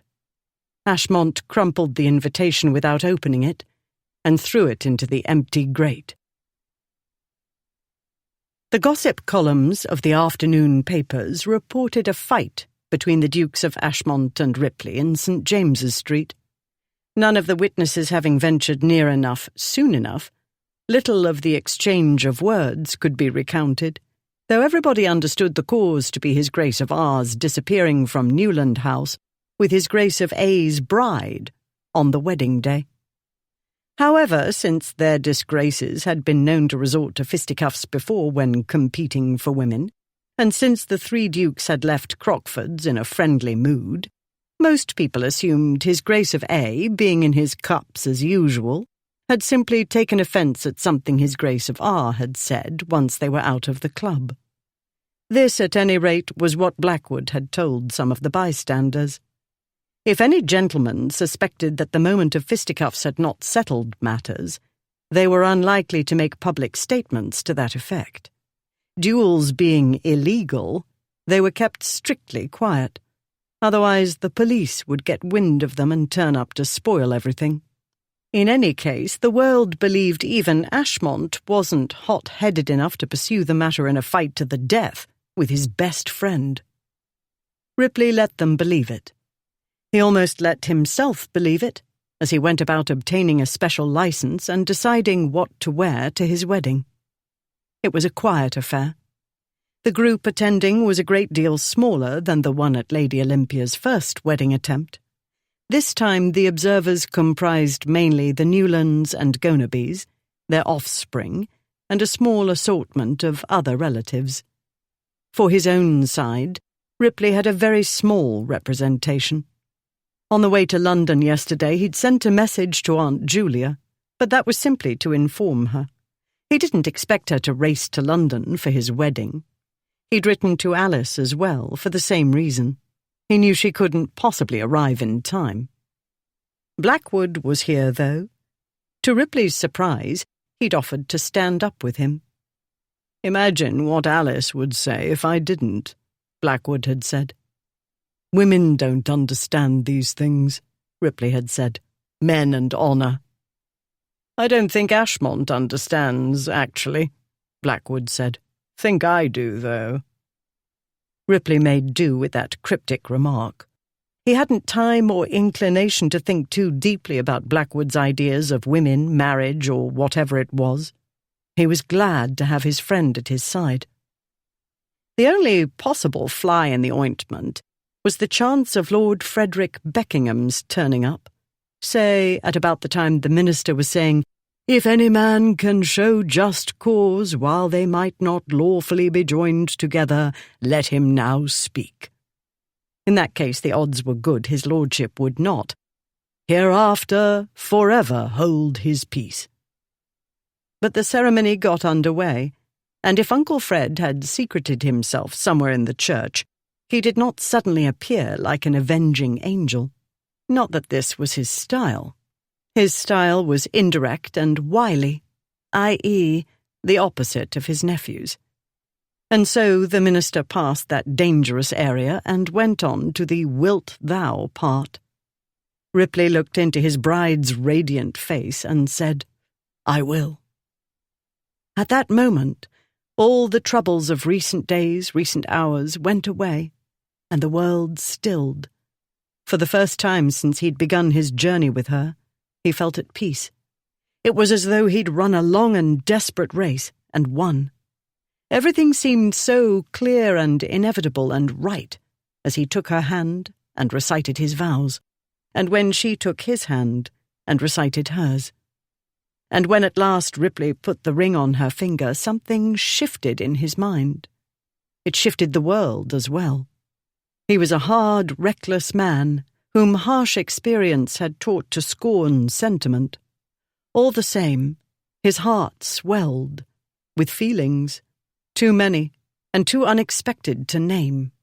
Whatever they were too strong to withstand. Moisture gathered in his eyes. He met her gaze, so blue now behind her spectacles, and saw tears there as well, quickly blinked away before she smiled up at him and filled the church with sunshine. He loved her. It was as simple as that. It was as immense as that. The rest of the ceremony was a haze of bewildering happiness. The others were background. They might have been paintings or trees or clouds. He saw her, and that was all he really saw. The daring girl who'd led him a wild chase. the girl he'd raced with in his invalid chair, the girl he'd wheeled after through the park of Camberley Place, and made love to madly and stupidly in his favourite place in the world. She'd lead him a merry dance, and he'd like it. Ripley had thought it was Ashmont who'd like it, that she was perfect for Ashmont. So blind. It was Ripley who liked it, couldn't resist her, this spirited, passionate, loving girl who was his now, for always, for as long as we both shall live. But he was too happy to dwell on that thought. He had now, basking in the sunlight of Olympia's smile, he had now, enjoying the mixture of joy and confusion in the onlookers' faces.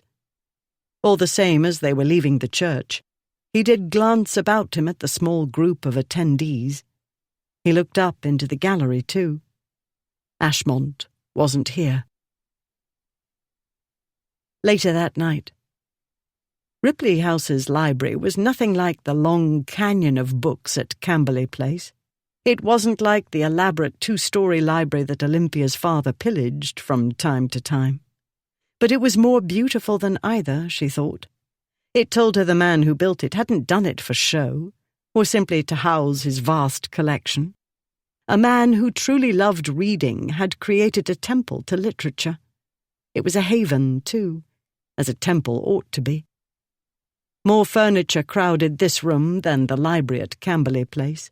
Comfortable furniture, meant for the sort of person who wanted to be lost in a book for hours on end. And though it wasn't 100 feet long, it supplied volumes enough to be lost in for a lifetime. Bookcases covered the walls up to the top of the doors. Above the bookcases ranged stucco-framed portraits of English literature's greatest men. She stood in the middle of the room, hands clasped over her bosom as she turned slowly, drinking it in. "Oh, Ripley," she said, "if I'd known you had such a beautiful library, I should have knocked Lady Nunsthorpe out of the way and dragged you behind the curtains and kissed you until you begged for mercy." "The nun?" He strolled to one of the bookshelves that filled the walls on either side of the fireplace. "What's she got to do with anything?" "A party. You danced with her." She shrugged. "Some years ago." He turned to face her and leaned against the bookcase, arms folded. "And you remember?" "You made a strong impression." "Good. As long as the impression increases your desire to kiss me. Now would be a good time." "You were the one who put a stop to the kissing in the carriage," she said. "Not here, you said. Too many clothes." Though it wasn't as simple as the one of Lady Charles's that Olympia had worn to her lovely ruination, today's bridal dress wasn't nearly as elaborate as the one for the first wedding. It was white, yes, that part was easy. White dresses being fashionable, she had several in her trousseau. This, however, lacked the elaborate bows and cascades of lace of the original bridal ensemble. Under her mother's and aunt's supervision, 2 of the more skilled maids had fashioned a veil from segments of one of last year's court ensembles. The most elaborate part of her attire, the veil had ended up on the carriage seat during the drive home, before Ripley called a halt to the kissing and fondling. "It's our wedding night," he said. "A hasty coupling in the carriage wasn't what I had in mind." Her skin went prickly. "What had you in mind, Your Grace?"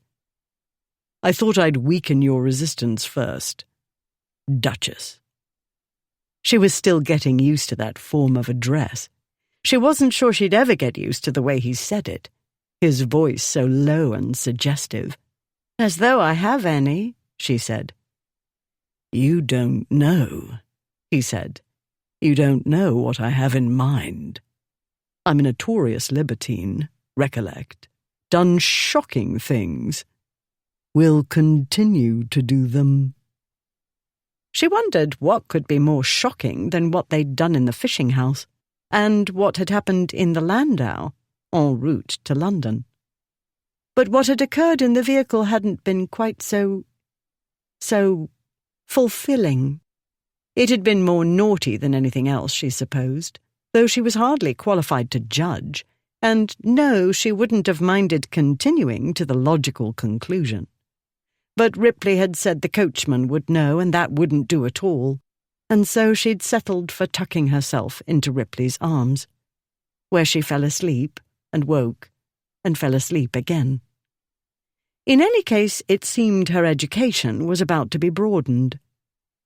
"The difference is, I shall do it all with you," he went on. "Promised, didn't I? Forsaking all other, keep thee only unto her." "I promised too," she said. "So you did. Time to make a beginning, madam, with the kissing. I placed myself here in front of a number of rare tomes, some possibly worm-eaten, to make myself more alluring to you." "Oh, Ripley." She crossed to him and put the palm of her hand against his cheek. "My plan seems to be working." He turned his face to kiss the palm of her hand. Then his tongue was there, making little circles in the palm of her hand. Tingling shocks went up and down her backbone and spread out from there. Then he released her hand to cup her face, as gently as though he held a bird in his hands. "Blue," he said. "Your eyes are blue at this moment. I like your eyes in all their colours." "My short-sighted eyes." "You saw me well enough," he said. "You saw something in me you deemed worth having."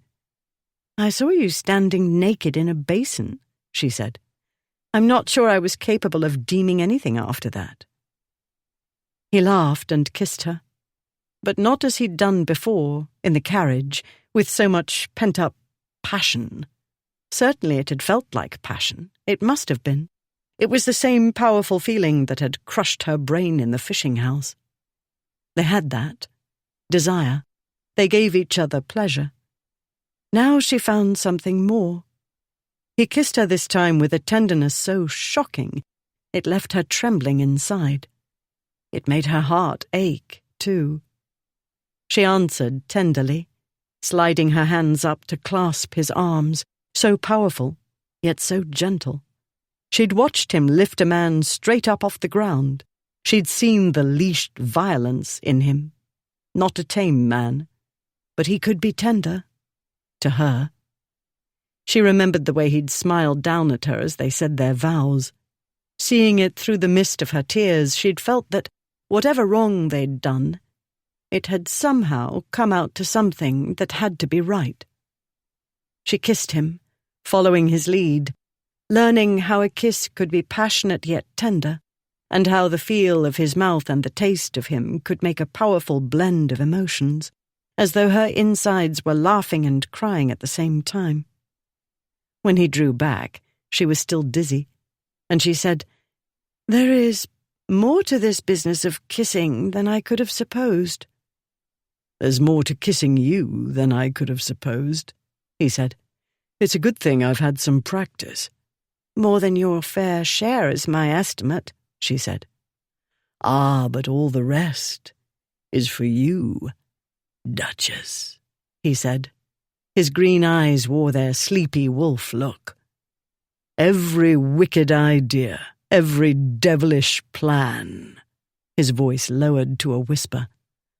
"Ah, the things I'm imagining. Probably not legal." She looked up into his eyes, and though she still couldn't read them quite, saw something that warmed and excited her. "I suppose it's too late to run away now." "Definitely too late." "I've made my bed," she said. "And now I must—" "Yes, bed. Better idea this night. We'll save the library for later." He offered his hand. She took it. His long fingers closed about hers.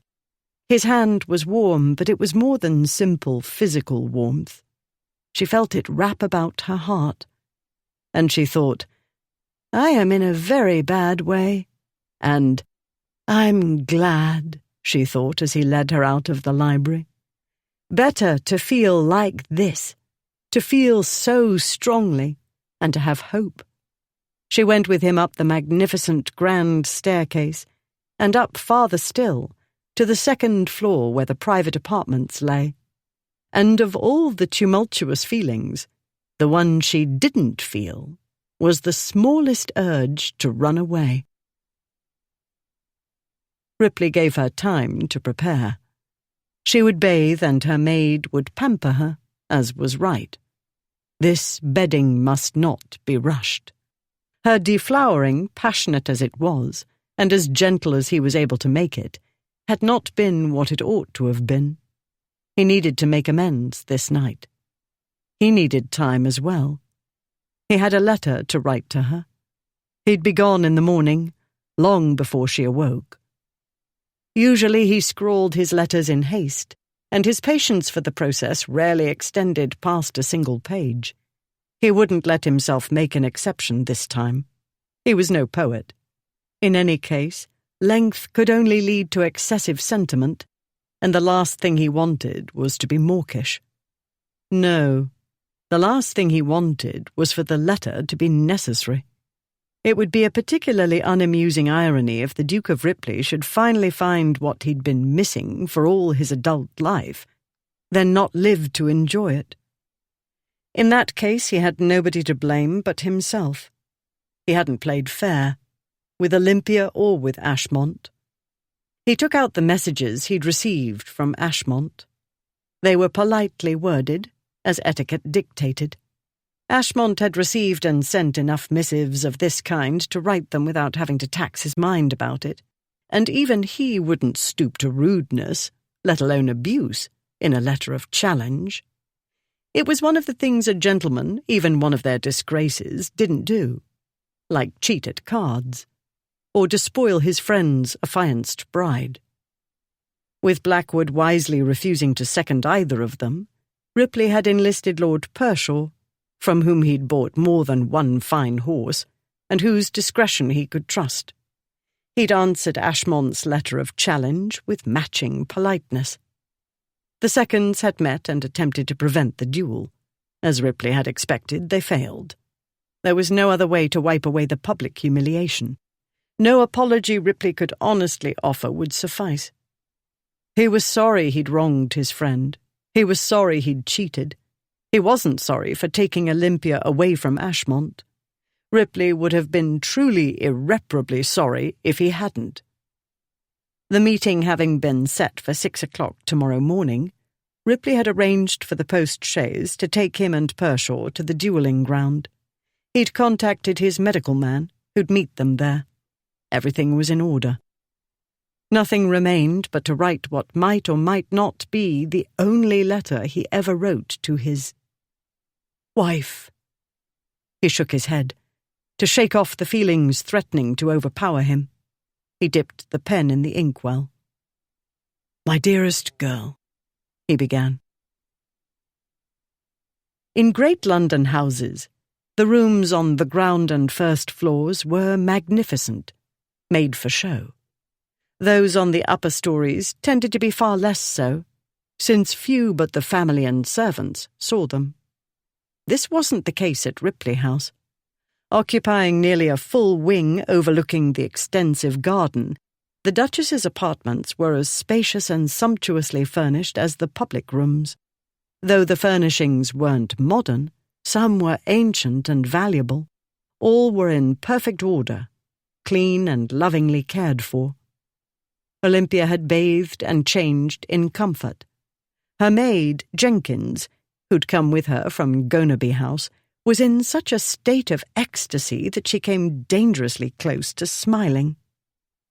Naturally, Jenkins had assumed, as anybody would, that Olympia's running away from her wedding would turn her into a social outcast. This would have left the lady's maid to choose between remaining loyal to her mistress or looking out for her own future and finding another employer. If the family was in a scandal, so were the staff. Even the most loyal servants might find such a situation intolerable. And that was one more in the long list of consequences Olympia hadn't considered when she fled her first wedding. Yet if she hadn't fled, She wouldn't be here in Ripley House, sitting at her dressing table, wondering what her husband had in store for her this night, and Jenkins wouldn't be so happily fussing about her mistress's hair and the precise arrangement of her dressing-gown's falling collar. A deep masculine voice dispersed all thoughts of hair and bedtime attire. "That will do, Jenkins," Ripley said. Face red, Jenkins set down the hairbrush and hurried out of the room. The reason for the red face became apparent as Olympia turned away from the dressing table toward the door. Ripley wore a dressing gown with, by the looks of it, nothing underneath. His strong neck was bare, and the narrow V of the robe's opening revealed golden skin, bearing a fine dusting of dark hair. Her gaze slid down over the dressing gown. Embroidered dark green satin with a purple lining, it was as opulent as the rest of the house. Her husband clearly liked his creature comforts. He would have fit in nicely with the pashas of the Turkish Empire. As he'd said, self-denial was not his favourite thing. This was a man who loved luxury and self-indulgence, and not playing by the rules. She wondered which rules he planned to break this night. A tremor went through her, but whether it was nervousness or anticipation she couldn't say. "I came in the nick of time," he said. "Jenkins had nearly tamed your hair, and I like it untidy, the way it was when I dismantled your wedding veil. The first one, I mean." "Oh, Ripley." She started to get up. She wanted to throw herself in his arms. She didn't know why she felt so desperate to do it, but she did. "No, stay a moment," he said. "I want to spoil your hair a little, and then despoil other parts." She sat again and stared into the looking-glass on the dressing table. She was still Olympia, the same unremarkable-looking lady she'd been a few days ago when she'd gazed into a mirror at her bridal splendour. But she wasn't the same inside. She'd lived a lifetime in a few days. A lifetime with one man, she realized. Hours and hours, in the course of which she seemed to have fallen irretrievably in love. He came to her and untied the neat braid Jenkins had made. Then his long fingers went through her hair, loosening the plaits. She was aware of his hands in a way she hadn't been aware of her maid's. She was aware of his nearness and the warmth of his powerful body. She wanted to turn away from the dressing table and make him pull her up into his arms. She said, "It's dawned on me that you and I have spent more time together than most couples do before they're wed, and so we must know each other rather better than most." "I know you rather better than I ought to on our wedding night," he said, "but that's my fault for being so impatient. You ought to have had a proper introduction. I'll give it to you belatedly." "We aren't proper people," she said. "Why should our wedding night be like other couples? And since when do you care about oughts?" "Since you." He moved to kneel beside her. He took her left hand and looked at it for a moment, where her wedding ring seemed to glow on her finger. He kissed the back of her hand. "Your wedding night ought to be special. Perfect." "That is exceedingly kind and thoughtful of you," she said. "But bear in mind, if it isn't perfect, you can try again. And again. Practice, you know." He laughed, but she caught an odd note in his laughter that made her look up quickly into his eyes. They were shuttered. All she saw was the sleepy wolf. He bent his head over her hand again and kissed her knuckles and her fingertips.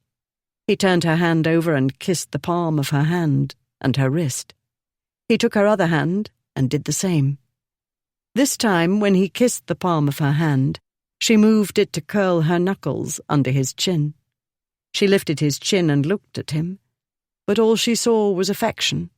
And wicked promise, yes. He smiled and took her hand away and kissed her chin, her cheek, and the top of her cheekbone. Then his mouth covered hers, and the light caress went deep in an instant. It was gentle, and it wasn't. It was like the summer storm they'd shared, but this time it didn't feel so much like a war. This time it was a claiming of each other and a joining of two wild spirits. She hadn't realized how wild hers was until she ran away with him, and she'd felt herself come alive without realizing what the feeling was. She hadn't realized how hemmed in and pent up she'd been until he told her she was a bad girl. She hadn't realized how much she'd stifled herself, though now she saw so clearly why. She couldn't behave as her nature inclined her to do. Young ladies couldn't misbehave as young gentlemen did. Young ladies couldn't sow their wild oats. If they did, they'd be ruined and bring shame on their families. Young ladies had to follow the rules. With him, those rules no longer applied. Free, finally, she came alive now, drinking in his kiss like a healing potion. Her body warmed, and the warmth entered and soothed her heart, too. Her too busy mind quieted and softened. It was like drinking too much brandy, but better, so much better. Still kissing her, he lifted her up from the chair and carried her out of the dressing room and into the bedroom to the side of the bed, where he set her on her feet. "I want to see you," he said, "all of you, and worship you with my body as I promised to do in church." "I want to see you too," she said. "Whenever you appeared at an event, I watched you. It was easy to do without attracting notice because everybody watched the three of you to see what outrage you'd commit next." The words spilled out of her, indiscreet, but they needed to be let out. "The whole time, though, I was watching you. The way you moved, the way you danced. I wanted to be the dashing lady you danced with. I didn't even realize I was watching in that way or thinking those things or why. Or if I did know, I refused to admit it to myself." "I watched you too," he said, "and I thought it was a bloody shame you were respectable." "But I'm not," she said. "I know that now," he said. "It only took, 6, 7 years since you made your debut? How thick can a fellow be?" "Fortunately, I still have some good years left," she said. "True." He slid his fingers through her hair, so gently that she trembled. He kissed her forehead and the tip of her nose. He unhooked her spectacles and set them on the bedside table. "I won't be able to see you properly," she said. "I'll stay close," he said. Her robe de chambre had no buttons or hooks. A tasseled cord at the waist was all that closed it. He undid the cord and the robe fell open. Underneath she wore a white embroidered muslin nightdress. He brought his hands to her face and caressed her cheeks and her neck. He slid his hands to her shoulders. He bent and kissed her neck, her shoulders, and the hollow of her throat. Her skin vibrated with pleasure, but she ached, too, with the sweetness of it, of being touched by him, kissed by him. He untied the ribbon at the neckline and slipped the nightdress down past her shoulders. She was acutely aware of the night air on her skin. He slid his fingers down from her neck to her breasts, pushing the neckline lower as he went, until her breasts were fully exposed to him. But she was a bad girl, and didn't feel shy or modest at all. Besides, he'd seen her already in the fishing house. She wanted him to look at her the way he'd done then, as though she were the most beautiful creature he'd ever seen. His face changed, and she saw the look she remembered. She caught a glimpse of something else as well, something unexpected. Pain? But he bent his head, then his mouth was on her, his lips trailing over her breast, the lightest of caresses. Light as it was, she felt it deep within her, tugging at her heart and lower down, yes, and now she recognized the feeling, the wanting. She wanted him, and she understood she'd waited years for him, without hope, because she hadn't dared to understand herself. She'd made herself what she ought to be, and it was like a dress that didn't fit. No wonder her tiresome cousin mocked her. Then he took the bud of her breast into his mouth and suckled, and she forgot the past, her cousin, relatives, everything. She grasped his arms and held on, letting the sensations wash over her and through her, and she felt drunk, so beautifully drunk. She'd learned to believe that no man would want her, truly want her, as she was. He wanted her. He teased and suckled the other breast, and worked his way down, drawing her nightdress down as he went and teasing her skin with his mouth and his too adept hands. He licked her navel, making swirls with his tongue, and she let out a wild little cry. He went lower still, and the nightdress slid down over her hips to the rug. Then he put his mouth there between her legs, and her body tightened. Spasms went through her, of heat and delight and a growing need. "Oh," she gasped. "Oh, my goodness.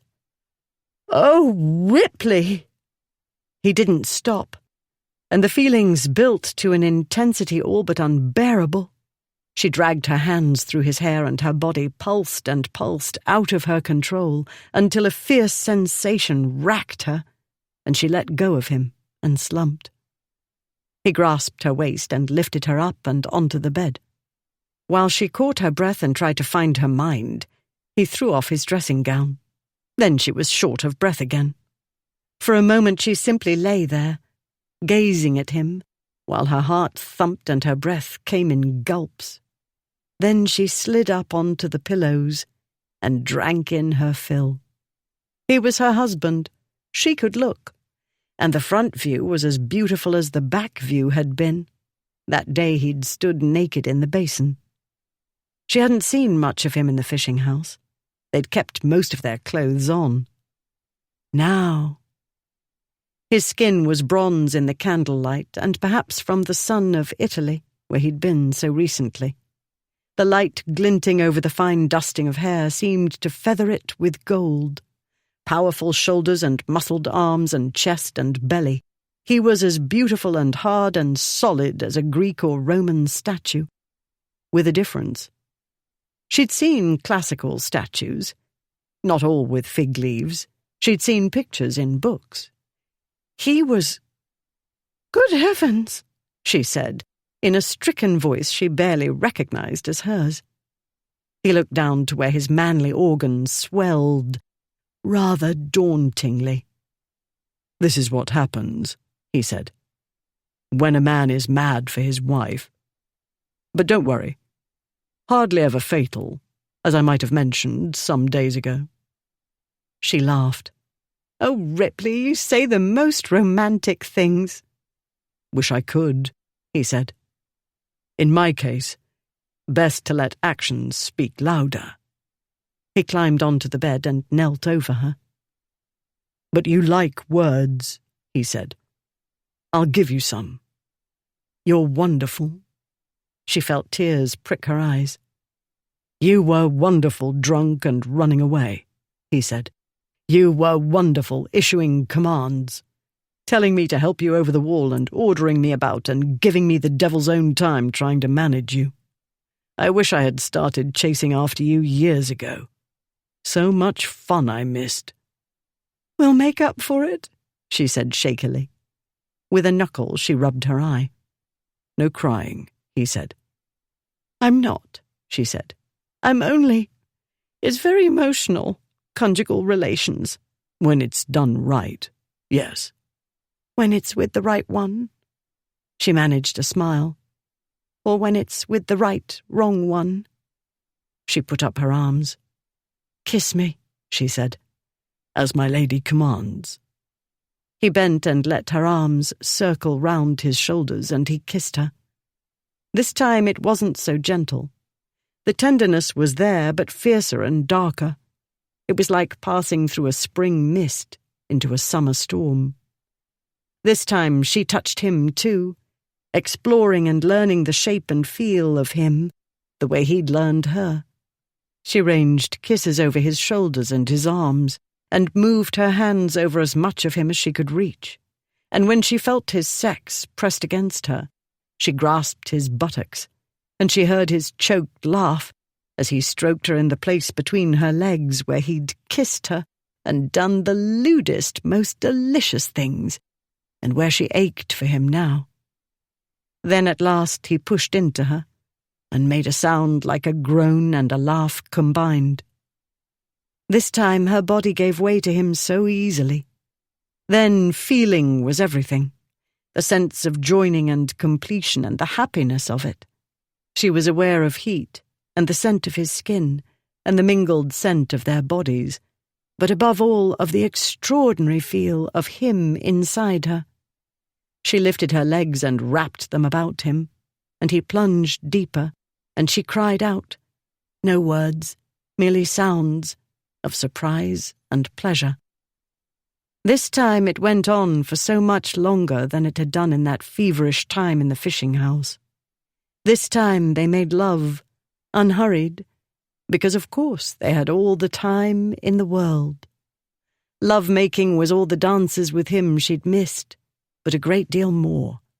Deeply intimate, skin to skin, hot and so joyous. She moved with him, following the rhythm he set, slow at first, then building and building like a mad waltz until she was spun away up into the heavens. Then she was a star, alight and exploding with happiness.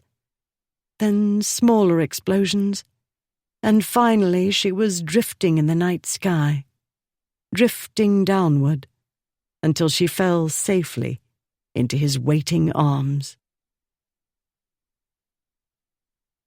Chapter 17. It wasn't enough. It was all Ripley had. He held her tightly because this might be the last night he ever held her. He said, "Now that was more like it." "I see," said his Duchess. "These conjugal relations are not quite perfect unless the lady faints." "Or screams. Preferably both." She turned slightly in his arms to look up at him. "No wonder I could find nothing in the books at Newland House. No wonder Mamma became unintelligible." "Oh, there are books," he said. "I have an extensive collection of licentious works. Some are quite antique, though nothing to compare to the 1450 Mazarin Bible with movable types." "The first with movable types," she corrected. He laughed. "I'm also the proud owner of a generous selection of naughty prints, including a fine set of obscene works by Thomas Rowlandson. Where would you file naughty books, by the way, in your system?" "Natural philosophy," she said. "Or in one of the categories of literature, depending." He narrowed his eyes at her. "It seems you're not entirely innocent in that regard. I should have realized." "Boccaccio," she said. "Ovid, Chaucer. But when one knows nothing, these sorts of works don't mean much. Now I shall study them with more knowledgeable eyes." "If you'd ever come upon the School of Venus, you would have understood better. From the time of Charles II, I believe. It describes in frank detail the sorts of things couples get up to, with illustrations." Her eyes widened. He couldn't be sure what colour they were at present, in the flickering candlelight. "Does it indeed? That sounds like what I was looking for when I was searching for information in my uncle's library, but I hardly knew where to look." "If he has such books, doubtless he keeps them hidden," Ripley said. "As must your father." "I'm not sure Papa knows what's in his library," she said. "And since it's coming to us, he'll never find out. I hope you've thought of where to put them." In exchange for a generous financial arrangement, the collection of the Earl of Gonaby's library was to be one of the items Olympia brought to the marriage. This was one of the conditions Ripley had added to the marriage settlements. You can put the books wherever you like, Ripley said. We can enlarge the library here, or move them to the house in Lincolnshire, or one of the other houses. You may choose to shift volumes wherever you like. There's some worthless stuff, too, you'll want to cull.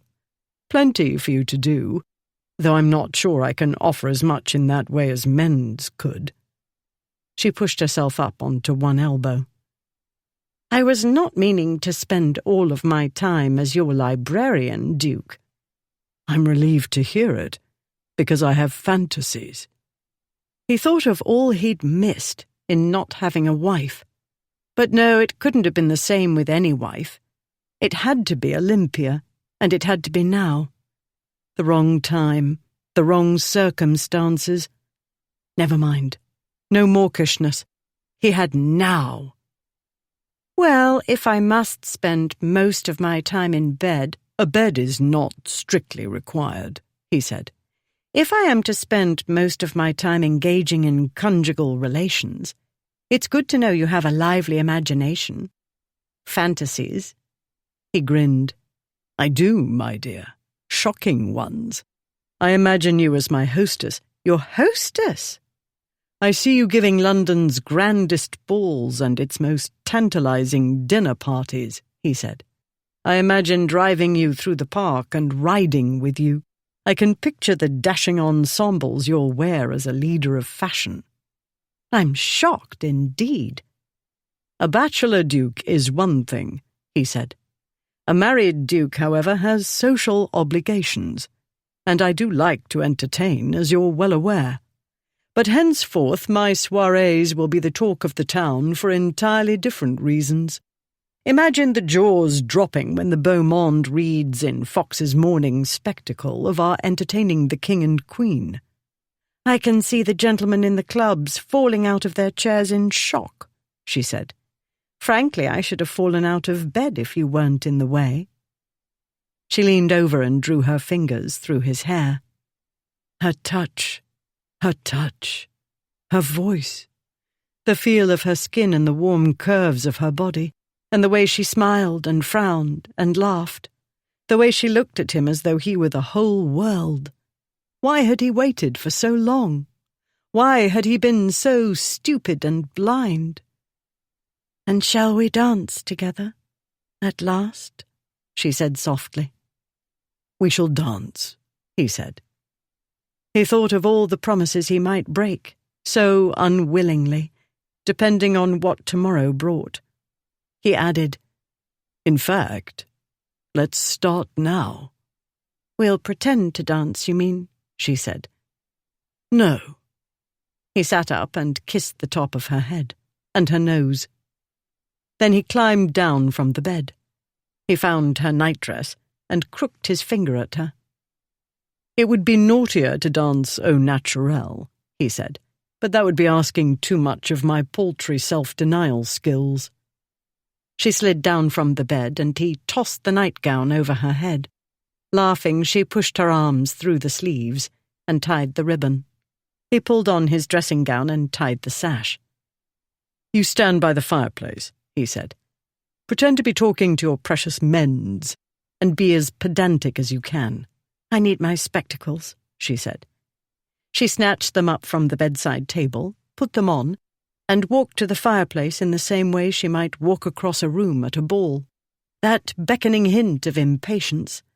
The Queen of Sheba must have walked like that, and Cleopatra.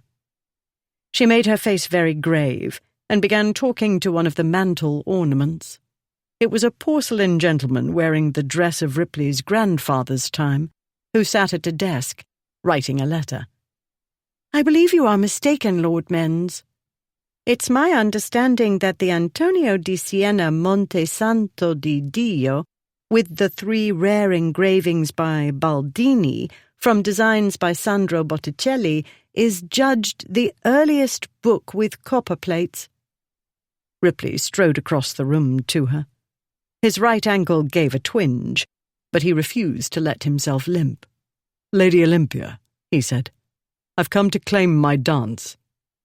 She looked up at him with a little frown of annoyance. I don't recollect your asking, Duke. nor my consenting."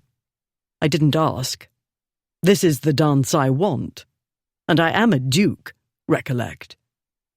From under lowered eyelids she regarded him up and down and up again, and he was aware of his temperature climbing. That look, those eyes. "So you are," she said. She sighed and turned to the porcelain gentleman. "I beg your pardon, Lord Menz, but as you see he's a duke, and you know how they are." Ripley took her hand and led her out to the centre of the room. He bowed. She curtsied. He began to hum a waltz from Rossini's La Gazza Ladra and swept her into his arms, and they danced. His bad ankle protested from time to time, but half-heartedly, nothing more than a small ache. He ignored it, and they danced as easily and naturally together as they'd made love, as easily as they'd run away together. He wished he'd danced with her before. So many lost opportunities. But they danced now, barefoot, whirling round her bedchamber while he hummed the music, and now and again sang a remembered Italian phrase here and there, probably the wrong phrase in the wrong place, but no matter. They danced from one end of the large room to the other. They danced into the dressing-room and out again, Olympia giggling. They danced into the boudoir and round it and out again into the bedroom. He didn't want it to end, but the night was short, too short, in summer, and he hadn't much time left. At last he brought it to an end. He promenaded with her round the room as though it were a ballroom, but instead of bringing her back to the gentleman on the mantelpiece, Ripley led her to the bed. He bowed. She curtsied. They laughed, rather breathlessly. He cupped her face. "I love you madly," he said. "I love you madly," she said. His heart beat hard again, and not from the waltzing. He thought it would burst from his chest. He thought he might weep, but he couldn't indulge. She wasn't to suspect, and he wouldn't be maudlin. He had a dragon to slay, that was all. It was no reason to spoil this night for her, their first night as a married couple. He said, "Good. Now that's settled." He quickly untied the sash of his dressing gown, shrugged it off, and threw it aside. She untied the ribbon of her nightdress and pulled it over her head. He picked her up and lifted her onto the bed. He made love to her again, as sweetly and tenderly as he knew how. This time they slept afterward. But the knowledge of what the coming day held never left him. It ticked steadily inside like a clock, and he was awake when the sky began to lighten. She was still sound asleep, and scarcely stirred when he gently drew away from her. Her breathing continued steady as he slipped out of the bed and found his dressing gown. He took out from a pocket the note he'd written and left it on the bedside table. Noiselessly he made his way through the passage joining their apartments and into his own rooms. His valet, Snow, one of the handful of people aware of the morning's appointment, brought him coffee and a biscuit. Ripley drank the coffee and ate the biscuit. He wanted neither, but he'd done this before. One needed coffee and something light to eat. One had to be awake, alert, and above all not shaky with hunger or fatigue. He dressed in black.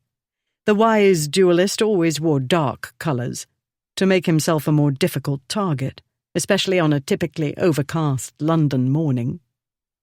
At the appointed time he went out of the house with Snow. They walked out into South Audley Street and on into Stanhope Street, thence into Park Lane, where a post-chaise waited. Pershaw was inside. Leaving Snow to follow in another vehicle, Ripley climbed in. The post-chaise set out for Putney Heath. Olympia was dancing at Almack's. In the gallery, Weipert's band played a waltz from Rossini's La Gazza Ladra. She danced in her nightdress with Ripley. He was dressed like a Turkish pasha, mustachioed and wearing a jewelled and plumed turban, puffy trousers, and slippers that curled at the toes.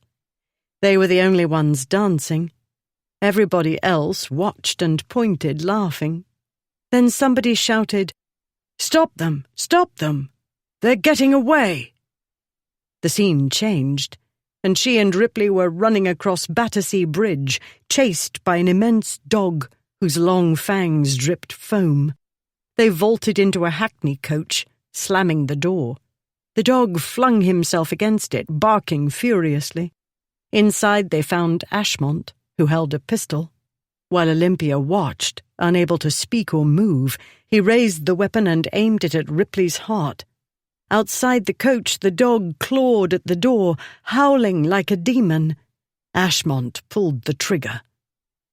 Olympia awoke, her heart pounding as though she truly had been running from demons and found herself trapped with a murderous former fiancé. For a moment she couldn't shake off the dream and didn't know where she was. Then she realized the room wasn't dark, but filled with the pearly light of early morning. Her gaze took in the costly bed hangings, and she remembered. She closed her eyes. Last night, Ripley, so passionate and so tender. It was like a dream, like the fantasies of her girlhood. He'd made her feel like a princess in a story. He'd made her wedding night perfect, as he'd promised. He wasn't here. She sat up, chilled. She could see he wasn't there, but she put her hand out to touch the pillow where his head had rested. The pillow was cold. Yes, of course, married couples had separate bedrooms. They shared a bed only for lovemaking, of course. But did they separate on their wedding night? He'd been so affectionate. "I love you madly." She hadn't dreamt that.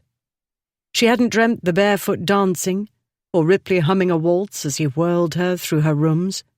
She hadn't dreamt the love-making. Her body ached in places where it wasn't used to aching. She hadn't dreamt falling asleep in his arms. All that was real. This was, too. Good grief! What a ninny she was. For all she knew, he'd only gone out to use the water closet.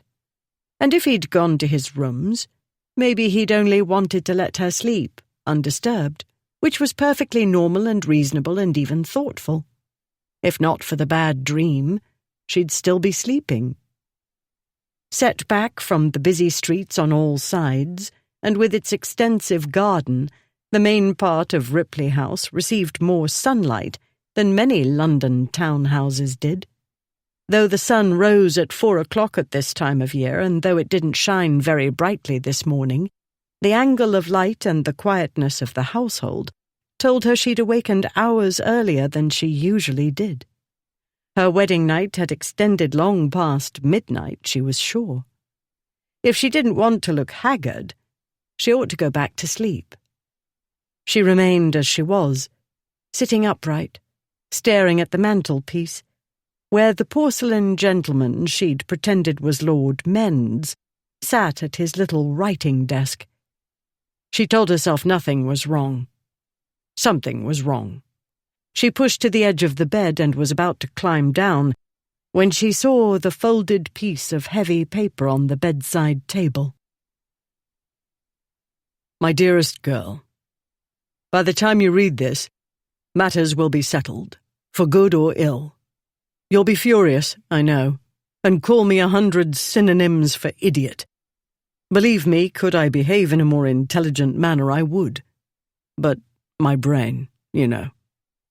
Like his, more or less, though less defies the imagination. You said that to me on Tuesday. Do you remember? I remember so clearly. I hear you saying it, your changeable eyes slightly unfocused, due to brandy, and I find myself grinning like a simpleton. Had it been possible to avoid this morning's imbecility, I vow I would have done it. However, I could not offer my friend the satisfaction he required. I regret betraying his trust. I regret the mortification he's endured. For these I could apologize. But I don't regret falling over head and ears in love with you. For all I know, I did this years ago, but was too stupid to realize it. At any rate, I know it now. and I refuse to apologize for failing to return you to him. When I think how close I came to doing so, and let myself imagine you as his wife instead of mine. But no, let's not imagine it. You're mine, and I saved myself by the skin of my teeth. Losing a friendship is certainly not too high a price to pay, when I would willingly lose my life for you. Not that I intend to, mind. But if things go badly for me, you must always remember that I regret nothing but any pain this day's events may cause you. You must always believe that I would not give back a single minute of the last 4 days, for any consideration. You must always believe I love you dearly, dearly.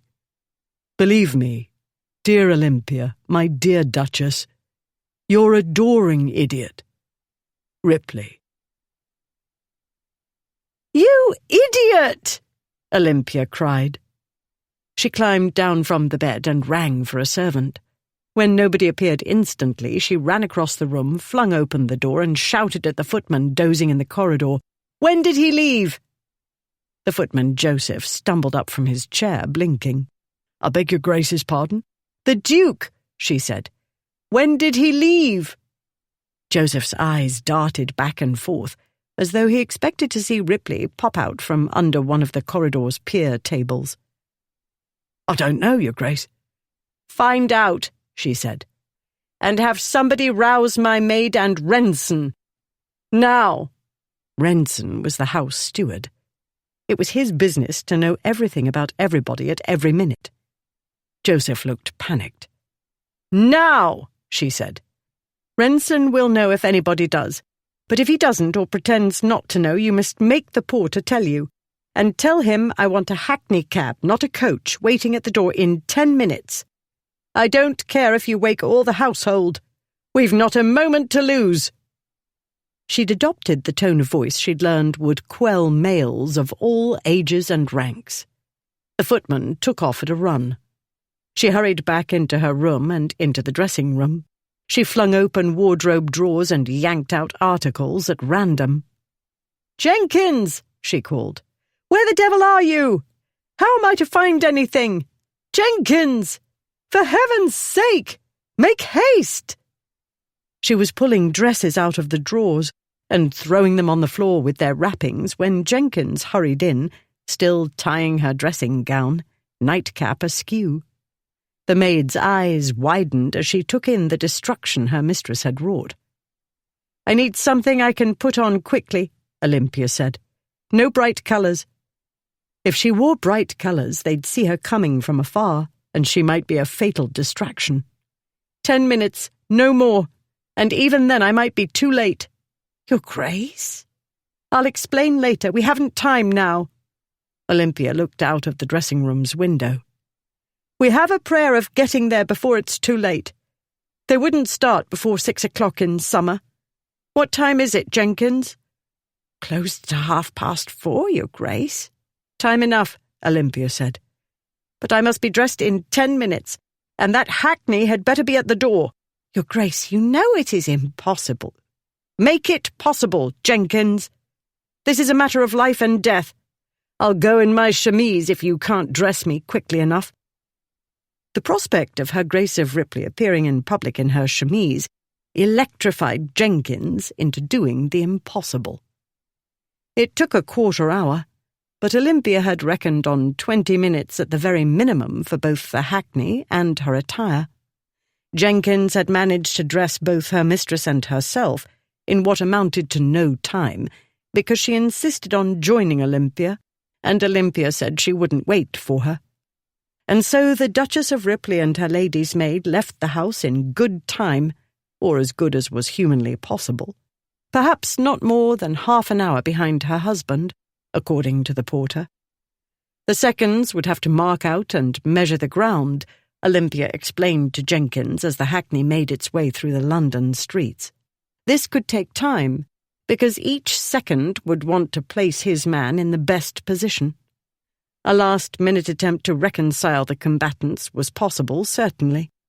Though the meeting was likely appointed for 6, the usual time in summer, it might be as late as 7. Either way, the actual fighting couldn't start until all the formalities had been gone through and everything had been checked and agreed upon.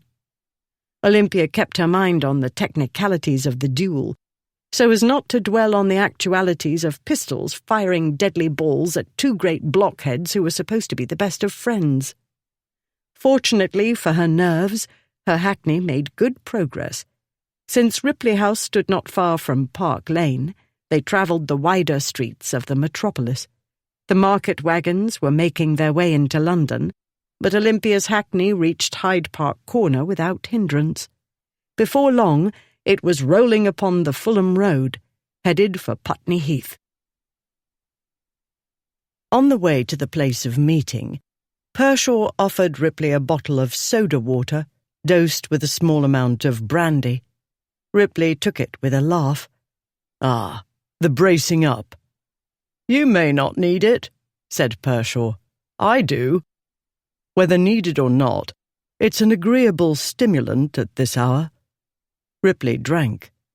"I should have liked another hour or more of sleep." With his wife in his arms. But at least he'd had his wedding and his wedding night, and such a wedding night it had been.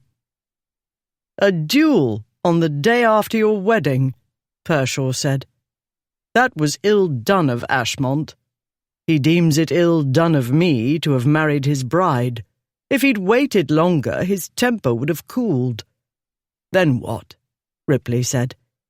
"He's the talk of London, which is nothing new, except that this time he's wounded in a man's tenderest part, his pride. He needs the meeting, and I confess I do too. We've no other way to put the matter to rest." They had to fight, otherwise there would always be bad blood between them. No other remedy but for one or both of them to put a bullet in the other. Barbaric, Olympia would call it. But men were barbaric. If the seconds had found a way to reconcile them, Ripley would have been amazed as well as glad. The task, as he'd supposed, had turned out to be impossible. Since they hadn't succeeded in making peace, he needed to focus on fighting and winning. He couldn't go into this half-heartedly. Ashmont wouldn't. Ripley couldn't dwell on his long history with Ashmont and Blackwood, or the way they had saved one another at various times, but especially when they were three deeply unhappy boys during those first miserable days at Eton. It was like fighting one's own brother, but one couldn't think that way. This was an affair of honour. Honour demanded Ripley do his best to kill his friend, and his friend do his best to kill him. They reached Putney Heath in plenty of time. They arranged for the post-chaise to wait in a sheltered place nearby, where the wounded or dead could be quickly taken. The post-chaise also needed to be where it wasn't likely to attract the attention of metropolitan police, on the lookout for exactly this sort of illegal early-morning encounter.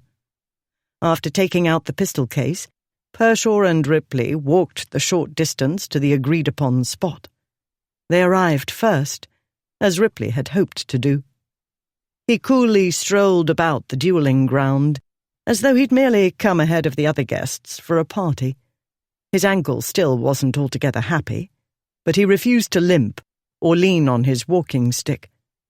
The surgeon and Ripley's valet, who'd arrived shortly after Ripley and his second, left him to his solitude and kept out of Pershaw's way. The latter was looking for obstacles to the line of sight when Ashmont and his second, Morris, emerged from one of the footpaths, surgeon and servant trailing behind. Olympia's hackney stopped at the Putney Bridge toll gate, where it seemed to take forever to pay the toll and another forever for the gate to open. They clattered over the crazy old bridge and into the High Street, past the White Lion. Her mind painted images. She falling into the water, Ripley carrying her to the inn while the onlookers hooted and cheered, the dressmaker and her minions and their naughty corset, Ripley standing naked in a basin, the scene with Bullard in the courtyard. So much in a single day. and the time they'd spent in Putney was only a part of that unforgettable day. It could not be over so soon. They could not have found each other only for it to end now. It could not end with his falling dead in a muddy field on a summer morning, the day after their wedding. "I'll kill you," she muttered. "You can't do this to me, Ripley. Your Grace?" "What time is it?" Olympia said.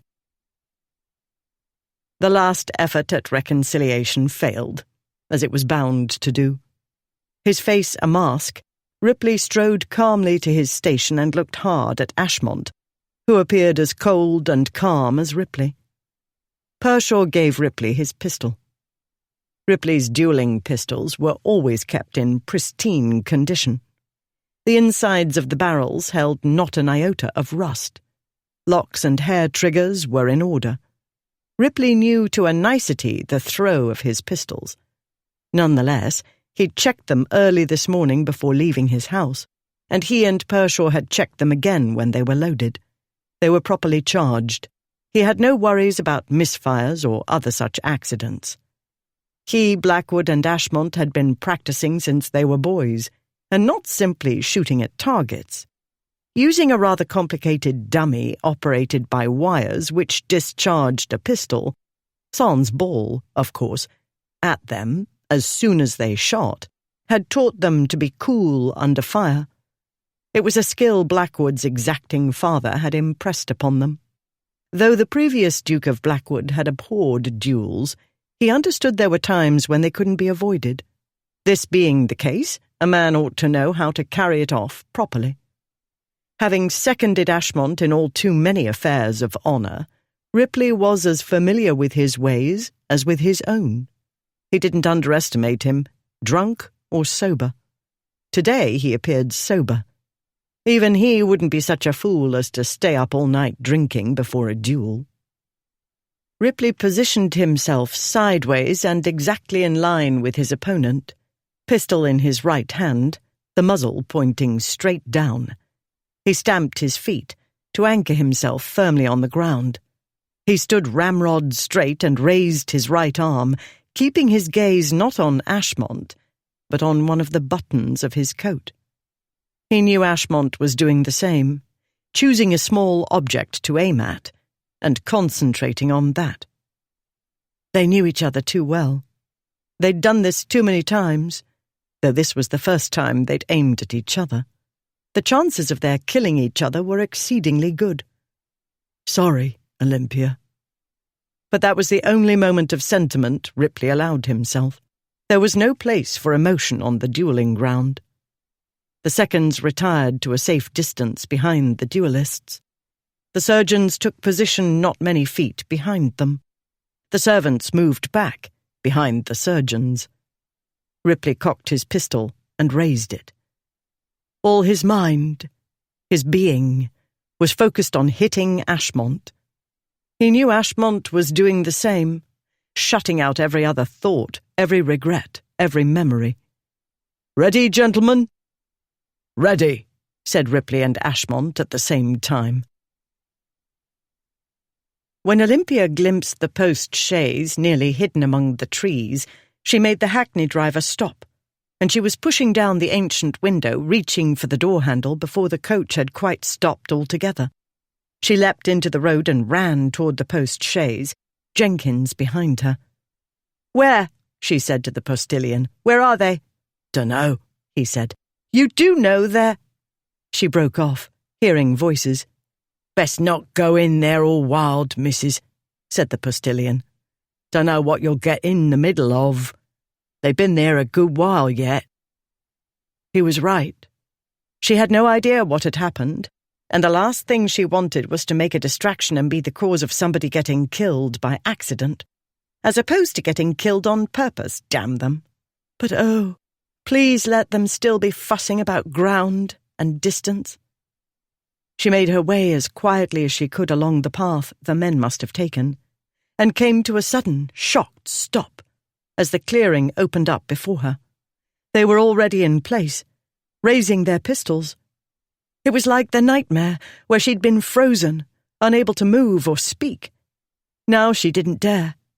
She could only remain perfectly still, hoping Ripley hadn't noticed her out of the corner of his eye. It was too late to stop him.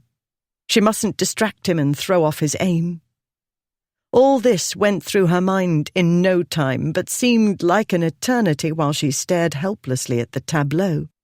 Ripley's hand holding the pistol pointed at his friend, Ashmont's pistol pointing at Ripley, both men standing so rigid. From where she stood they seemed to be made of stone. A voice called out, "Ready, gentlemen?" At the same moment the two men said, "Ready," while she covered her mouth and held back the scream inside her. "No!" She saw the handkerchief fall.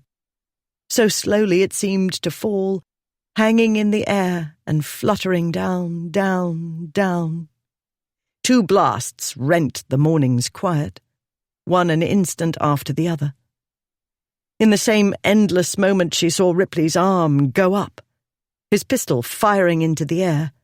Birds exploded, screeching from the trees, while she watched helplessly as he spun and fell to the ground. Chapter 18. Olympia remained immobile, unable to believe what her eyes told her. The world was so quiet, but for the birds still squawking.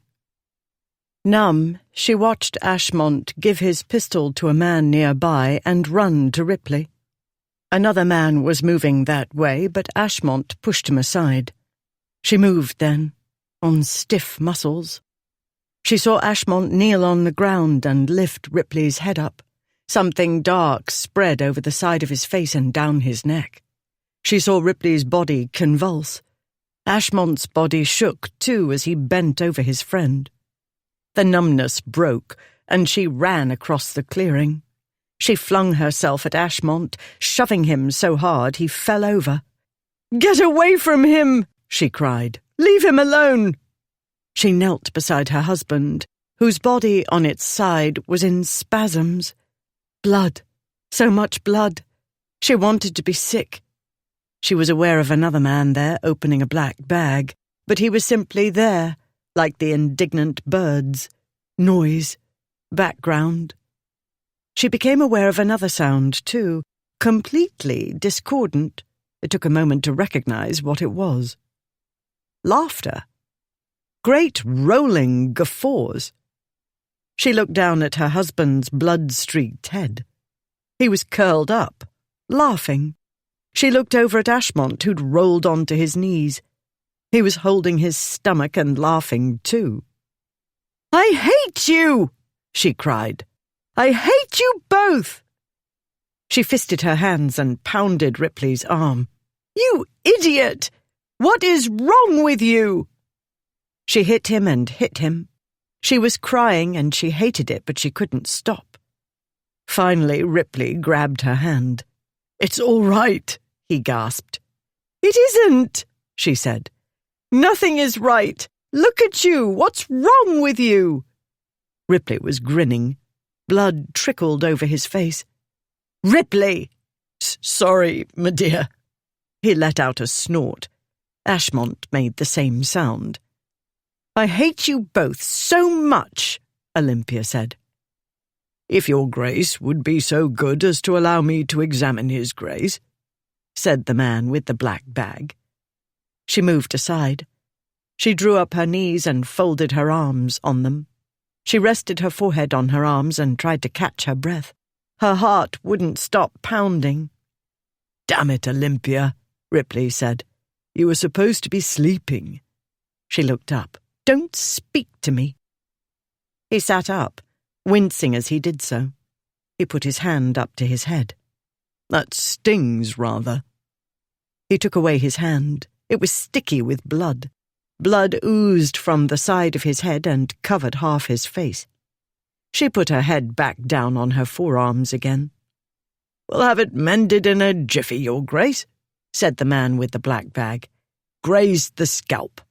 I believe Her Grace requires sal volatile." "No," Olympia said. "I never faint." How many times had she seen younger brothers bleeding? They were always falling out of windows or trees or into lakes or onto rocks or fighting. But this was different. It seems he's not dead. Apparently not, Ripley said. Don't feel dead. She turned away. She was furious and terrified at the same time. He laughed, but he would, while he had breath in his body. The surgeon made it out to be minor, but of course he would. Men made light of the most ghastly things and fell into a desperate state over trivia. But there was so much blood. She remembered the way Ripley had acted about his sprained ankle. Men deemed it beneath them to be injured. They pretended they weren't. They'd pretend at death's door. She edged away. She didn't need to hover while the surgeon attended to her dolt of a husband. Ripley wasn't at death's door. She was merely overwrought. Her hands were shaking. She glared at them. Yes, best to let the surgeon get on with it, Ashmont said. Don't want the bastard to bleed to death from a trifling hole in the head. Trifling? Ripley said. Damn it, you almost killed me. What in blazes were you thinking? You deloped, Ashmont said. You were supposed to shoot at me, you cheating bastard. Cheating? Ripley said. What did you think I'd do? You almost killed me, you half-wit. What's wrong with you? Ashmont said. You didn't even try to kill me. Did you think I would? Why not? While this went on, the surgeon went on calmly with his work. For once in her life, Olympia did not feel inclined to watch. At any rate, she had an idea what needed to be done. She would have cleaned the place and applied pressure to stop the bleeding. If it was as minor as the surgeon said, the bleeding would stop relatively soon. How long, she didn't know. But none of the men were at all concerned. She would have sensed tension, even if they didn't show it. She sensed relief. Men. A hole in the head, she muttered. Are we quite sure it wasn't already there? The surgeon threw her a faint smile.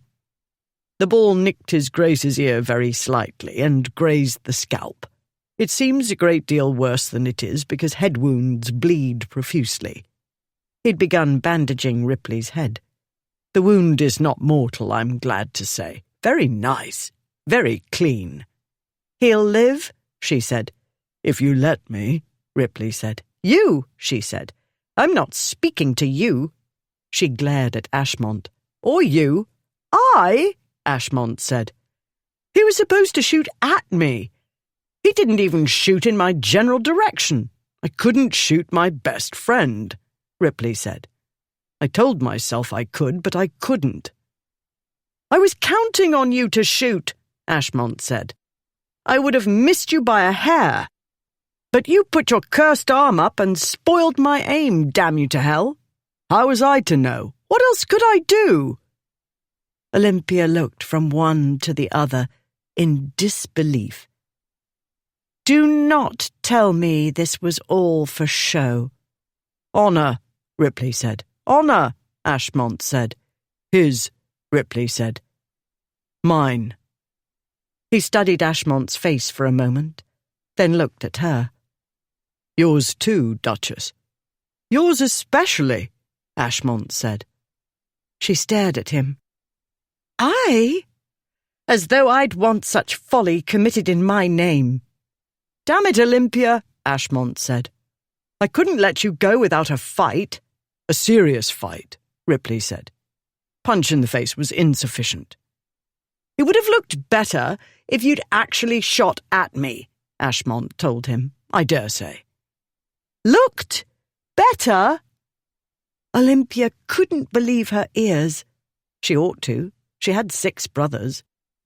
And exactly as her brothers would do, the 2 men regarded her with deeply puzzled expressions. The surgeon quietly collected his bag and left. Ripley said, But don't you see?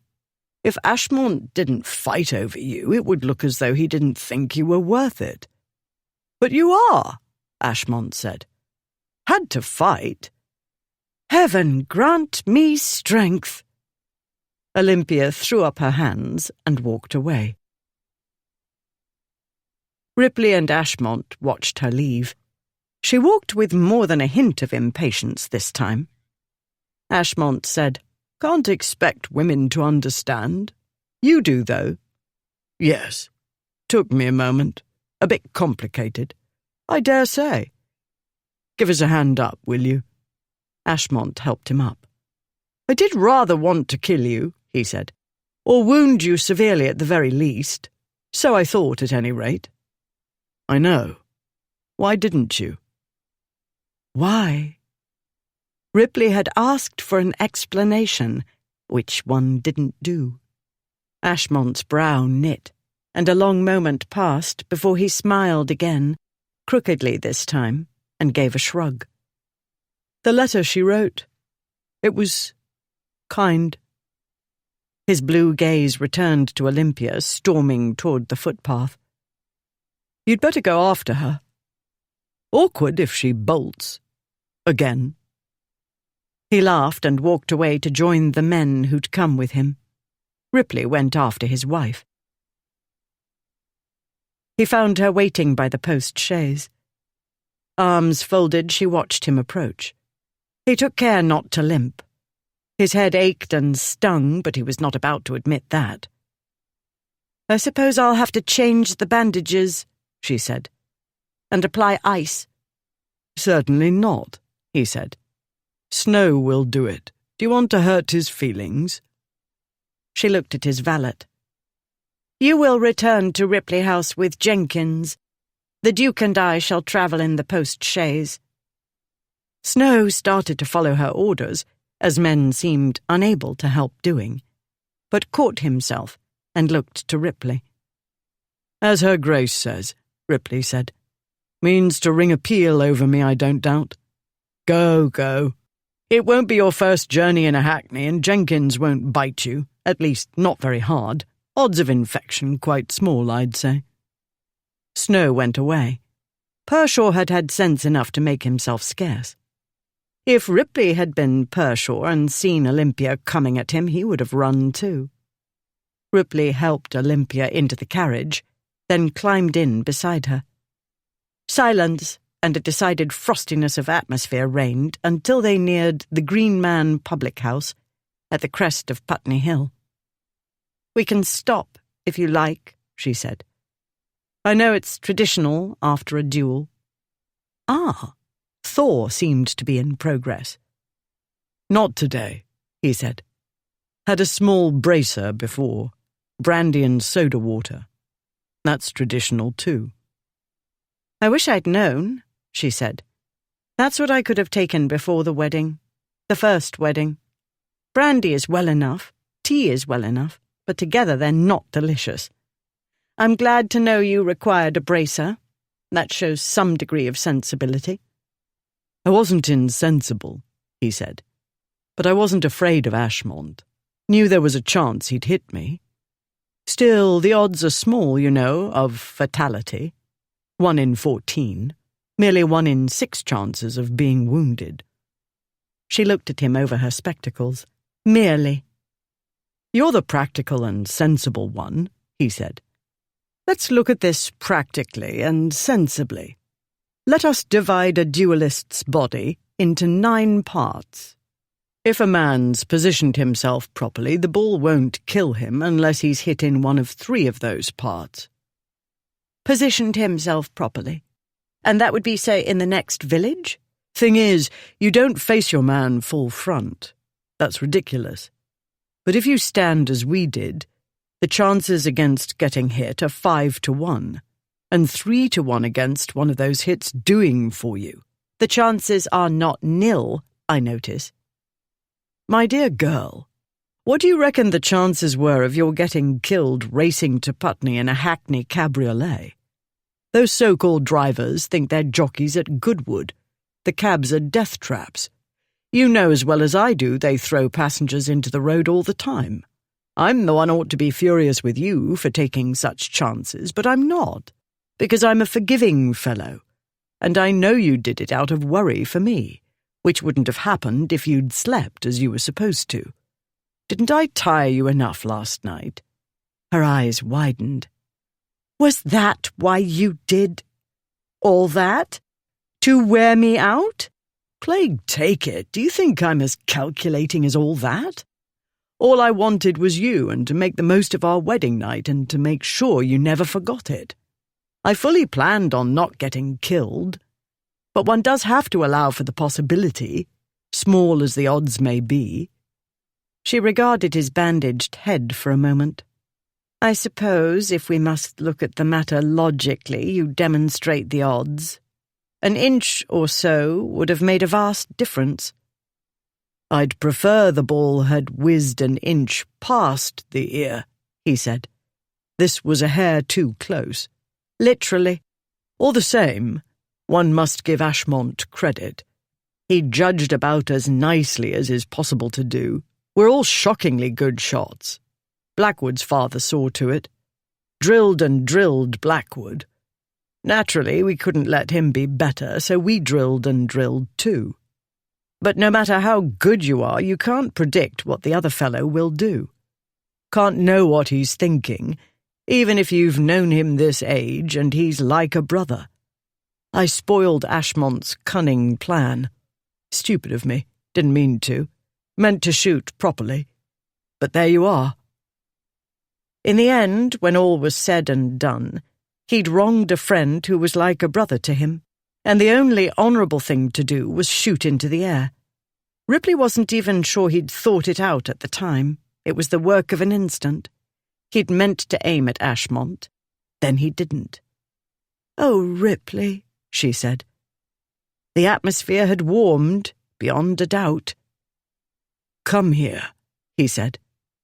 He didn't wait for her to come, but pulled her into his arms and onto his lap. "That's better." She rested her head against his shoulder.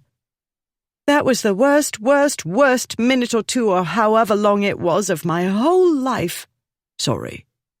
"But you thought I'd be asleep, and you assumed you'd get home alive before I woke and read your letter. You didn't mean to make the worst moment of my life happen the day after my wedding, my real wedding." "It was deuced unsporting of you to wake so early." "I had a bad dream." She told him about it. "Me in a turban? Fancy that."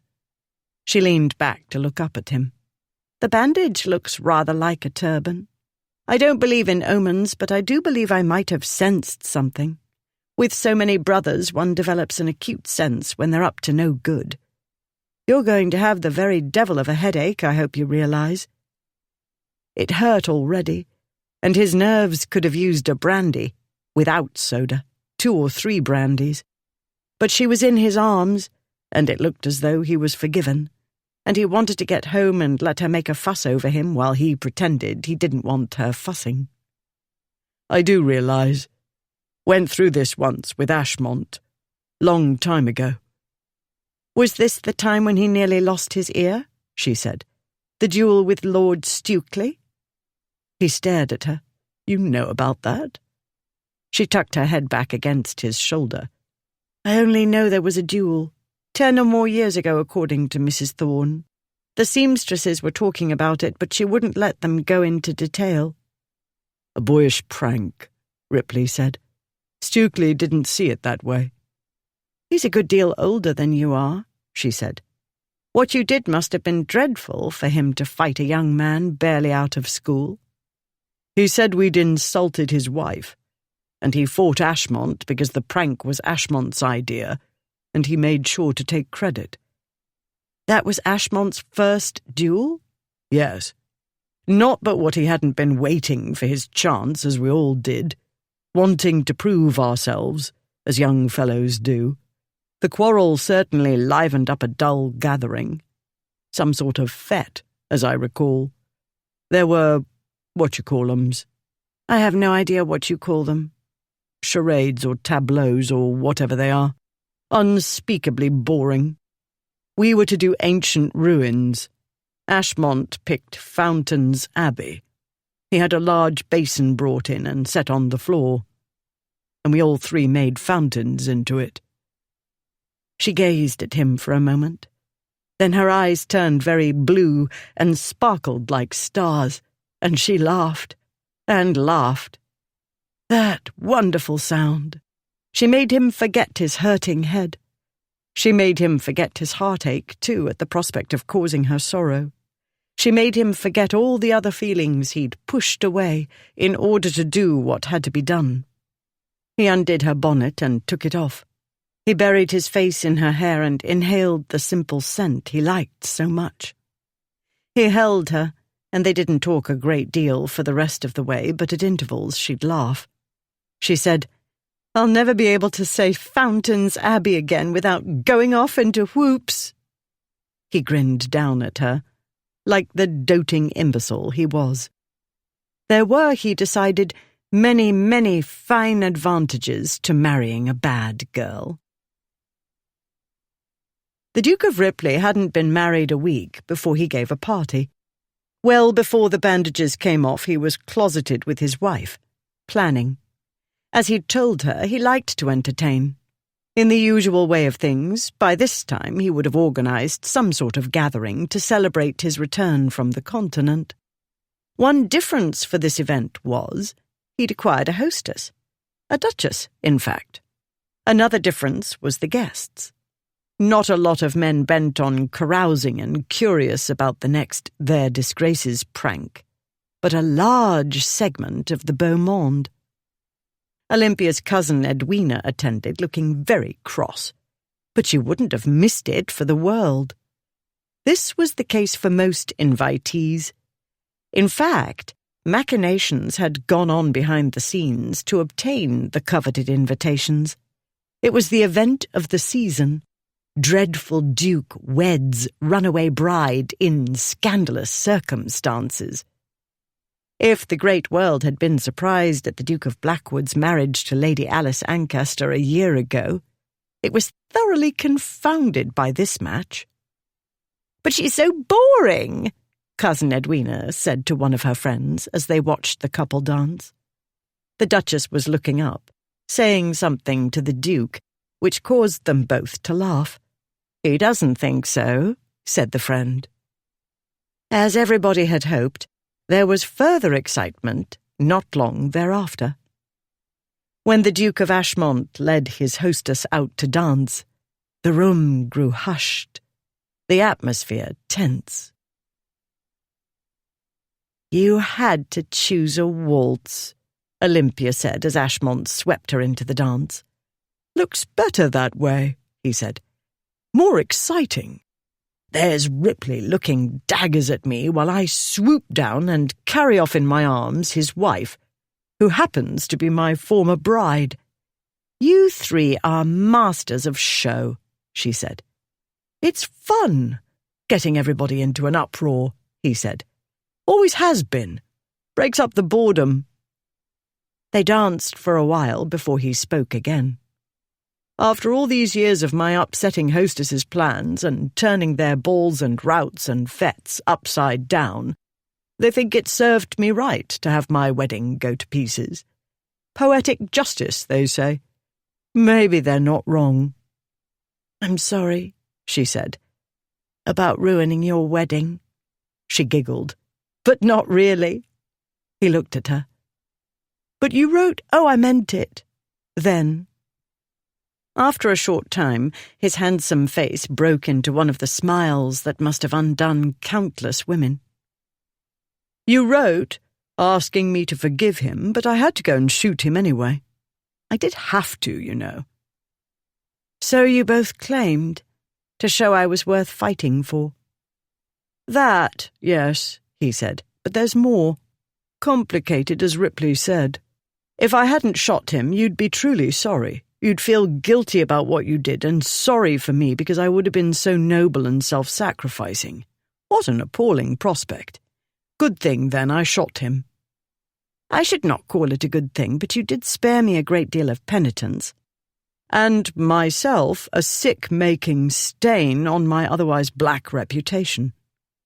If you'd hurt him a whit more than you did, I should have made you a great deal more than sick," she said. "I know," he said. "Do you know, when you pushed me off him the other day, That was the first time a woman ever knocked me over. I sincerely hope it won't be the last." "Wicked girl," he said. "Yes," she said, and laughed. He laughed too, and if he felt regrets, and if they went deep, he put them in a place where they couldn't bother him. Ripley, dancing with his sister, was looking in the same direction as most of his guests, at Ashmont, laughing with the Duchess of Ripley. "You do have the devil's own luck," Alice said. "Had you come home from the continent one day later—" "Don't say that. You'll give me nightmares. I know it was luck, every step of the way. When the whole business started, I was cursing you for going to Aunt Julia's." "I? What had I to do with it?" "If you were at the wedding, I reckoned you'd get the bride back to the groom and the minister in no time." "Or I might have helped her go." "That thought hadn't occurred to me." "I doubt many thoughts occurred to you," she said. "Be that as it may, luck was with me again. You were far away, but not with Aunt Julia." "I was with her, for a time." "And then the Drakeleys?" "Really?" His gaze went to Blackwood, who was on the other side of the room, dancing with Lady Charles. "Have you something to tell me?" "No." The dance was ending, and Lady Charles was saying to Blackwood, "I should have thought you would have continued to the Drakeleys that day and collected your wandering wife." "Didn't know she needed collecting." "I'm not surprised. Men usually don't know a blessed thing. I recommend you dance with her." "Dance with my own wife? What a shocking proposition." "I thought you enjoyed shocking people. Ah, here is Lord Frederick." The fair-haired gentleman bowed. "Lady Charles." "Lord Frederick," she said crisply. "What do you think of men dancing with their own wives?" "Stranger things have happened," said he. "Will you dance, Lady Charles?" Lady Charles's eyebrows went up. "With you?" He looked about. "I was not aware of asking on behalf of any other gentleman." "Good heavens! Strange things indeed." But she let him lead her out. Hours later, after their guests had gone, the Duke and Duchess of Ripley stood on the small balcony overlooking the garden and watched the sky lighten into the grey twilight that so often passes for dawn in London. They were dressed for bed, but they were drinking champagne. "That went off well, I thought, for my first do," Olympia said. "Not that I had much to do with it. I'm so glad I was practical and sensible enough to marry a man who likes to entertain, leaving me at leisure to rampage through his library." She looked up at him, "Though I fear the party might have been a little tame for your taste." "Now that I'm an old married man, my tastes have grown more subtle," he said. "I savour the fact that we threw the ton into an uproar, and you and Ashmont made a splendid show of flirting, tantalising everybody with promises of complications, possibly deadly." "Did we appear to be flirting?" she said. "I had no idea. I have so much to learn." "I'd rather you didn't become an expert, but I fear you will. You made a good show, in any event. And you weren't the only ones. There was Blackwood looking daggers at Alice and vice versa." He sipped his champagne. "Been away for a year. Don't know whether this is a recent development or it's been going on for a good while. Wish I knew what that was about, but she tells me it's none of my bloody business." "And you can't ask Blackwood?"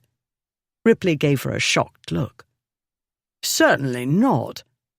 "It isn't done," she said, shaking her head. She'd noticed as well the way Blackwood and Alice watched each other, and the way they each contrived to do it when the other wasn't looking. She was vastly curious about them, too, but it was rather too early in her marriage, she felt, to try to get involved in her sister-in-law's private life. That didn't mean she'd never do it.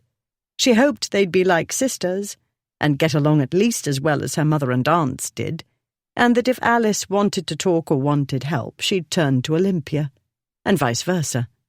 But that was for the future. So there was Alice, he said. And what else? Oh, yes. Aunt Julia and Ashmont's Uncle Fred. Talk of looking daggers. Yes, something between them, Olympia said. One sensed it when he came to Camberley Place. I know I heard something sometime, he said. Some old story. Think I heard it from my mother. But I'm damned if I can remember the details. Olympia remembered what Lady Charles had said to her. Charles was not my first choice. I married him in resignation, if not despair.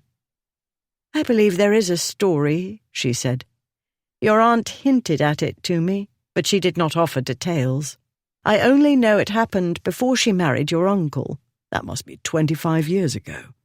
Whatever the story is, I thought they danced well together, daggers or not. Not surprising, Ripley said. They're diplomatists of the highest order. Not that one could tell the way they went at each other that day after you read Ashmont's letter and walked out. Fatal day. Fatal letter. Olympia leaned on the railing and closed her eyes. I walked out of the house and on to my lovely ruination. What a pity one can be ruined only once. Not necessarily. She turned and looked inquiringly up at him, forgetting the champagne glass in her hand. The drink spilled over the railing. He took the glass from her. I think you've had too little, he said. Let's go inside and have some more, and I'll tell you my plan. One of those what-you-call-ems. I have no idea what you call them. He gestured her toward the open doorway which led to her apartments. She walked in ahead of him. He set their glasses down. Like charades or a tableau, but no, like a vignette or a play. In this one, you've never been ruined before. She straightened her spectacles. Have I not? No. In this one, I am the wicked seducer. I corner you in a dark part of the garden. He led her to a corner of the boudoir. I twirl my mustachios and say, At last, fair maiden, I have you in my clutches. And you say? He waited. She put up her hands in a theatrical gesture of terror. Oh, no! Somebody save me! Nobody will save you. It's too late. You're mine. He pulled her into his arms. Olympia pretended to fight him.